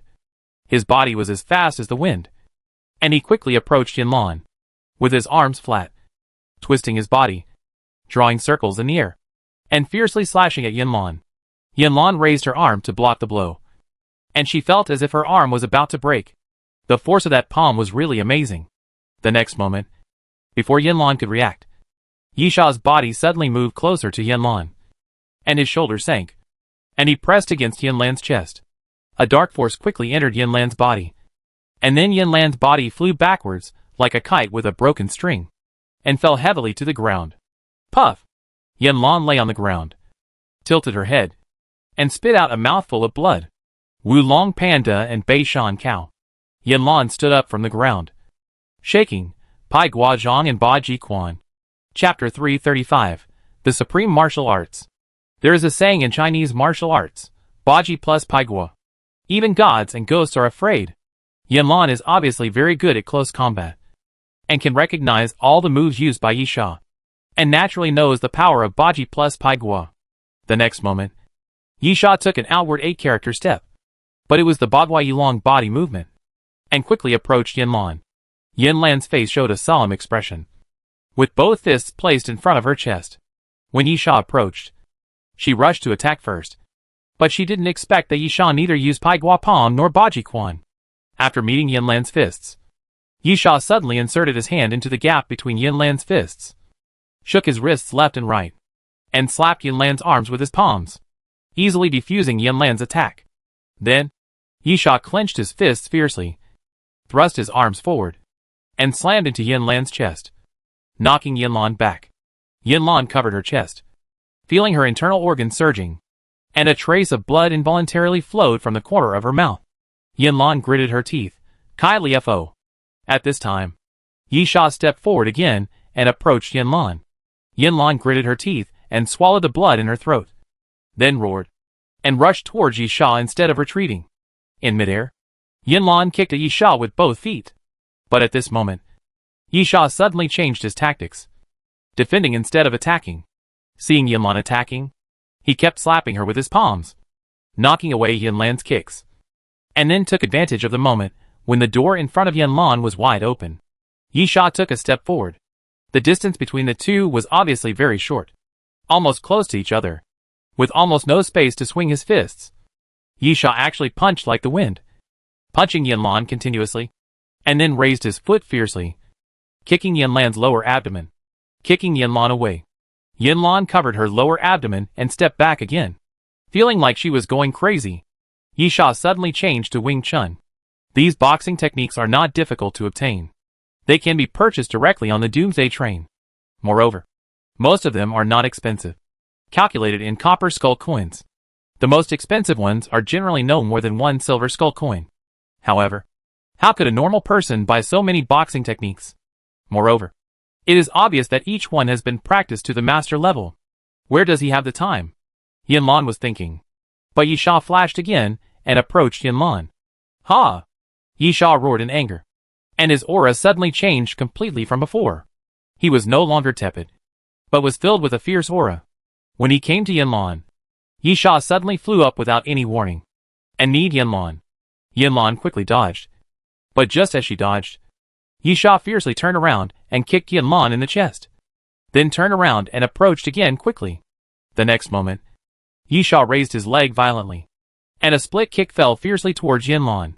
Yinlan quickly jumped to the side and rolled on the ground to avoid the attack. With a bang, a water pipe as thick as a wrist on the edge of the roof was directly broken by Yisha's foot. Yinlan pulled down the corner of her mouth, Thai boxing. Yisha smiled. Is that all? I only used 50% of my strength. The muscles on Yinlan's face twitched, and she threw the saber into the air, then held it with her backhand, roared and rushed towards Yisha again. This time, I have to use all my strength. Yisha, it's time to get serious.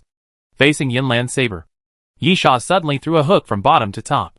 When the fist hit the blade, Yinlan felt a huge force coming and almost couldn't hold the knife.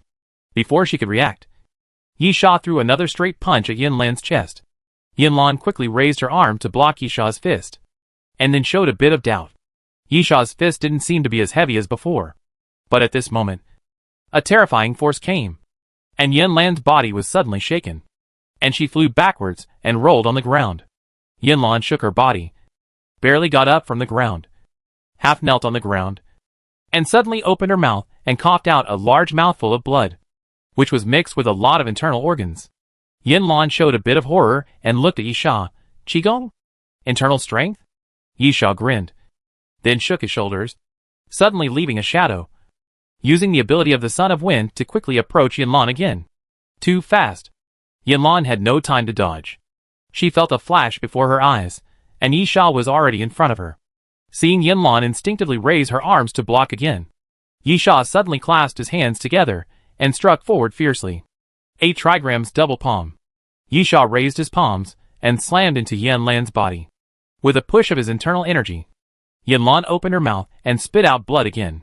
Her whole face turned pale, and her lower abdomen was churning. She almost vomited out bitter bile. Yisha stretched out his leg and tripped Yinlan to the ground, then stepped on Yinlan's chest and bent down. It's over. Yinlan growled, grabbed the saber and stabbed Yisha again. Yisha stretched out his hand, grabbed Yinlan's wrist, twisted his arm, and then the saber stabbed into Yinlan's shoulder. Don't know whether to live or die. Yisha sneered. You are no match for me at all.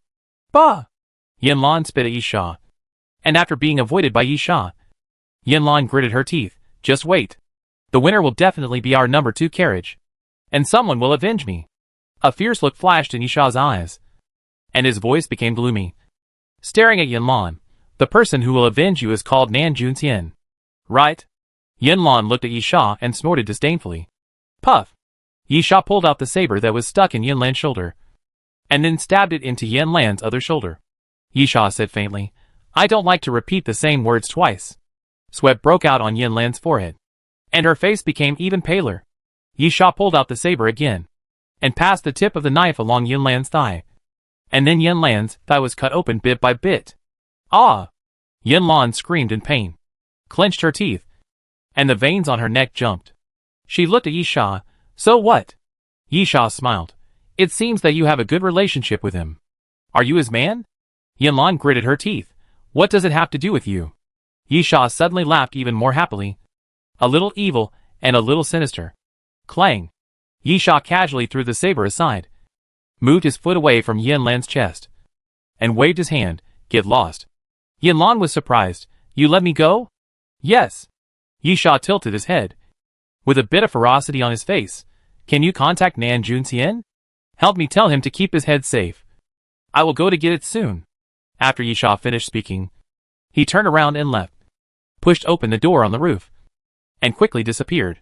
Yinlan was stunned for a moment, then gritted her teeth and climbed up from the ground. Chapter 336 Jiansheng Prison. You didn't kill Yinlan? Bai Xiling looked at Yisha, stunned. What do you think? Since she is no match for you, why don't you kill her? Yisha, nothing. I just want her to tell Nan Junxian a message. Anyway, her fate will not change. The battle of the carriage failed. Can anyone in the number 2 death carriage survive? Bai Xiling, but... Yisha waved his hands impatiently. She's already released. What else can we do? Let's talk about the helicopter. Did you find it? The fat man. There are 2 helicopters on the top floor. I checked, and they seem to be both flyable. Yisha nodded, then took out his PDA and gave the arbitrator an order to go to the top floor of the hotel.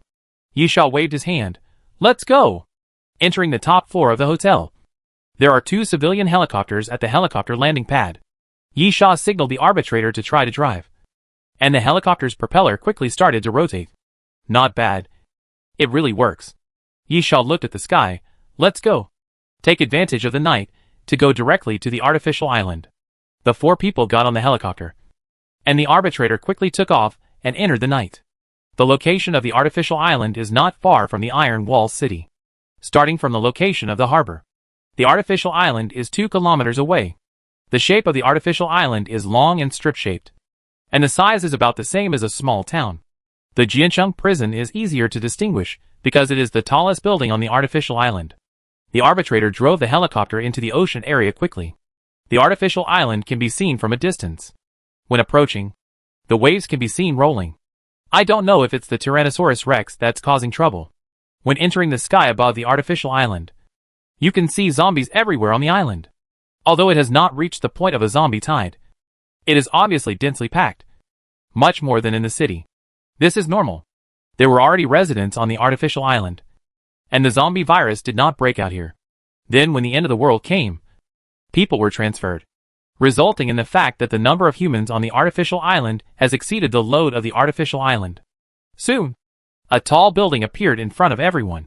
Yi Sha pointed, that's Jiancheng Prison.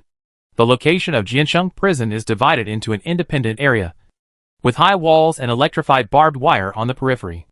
And of course a huge and sturdy iron gate. Jiancheng Prison has a total of 5 buildings.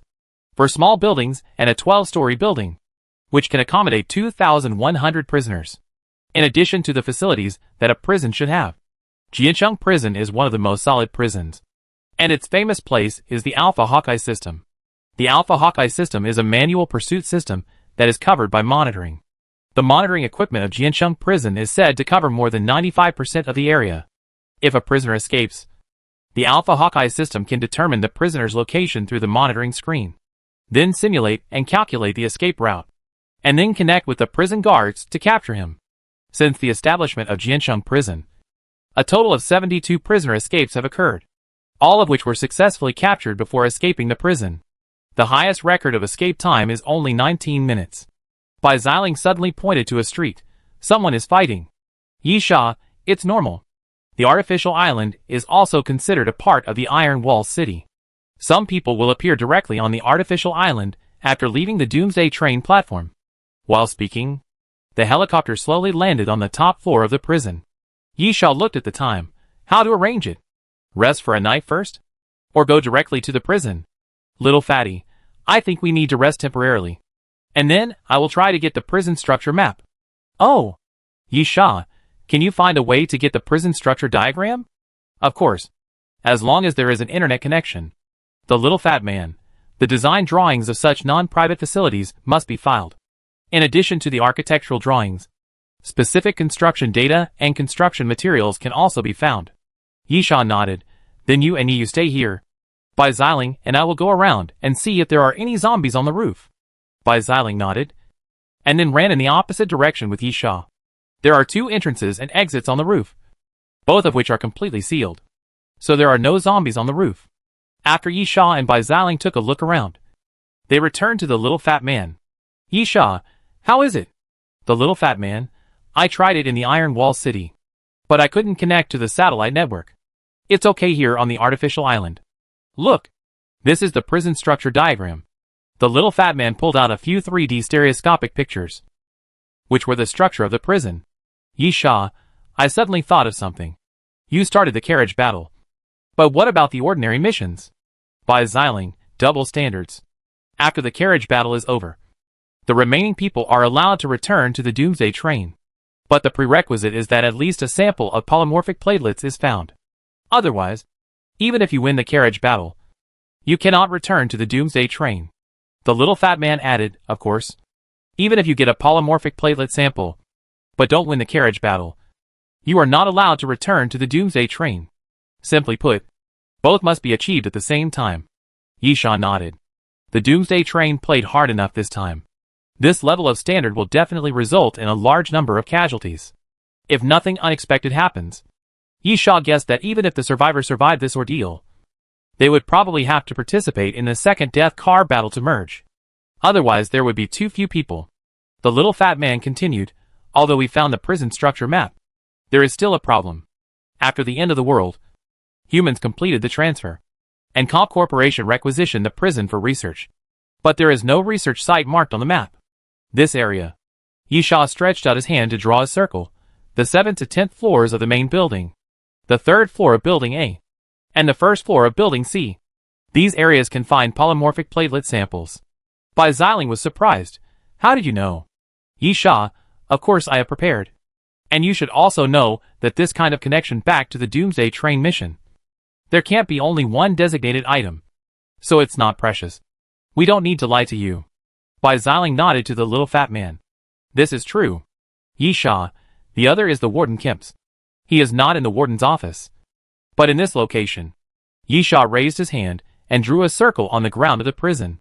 Bai Xiling was puzzled. Underground? Yisha, it's the riot control weapon storage. Bai Xiling showed a look of realization. And then, where are the research records of transforming zombies? Yisha shook his head, indicating that he didn't know. Yisha didn't complete this task in his previous life. In his previous life, after he got the multivariable platelet sample in Jiancheng prison, he killed the Warden Kemp's and returned to the Doomsday train. Chapter 337. Entering the prison. The little fat man. Then let's plan a route. There's no need to go to the other 4 small buildings. Let's go down to the 8th to 10th floors to search.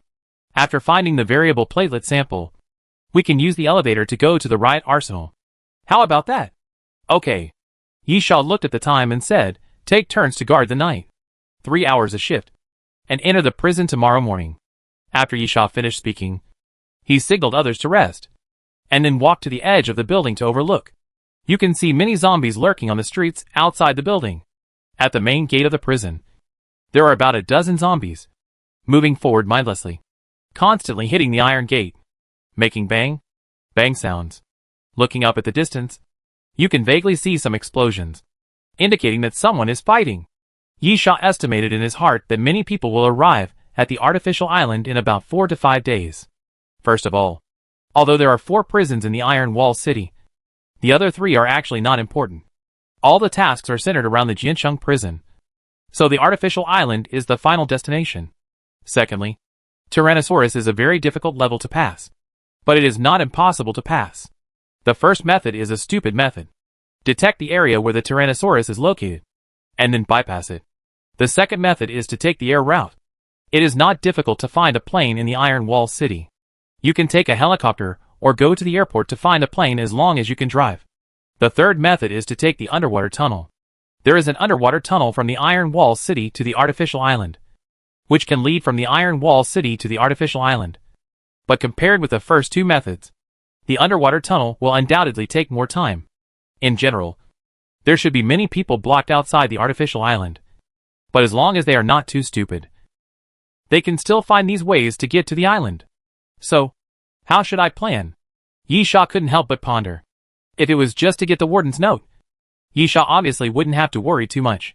He would enter Jiancheng prison, get the warden's note, leave, and the mission would be completed. Other people's affairs have nothing to do with Yisha.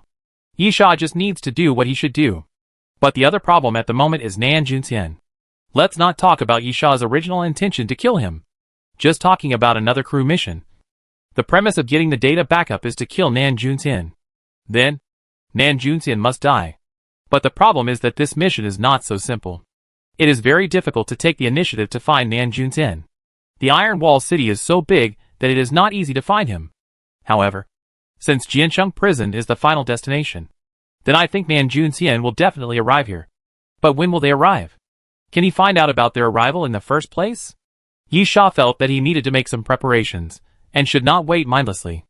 Yisha closed his eyes slightly, and soon fell into thought. No words all night.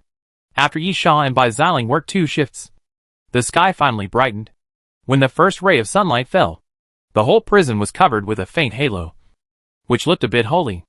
Unfortunately, a prison that makes people feel holy is undoubtedly a great irony. Let's go. Get ready to work. Yisha picked up EU and put her on his shoulders, walked towards the iron door on the top floor, and whispered, you will follow them later. EU, where are you going? Even if you want to kill Nan Junxian, He should not have arrived at the prison by now. Right? Yisha, I have to make some preparations. Alpha Hawkeye's system. Yi raised her eyebrows and immediately knew what Yisha wanted to do. And nodded, you go. I can handle it. Yisha nodded and came to the iron door on the roof. Yisha pulled out the Black Star pistol and fired several shots at the door lock. Then he raised his leg and kicked the iron door open. There were many zombies on the stairs behind the iron door. About 10 of them. They were all wandering around like headless flies. But when they heard the noise, they immediately climbed up the stairs. The fat man took out a metal disc the size of half a palm, pressed it on the top, and threw it directly to the bottom of the stairs. Then signaled others to get out of the way. A moment later, there was a loud bang, and there was an explosion in the corridor. And then a cloud of black smoke passed through the stairs and rushed out from behind the door. The little fat man waved his hand and waved away the black smoke. Let's go. The effect of using explosions in such a small space is still very good. After one explosion, all the zombies on the stairs were cleared. Yisha took the lead and walked down the stairs. The top floor of the prison is not an area for prisoners, but a dormitory. This is a place for prison guards to rest. There are even some prison guards in uniform squatting in the corridor. Yisha pulled out the Black Star pistol and fired as he moved forward. Bang, bang, bang. As the gunshots rang out, the zombies approaching Yisha were repeatedly shot in the head and fell to the ground. While shooting the zombies, Yisha gestured to the arbitrator, who strode forward and came to the end of the passage, where there were 2 old-fashioned elevators. Jiancheng Prison is very strange. Although it is high-tech such as the Alpha Hawkeye system, the construction of the entire prison hardly uses high-tech electronic equipment, but old-fashioned mechanical equipment. The door locks are all physical locks, and even the elevators are old-fashioned mechanical elevators. In the construction concept of Jiancheng Prison, all electronic equipment is unstable, can be hacked, and is easy to be destroyed. But purely mechanical equipment cannot be hacked or easily destroyed. In this case, why introduce the Alpha Hawkeye system? At the same time, the arbitrator came to the end of the corridor, grabbed the elevator door directly, and then exerted a sudden force. The elevator door creaked and was forcibly pulled open by the arbitrator. Go! Yisha waved his hand, put you down, and then signaled by Xiling and the little fat man to quickly enter the elevator. Yisha himself retreated while shooting the zombies that were chasing him. But at this moment, roar! An angry roar suddenly sounded, and then a black shadow suddenly rushed out from the side of Yisha at a very fast speed, and hit Yisha at the moment when Yisha instinctively turned his face. Bang! Accompanied by a muffled sound. Yisha felt the huge force coming, and then he was knocked out and hit the wall next to him with the black shadow. Looking up, it was a huge mutant zombie dog, rotten all over, with some wounds so deep that the bones could be seen, and thick water flowing out, with a terrible stench. Yisha shouted to the elevator, you go first. The little fat man hesitated, without saying anything. Yi pulled the elevator lever directly, and the elevator slowly descended. Chapter 338 Fighting. Yisha was worried about not being able to find an opportunity to act alone. And Yi also knew what Yisha meant, so she naturally had to help Yisha. In fact, Yisha's departure did not conflict with the mission of Little Fatty and by Xiling. On the contrary, it could help them better. But the problem was still the degree of mutual trust. Would Little Fatty and by Xiling be suspicious when Yisha suddenly proposed to leave the team and act alone? Anyway, if he were to put himself in their shoes, Yisha would have a little doubt if he suddenly heard someone leaving the team, no matter what the reason was. Especially after Yisha let Yanlan leave. Yisha could feel that the little fat man's attitude towards him did not change much. But Bai Xiling was obviously more alert. So, passively leaving the team is the best result. In the elevator, the little fat man, is it really okay to leave him alone? Yi, what does it matter? Anyway, he can handle it. Let's go find a multivariable platelet sample first, and then find the warden. He will catch up soon. On the other side, Yisha watched the elevator descend, then raised his leg fiercely, swept the mutant zombie dog's lower abdomen, and kicked the mutant zombie dog away. The mutant zombie dog was huge, about 2 meters tall. Apart from that, it was not much different from ordinary zombie dogs, and it was obvious that the degree of mutation was not great. Ouch! After being kicked away by Yisha, The mutant zombie dog howled immediately, and then rushed towards Yisha again frantically.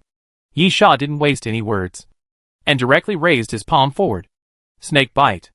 Yisha stretched out his left arm, and the shadow of the purple-scaled python was wrapped around his left arm. And then he directly pinched the chin of the mutant zombie dog. The next moment, Yisha swung the mutant zombie dog and smashed it against the wall. Clang! The blood dragon sword suddenly came out of its sheath. And then Yisha shook his wrist, and the blood dragon sword pierced directly into the mutant zombie dog's head, nailing the mutant zombie dog to the wall. You killed a giant dog. Cumulative number 1. Apocalypse reward, bloody dog teeth. Yisha killed the mutant zombie dog, but did not stay for too long, because the zombies in the corridor had already rushed in after being delayed by the mutant zombie dog. Yisha signaled to the arbitrator, and the arbitrator immediately picked up the machine gun and began to fire. Thud, thud, thud. Bullets flew forward like rain, sweeping the zombies to the ground. Yisha came directly to another elevator, forced the elevator open, and waved to the arbitrator. When the arbitrator entered the elevator, Yisha raised his hand and threw out a crystal bar of red flame bomb. Boom! As the elevator descended, a violent explosion sounded outside the elevator, and flames spread everywhere, engulfing all the zombies that rushed up. Yisha did not descend too far, but left the elevator after descending 2 floors. The Alpha Eagle Eye system needs powerful server support to work effectively, and the Alpha Eagle Eye system is the core of Jiansheng Prison. Therefore, the server of the Alpha Eagle Eye system cannot be placed anywhere casually. If so, it would probably have been destroyed by zombies long ago. Yisha knew that there was a hidden area inside the prison, which only the warden could enter and exit at will. Its main function was to place the server of the Alpha Eagle Eye system. However, Yisha didn't know how to get there. In his previous life, Yisha didn't pay attention to the Alpha Hawkeye system. He just found the thing, killed the warden and left. Therefore, Yisha's familiarity with Jiansheng Prison was limited to a few areas related to the mission. It was impossible to draw such a hidden area on the structural diagram that the fat man found, but it was still somewhat useful. After looking at the general structural diagram, he could find a few unreasonable places based on the appearance of the building. Because, no matter how you cover up the hidden area, the overall area remains unchanged. So as long as you follow this line of thought, it shouldn't be too difficult to find the hidden area. Bang, bang, bang, Yisha was thinking, but was awakened by a violent metal collision. Yisha looked up and saw that he had entered the cell area. There were solid iron gates on both sides. Some zombies were lying on the iron gates, constantly hitting them, making the sound that Yisha had heard before. Those zombies were all prisoners in the prison, still wearing prison uniforms. Although their strength would obviously become huge after they turned into zombies, they were not able to force their way out of the cage. On the other hand, there were 2 zombies in prison guard uniforms wandering in the central aisle. Yisha went up directly, watching a prison guard zombie rushing towards him, and grabbed the other's head and pressed him against the iron gate on the side. The next moment, the knife light appeared. With a puff, Yisha pulled out the Alaskan whale harpoon and stabbed it into the back of the prison guard zombie's neck, nailing the prison guard zombie to death with one blow. As for the other prison guard zombie, when it approached Yisha, the arbitrator had already punched it, and the zombie's head snapped. And the zombie's head was actually twisted back, deader than dead. After dealing with the 2 zombies, Yisha continued to move forward, and then suddenly stopped. Yisha looked up and found a surveillance camera on the side. The surveillance equipment in Jiansheng Prison is very high-end, and there are many types. There are conventional swinging surveillance cameras, circular 360-degree 4-sided surveillance probes, and fan-shaped surveillance embedded in the wall. As for the hidden pocket-sized probe surveillance, there are countless of them. The Alpha Hawkeye system is essentially a supercomputer for data calculation.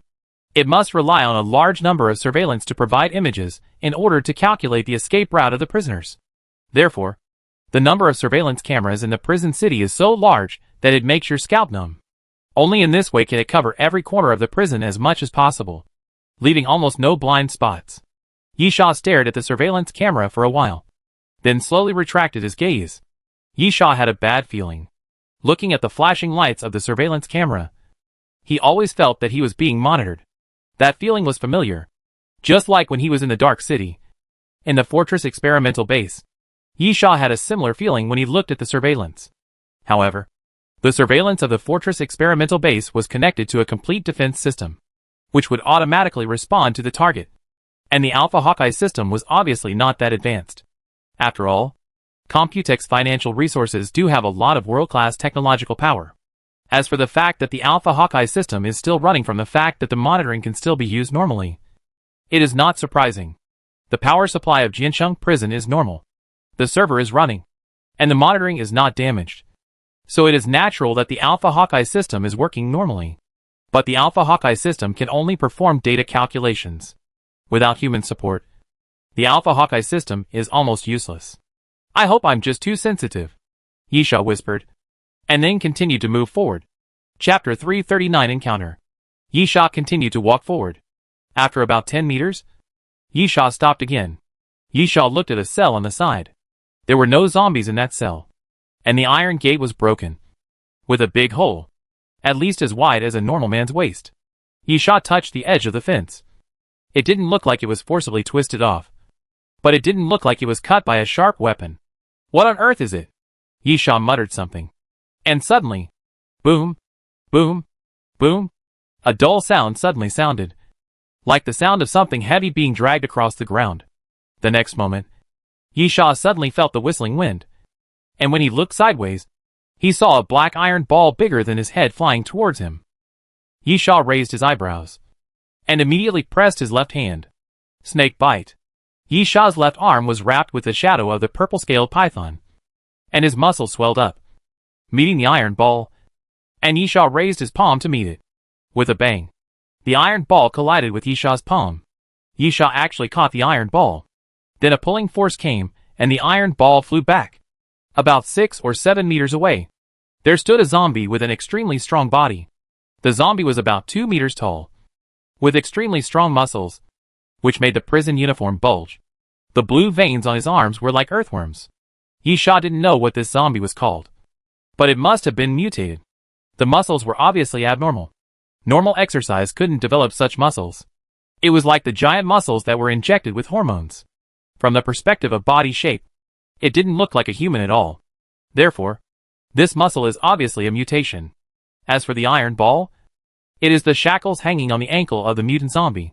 It is estimated that this person must have been one of the most murderous criminals in Jiansheng prison before the end of the world. Otherwise, he would not be treated like this. Roar! At this time, the mutant zombie opened his mouth, revealing a mouthful of black teeth, but let out a roar like a beast, and then suddenly ran, and then rushed towards Yisha. After rushing to a distance of about 3 meters, the mutant zombie swung the iron ball and smashed it directly towards Yisha's head. Yisha did not choose to fight head-on. The mutant zombie's muscles were definitely not for show. Yisha used the snakebite skill and barely took the iron ball, and was easily pulled back by the opponent.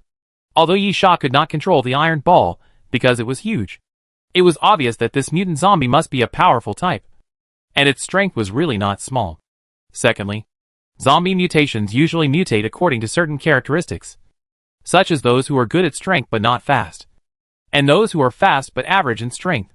Although this is not absolute, it is true for most of them, and the mutant zombie in front of him is indeed not fast. In a moment, the iron ball hit Yisha in front of him. Yisha ducked his body and dodged the iron ball. The iron ball hit the iron gate of a cell with a bang. The iron gate sank inward, and several iron bars broke at the same time, forming a broken circle. Yisha finally knew how the iron gate was destroyed. The iron gate had a big hole in it, and the zombies inside were naturally crazy and wanted to rush out. One zombie even grabbed Yisha's clothes. Yisha immediately drew out the blood dragon sword, and quickly raised the sword and slashed the zombie's wrist. Cutting off the zombie's wrist, Yisha decisively gave the arbitrator an order: "You deal with these guys." The corridor was not spacious, and it was narrow for fighting. To face the mutant zombie, either Yisha himself or the arbitrator would go up. It was difficult for both of them to fight at the same time. Otherwise they would be restricted and crowded. In this case, Yisha simply let the arbitrator deal with the newly appeared zombies, and took a step forward to meet the mutant zombies. The mutant zombies were full of brute force, and their main means of attack were fists and iron balls. To put it bluntly, they smashed people to pieces. This attack method was really monotonous, But the corridor was not spacious enough, and there was not much space to dodge. This simple and violent attack method was the most effective. In this case, Yi Sha's eyes were stern. Then let's fight head-on. Hard armor. Accompanied by a low shout. A dragon scale-like pattern appeared on Yi Sha's body, covering his whole body. Bang! Wearing the hard armor, Yi Sha took a step forward, thrusting out his chest, and actually withstood the blow of the iron ball. With a bang, the iron ball hit Yi Sha's chest, as if it hit a steel plate, and was actually shaken away. The next moment, Yi Sha raised his leg and kicked the mutant zombie in the chest, kicking the mutant zombie back. Yi Sha's strength is indeed weaker than that of the mutant zombie, but with Yi Sha's current physical fitness, he is definitely at the level of being able to break a monument with his fists and split rocks with his palms. Even if his strength is slightly weaker, it won't be much worse. After kicking the mutant zombie away, Yi Sha didn't stop and rushed forward again. He waved the blood dragon sword in his hand and stabbed the mutant zombie's neck directly. Then, Yi Sha showed a bit of surprise. The blood dragon sword was extremely sharp, but it barely penetrated the mutant zombie's neck half an inch. The mutant zombie's muscles were as hard as rocks. Roar! At the same time, the mutant zombie was hit by a sword and seemed extremely angry. He raised the iron ball and hit it again. Yi Sha quickly raised his arm to block it. His body shook. Even with the protection of the hard armor, Yi Sha felt his arm numb and aching. We must end the battle quickly, Yi Sha muttered to himself. Hard armor can certainly improve defense to a great extent, but hard armor is a decreasing type. Simply put, it is the strongest at the beginning, and then it slowly weakens with continuous defense and attack. Therefore, the continued entanglement is very disadvantageous for Yi Sha. Seeing the iron ball coming again, the wind in the air whistled, and Yi Sha directly pressed it with one palm. Snake bite. Yi Sha's left arm once again wrapped around the shadow of the purple-scaled python, and then he stretched out his hand and pushed, and took the iron ball hard. The next moment, Yi Sha raised the blood dragon sword and slashed it down hard. But he did not slash at the mutant zombie, but slashed the iron chain tied to the iron ball with one sword. With a clang, the iron chain was cut off by Yi Sha's sword, and then the iron ball fell to the ground. Without the iron ball, the mutant zombie lost a handy weapon, loosened the iron chain, and swung his fist towards Yi Sha. With a bang, the iron fence of a cell on the side was instantly broken by a punch. Chapter 340 Secret Passage. After dodging the attack, Yi Sha pulled out the Alaskan whale harpoon and stabbed the mutant zombie in the waist, then kicked the mutant zombie back. The mutant zombie was angry and roared at Yi Sha. Opportunity! Yi Sha smiled knowingly. He was waiting for this opportunity. At the moment when the mutant zombie opened his mouth to roar, Yi Sha suddenly took a step forward and forced himself in front of the mutant zombie, then stretched out his left hand again. Snake bite. The next moment, Yi Sha's left hand directly grasped the mutant zombie's chin. With the grip of snake bite, no matter how strong the mutant zombie was, it would not be easy to break free. And it was not easy to exert force on the chin. The mutant zombie punched Yi Sha's ribs fiercely, making Yi Sha grimace in pain. But he still gritted his teeth and held on, then raised the blood dragon sword and stabbed it into the mutant zombie's mouth. I don't believe you can grow muscles in your throat. Yi Sha roared and thrust the blood dragon sword all the way into the mutant zombie's body. Then he pulled it out violently, and a mouthful of dirty blood with a strong fishy smell spurted out of the mutant zombie's mouth. You have killed a brute force warrior. Cumulative number 1. A mysterious voice sounded, announcing the death of the mutant zombie. Yi Sha casually shook the blood on the sword, and then said to the arbitrator, "Speed up." Yi Sha's fight with the mutant zombies broke many prison doors. The arbitrator was helping Yi Sha clean up the mess, and more than a dozen zombies had fallen around.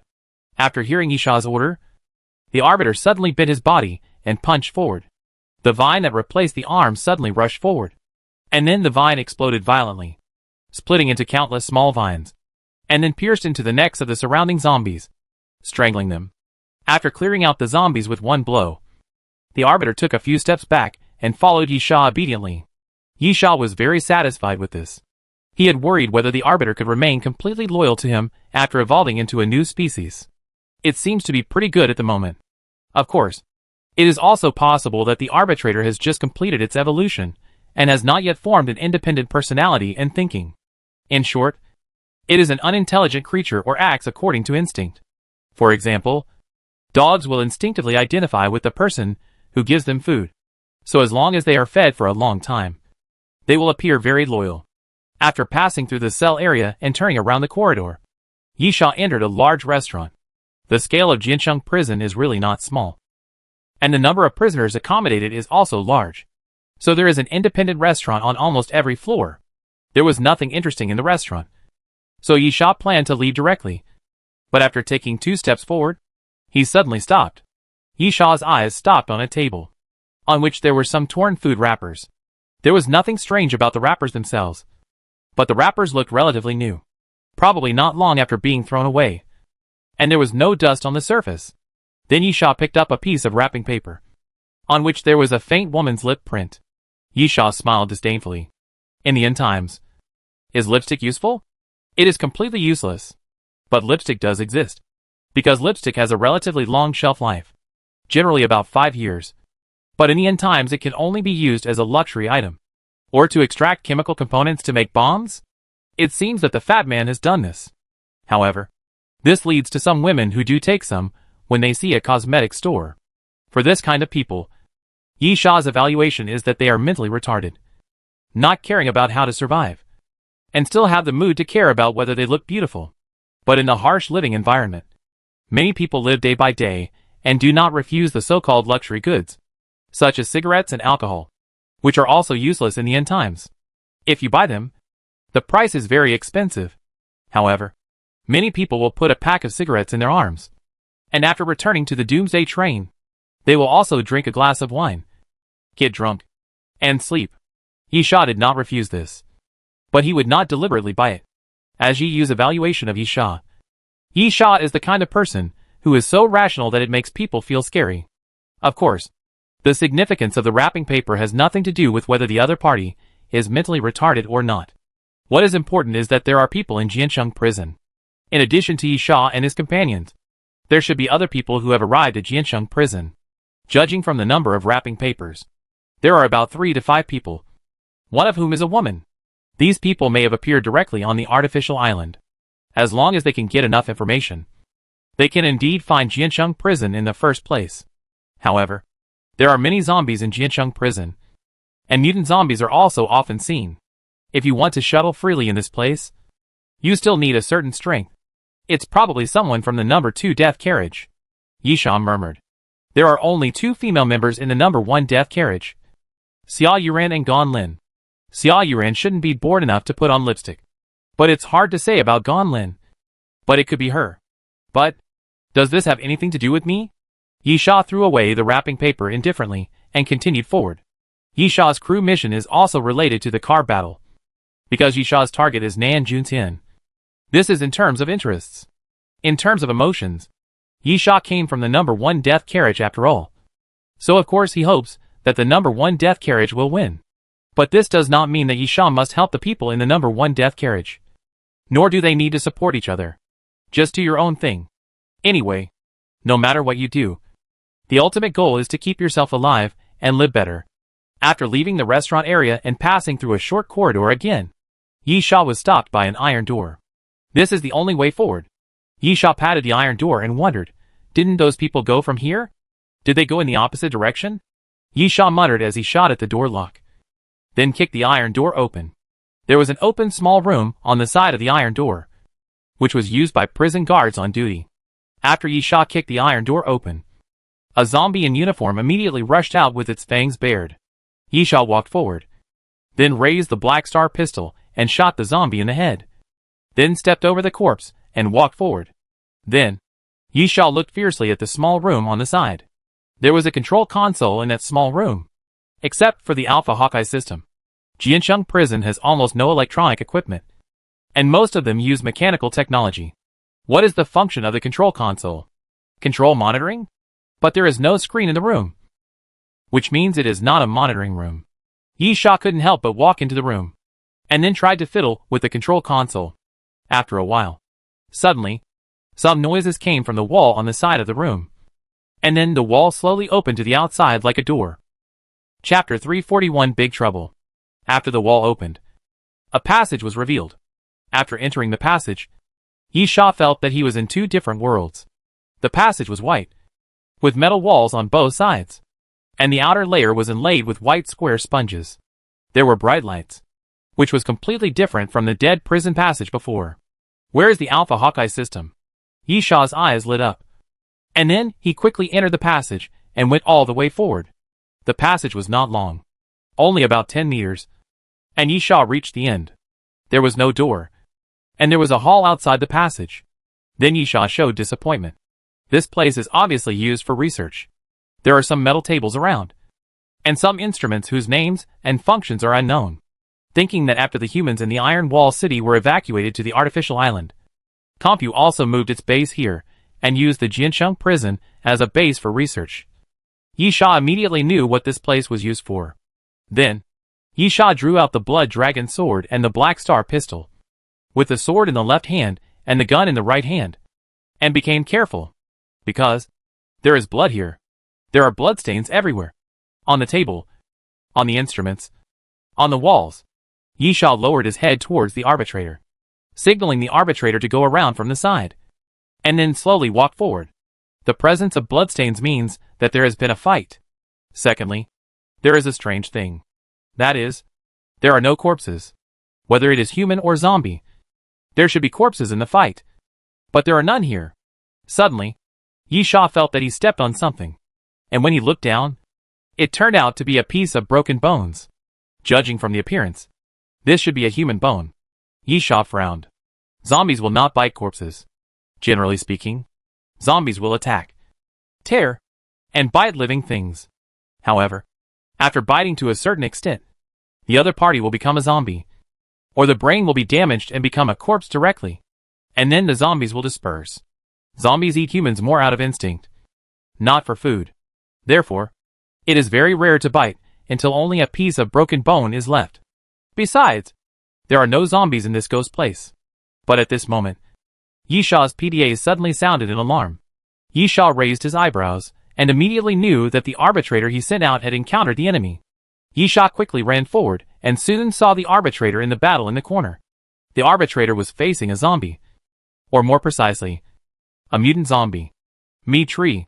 Yi Sha was surprised. How did I encounter this troublesome thing? Me Tree. Star Diamond 3. A mutant zombie produced by multiple fusions. Is extremely aggressive and has a natural hunting instinct. The mutant zombie had no shape at all, but looked like many pieces of broken meat and bones piled together and fused with a metal table. It had 8 fleshy tentacles as its main means of attack. Yi Sha's face was rarely solemn. The meat tree was a very, very difficult mutant zombie. It was a combination of multiple viruses. As a mutant zombie, it was very rare. In Yi Sha's previous life, he encountered a meat tree. The fight was extremely tragic. Yi Sha himself almost died at the hands of the meat tree, and all members of the team were seriously injured. If the place where he encountered the meat tree was not near the entrance of the Doomsday train platform, Yi Sha felt that he would have been wiped out. However, the 3-star level of the Star Diamond made Yi Sha feel a little relieved. The level of the meat tree is uncertain. At first, it has no level, and then it grows by constantly killing humans or zombies, swallowing the flesh and blood and zombie viruses on them. And there is no upper limit. Therefore, in theory, the meat tree can even grow into a super-level mutant zombie. But this meat tree probably had bad luck. The research room was relatively closed, with only one entrance and exit. The bloodstains and the missing bodies had already been explained. They were probably killed and swallowed by the meat tree. But the number of bodies only allowed the meat tree to grow to Star Diamond 3. Secondly, Yi Sha also guessed the possibility of the appearance of the meat tree.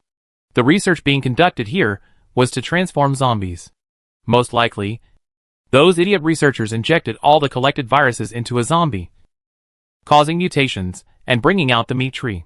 In the previous life, Yi Sha and his team fought against the king-level meat tree with an average of 3-star diamonds. Therefore, they were beaten very badly, and it was no exaggeration to say that they had a narrow escape from death. But the meat tree was only 3-star diamonds, and Yi Sha's own level was 1-star diamonds. He also had the help of the arbitrator. In addition, after fighting in the previous life, Yi Sha had a good understanding of the meat tree. Therefore, Yi Sha thought that he was not without a chance of winning. Yi Sha's mind was full of thoughts, because he had fought in the previous life. The meat tree brought Yisha a lot of pressure as soon as they met. But even though he was thinking, Yisha's hands did not slow down at all. He raised the Black Star pistol and fired continuously at the meat tree. However, it was really useless. The bullet hit the meat tree, and it was like a stone sinking into the sea. The body of the meat tree had a slight dent, and then it absorbed the bullet and returned to its original state. It felt like someone just took a handful of bullets and put them in his mouth, then chewed and ate them, and even didn't spit out the shells, and didn't forget to burp loudly at the end. Yisha is a little regretful now. If he had known not to use the martial arts supreme on Yanlan, Yisha could have killed Yanlan without the martial arts supreme. More importantly, after the martial arts supreme has mastered the master-level martial arts skills, both the dark power and the internal power can attack the target's body, which is the best way to kill the meat tree. Unfortunately, the martial arts supreme will bring a strong load to the body. It can only be used once every 72 hours. But only one day has passed. Yisha is a little regretful. This time he really made a mistake. He didn't expect the martial arts supreme to be so powerful. Even with Yanlan's level, Yisha didn't need to use the full strength of the martial arts supreme to easily defeat her. This kind of thing at the bottom of the box should be used sparingly. As Yisha thought about it, he stretched out his hand and grabbed it, imagining that the infinite bow appeared. If he could use the martial arts supreme, Yisha would have a 90% chance of killing the meat tree. The trick that can directly attack the internal organs is the natural enemy of the meat tree. But even if he can't use it, he still has to fight. The meat tree will not let Yisha go easily. Putting on an explosive arrow, Yisha pulled the string without hesitation and shot at the meat tree. With a puff, the explosive arrow made an arc in the air and then shot into the body of the meat tree. Then, there was a loud bang, accompanied by the explosion of the explosive arrow, and the hot fireball wrapped the meat tree. Chapter 342 Meat Tree. Looking at the flames rising, Yisha's face showed no joy. Yisha knew very well that the meat tree could not be killed at this level.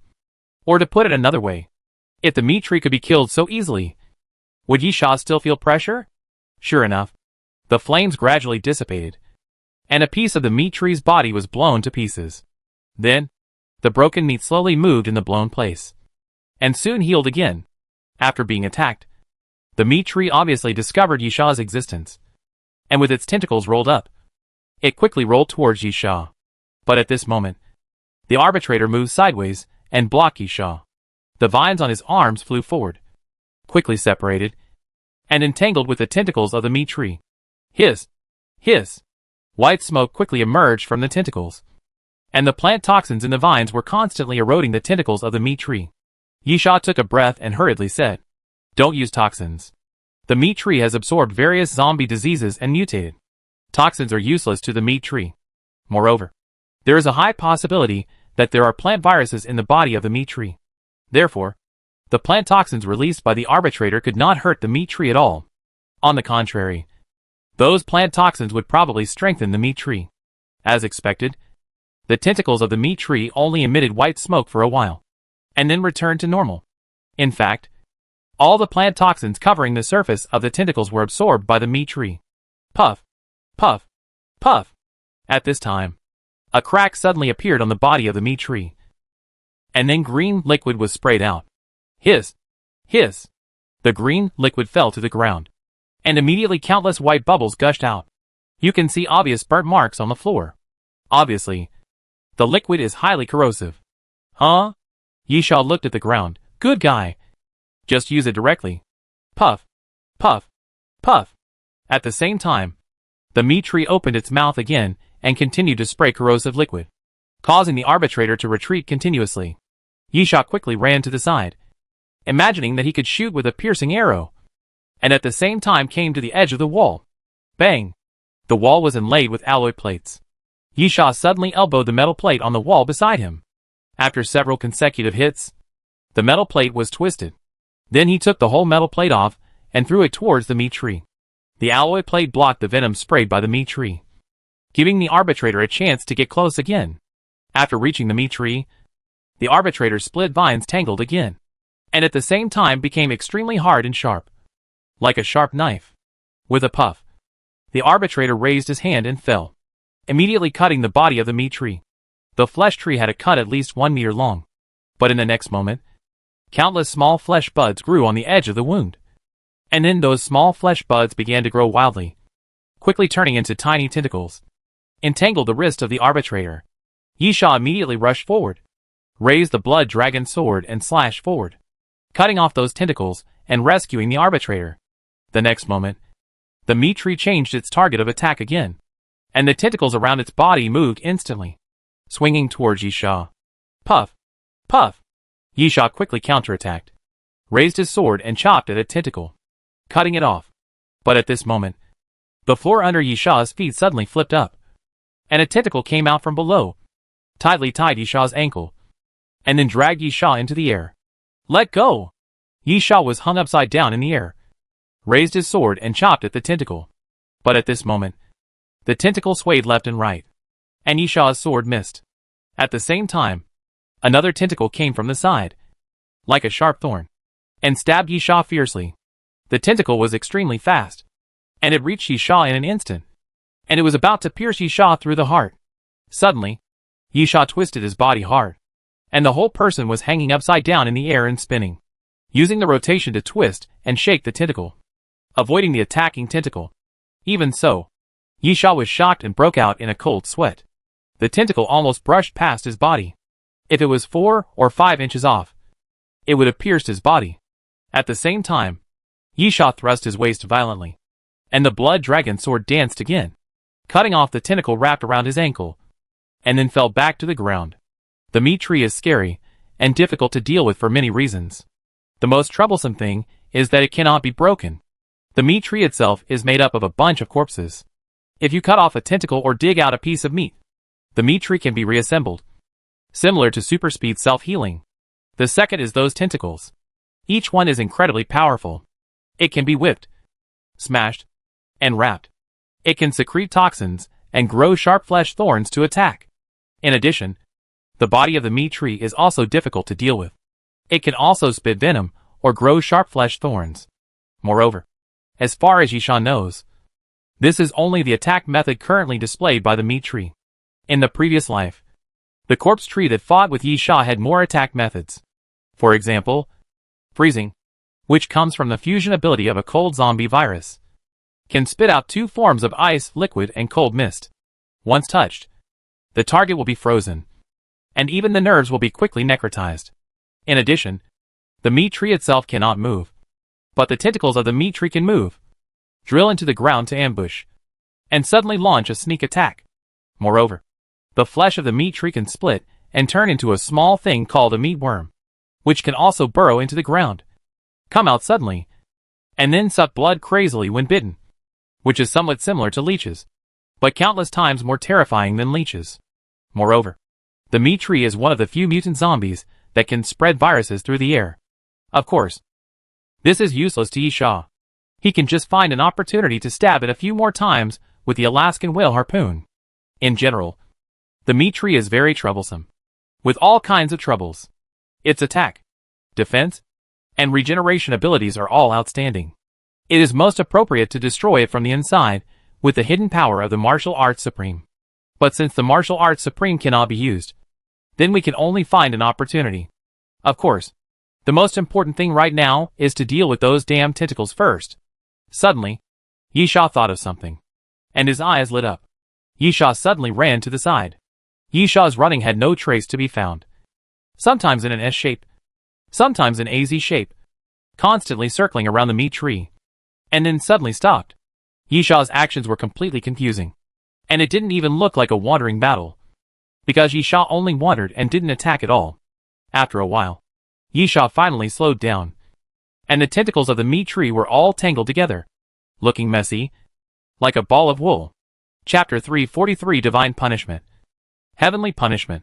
Yisha used the wandering technique to entangle the tentacles of the meat tree. This was actually a temporary solution, not a permanent one. It could only entangle the tree for a while, but not forever. But no matter what, it finally bought time for the attack. Without the obstruction of the tentacles, Yisha and the arbitrator quickly killed to the side of the meat tree, and then attacked it frantically. Seeing the dragon pattern on the blood dragon sword gradually light up, he shouted without hesitation and slashed with the sword. Blood dance. Yisha slashed out with his sword, and the surrounding light was bright. Red light overflowed from the sword, and then formed a bloody half-moon sword arc in front of Yisha, slashing towards the meat tree. Blood dance can be regarded as Yisha's killer move. With one sword, 3 sword arcs fell flat, and the body of the meat tree was actually cut open and turned into 3 petals. But it's not enough. The meat tree is different from ordinary zombies. It has no head, neck, torso, etc. Therefore, unlike other zombies, the head is the biggest weakness. There are only 2 ways to kill the meat tree. The first way is to directly attack it from the inside, so that the tissue cells in the meat tree are broken, and the self-healing ability of the meat tree will be greatly weakened, and eventually die. The second way is to cut the meat tree into pieces, and the completely broken body will be turned into pieces, so that the body of the meat tree will be completely separated, and the meat tree will not be able to heal itself, and naturally it will die. Although the blood-colored sword arc of the blood dance cut the meat tree into 3 pieces, the bottom of the meat tree is still connected. This degree is not actually cut, and the pieces of meat in the meat tree are squirming and soon stick together again. At the same time, the ground suddenly left, and then a series of small black shadows suddenly emerged from the ground. Yisha raised his eyebrows. It was the meatworms. The meatworms looked like pieces of meat, with small horns like insects at the bottom, but they were all fleshy and could crawl, burrow and jump quickly. As long as the meatworms attached to a person, they would quickly suck blood. About 10 meatworms would take 5 minutes to suck a person's blood dry. The most important thing is that the meatworms don't look very powerful, which is actually the most troublesome thing. They are just pieces of meat that are not much bigger than a fist, and their appearance is very deceptive. When you first see the meat tree, you may not care about these meatworms, and then the result is the price of blood. Yisha will naturally not make such a mistake. As soon as the meatworms jumped out from the ground, Yisha swung his sword continuously, and after the sword swept through, he cut the meatworms in half. As for the arbitrator, he was not worried about the meatworms at all. The meatworms pounced on the arbitrator to suck blood, and then quickly fell off the arbitrator. All of them were poisoned to death. It is true that the meat tree is not afraid of plant toxins, but the meatworms are just split from the meat tree, and they are not as powerful as the meat tree. However, this is just the beginning. The meatworms that fell to the ground suddenly exploded, and countless pieces of meat mixed with blood exploded in all directions. Yisha was also alert. His expression changed, and he immediately jumped back. A few drops of fleshworm blood fell on the back of Yisha's hand. Yisha immediately felt a sharp pain. There were several small holes on the back of his hand. The blood was extremely corrosive. Damn it. This was a fleshworm ability that Yisha had never seen in his previous life. Obviously, although they were all fleshworms, they had different abilities because of the different zombie viruses they had fused with. On the other side, the arbitrator was even worse, because of the last zombie wave. Although the arbitrator had completed his evolution, his body was like a pile of rotten meat. When the blood of the exploding fleshworms was sprinkled on him, a lot of burnt flesh and blood fell off his body. Yisha couldn't help cursing. He didn't want to destroy the arbiter here. If the previous arbiter was destroyed, Yisha would at most feel sad. If the arbiter who had completed the evolution was destroyed, Yisha would probably be so angry that he would spit blood. It's time to use the killer move, Yisha whispered, and then gave the arbiter an order. The arbiter immediately pulled out the machine gun hanging from his back and started shooting at the meat tree. Guns are almost useless against the meat tree, because the meat tree can heal quickly due to the damage caused by bullets. But even if it is almost useless, it is still useful. At least it can stop the attack frequency of the meat tree. That was enough. Yisha just wanted the arbitrator to buy him some time. Retreating to about 20 meters, Yisha imagined the infinite bow. Huh? Yisha took a deep breath, then slowly pulled the bowstring, and then a plain iron arrow was imagined. However, if you underestimate this arrow because of its appearance, you will definitely pay a huge price. Because this is the arrow of divine punishment. The meat tree is really hard to kill. Yisha also knows that if he doesn't use some of his best tricks, he may not be able to kill the meat tree. Slowly, after taking a deep breath, Yisha suddenly held his breath. Holding his breath can keep the body in a stable state. The body will not shake, and it is more conducive to aiming and shooting. The next moment, Yisha's fingers holding the bowstring suddenly loosened, and the arrow of divine punishment flew forward. The arrow of divine punishment was ordinary at first.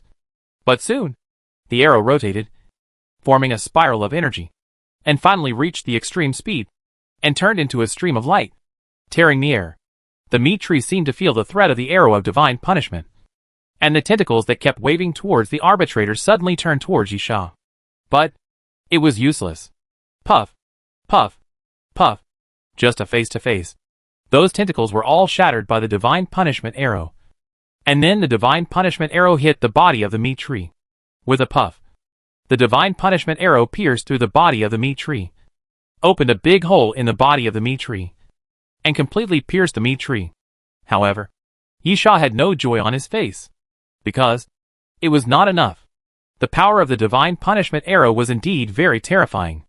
In fact, except for the time against Li Xuanhe, it was always successful. But it was not enough. The body of the meat tree was broken, but it was still wriggling. The big hole shot through was indeed shocking, but it was healing at a speed visible to the naked eye. This was the horror of the meat tree. Apart from other things, the meat tree was too difficult to kill. So, Yisha pulled the bowstring without hesitation and planned to shoot the second arrow. This arrow was called Heaven's Punishment. Yisha half closed his eyes and pulled the bowstring. And then the Heaven's Punishment arrow appeared in his imagination. Yisha loosened his fingertips, and the Heaven's Punishment arrow suddenly broke through the air. Chapter 344, The Warden's Notes. The arrows of punishment fell on the top of the meat tree, then suddenly exploded in all directions, splitting into countless pieces, forming a rain of arrows, and then continued to fall downwards. Every time a punishment arrow fell, a piece of the flesh of the meat tree would be forcibly cut off. Almost in the blink of an eye, the meat tree continued to break apart, and even the platform that was fused with the meat tree at the bottom was revealed. In a moment, the rain of arrows formed by the punishment arrows gradually disappeared, and the meat tree was completely turned into a pile of rotten meat, just lying on the metal platform. However, what was shocking was that the meat tree was not dead yet, and the pieces of meat were still wriggling on the metal stand. It must be said that the vitality of the meat tree was so strong that it was unimaginable. This forced Yisha to use both the divine punishment and the heavenly punishment arrows at the same time. However, the current state of the meat tree, even if it was not dead yet, was no different from lingering on. The next step was to cut and separate it again to make the wriggling pieces of meat completely lose their vitality. But just as Yisha walked into the meat tree, one of the pieces of meat suddenly bounced up, and then a flesh thorn shot out from it, piercing Yisha's waist directly, and with a puff, it pierced through Yisha's lower abdomen. Damn it! The sudden pain made Yisha's face twisted, and beads of sweat kept appearing on his neck. The arbitrator quickly stepped forward and raised his right arm. The entangled vines were as sharp as knives, and they fell down and cut the meat into pieces. Yisha gritted his teeth, quickly retreated to the back, then pulled out 3 crystal bars and threw them at the meat tree. Get out of the way! Yisha shouted to the arbitrator, then ran to the back and jumped behind a metal table. Boom! Boom! Boom! Continuous explosions sounded, and then the hot flame suddenly exploded in all directions, tumbling and pushing in all directions. The air seemed to be burning, and Yisha felt his skin burning. Then, when the flames dispersed, the impact of the explosion came late and hit the metal table. With just one blow, the metal table was blown away. With a bang, Yisha felt a pain in his back. The metal platform hit his back, sending him flying and rolling on the ground. All the messy things around him were blown away, and many of them fell on Yisha. The only thing Yisha could do was to hold his head tightly and shrink his body. After an unknown amount of time, the aftermath of the explosion finally subsided. Yisha pushed away the things pressing on him and sat on the ground, gasping for breath. You have killed a meat tree. Cumulative number 1. Apocalypse reward. Multiple mutant fusion zombie virus. You have killed a meat tree. Cumulative number 1.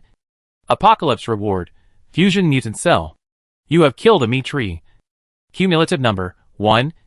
Apocalypse reward. Fusion red blood cell. Congratulations on completing the trial mission. A mysterious voice sounded, which meant that the hard-to-kill meat tree was finally killed. And Yisha breathed a sigh of relief, shaking his body and getting up from the ground. Yisha tried to give the arbitrator an order using the PDA.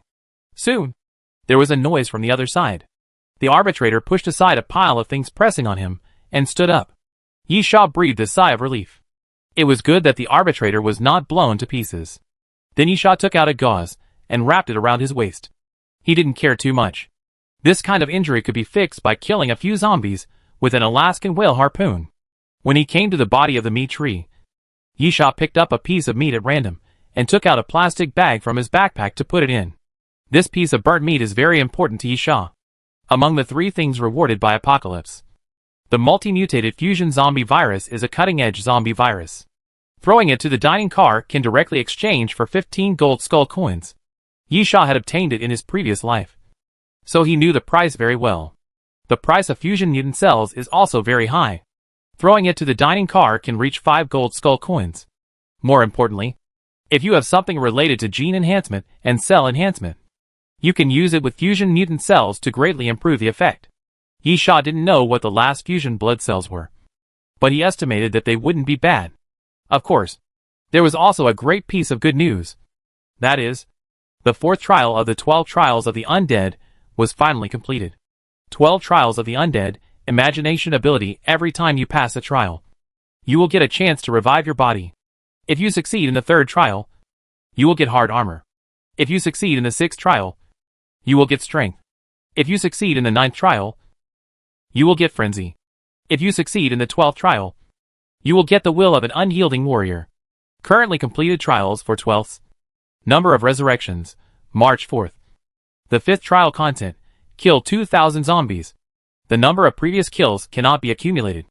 Progress, 0/2000. Kill 1 mutant zombie with 5 or more star diamonds. Progress, 0/1.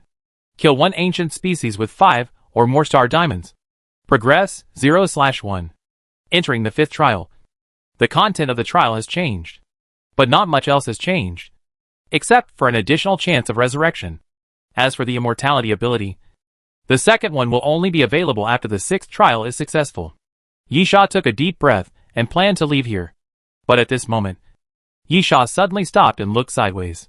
Not far from Yi Sha, a wall collapsed due to the explosion. Yi Sha was surprised to find that there was a small room behind the wall. This aroused Yi Sha's interest. He didn't expect that there was a hidden area in this place. Holding the blood dragon sword, Yi Sha carefully approached the broken wall. However, this time Yi Sha was obviously too worried. The room was about 7 or 8 square meters, and the scale was not very large. It could be seen at a glance. There were no mutant zombies or ancient species hidden. At the same time, the furnishings in the room were also very simple. With a bed, a table, a chair, electric lights, and a computer. The only thing worth mentioning is that the bed is made of metal. Yi Sha knocked it with the blood dragon sword and found that it was still solid. At the same time, there were 8 iron chains as thick as a baby's wrist on the front, back, left and right of the bed. One end connected to the bottom of the bed, and the other end hung with shackles. From this point of view, this place should be used to imprison people. But thinking about it carefully, it seems wrong. Why is it necessary to put a computer in the room when imprisoning people on the bed? Is there a chance to use it? Moreover, there are pens and some manuscripts on the table. Yi Sha turned on the computer and picked up the notes on the table to read. When he opened the first page, Yi Sha almost vomited blood. Chapter 345 Encounter. Jamie Kemps. After Yi Sha opened the notebook, this name was written in the corner of the first page. This is why Yi Sha wanted to vomit blood. Jamie Kemps is the warden of Jinsheng prison, and the notebook in his hand is the so-called warden's notebook. Because a mysterious voice appeared. You got the warden's notebook and completed the crew mission 1. The only thought in Yi Sha's mind now is, life is really full of drama. Yi Sha and Yi Yu had previously analyzed the situation of the warden's notebook, and then speculated that there were 2 possibilities. The first possibility is of course the warden's office. The reason is self-evident. In theory, there is a high probability that the warden's notebook should be there. The second possibility is that it is on Kemp's body. In that case, they can only go to the riot equipment storage room under the prison and kill the warden Kemps. Fortunately, these 2 places are on the way, so they can go to the warden's office first, and then go to the riot equipment storage room. Who would have thought that both speculations were wrong? The warden's notebook was actually in this ghost place. If Yi Sha hadn't stumbled upon it by accident, this mission would have been really troublesome. Yi Sha was very interested in the so-called crew mission. And at the same time, he was also curious about why the Doomsday train asked them to find these things. Yi Sha simply sat on the chair, asked the arbitrator to guard the cracked wall to avoid any accidents, and then opened the warden's notebook. The notebook has two meanings. The first meaning is a handwritten letter, and it must be handwritten. The second meaning is a note, which mainly writes down thoughts, feelings, experiences and inspirations. Yi Sha is holding a notebook, so it is unlikely to be the former. So it should be the latter. But after Yi Sha opened it, he was stunned, because this thing turned out to be a diary. On July 19th, the human evacuation plan was completed, although only tens of thousands of people were transferred. It was really a drop in the bucket compared to the population of the Iron Wall City. But no matter how many people could be saved, it was God's mercy. On July 25th, Comp said people to meet with me. After thinking about it, I decided to lend them the prison. Anyway, the prison in the Jiancheng prison has never been full of prisoners, and there are large areas of prisons that are empty. On July 30th, Lesteri told me a crazy plan. I hesitated whether to do what he said. Such experiments are anti-human, immoral, and should be despised by society. On August 1st, okay, I compromised. Why should I care about the lives of those prisoners? Those people are scum. If their death can bring power, let them go to hell. On August 2nd, morality? Society? In today's world, is there such a thing? I finally decided to fully cooperate with Comscope's plan. On October 7th, after 2 months of research, Comp proposed the Super Soldier Project, hoping to use the zombie virus to transform humans. No one was willing to participate, so I thought I had to step forward. On October 8th, I was injected, and to avoid accidents, I was isolated. The contents of this notebook do not seem to have much significance. It seems that Kemps is recording the details of life after the end of the world. Although the notebook also revealed some important content, Yi Sha already knew these contents, so there is no practical significance. However, Yi Sha soon discovered why this thing was a notebook instead of a diary, because there were observation records at the back. Yi Sha knew about Kemp's injection of the zombie virus. The warden became a mutant zombie, and was still in the riot weapon reserve. Of course, he was infected with the virus, and it was voluntary. But the key lies in the voluntary injection. This is not an ordinary zombie virus, but an experiment to transform zombies. In fact, according to the records in the notebook, the experiment of transforming zombies is not accurate. The real purpose of Compu is to transform humans and create a species where humans and zombies coexist. Simply put, having the physique of a zombie, ignoring damage, and having no sense of pain, but still retaining human thinking and will. Isn't this a super soldier? Therefore, observation data and records are very important. These observation records were not recorded by researchers from Computech, but by Kemps himself. He felt his body changes from his own perspective and then recorded them. In a sense, this is more valuable than the records of Computech researchers because it is more intuitive. After a while, Yi Sha closed the warden's notebook and then showed a puzzled look. In terms of value, the warden's notebook is very valuable, but this value is from the perspective of research. What does Doomsday Train need this thing for? It's useless. Why? It's very simple. Physical fitness enhancement potion. The significance of this research is to combine the zombie virus to create super soldiers. The surviving humans on Doomsday Train will be superhumans if they drink a few more bottles of physical fitness enhancement potion. So what is the use of this broken research data? Yi Sha couldn't figure out why the Doomsday Train needed this thing. However, no matter what, this thing was a necessity for the crew's mission. In order to return to the Doomsday Train, Yi Sha had to take this thing with him. Leaving the room, if nothing unexpected happened, this room was probably a laboratory used to isolate Kemps. It was built next to the research site, probably to facilitate research. After leaving, Yi Sha returned to the cell area, stabbed several zombies to death with an Alaskan whale harpoon, recovered from his injuries, and then left this floor. After getting the warden's note by accident, the only thing left is to kill Nan Juntian. Although it is a good thing, it disrupts Yi Sha's plan. For example, you can come back now, and it is meaningless to follow the fat man and buy Xiling.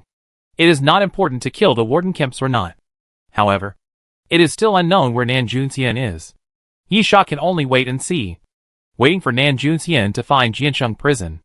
In order to facilitate finding and killing people, the Alpha Hawkeye system must be controlled. With the Alpha Hawkeye system in hand, as long as Nan Junxian enters Jiansheng prison, Yi Sha can lock his position. Click! At this time, the elevator that Yi Sha was riding suddenly made a sound, and it was already on the next floor. The elevator door slowly opened. The next moment, Yi Sha's expression froze, and 2 men and 1 woman were standing at the door of the elevator, staring at Yi Sha. In a moment, Yi Sha came to his senses first, kicked a man in the chest, kicked the man to the ground, and then reached out to hold the hilt of the sword. With a clang, the blood dragon sword was unsheathed. Chapter 346. Something happened. In fact, Yi Sha was not sure whether the other party was from the number 2 death carriage. In addition to the number 1 and number 2 death carriages, there were also 2 surviving humans from the ordinary cars who arrived at the Iron Walls city. Moreover, even if the other party was from the number 2 death carriage, it was not necessary to fight. Yi Sha did not need to get involved in the battle of the cars. However, in the end times, fists are more effective than words. It is okay to negotiate, but it is better for one person to stand and the other to lie down, so that the conversation will be more friendly. At the same time, the moment Yi Sha knocked the man down, the other party also came to their senses immediately, and without saying a word, they all attacked Yi Sha. Obviously, the other party seemed to have the same idea as Yi Sha, and only by knocking Yi Sha down could they talk properly. Or, they simply didn't even need to talk. Yi Sha didn't say much nonsense, watching the 2 people attacking him, and shook the blood dragon sword, instantly forcing the other party away, then rushed out of the elevator, kicked the other man away with a fierce kick, and then stabbed the remaining woman with the blood dragon sword. At this time, the man who was kicked to the ground earlier raised a submachine gun and pulled the trigger towards Yi Sha. Bang! Bang! Bang! The sound of gunfire suddenly rang out. Yi Sha quickly ran to the side, and the bullets swept forward, making a lot of bullet holes on the wall. Another man quickly approached Yi Sha from the other side, then drew out his saber and stabbed at Yi Sha. Get out of the way! Yi Sha shouted in a low voice, then waved his hand forward. Shock wave. With a bang, the invisible force surged forward, hitting the opponent's chest and knocking him out. The man smashed against the wall, gritting his teeth and preparing to attack Yi Sha again. But at this moment, bang! Suddenly, the sound of metal collision was heard, and then the gate of the ventilation duct fell down. And then Bai Xiling hung upside down and got out of the ventilation duct very abruptly. With a puff, Bai Xiling's wrist swung forward, and then a burst of blood suddenly flew out. The man who was knocked away by Yi Sha fell to the ground instantly, with a bloody wound on his neck, and he was completely silent. Then Bai Xiling jumped down quickly, shook his wrist, and shook off the blood on the knife. Yi Sha was stunned. Why are you here? I'm in trouble. I'll tell you later. Bai Xiling, you seem to be in trouble too. Yi Sha, just 3 small fish. The little fat man and Yi Yu jumped down from the ventilation duct immediately, and looked at the remaining 2 people. The little fat man said, it's the people in the number 2 death car. Kill them quickly, before Yi Sha could make a move. Yi Yu stretched out her hand and snapped her fingers. Snap! A crisp snap of fingers appeared, and the remaining man and woman felt a buzzing sound in their heads, as if something had exploded. Then their bodies trembled slightly, and their hands and feet suddenly moved non-stop. Yi Sha looked at Yi Yu in surprise. This kid had always been very cautious in using his brain power, so how could he be so clean and neat? At the same time, Bai Xiling walked up to the man and woman, and swung his knife directly. His technique was quite neat, and he directly cut the throats of the 2 people, leaving 2 more bodies on the ground. Yi Sha frowned, and suddenly felt that the trouble Bai Xiling was talking about was not just an ordinary trouble. Yi Sha, what happened? Bai Xiling, let's talk while walking. The little fat man took a tablet, called up the prison structure map, and led the way. Bai Xiling, 2 idiots caused trouble. Not only did they think they didn't die fast enough, but they also wanted to cause others to die together. Yi Sha looked puzzled. Huh? Yi Yu, those 2 idiots drove a tank and crashed into the prison gate. Yi Sha was stunned for a long time before he could not help but curse. Damn it! Bai Xiling, so we have to run away. Yi Sha, where did they get the tanks? And why did they hit the prison gate? Little fatty, it's normal to have tanks. There is a military base on the artificial island, where there are helicopters and tanks. As for why they hit the prison gate, God knows that they are crazy. As the little fat man said, he took the lead and turned the corner. This is a corridor against the wall. Yisha immediately went to the window to take a look, and then saw that a big hole was knocked out of the prison gate. A T-90 tank crashed through the gate and parked beside it. Then, countless zombies poured into Jiancheng prison. Yisha couldn't help but curse in his heart. Is that guy driving the tank mentally ill? If you want to enter the prison, just climb the wall. Why break the gate? There are a lot of zombies around Jiancheng prison, just near the gate and the wall, constantly wandering and hitting the gate and the wall. But the wall and the gate are very solid, and the unconscious hitting of these zombies alone cannot enter the prison. But now it's different, because there's a big hole in the gate, and the total number of these zombies is more than 3,000, including many mutant zombies. What will happen if more than 3,000 zombies suddenly flood into the prison? There's no doubt that a zombie tide is about to form. Moreover, this may not be all. There are also zombies wandering in places a little further away, and these zombies may approach the prison and enter. Moreover, don't forget that there are still zombies inside the prison. Jiancheng prison can accommodate 2,100 prisoners. Even if there are vacancies in the cells, there are still between 1,500 and 1,800 people, and most of these zombies are imprisoned. Only prison guards and researchers from Comp Corporation were infected after the virus outbreak and turned into zombies wandering in the prison. There are not many of them, only a few hundred. Therefore, there are not many zombies to be faced inside Jiancheng prison. At most, some mutant zombies break through the cage, which will be more troublesome. But now it's different. A large number of zombies rushed into the prison. Can the cage still bear it? Then the prisoner zombies imprisoned in the prison cell will break free. Thinking of this, Yisha couldn't help cursing again. He didn't know what to say, except cursing the idiot who drove a tank and crashed the prison gate. By Xiling, there's nothing to say now. No mission is more important than life. We must leave here. Yisha nodded, go back to the top floor and take a helicopter to leave. In this situation, Yisha didn't dare to stay here any longer. If he was surrounded by zombies, he would die without a complete body. Yisha then asked, why don't you take the elevator? By Xiling, you can't take it. The first wave of zombies has already poured into the prison. Most of the elevators have been destroyed. Anyway, it's not too far from the top floor, so we just ran up. Chapter 347 The Apostle Walks. Yisha smiled bitterly. The elevator I just took can be used. By Xiling choked. The elevators were not all damaged. At least the one Yisha just took downstairs could be used. But Yisha was not clear about the situation at that time. Now that the situation is clear, he has already run a long way. Little fatty, forget it. Let's go to the emergency staircase. The little fat man just pushed open the door of the emergency staircase. And then, he was stunned. The emergency staircase was broken in a large section. After pushing open the door of the emergency staircase, his feet were suspended in the air. The little fat man, you can't be so unlucky. Right? Yisha immediately turned around. This way. Yisha quickly retreated to the previous corridor and opened a window on the side. They were currently on the 17th floor, not far from the top floor of the prison. Yisha gritted his teeth, took out a rope from his backpack, tied it around his waist, and then tied the other end to the window. Knife. Yisha, borrow a short knife. By Xiling handed his saber to Yisha. Are you going to climb up? Yisha, what else can we do? Fortunately, there are only a few floors. I'll go up first. After I tie the rope, you guys climb up by pulling the rope.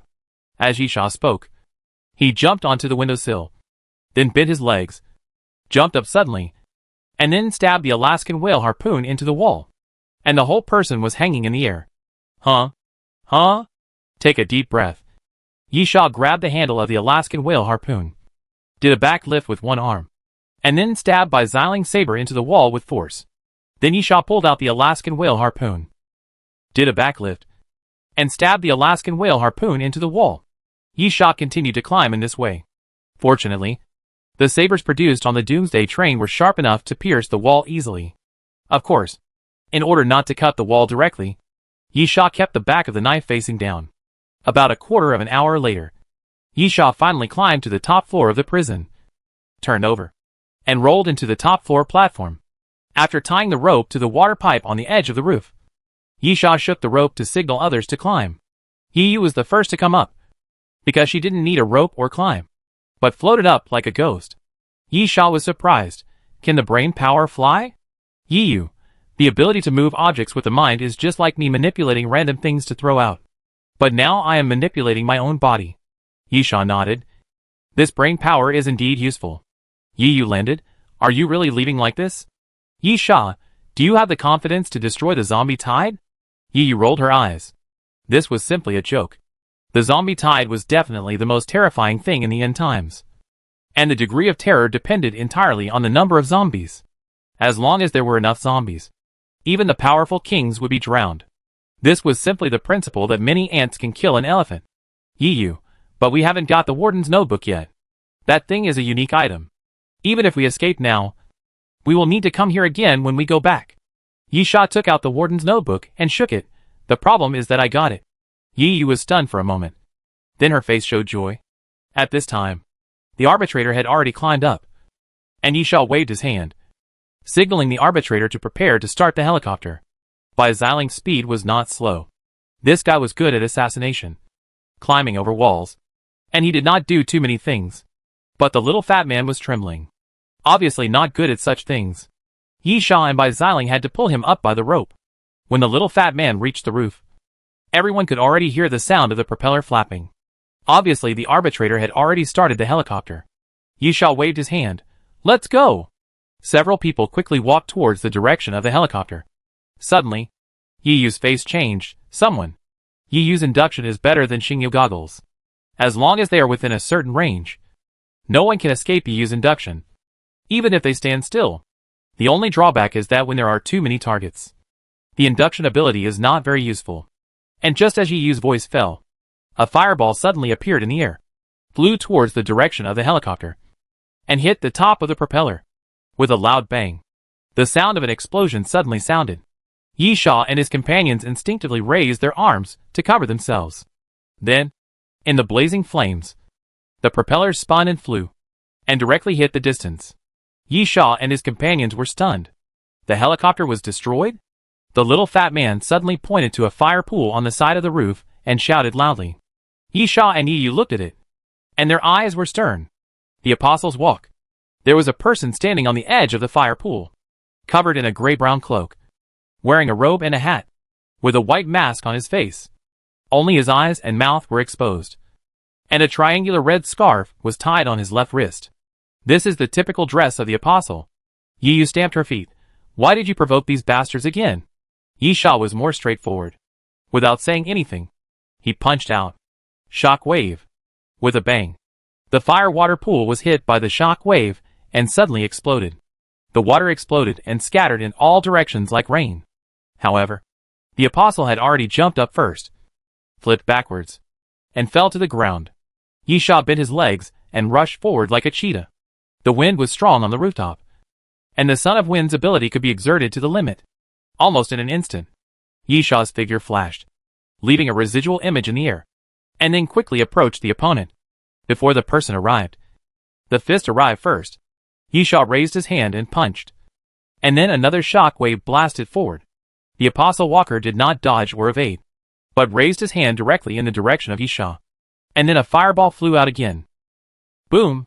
The fireball collided with the invisible force of the shock wave in the air, and then suddenly exploded, and countless fist-sized fireballs spread out in all directions. After the attack, no one was victorious. And then the apostle turned and ran away, not intending to fight with Yisha again. Yisha naturally couldn't let him go easily, and quickly chased forward. But just when he reached the edge of the prison building, the apostle actually jumped directly from the top of the building. Yisha quickly chased to the edge of the building, then looked down and cursed fiercely. The apostle's cloak suddenly opened up and turned into a black paraglider, gliding forward with the wind. Yisha gritted his teeth and pulled out the Black Star pistol and pulled the trigger downward. But it seemed that he didn't hit it. The apostle calmly left the prison and glided into the distance. Chapter 348 Descending. The others quickly caught up with Yisha. Bai Ziling asked, "What happened?" Yisha let out a long sigh. They ran away. By Xiling, the people in the number 2 death car? Yisha was vague, probably. The identity of the Apostle Walker could not be explained clearly. And there was no way to explain it. The little fat man frowned. Don't worry about whether people can run away or not. The question now is, how do we run? Yisha looked back and saw that the helicopter was half destroyed by the explosion. The propeller was gone. And most of the shell was burnt. The arbitrator was fine. And he ran out before the explosion. But the helicopter was completely useless now. It couldn't even move, let alone fly. Yisha knew what the apostle was up to. The zombies would soon flood into the prison. If they couldn't leave by helicopter, they would be trapped on the roof. Then, when the zombies spread to the roof, what should they do? Jump off the building. It must be said that this move was really vicious. Yisha even suspected that the guy who drove the tank to smash the prison door was the apostle. Yisha stood on the edge of the building and pondered. This was definitely not a solution. The number of zombies in the prison would increase. He could probably hold out on the roof for a day or two. But the zombie tide would spread up sooner or later. What should he do when the roof is full of zombies? He couldn't really jump off the building. Maybe I can use the Sword of Glory? Yisha estimated the distance. Jiansheng prison covers a large area, and the Sword of Glory might not be able to shoot outside the prison. However, with the help of the clairvoyance to increase the range, Yisha was still 70% to 80% sure. However, the others should be dead. Little Fatty and Bai Xiling need no further explanation. Although Yi can use her brain power to float out, she probably can't hold on to such a long distance. Not to mention the height problem. Yisha pondered for a moment. The brilliant sword is the last resort. If it is not necessary, Yisha does not want to use it. Because the brilliant sword can only take Yisha away. Yisha can ignore Bai Xiling, Little Fatty, and Yu. The lives of others are not as important as his own. Yisha will pay a huge price for using the radiant sword. That is the Arbiter. What will happen to the Arbiter if Yisha uses the radiant sword to leave? This is related to Yisha's own interests. After the Arbiter completes the evolution, the attack power is infinitely close to the king level. The defense power of the Arbiter was seriously damaged due to the last zombie wave and cannot be repaired. If it is really rated, it will only be the gold level. This is also the reason why Yisha's level did not change after the Arbiter completed the evolution. And the two offset each other. But no matter what, the Arbiter has completed its evolution. It is no longer a pure cannon fodder, pathfinder, or sneak attacker, but an important trump card in Yisha's hand, with excellent combat power. Unless it is necessary, Yisha still does not want to give up the Arbiter and weaken his combat power. Of course, when it is absolutely necessary, Yisha will naturally not care about others. If he can't survive, how can he care about others? The Arbiter is also not expendable. The most important thing is to escape first. However, Yisha suddenly realized that this was not the most desperate time yet. There is a way. Yisha, there is a way to leave. Bai Xiling anxiously, what is the way? Yisha, tank. Others suddenly realized that if they could use tanks, they could really rush out. The zombies would not be able to stop them if they rushed around. They would only be crushed into a bloody mess. However, the little fat man looked unhappy. A tank cannot hold 5 people. Although the tank looks huge, the interior space is very small. Generally, it can only accommodate 2 people. The space is already very crowded. There are 4 of them now, plus an arbitrator. Even if Yu and the fat boy are both minors, it may be difficult to squeeze in. So, at least one person must be abandoned. Then, in theory, the arbitrator should be abandoned. But without the arbitrator, who will drive the tank? Then we can only abandon Bai Xiling. The arbitrator listens to Yisha, so Yisha must not be abandoned. But at this moment, Yisha said directly, I can get out without a tank. Little Fatty, we can give it a try. Although the tank can only seat 2 people, Yu and Little Fatty are both small, so they can still try to squeeze in. As for Yisha, he will naturally use the Sword of Radiance to leave. Bai Xiling, the problem is how to approach the tank is also a big problem. There are zombies below. It should not be possible to go through the prison. Now the zombie tide is gradually forming, and there are more and more zombies inside. Yisha, then go outside the building. Bai Xiling took a breath, barehanded? This damn prison building has more than 20 floors. Bai Xiling has climbed such a high building before, but he always had protective measures. Besides, climbing up is much easier than climbing down. Therefore, when descending from a high building, people usually don't choose to climb, but rappel. For rappelling, they all brought ropes. After surviving in the apocalypse for a long time, they would sum up some experience and know that many things are necessary. Water, food, weapons, these are necessary. Other auxiliary work is also necessary, such as compass, flashlight, rope, and even some simple camping cooking tools. But the prison building is still too high. Even if all the ropes are connected together, they can't reach the ground. It's good to be half the length of the building. Yisha smiled. If you don't risk your life, how can you live? Bai Xiling was silent, then nodded. Bai Xiling was convinced by Yisha's seemingly contradictory words. This is the current situation of the end of the world. The current situation of the Doomsday train. In today's world, it is not easy to live. So if you want to live, you must first learn to play with your life. Yisha, let's do this. First take out all the ropes and connect them all together. Everyone immediately got busy, and time was very tight. Take out the ropes from the backpack. Tie them together and make a knot. Then, Bai Xiling found a relatively strong place on the roof and tied the ropes. However, the rope is indeed not long enough. As Yisha speculated, the rope can only reach half the height of the building. Normally, even if they bring a rope just in case, it is impossible to bring that long. So, they need to climb the remaining half by themselves. This is very difficult, and a difficult challenge. It is not an exaggeration to say that it is a life or death struggle. But is there a way out? There is no way out. So you have to risk your life. Yisha took a deep breath. I'll go first. As Yisha spoke, he pulled the rope, stepped on the outer wall of the prison building, and began to descend. Chapter 349 Pterosaur. In fact, with the help of the rope, it is relatively easy. Not to mention Yisha and Bai Xiling. Even Yu and the little fat man can do it. Their physical fitness has been strengthened and has long been beyond the standard of ordinary people. However, when reaching the bottom of the rope, it is the real test. In fact, in terms of height, the height of the prison building is not terrible. Before the end of the world, many rock climbing enthusiasts have probably climbed higher heights. For example, the one who once climbed the Dawn Wall barehanded. But the problem is that climbing a building is different from rock climbing. No matter how steep the cliff is, there are always some cracks or protruding rocks that can be used as footholds. But what does a building have? Nothing. Even if you can use the windows of the building, the windows on each floor are also separated by a certain distance, and you can't just reach them with your hands. So, this is really a life-threatening situation. The arbitrator was the only one who had no troubles or worries. He could release vines and randomly wrap around the edge of each window, or smash the window, and then wrap the vines around the window frame to continue to descend. But the others didn't have this ability.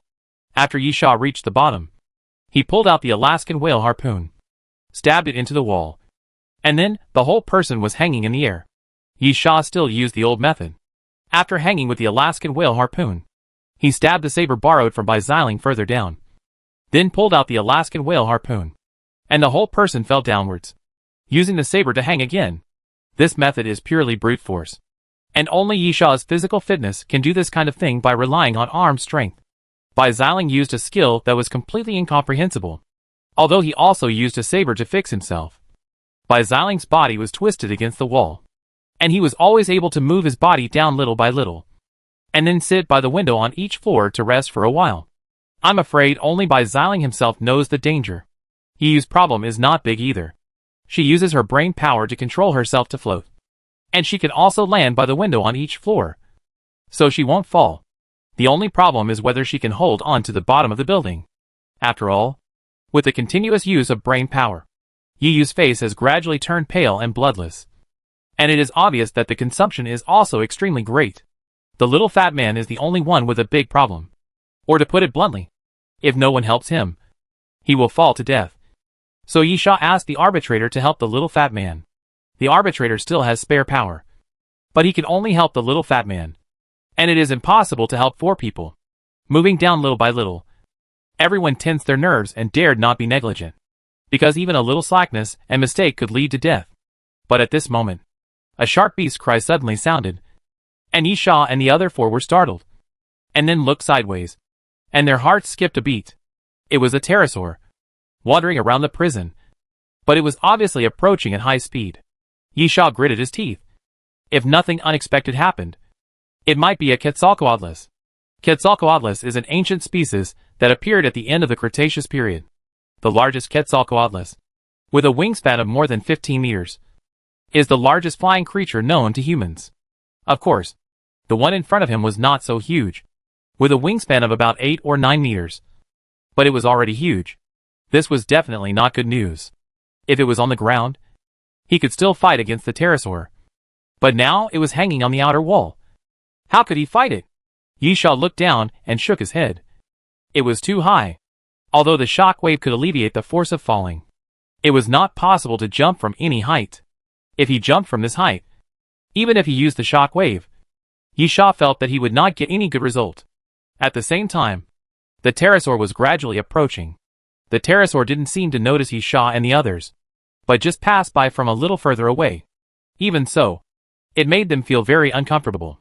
The pterosaur flapped its wings, bringing out a very strong airflow, blowing over, making Yisha and the other four feel shaky, with their clothes flying, as if they would fall at any time. Yisha grabbed the Alaskan whale harpoon, and could even hear the blade trembling and making a clicking sound. If it was just that, it would be bearable, and they could just continue to climb down slowly. However, after circling over the prison for a few times, the pterosaur suddenly began to fall. Yisha's heart snapped, and he immediately felt that something was wrong. Sure enough, the pterosaur rushed towards them. Boom! The huge wings hit the outer wall of the prison, directly splitting the outer wall. And then the pterosaur slid forward, directly breaking the outer wall. Countless boulders fell, making a loud roar, and stone chips flying everywhere. Bai Xiling stared. The pterosaur was actually rushing towards him first. Fortunately, Bai Xiling was smart enough. He suddenly let go and fell downwards, then grabbed a handful of the windowsill on the next floor, and then crashed into the window. With a loud crash, the window was smashed to pieces, after Bai Xiling crashed into the window. At the same time, the outer wall of the ground where Bai Xiling had just been was cut open. Fortunately, Bai Xiling was one step faster. Otherwise, he would have been smashed to pieces. After the pterosaur cut a piece of the outer wall of the prison building, it continued to fly forward, circled in the air, and then crashed into the direction of the prison building again. Damn it! Yisha couldn't help but curse, because this time, the pterosaur was actually coming for him. Without saying a word, Yisha suddenly stretched out his hand and slapped the pterosaur when it approached. Shock wave.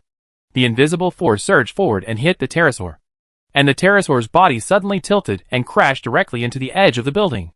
The edge of the building was directly broken, and countless cracks appeared, and then huge rocks fell down one by one. In a moment, the pterosaur roared angrily, spread its wings again, and rushed towards Yisha. Yisha gritted his teeth and suddenly raised his palm and pressed it on the wall. Shock wave. The invisible force of the shock wave blasted out, blasting a large circular pit on the outer wall. And then Yisha suddenly jumped up with the force of the recoil. Before the pterosaur hit Yisha, Yisha actually hit the pterosaur first. With a bang, Yisha hit the pterosaur's head directly, knocking it crooked, then opened his arms and hugged the pterosaur's head, shaking his body left and right, and threw himself onto the pterosaur's back. The pterosaur roared continuously and circled in the air, trying to throw Yisha off its back. Chapter 350 Zombie Tide. Yisha had just stood firmly on the pterosaur's back when he felt the pterosaur's body shaking violently. He twisted his feet and fell again, almost falling off the pterosaur's back. Yisha quickly raised the Alaskan whale harpoon and stabbed it hard on the pterosaur's back. Puff! A stream of blood splashed out, covering the pterosaur's body. Perhaps because of the pain, the frequency of the pterosaur's body shaking became more obvious. In fact, not only was it shaking, the pterosaur began to rise rapidly into the air, and then dive down from the air crazily. Yisha gritted his teeth and held the Alaskan whale harpoon tightly to prevent himself from being thrown out. But he also knew that if he continued like this, he would not be able to hold on sooner or later. In that case, Yisha gritted his teeth. Then I will kill you. Yisha held the Alaskan whale harpoon tightly in one hand, then threw away Bai Xiling's saber, pulled out the blood dragon sword, and stabbed it into the pterosaur's back again. The pterosaur felt pain and roared continuously, which made Yishaw's eardrums numb. And the pterosaur flew faster at the same time. Yishaw held the Alaskan whale harpoon in one hand and the blood dragon sword in the other, hanging them firmly on the pterosaur's back, refusing to let go. After struggling for a while, the pterosaur's flying speed finally slowed down a bit, and Yishaw's eyes lit up instantly. There was only one chance, and it depended on whether he could grasp it. Yishaw climbed up from the pterosaur's back, then took a step forward, and then jumped up. Puff! Yishaw raised the blood dragon sword high, stabbed it fiercely at the pterosaur's head, and pierced through the pterosaur's head directly. The pterosaur opened its mouth, but could not utter a single syllable, and then its body fell straight to the ground. Bang! The pterosaur fell heavily to the ground, sliding along the ground like a bulldozer, knocking away all the zombies in front of it, and also throwing Yishaw out. You killed pterosaurs. Cumulative number 2. Apocalypse reward, pterosaur fawn. Yishaw was also thrown out the moment the pterosaur landed, hitting the ground hard, and then rolled along the ground for more than 10 rounds before stabilizing his body, grinning in pain. But Yishaw didn't have time to feel the pain, and didn't even have time to pull out the teeth from the pterosaur's mouth and collect his spoils. Instead, he immediately got up from the ground and swung his sword to the side. Puff! The blood dragon sword brought a blood-red sword light in the air, and then a zombie's head suddenly flew up and fell to the ground. The zombie tide is right in front of us. Yishaw kept swinging his sword, and then walked forward, but suddenly felt a sharp pain in his left foot, and couldn't lift it up at all. Most likely it was broken. Fortunately, Yishaw was not afraid of not being able to recover from the injury at this time, as there were plenty of targets for him to attack in the zombie group. Yishaw quickly changed the weapon in his right hand to the Alaskan harpoon, and looked at several zombies surrounding him. He raised the Alaskan harpoon without hesitation and stabbed it into the neck of a zombie. Puff! Puff! Puff! The muffled sound of the blade entering the flesh continued to sound, and the Alaskan harpoon continued to bring out bright blood. The pain in Yishaw's left foot quickly began to subside. Obviously, the blood-sucking healing effect of the Alaskan harpoon worked. However, at this moment, Yishaw suddenly felt a sharp pain on his back, and immediately swung his sword backwards. But it turned out to be a zombie biting his back, biting off a piece of flesh from his back. Ah! Yishaw screamed, and pierced the zombie's head with the blood dragon sword. However, at the moment when the blood dragon sword pierced the opponent's head, another zombie rushed over and bit Yishaw's arm. This is the horror of the zombie tide. The zombies are always densely packed, even if there are only ordinary zombies around.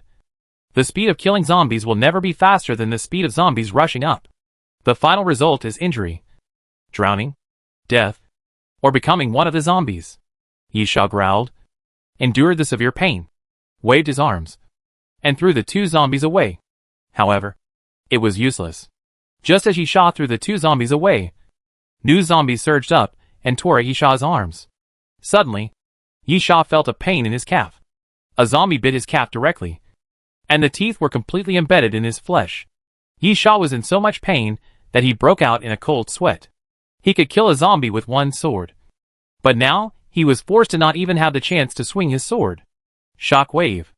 Yishaw reluctantly pressed his palm towards the ground, and then the invisible force spread out. The shock wave exploded, blowing those zombies away, and also blowing Yishaw away. Yishaw did not delay at all, and climbed up from the ground with pain.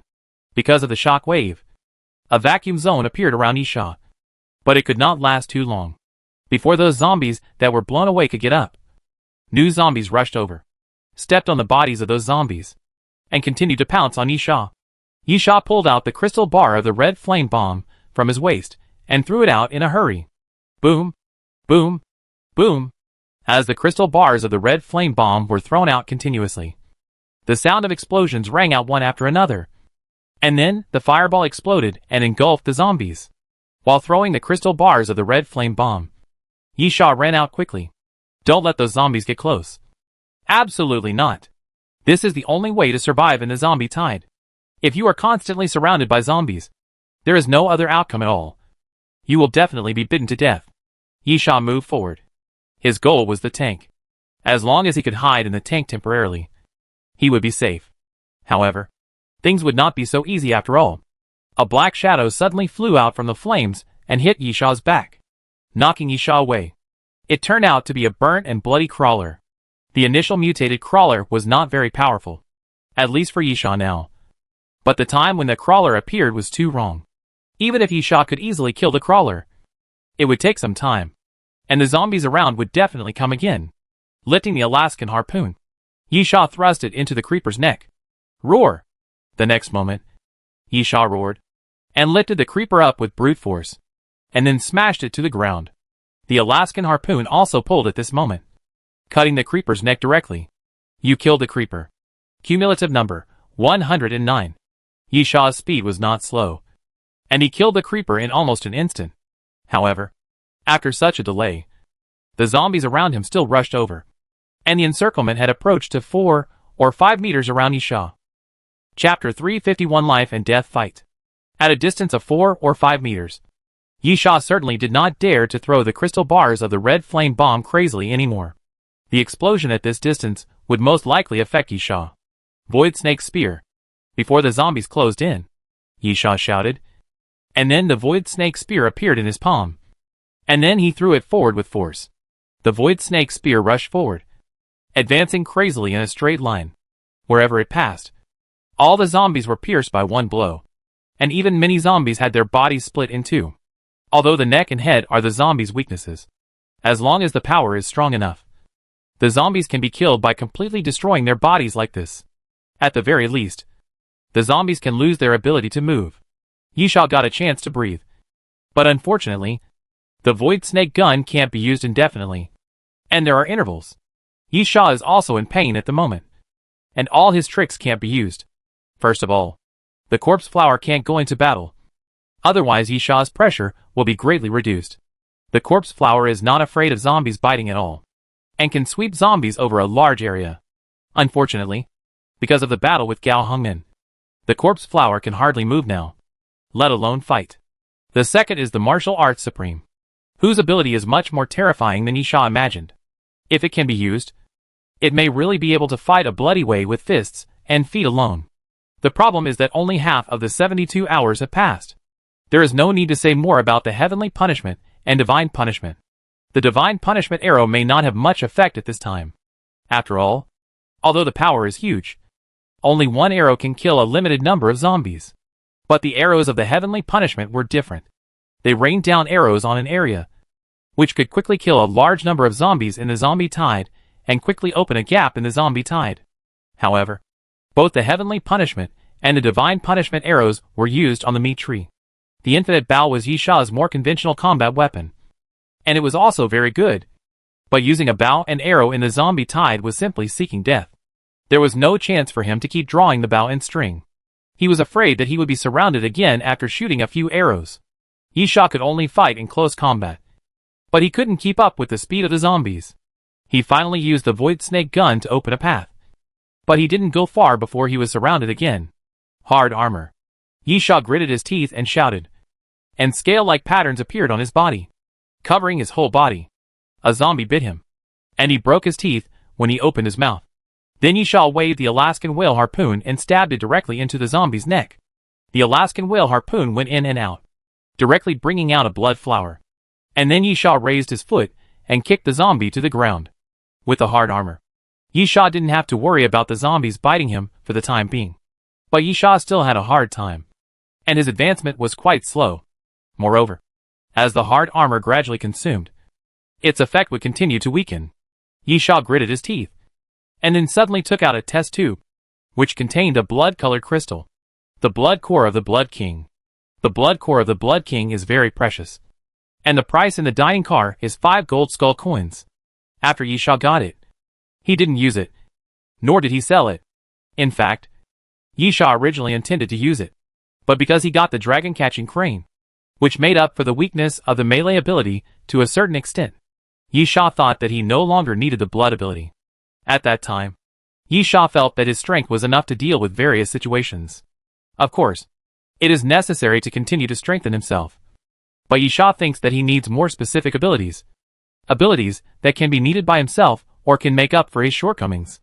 The ability generated by the blood mutation brought by the blood core is random, and it is impossible to say what kind of mutation the blood will produce. Simply put, You need to gamble on luck. Yisha does not intend to rely on luck for his strength. As for the reason for not selling, of course, it is because the blood core can bring more. After all, the blood core is very precious. And the blood ability is a fantasy ability, which is very cost-effective. Yisha believes that he can use the blood core to exchange for more and better things. And now, Yisha seems to have no choice but to rely on his luck, hoping that the blood core can help him change the current bad situation. Even if it can't help him get out of the zombie tide, it can just help him relieve the pressure. Opening the test tube, Yisha poured the blood core into his palm, and then threw it into his mouth without hesitation. Crack! Yisha bit hard, and the blood core shattered. Then, Yisha felt a strong taste of blood in his mouth, which made him feel extremely nauseous. But this was just the beginning. Then, Yisha felt a sharp pain in his body. Not in a certain part, but in his whole body. Then, fine blood beads appeared on Yisha's body, constantly seeping out of his body through his pores. At the same time, the feeling of severe pain also reached its peak in an instant. Ah! Yisha raised his head, veins on his neck throbbing, and roared. Suddenly, the blood beads stretched and lengthened, and violently shot out in all directions, turning into sharp blood thorns. At the same time, each blood thorn seemed to have substance, like a blood-colored crystal. Puff, puff, puff. Yisha was like a thorn ball at the moment. As soon as the zombies around him approached, they were pierced by the blood thorns that shot out, and their bodies were covered with small holes. Slowly, the blood thorns gathered back, and then a bunch of zombies fell around Yisha. Is this my ability to transform into blood? Yisha spread out his palm and looked at it. The blood thorns turned into fine blood beads, and even slowly returned to Yisha's body. This is not the Doomsday train, and Yisha cannot check his personal information. At the same time, blood transformation is not like the 12 trials of immortality, because the trial tasks are directly related to the battle, and the changes of the trial tasks can be checked at any time. Therefore, Yisha didn't know what his blood transforming ability was, but he could guess. Seeing zombies rushing towards him again, Yisha immediately stretched his hand forward and pointed his fingertips. Then, a little blood bead seeped out of his fingertips. Puff! The next moment, the blood bead suddenly stretched and became longer, turning into a blood thorn, which pierced directly into the zombie's head and penetrated the zombie's head. Yisha nodded, and almost understood how to use his blood transforming ability. Although he didn't know the specific effect, he could wait until he returned to the Doomsday train. It was good to be useful now. While thinking, Yisha rushed into the zombie group again, waving the blood dragon sword and the Alaskan harpoon, and kept slashing at the zombies. Chapter 352 Gathering. The zombies in the zombie tide seemed to be endless. After Yisha killed 3 or 5 zombies again, he was surrounded by zombies again. At this time, dense blood beads appeared on Yisha's body again, and then turned into blood thorns and spread out in all directions. Yisha was like a hedgehog, using those blood thorns to wrap himself in the center, and anyone who approached would be stabbed by the thorns. Yisha was somewhat happy. His luck didn't seem too bad. At least, he got a blood transforming ability that was very beneficial in the zombie tide. And those blood thorns allowed him to effectively prevent the zombies from getting close. Because of the blood thorns, Yisha's advancement speed suddenly increased. But Yisha soon felt the pressure. Because of blood loss, the blood transformation ability does not consume too much blood each time. Otherwise, with the size of the blood thorns, Yisha would be drained of blood in his body after using it once. In fact, a blood thorn only needs to consume 1 drop of blood, and it can return to the body after use. But there will still be some blood loss during the use process. If used in small amounts and not continuously, the loss of blood is almost negligible. However, when used continuously, the sequelae of blood loss will become obvious. After using the blood thorn continuously, Yisha felt a little dizzy. His eyes became dry, and he showed signs of fatigue. These conditions are symptoms of weakness after blood loss. Of course, it is still very mild at present, and Yisha can still hold on. But if it continues, then, without the need for the zombie tide to surround him, Yisha will die from excessive blood loss. And the blood transformation ability is not omnipotent. Boom! At this time, there was an explosion behind Yisha. Yisha looked back and saw a flame rising into the sky, mixed with billowing black smoke. forming a mushroom cloud, and the zombies around were blown to pieces. Yisha breathed a sigh of relief. Finally here. By Xiling, Yu, the arbitrator, and the little fat man finally landed on the ground. Although this does not mean that the zombie tide will be easy to deal with. With a few more helpers, Yisha's pressure will naturally be reduced a lot. Facing the zombie tide, it was finally time for the little fat man to show his skills. When he descended to the second floor of the prison building, the little fat man began to throw bombs down, blowing up the zombies below. And then the moment he landed, he began to bomb crazily in the distance. This guy was like a walking explosives warehouse, carrying countless bombs on his body. And there were all kinds of them. I don't know how he could carry so many bombs. Bai Xiling was very fast, holding a dagger in each hand. After meeting the zombies, he quickly drew his knife, and each knife could accurately cut across the zombie's neck, bringing the so-called fast, accurate and ruthless to the extreme. Yi stood quietly at the back, her face pale as if transparent, bloodless. Obviously she had overused her brain power when she fell from the prison building, although it was not as miserable as when she dealt with the apostles in the ice and snow city. She was almost at the end of her strength. The arbitrator was as brave as ever, unless he died in battle. The arbitrator's dictionary never had the words defeat and retreat. Yisha looked at his waist. There was still a red flame bomb, but it was not full. There were still 6 crystal bars in it. Yisha did not hesitate, took it out directly, and threw it to the back. This is to help the little fat man use the bomb to clear the way, and it is also a signal to tell others his exact position. When the little fat man saw the explosion, he immediately said, "Yisha is there. We have to rush over to meet up." Bai Xiling nodded. In the zombie tide, dispersion means death, and there is hope only if we surround one place. Bai Xiling took a deep breath. "I will clear the way, and we have to do something serious." As Bai Xiling spoke, he took out a needle gun and directly stabbed the needle into his neck. Then pulled the trigger, and the green liquid in the needle gun test tube was all injected into Bai Xiling's body. Ah!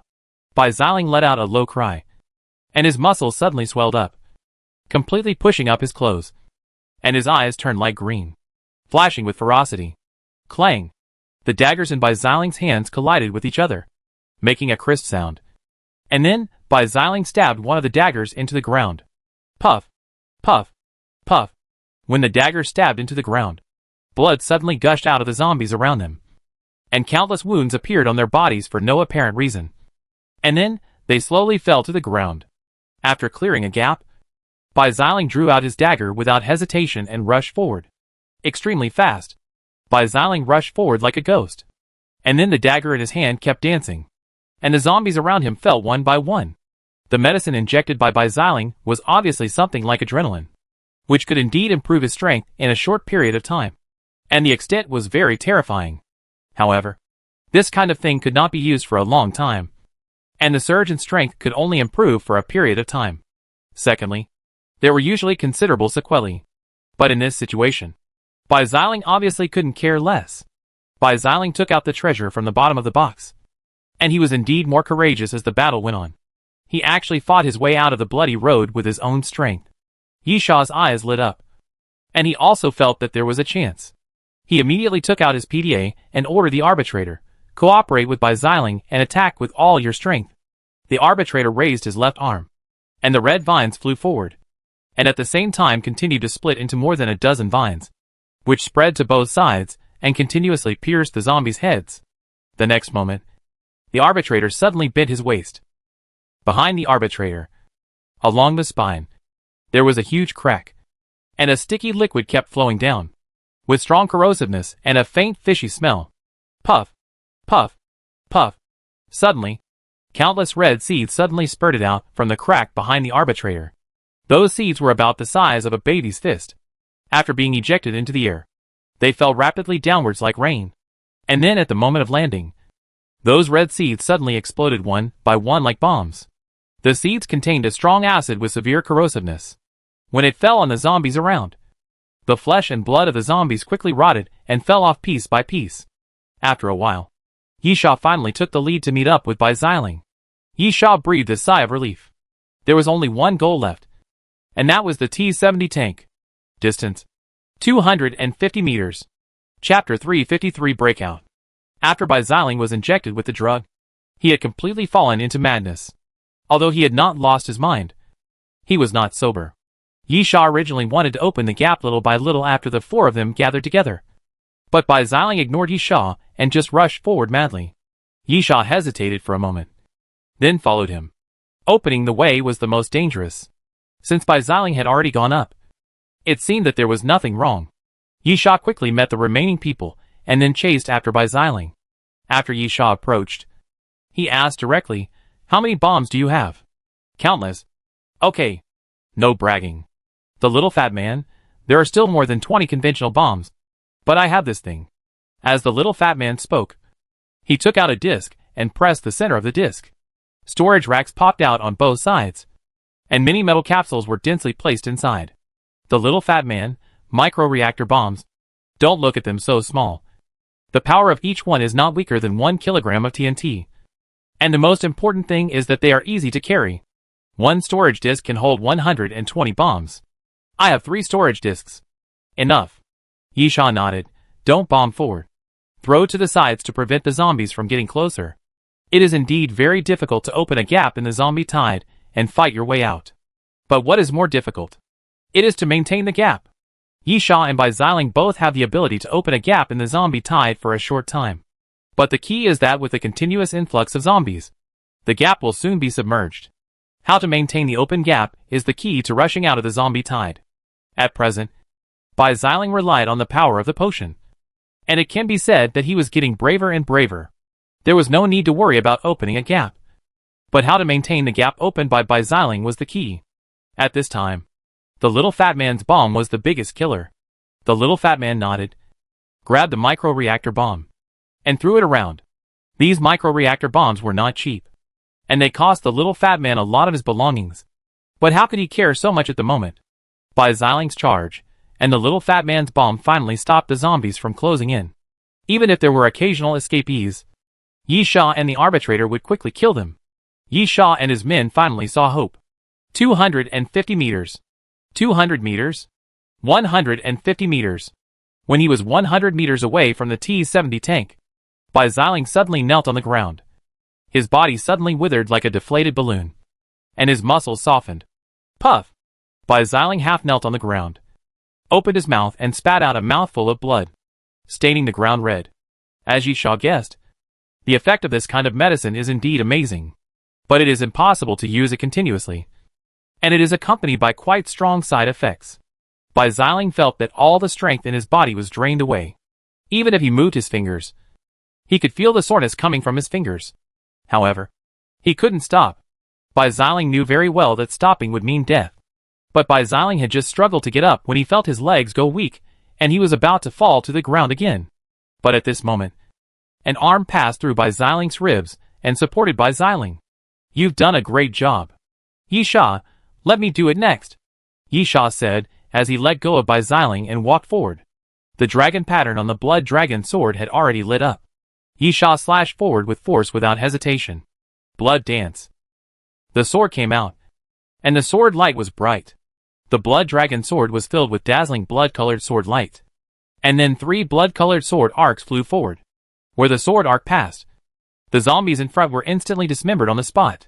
At this time, the arbitrator rushed to Yi Sha's side. Yi Sha winked, and the arbitrator's vine swept forward. And then with a strong swing, Yi Sha was thrown into the air. In midair, Yi Sha had already changed his weapon to the infinity bow. And then he closed and opened his eyes, and directly imagined a handful of explosive arrows, like a fan in his hand. And then all of them were placed on the bowstring.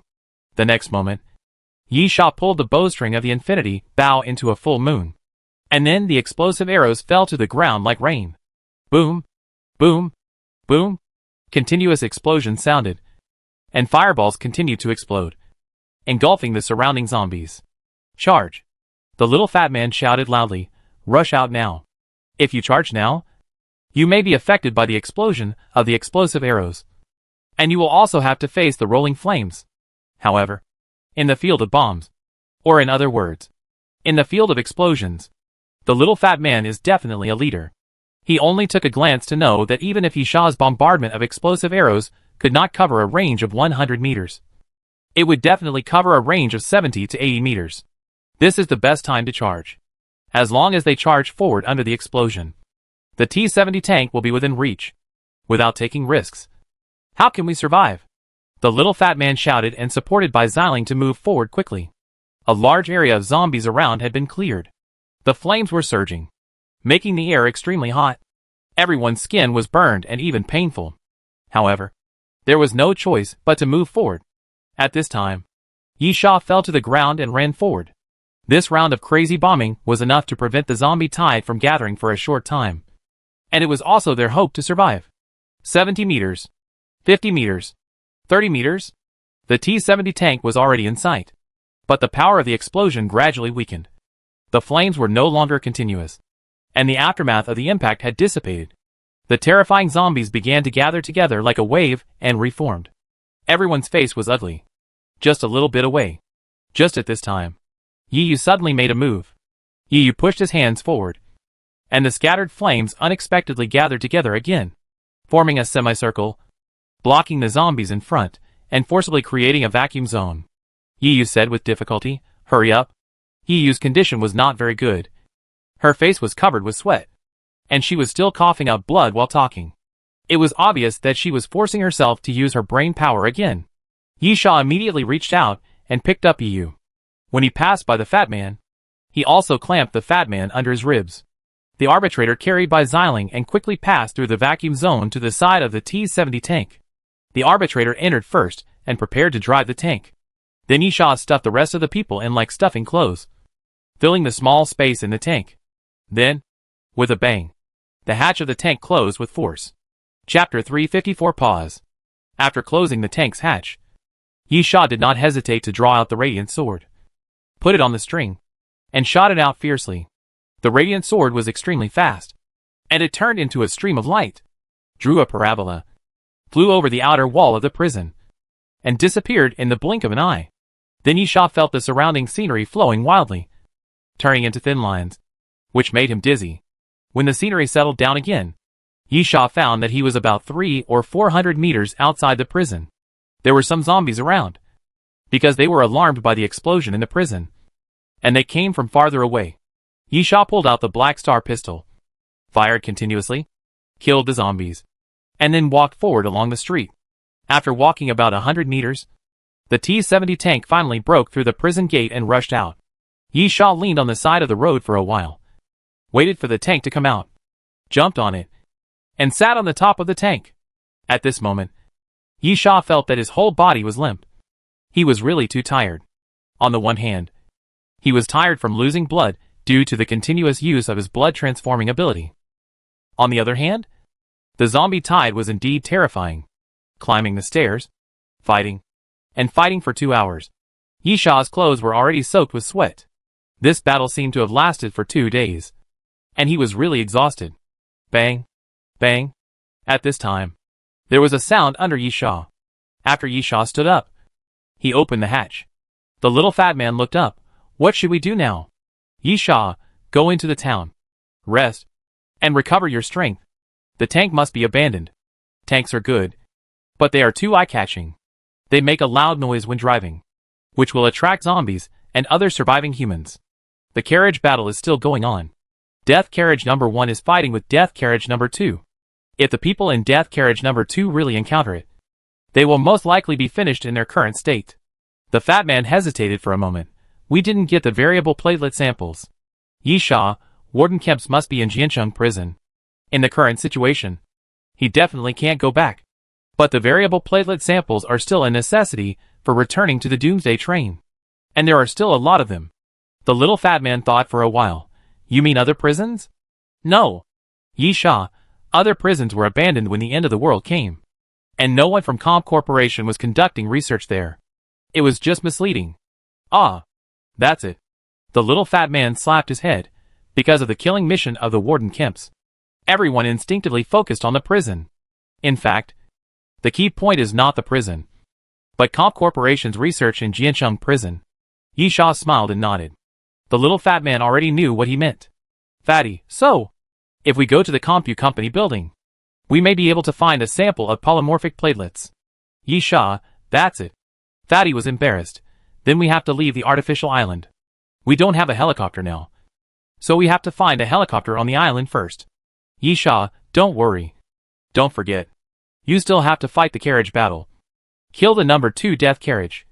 And then you can find it in time. On the contrary, even if you find something, it will be useless if you lose the carriage battle. The little fat man nodded. Let's find a place to rest first. There is a small town on the artificial island. In addition to the prison, there are also large areas. So planning and construction have been carried out. Before entering the town, Yisha and his men abandoned the tanks and walked forward. After walking a few hundred meters, Yisha pointed to the side. Let's go here. Yisha pointed to a supermarket. After entering, he searched it first. After confirming that there were no zombies, Yisha pushed down the shelves and piled them next to the door and window, and then found a corner to sit down. The little fat man threw a bottle of drink and a pack of compressed biscuits over. Lucky. It's still edible. Thank you. Yisha took the things, then unwrapped the biscuits and started eating. The little fat man didn't say anything more, and sat aside to eat. He was also exhausted. Yiyu sat next to Yisha, lay directly on the ground, and put his head on Yisha's legs. Let me lean on you for a while. I'm so tired.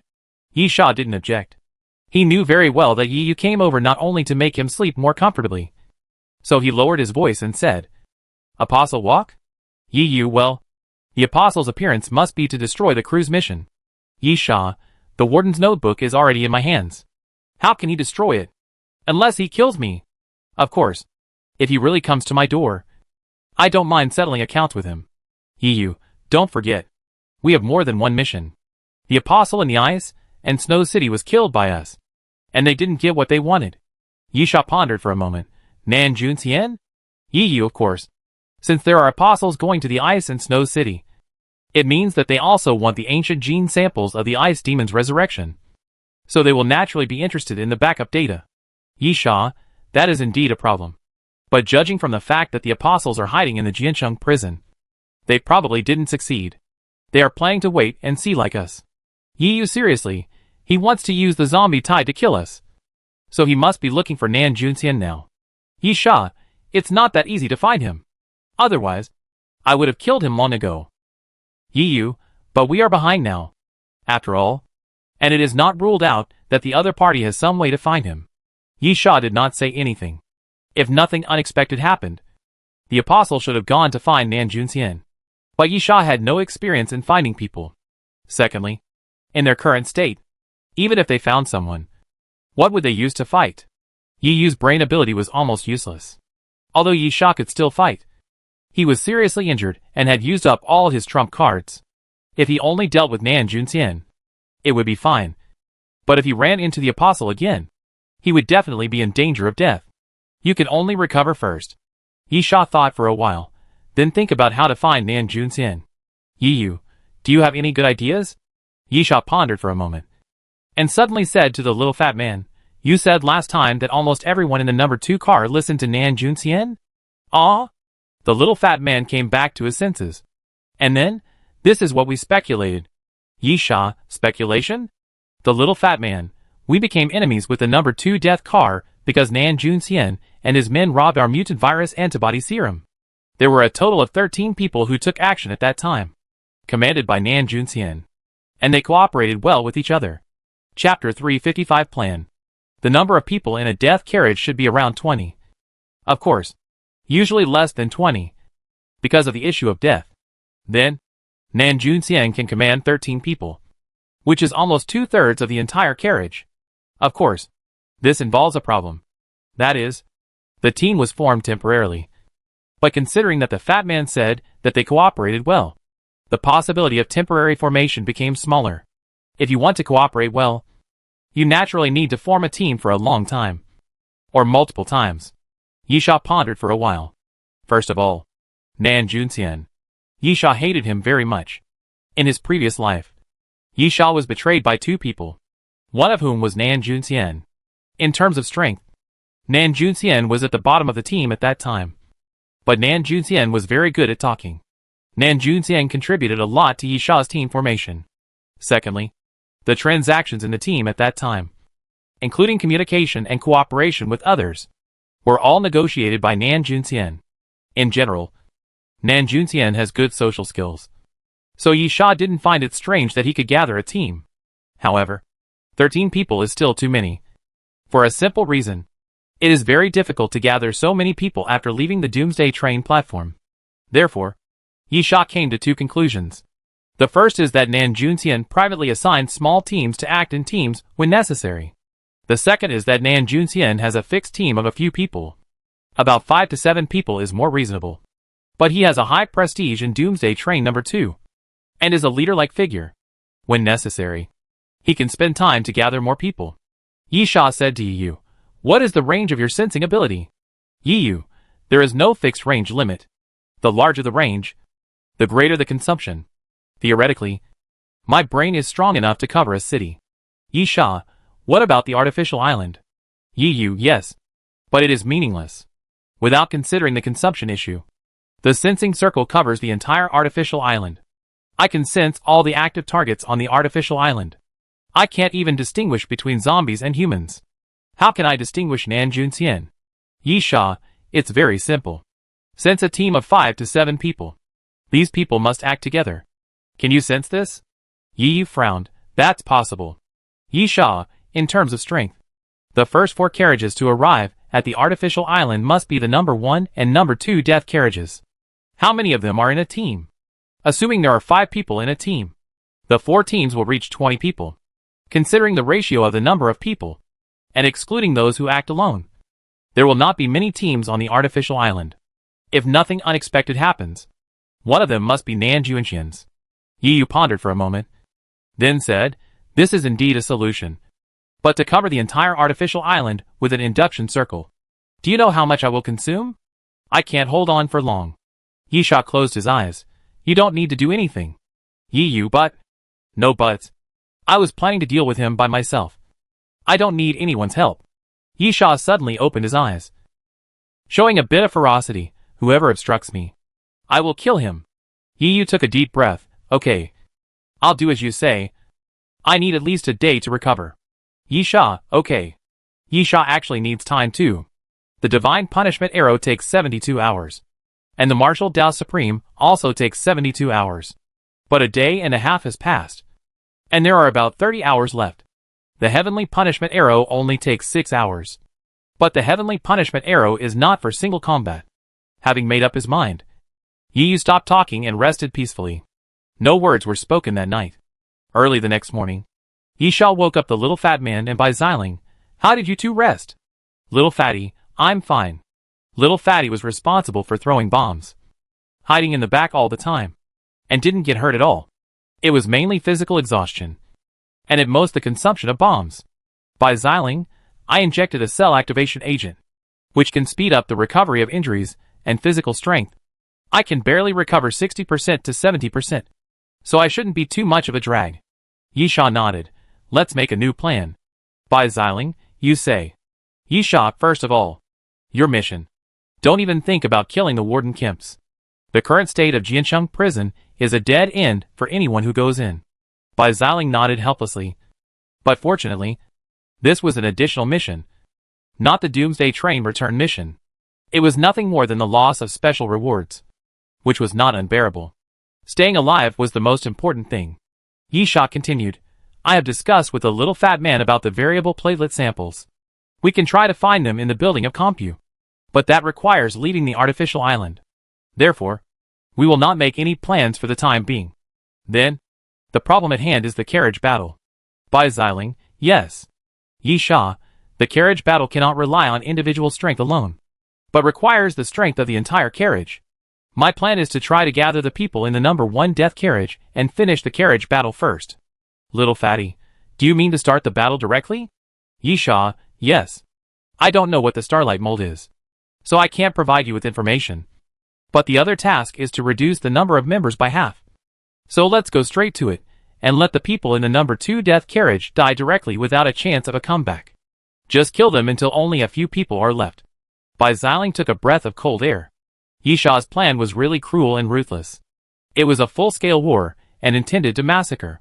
However, By Xiling understood the meaning.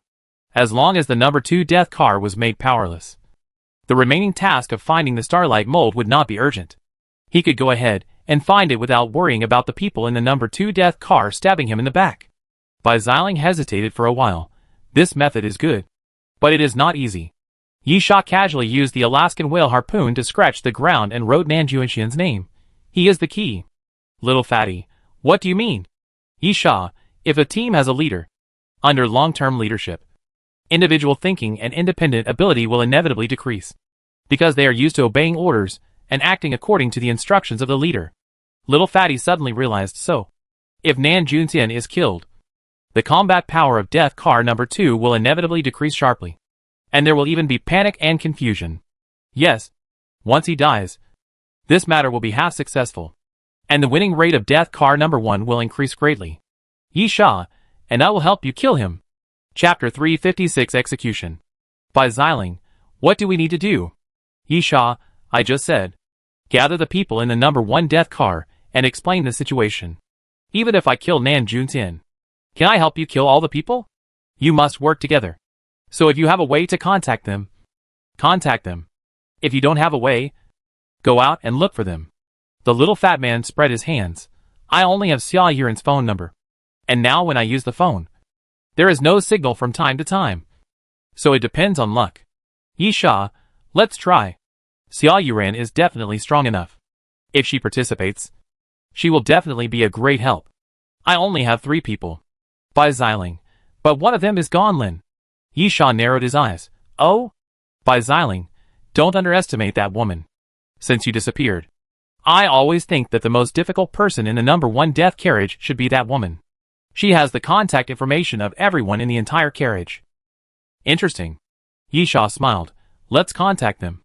And then go out for a walk to see if we can meet someone. Bai Xiling nodded. After the discussion, Yi Sha went back to the corner to continue resting. Although Yi Sha was used to being alone, this matter required manpower. First, there must be somewhere around Nan Junxian. Yi Yu had long known that Yi Sha wanted to kill Nan Junxian himself.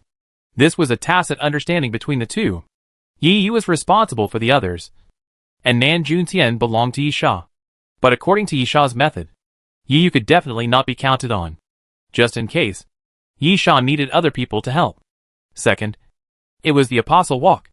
If that guy was causing trouble, to put it bluntly, there would have to be a few cannon fodders to make it easier for Yi Sha to take action.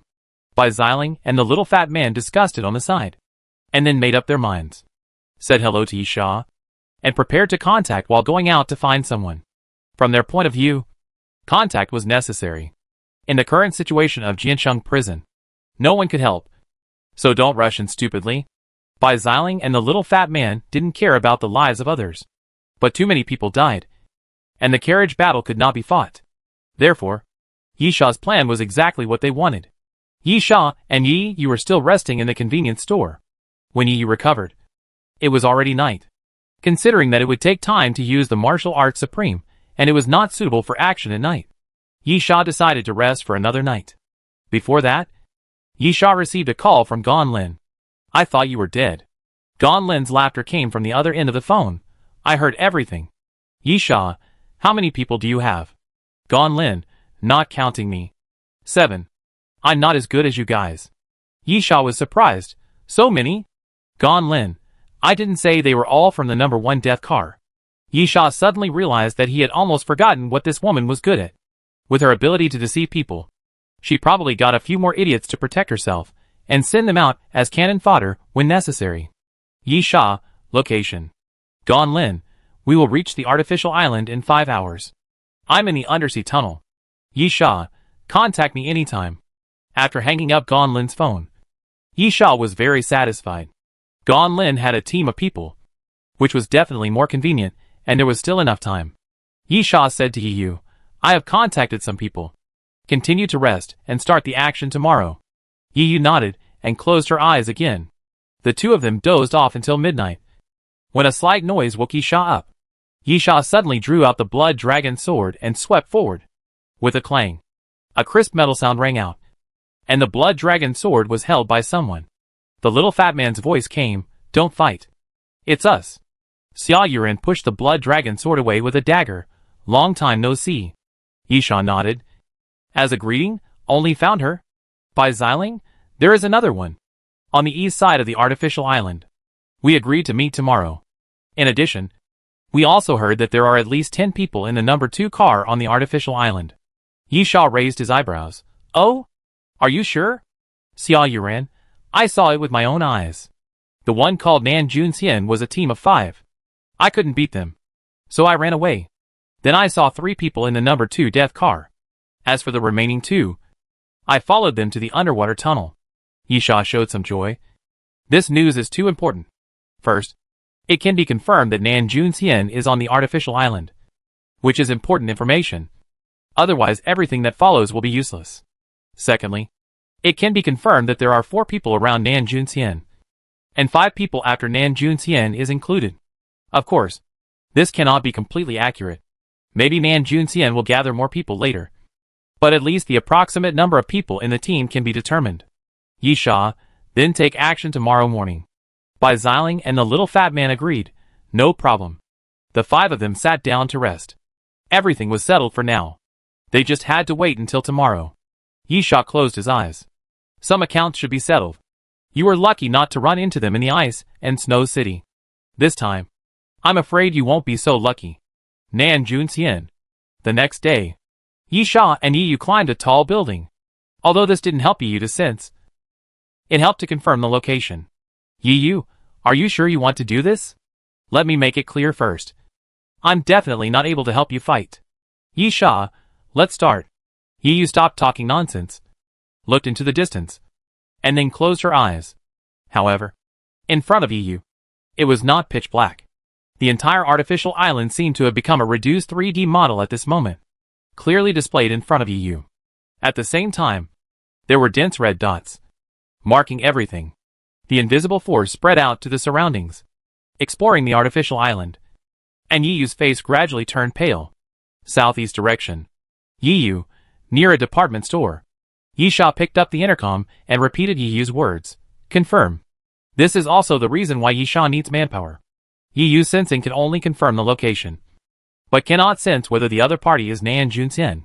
So, before Yi Yu sensed, Yi Sha asked everyone to disperse and take positions in the 4 directions of southeast, northwest, and northeast. After the distance was widened, whoever was closest would determine the location. After a moment, Gonlin's voice came. I asked someone to confirm that it's not Nan Junxian. Yi Sha patted Yi Yu's shoulder. Continue. Yi Yu again, the west pier. Inside the pier. Yi Sha repeated again. And someone immediately went to confirm again.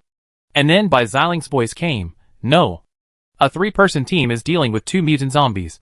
Not the people in the death carriage. Yi Yu again, east. The radio tower. The radio tower is the tallest building on the artificial island. And it is not far from where Yi Sha and Yi Yu are. Yi Sha simply didn't tell others, and used the clairvoyance directly, which could save some time. Then, Yi Sha suddenly stretched out his tongue, and licked the corner of his mouth. Finally, Yi Sha took a deep breath. I found you. Chapter 357 Old Friend. Rest now. Yi Sha patted Yi Yu's shoulder. I'm leaving. Yi Yu said nothing, nodded, and then sat on the ground, her chest heaving and panting. It was not an easy task to cover the entire artificial island with her brain power. Yi Sha quickly left the high-rise building and began to run towards the radio tower. Then picked up the intercom, began to close in. The target is the radio tower and the surrounding area. It must be said that Nan Junxian really appeared in a not-so-good area. The radio tower can be said to be one of the landmark buildings of the artificial island. It is really easy to find. Of course, Nan Junxian is not a dead person. He will definitely move. So the surrounding area must also be taken into account. Yi Sha estimated the distance, watching the radio tower getting closer and closer, and his heartbeat gradually became faster. Not nervous, but excited. The excitement of reunion. Although Nan Junxian did not know Yi Sha at all in this life. However, this hatred must also fall on his head. After a while, the intercom kept reporting Nan Junxian's location. Obviously, others had already confirmed Nan Junxian's location first. Yi Sha immediately walked into a 3-story store, went up to the roof, took out the gun box, and began to assemble it quickly. Then put the MSG-90 automatic sniper rifle on an advertising sign. And Yi Sha immediately lay on it. Yisha put his finger on the trigger, rubbed it gently, and then observed the street corner in the distance through the scope. According to the report on the intercom, Nanjun will pass by there soon. Yisha was a little excited, but he did not lose his patience or feel anxious because of the excitement. He was very patient. Slowly, people finally appeared at the intersection of the street. 4 men and 1 woman. The woman was Yanlan. Among the remaining 4 men, Yisha automatically ignored the 3 people walking behind and stared at the one in the lead. Nanjunxian's appearance is not handsome, but slightly delicate. What is more eye-catching is Nanjunxian's figure. He has a very good figure. He is the type who looks stylish when dressed and has a lot of meat when undressed. Because, before the end of the world, Nanjun was a dance teacher in a dance studio. His excellent physical strength, flexibility and athletic ability allowed Nanjun to board the Doomsday train, laying a good foundation for him to become stronger and survive. But, that's all. Yisha licked the corner of his mouth lightly, as if he was smiling, and his smile was a little evil. Then, Yisha's finger holding the trigger suddenly pressed down. Bang! The sound of a sniper rifle suddenly flew out, aiming at Nanjun. However, at the moment when the bullet was about to hit, Nanjun seemed to have the ability to predict the future. His face suddenly changed, showing a bit of shock, and then he fell to the side in advance. Then with a clang, the sniper rifle bullet hit the shoulder of a person behind him, and a blood flower suddenly splashed. Did you dodge? That's good. If you die too easily, it will be boring, Yisha murmured, then picked up the walkie-talkie. Do it. Yisha's side did not have more people than Nanjun, because the manpower was dispersed, and most people had to rush to the direction of the radio tower. The only people who arrived were Xia Yuran and a man whom Yisha did not recognize, who was Gan Lin's man. The moment Yisha finished speaking, a real-life male exhibition model suddenly opened his eyes in a shop window on the side of the street, opened his clothes, took out a Yumbi submachine gun, and pulled the trigger to fire. Nanjun and his group reacted and quickly launched a counterattack. It must be said that the man that Gan Lin found, although not from the death car, was quite skilled and had no intention of fighting. After a round of shooting, he saw the other party fighting back and immediately fell back, throwing 2 grenades at the same time. Boom! Boom! The explosion sounded. Smoke and flames swirled around wildly. At this moment, Xia Yuran strode forward, walked into the smoke, and pulled out a pair of double swords from behind. The double swords had a strange shape. The handles were in the shape of a Jura, and the blades were extremely narrow. Raikuri. Xia Yuran crossed the double swords and let the blades rub against each other. Then, the double swords were swirled with electricity, making crackling sounds. Xia Yuran was like a ghost. After entering the smoke, he suddenly disappeared, and suddenly appeared again. He came behind one of them, and the double swords in his hand fell down, directly slashing across the opponent's back, and then slashed from the opponent's shoulder to the waist with one knife, which was quite fierce. At the same time, Yisha jumped down from the top of the billboard, then stepped forward, his speed getting faster and faster, and then he used the power of the Son of Wind. His figure flashed, and in the blink of an eye he rushed into the battle circle. After rushing through the black smoke, Yisha's eyes were only on Nanjun. Clang! The blood dragon sword suddenly came out of its sheath, and Yisha came to Nanjun, swinging the sword and slashing it down. Dang! A crisp sound of fighting rang out. Nanjun used a pair of fist blades to directly cross-block and block the blood dragon sword. Long time no see. Yisha grinned. No. It should be the first time we meet. Bang! While speaking, Yisha raised his leg fiercely and kicked Nanjun in the chest, kicking Nanjun away. A sturdy man roared, came from the side, raised his fist, and smashed down at Yisha. Bang! Yisha didn't even turn his head, and stretched out his left arm, using a snake bite to block the opponent's fist and hold it tightly. Yisha exerted more and more force in his palm, and the man screamed and fell to the ground involuntarily. His fingertips made a crack sound, and Yisha actually broke his finger bones. Don't disturb. Yisha turned his head. My fight. Puff! The blood dragon sword suddenly swung sideways, passing over the man's shoulder, and the man's entire right arm flew up and fell to the ground. Blood spurted out from the shoulder, landing all over the ground, and dyed half of Yisha's body red. Yi Sha tilted his head and continued to walk towards Nan Junxian. Are there any last words? Nan Junxian flipped up from the ground and stabbed Yi Sha with his fist blade. Yi Sha's blood dragon sword shook left and right, and easily blocked the fist blade to the side. But at this moment, Nan Junxian suddenly flipped forward, swung his right foot, and kicked Yi Sha's chest hard. Yi Sha took 2 steps back, looked at the footprints on his chest, and laughed. This time, you still learn Capoeira?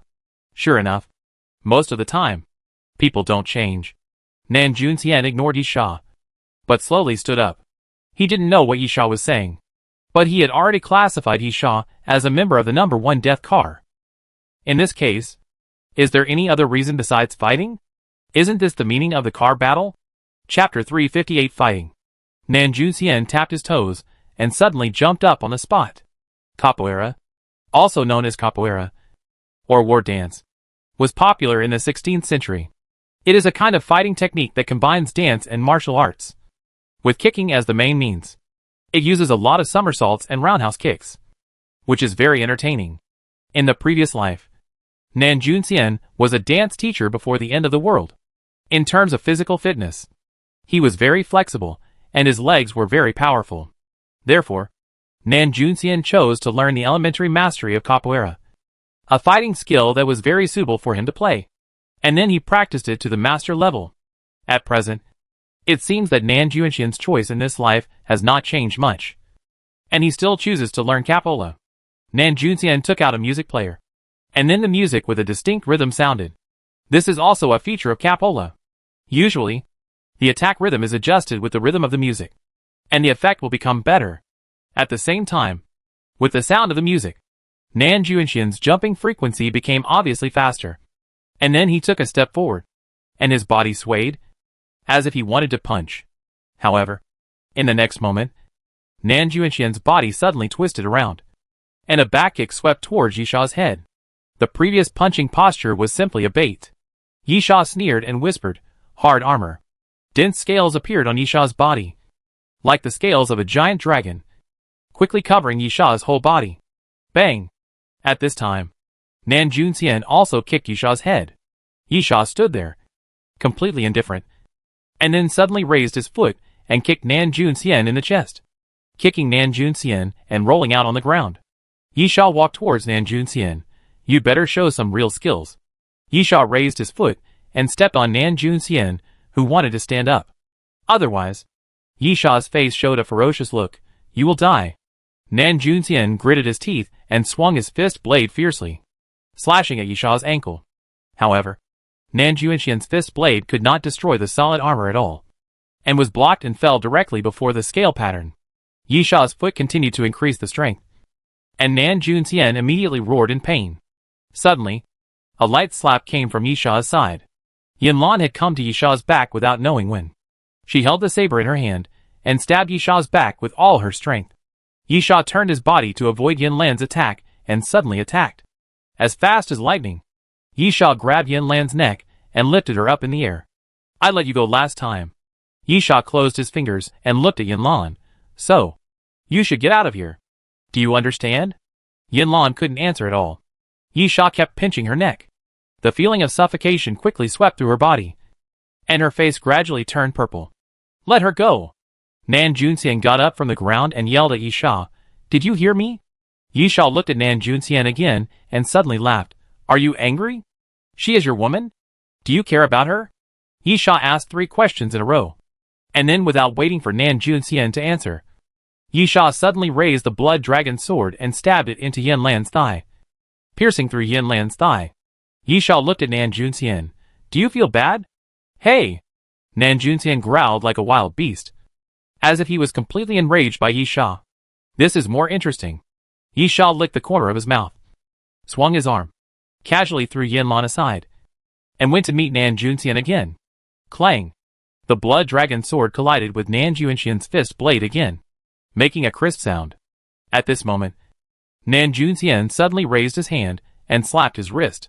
3 sleeve arrows suddenly shot out from Nan Junxian's sleeves. Yi Sha raised his eyebrows. This attack was quite abrupt.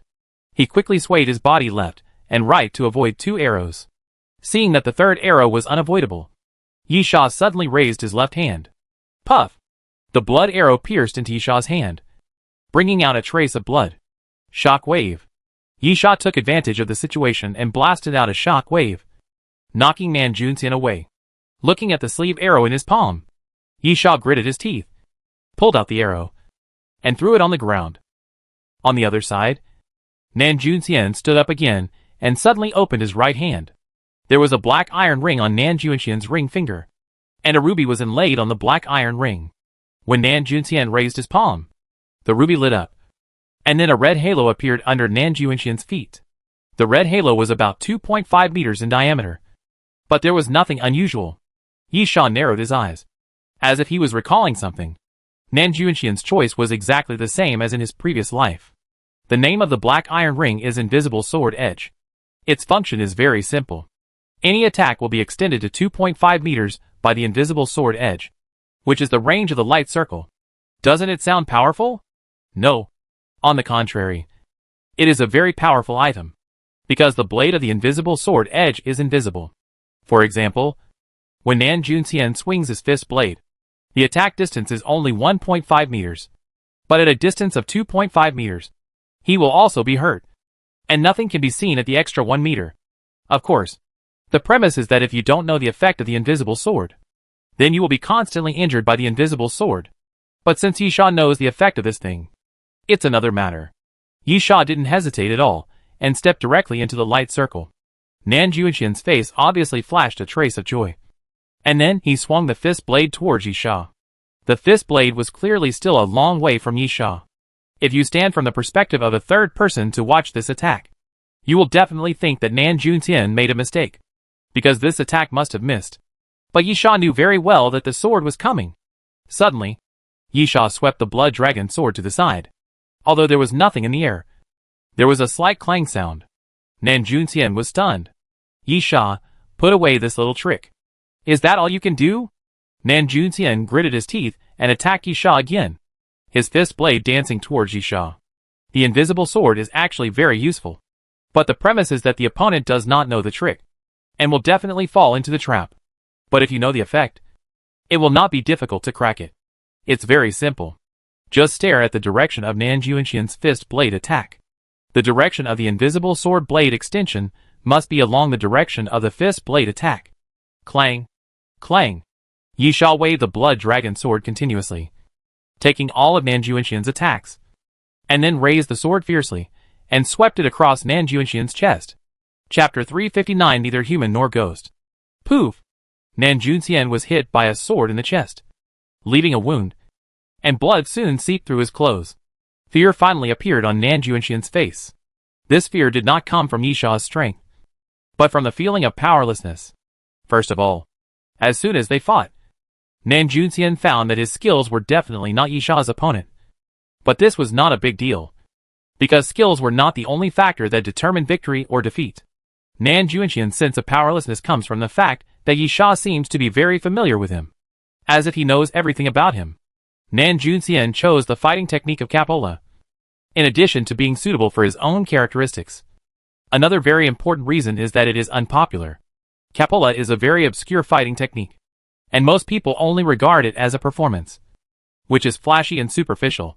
Boxing, sanda, grappling, judo, etc. These fighting techniques are familiar to everyone, and are also recognized as fighting techniques that tend to be practical, and are also everyone's first choice. In fact, any fighting technique must have value. When the K-pop dance is trained to the master level, it is still very powerful and unpopular. For those who are not familiar with it, it is very lethal. But Yi Sha seems to be very familiar with the K-pop dance and its attack mode.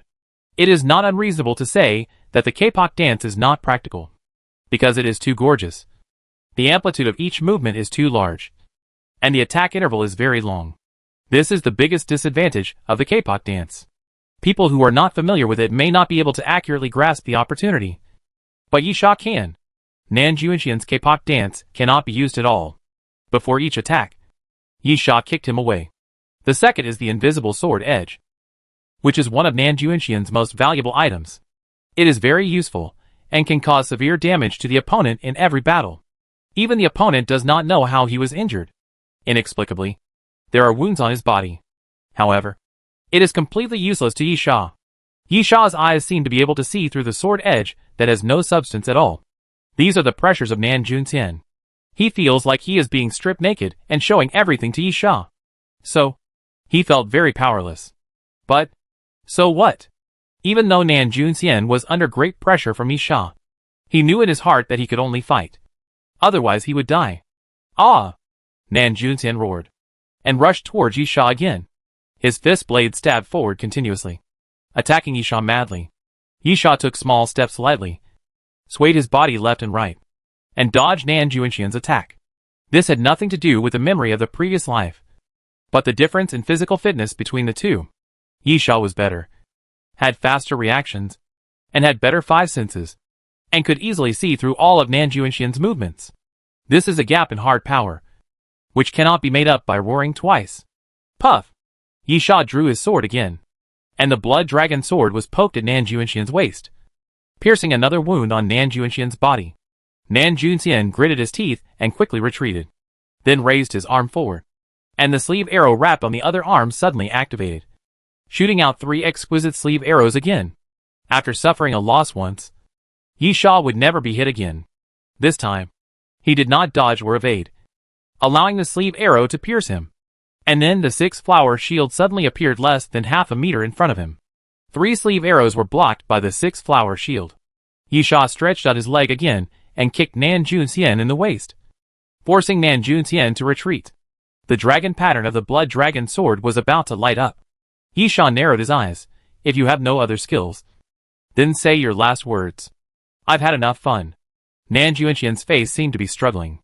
And then, as if he had made up his mind, he suddenly took out an object from the tactical backpack on his waist. That thing looked like a beetle. But it was not a real beetle, but a silver, semicircular shell similar to a beetle. At the bottom of the shell, there were 8 metal horns that could be twisted and folded and gathered inside the shell. The tip was extremely sharp. Yi Sha tilted his head. Nan Junxian's methods and things were actually used in his previous life. This surprised Yi Sha, but it also brought convenience to Yi Sha. Yi Sha had seen Nan Junxian use those routines many times in his previous life, so he was naturally very familiar with them. Therefore, it was simply a pipe dream for Nan Junxian to use those methods to deal with him. However, Yi Sha had never seen this metal shell before. The next moment, Nan Junxian clenched his teeth tightly, and then he fiddled with it for some reason. The legs at the bottom of the beetle-shaped metal shell suddenly popped out. Nan Junxian's eyes showed a fierce look, and then he stabbed those legs towards his heart. Puff! Nan Junxian's chest splattered blood. When the metal legs pierced into his body, the metal shell was attached to Nan Junxian's body. The top of the shell opened, corresponding to each metal leg, and there was a test tube built into the metal shell. In each test tube, there was red liquid, and some golden powder was floating in the liquid. It was very fine.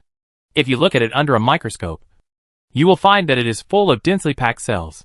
Ah! Nan Junxian raised his head and roared. The test tubes rotated and connected with the support angles. And then, the liquid inside flowed directly into Nan Junxian's body along the hollow inside the support angle. The intense pain was sweeping Nan Junxian's body madly. Nan Junxian's face became extremely ugly. His face was as white as paper, and his forehead was covered with dense beads of sweat. Slowly, Nan Junxian's body began to change. Gulp, gulp, like the sound of drinking water. Nan Junxian's chest suddenly bulged with flesh lumps and veins throbbing. Nan Junxian's skin color turned dark red, and countless rust-like things appeared on the surface of his skin, quickly covering half of Nan Junxian's body. Nan Junxian's nails also slowly turned dark red. The white of his left eye turned black, and his pupil was blood red. His hair began to slowly grow, all the way to his waist, and each strand was stretched straight like an iron thorn. When Nan Junxian opened his mouth, his tongue drooped out, and it even drooped down to his chest. Yi Sha half closed his eyes, his face slightly solemn. On the Doomsday train, there are indeed some things that can make people neither human nor ghost. Usually, few people will buy these, even if they get them as special rewards or apocalypse rewards. They will generally choose to sell them. No one wants to become a monster, even if it is just a physical change, not a mental one. It will bring great pressure to people. and the sense of existence as a human will be infinitely reduced. Chapter 360. One Attack. Yisha had seen many such people in his previous life, who believed that as long as they were alive, they could withstand any pressure, or when they were forced to do something, they took similar potions, which turned them into something neither human nor ghost, and finally overcame the difficulties. However, although some of them survived tenaciously, some others could not withstand the mental pressure and chose to commit suicide. Yisha did not expect that Nan Junxian would actually carry such a thing with him. Roar! At this time, the changes in Nan Junxian's body had stopped. The black and red eyeball kept turning, and then stared at Yisha. Then Nan Junxian opened his mouth and roared, making a roar like a beast. The next moment, Nan Junxian suddenly moved, and his figure flashed, and he pounced in front of Yisha. The left hand that turned into a claw suddenly raised up, and then fell fiercely towards Yisha. Clang! The claw collided with the blood dragon sword, making a crisp sound, and Yisha's legs couldn't help but bend slightly. What a great power! Nan Junxian's physical fitness has obviously been greatly improved. Whether it is strength or speed, it is completely different from the previous level. Roar!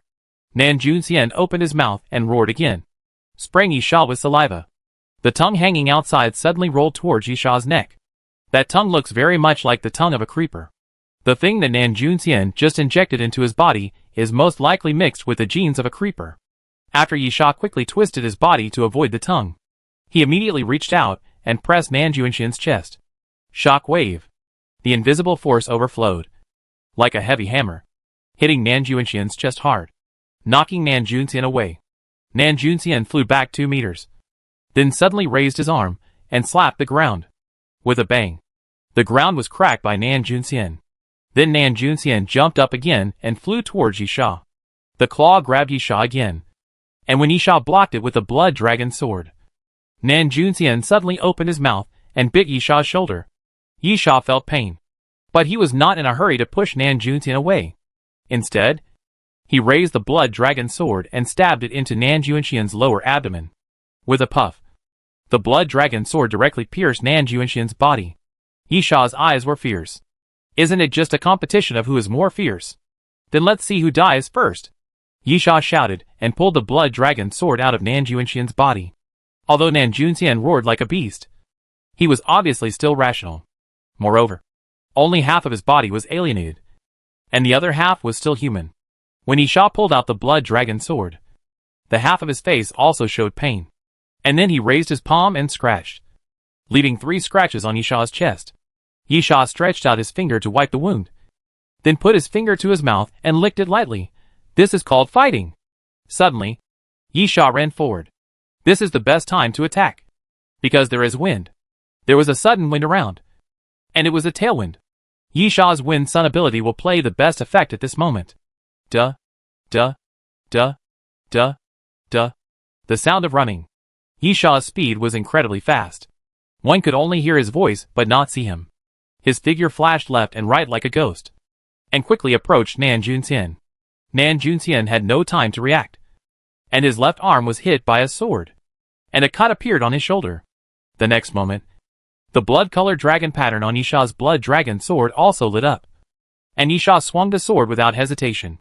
Blood dance. 3 blood-colored sword arcs flew forward and slashed towards Nan Junxian continuously, with 3 sounds of pu, pu, pu. The first blood-colored sword arc slashed Nan Junxian's right arm. The second blood-colored sword arc slashed Nan Junxian's waist, and the third blood-colored sword arc slashed between Nan Junxian's neck and shoulder. None of the 3 blood-colored sword arcs missed, and blood flowed from Nan Junxian's body. However, after Nan Junxian's transformation, his body was also quite hard, and his defense was extremely high. All 3 blood-colored sword arcs hit, but they did not cut Nan Junxian's body. Roar! Roar! Nan Junxian roared in pain, and seeing Yisha chasing him again, he immediately stretched out his hand and growled, "Go to hell!" Nan Junxian's claws opened and closed, directly grabbing Yisha's chest. Yisha also reacted very quickly, and immediately held the sword across his chest to block Nan Junxian's claws. But at this moment, with a puff, the center of Nan Junxian's palm suddenly cracked, and a bone spur about half a meter long shot out from the crack in the center of the palm and pierced into Yisha's chest. Yisha's body trembled involuntarily, and beads of sweat gradually appeared on his forehead. The next moment, Yisha also spread his palm, and fine blood beads flowed out of Yisha's palm, and then suddenly stretched into blood thorns. Puff, puff, puff. Nan Junshin's body made a series of muffled sounds, and was pierced by the blood thorns. Reciprocity. Yisha gritted his teeth. This is my return to you. Nan Junxian trembled slightly, raised his head, his eyes full of hatred, and then the tongue rolled over again, suddenly wrapped around Yisha's neck, and then began to tighten it desperately. Ugh! Yisha groaned, and then his face gradually turned blue. The feeling of suffocation quickly came, making Yisha feel difficult to breathe, and he opened his mouth involuntarily. Nan Junxian gritted his teeth. Go to hell. Yisha's chest rose and fell, and then he suddenly stretched out his left palm. Snake bite. Yisha's left arm was wrapped around the phantom of the purple-scaled python, and then suddenly grabbed the shell that was attached to Nan Junshin's chest. It's not certain who will die, Yisha growled, then exerted his strength, crushing the metal shell. Ah! As the metal shell shattered, Nan Junxian immediately screamed in pain, and the tongue wrapped around Yisha's neck loosened involuntarily, then retreated continuously, screaming continuously. Yisha, as expected, the legs of the metal shell pierced into the heart, and the liquid also directly entered the heart, so that it could produce alienation in a short time. But how can he live with his heart pierced? Besides, it's just an injection. A needle gun can be used directly. Why does he need a metal shell? The answer is obvious. The metal shell is an artificial heart. When the legs pierce the heart, the metal shell will replace the heart and help Nan Junxian prolong his life. But now, Nan Junxian's heart is gone. Perhaps because of the mutation. The artificial heart was crushed by Yisha. Nan Junxian is not dead yet, but has become a little hysterical, waving his arms randomly not far away, and shouting and yelling.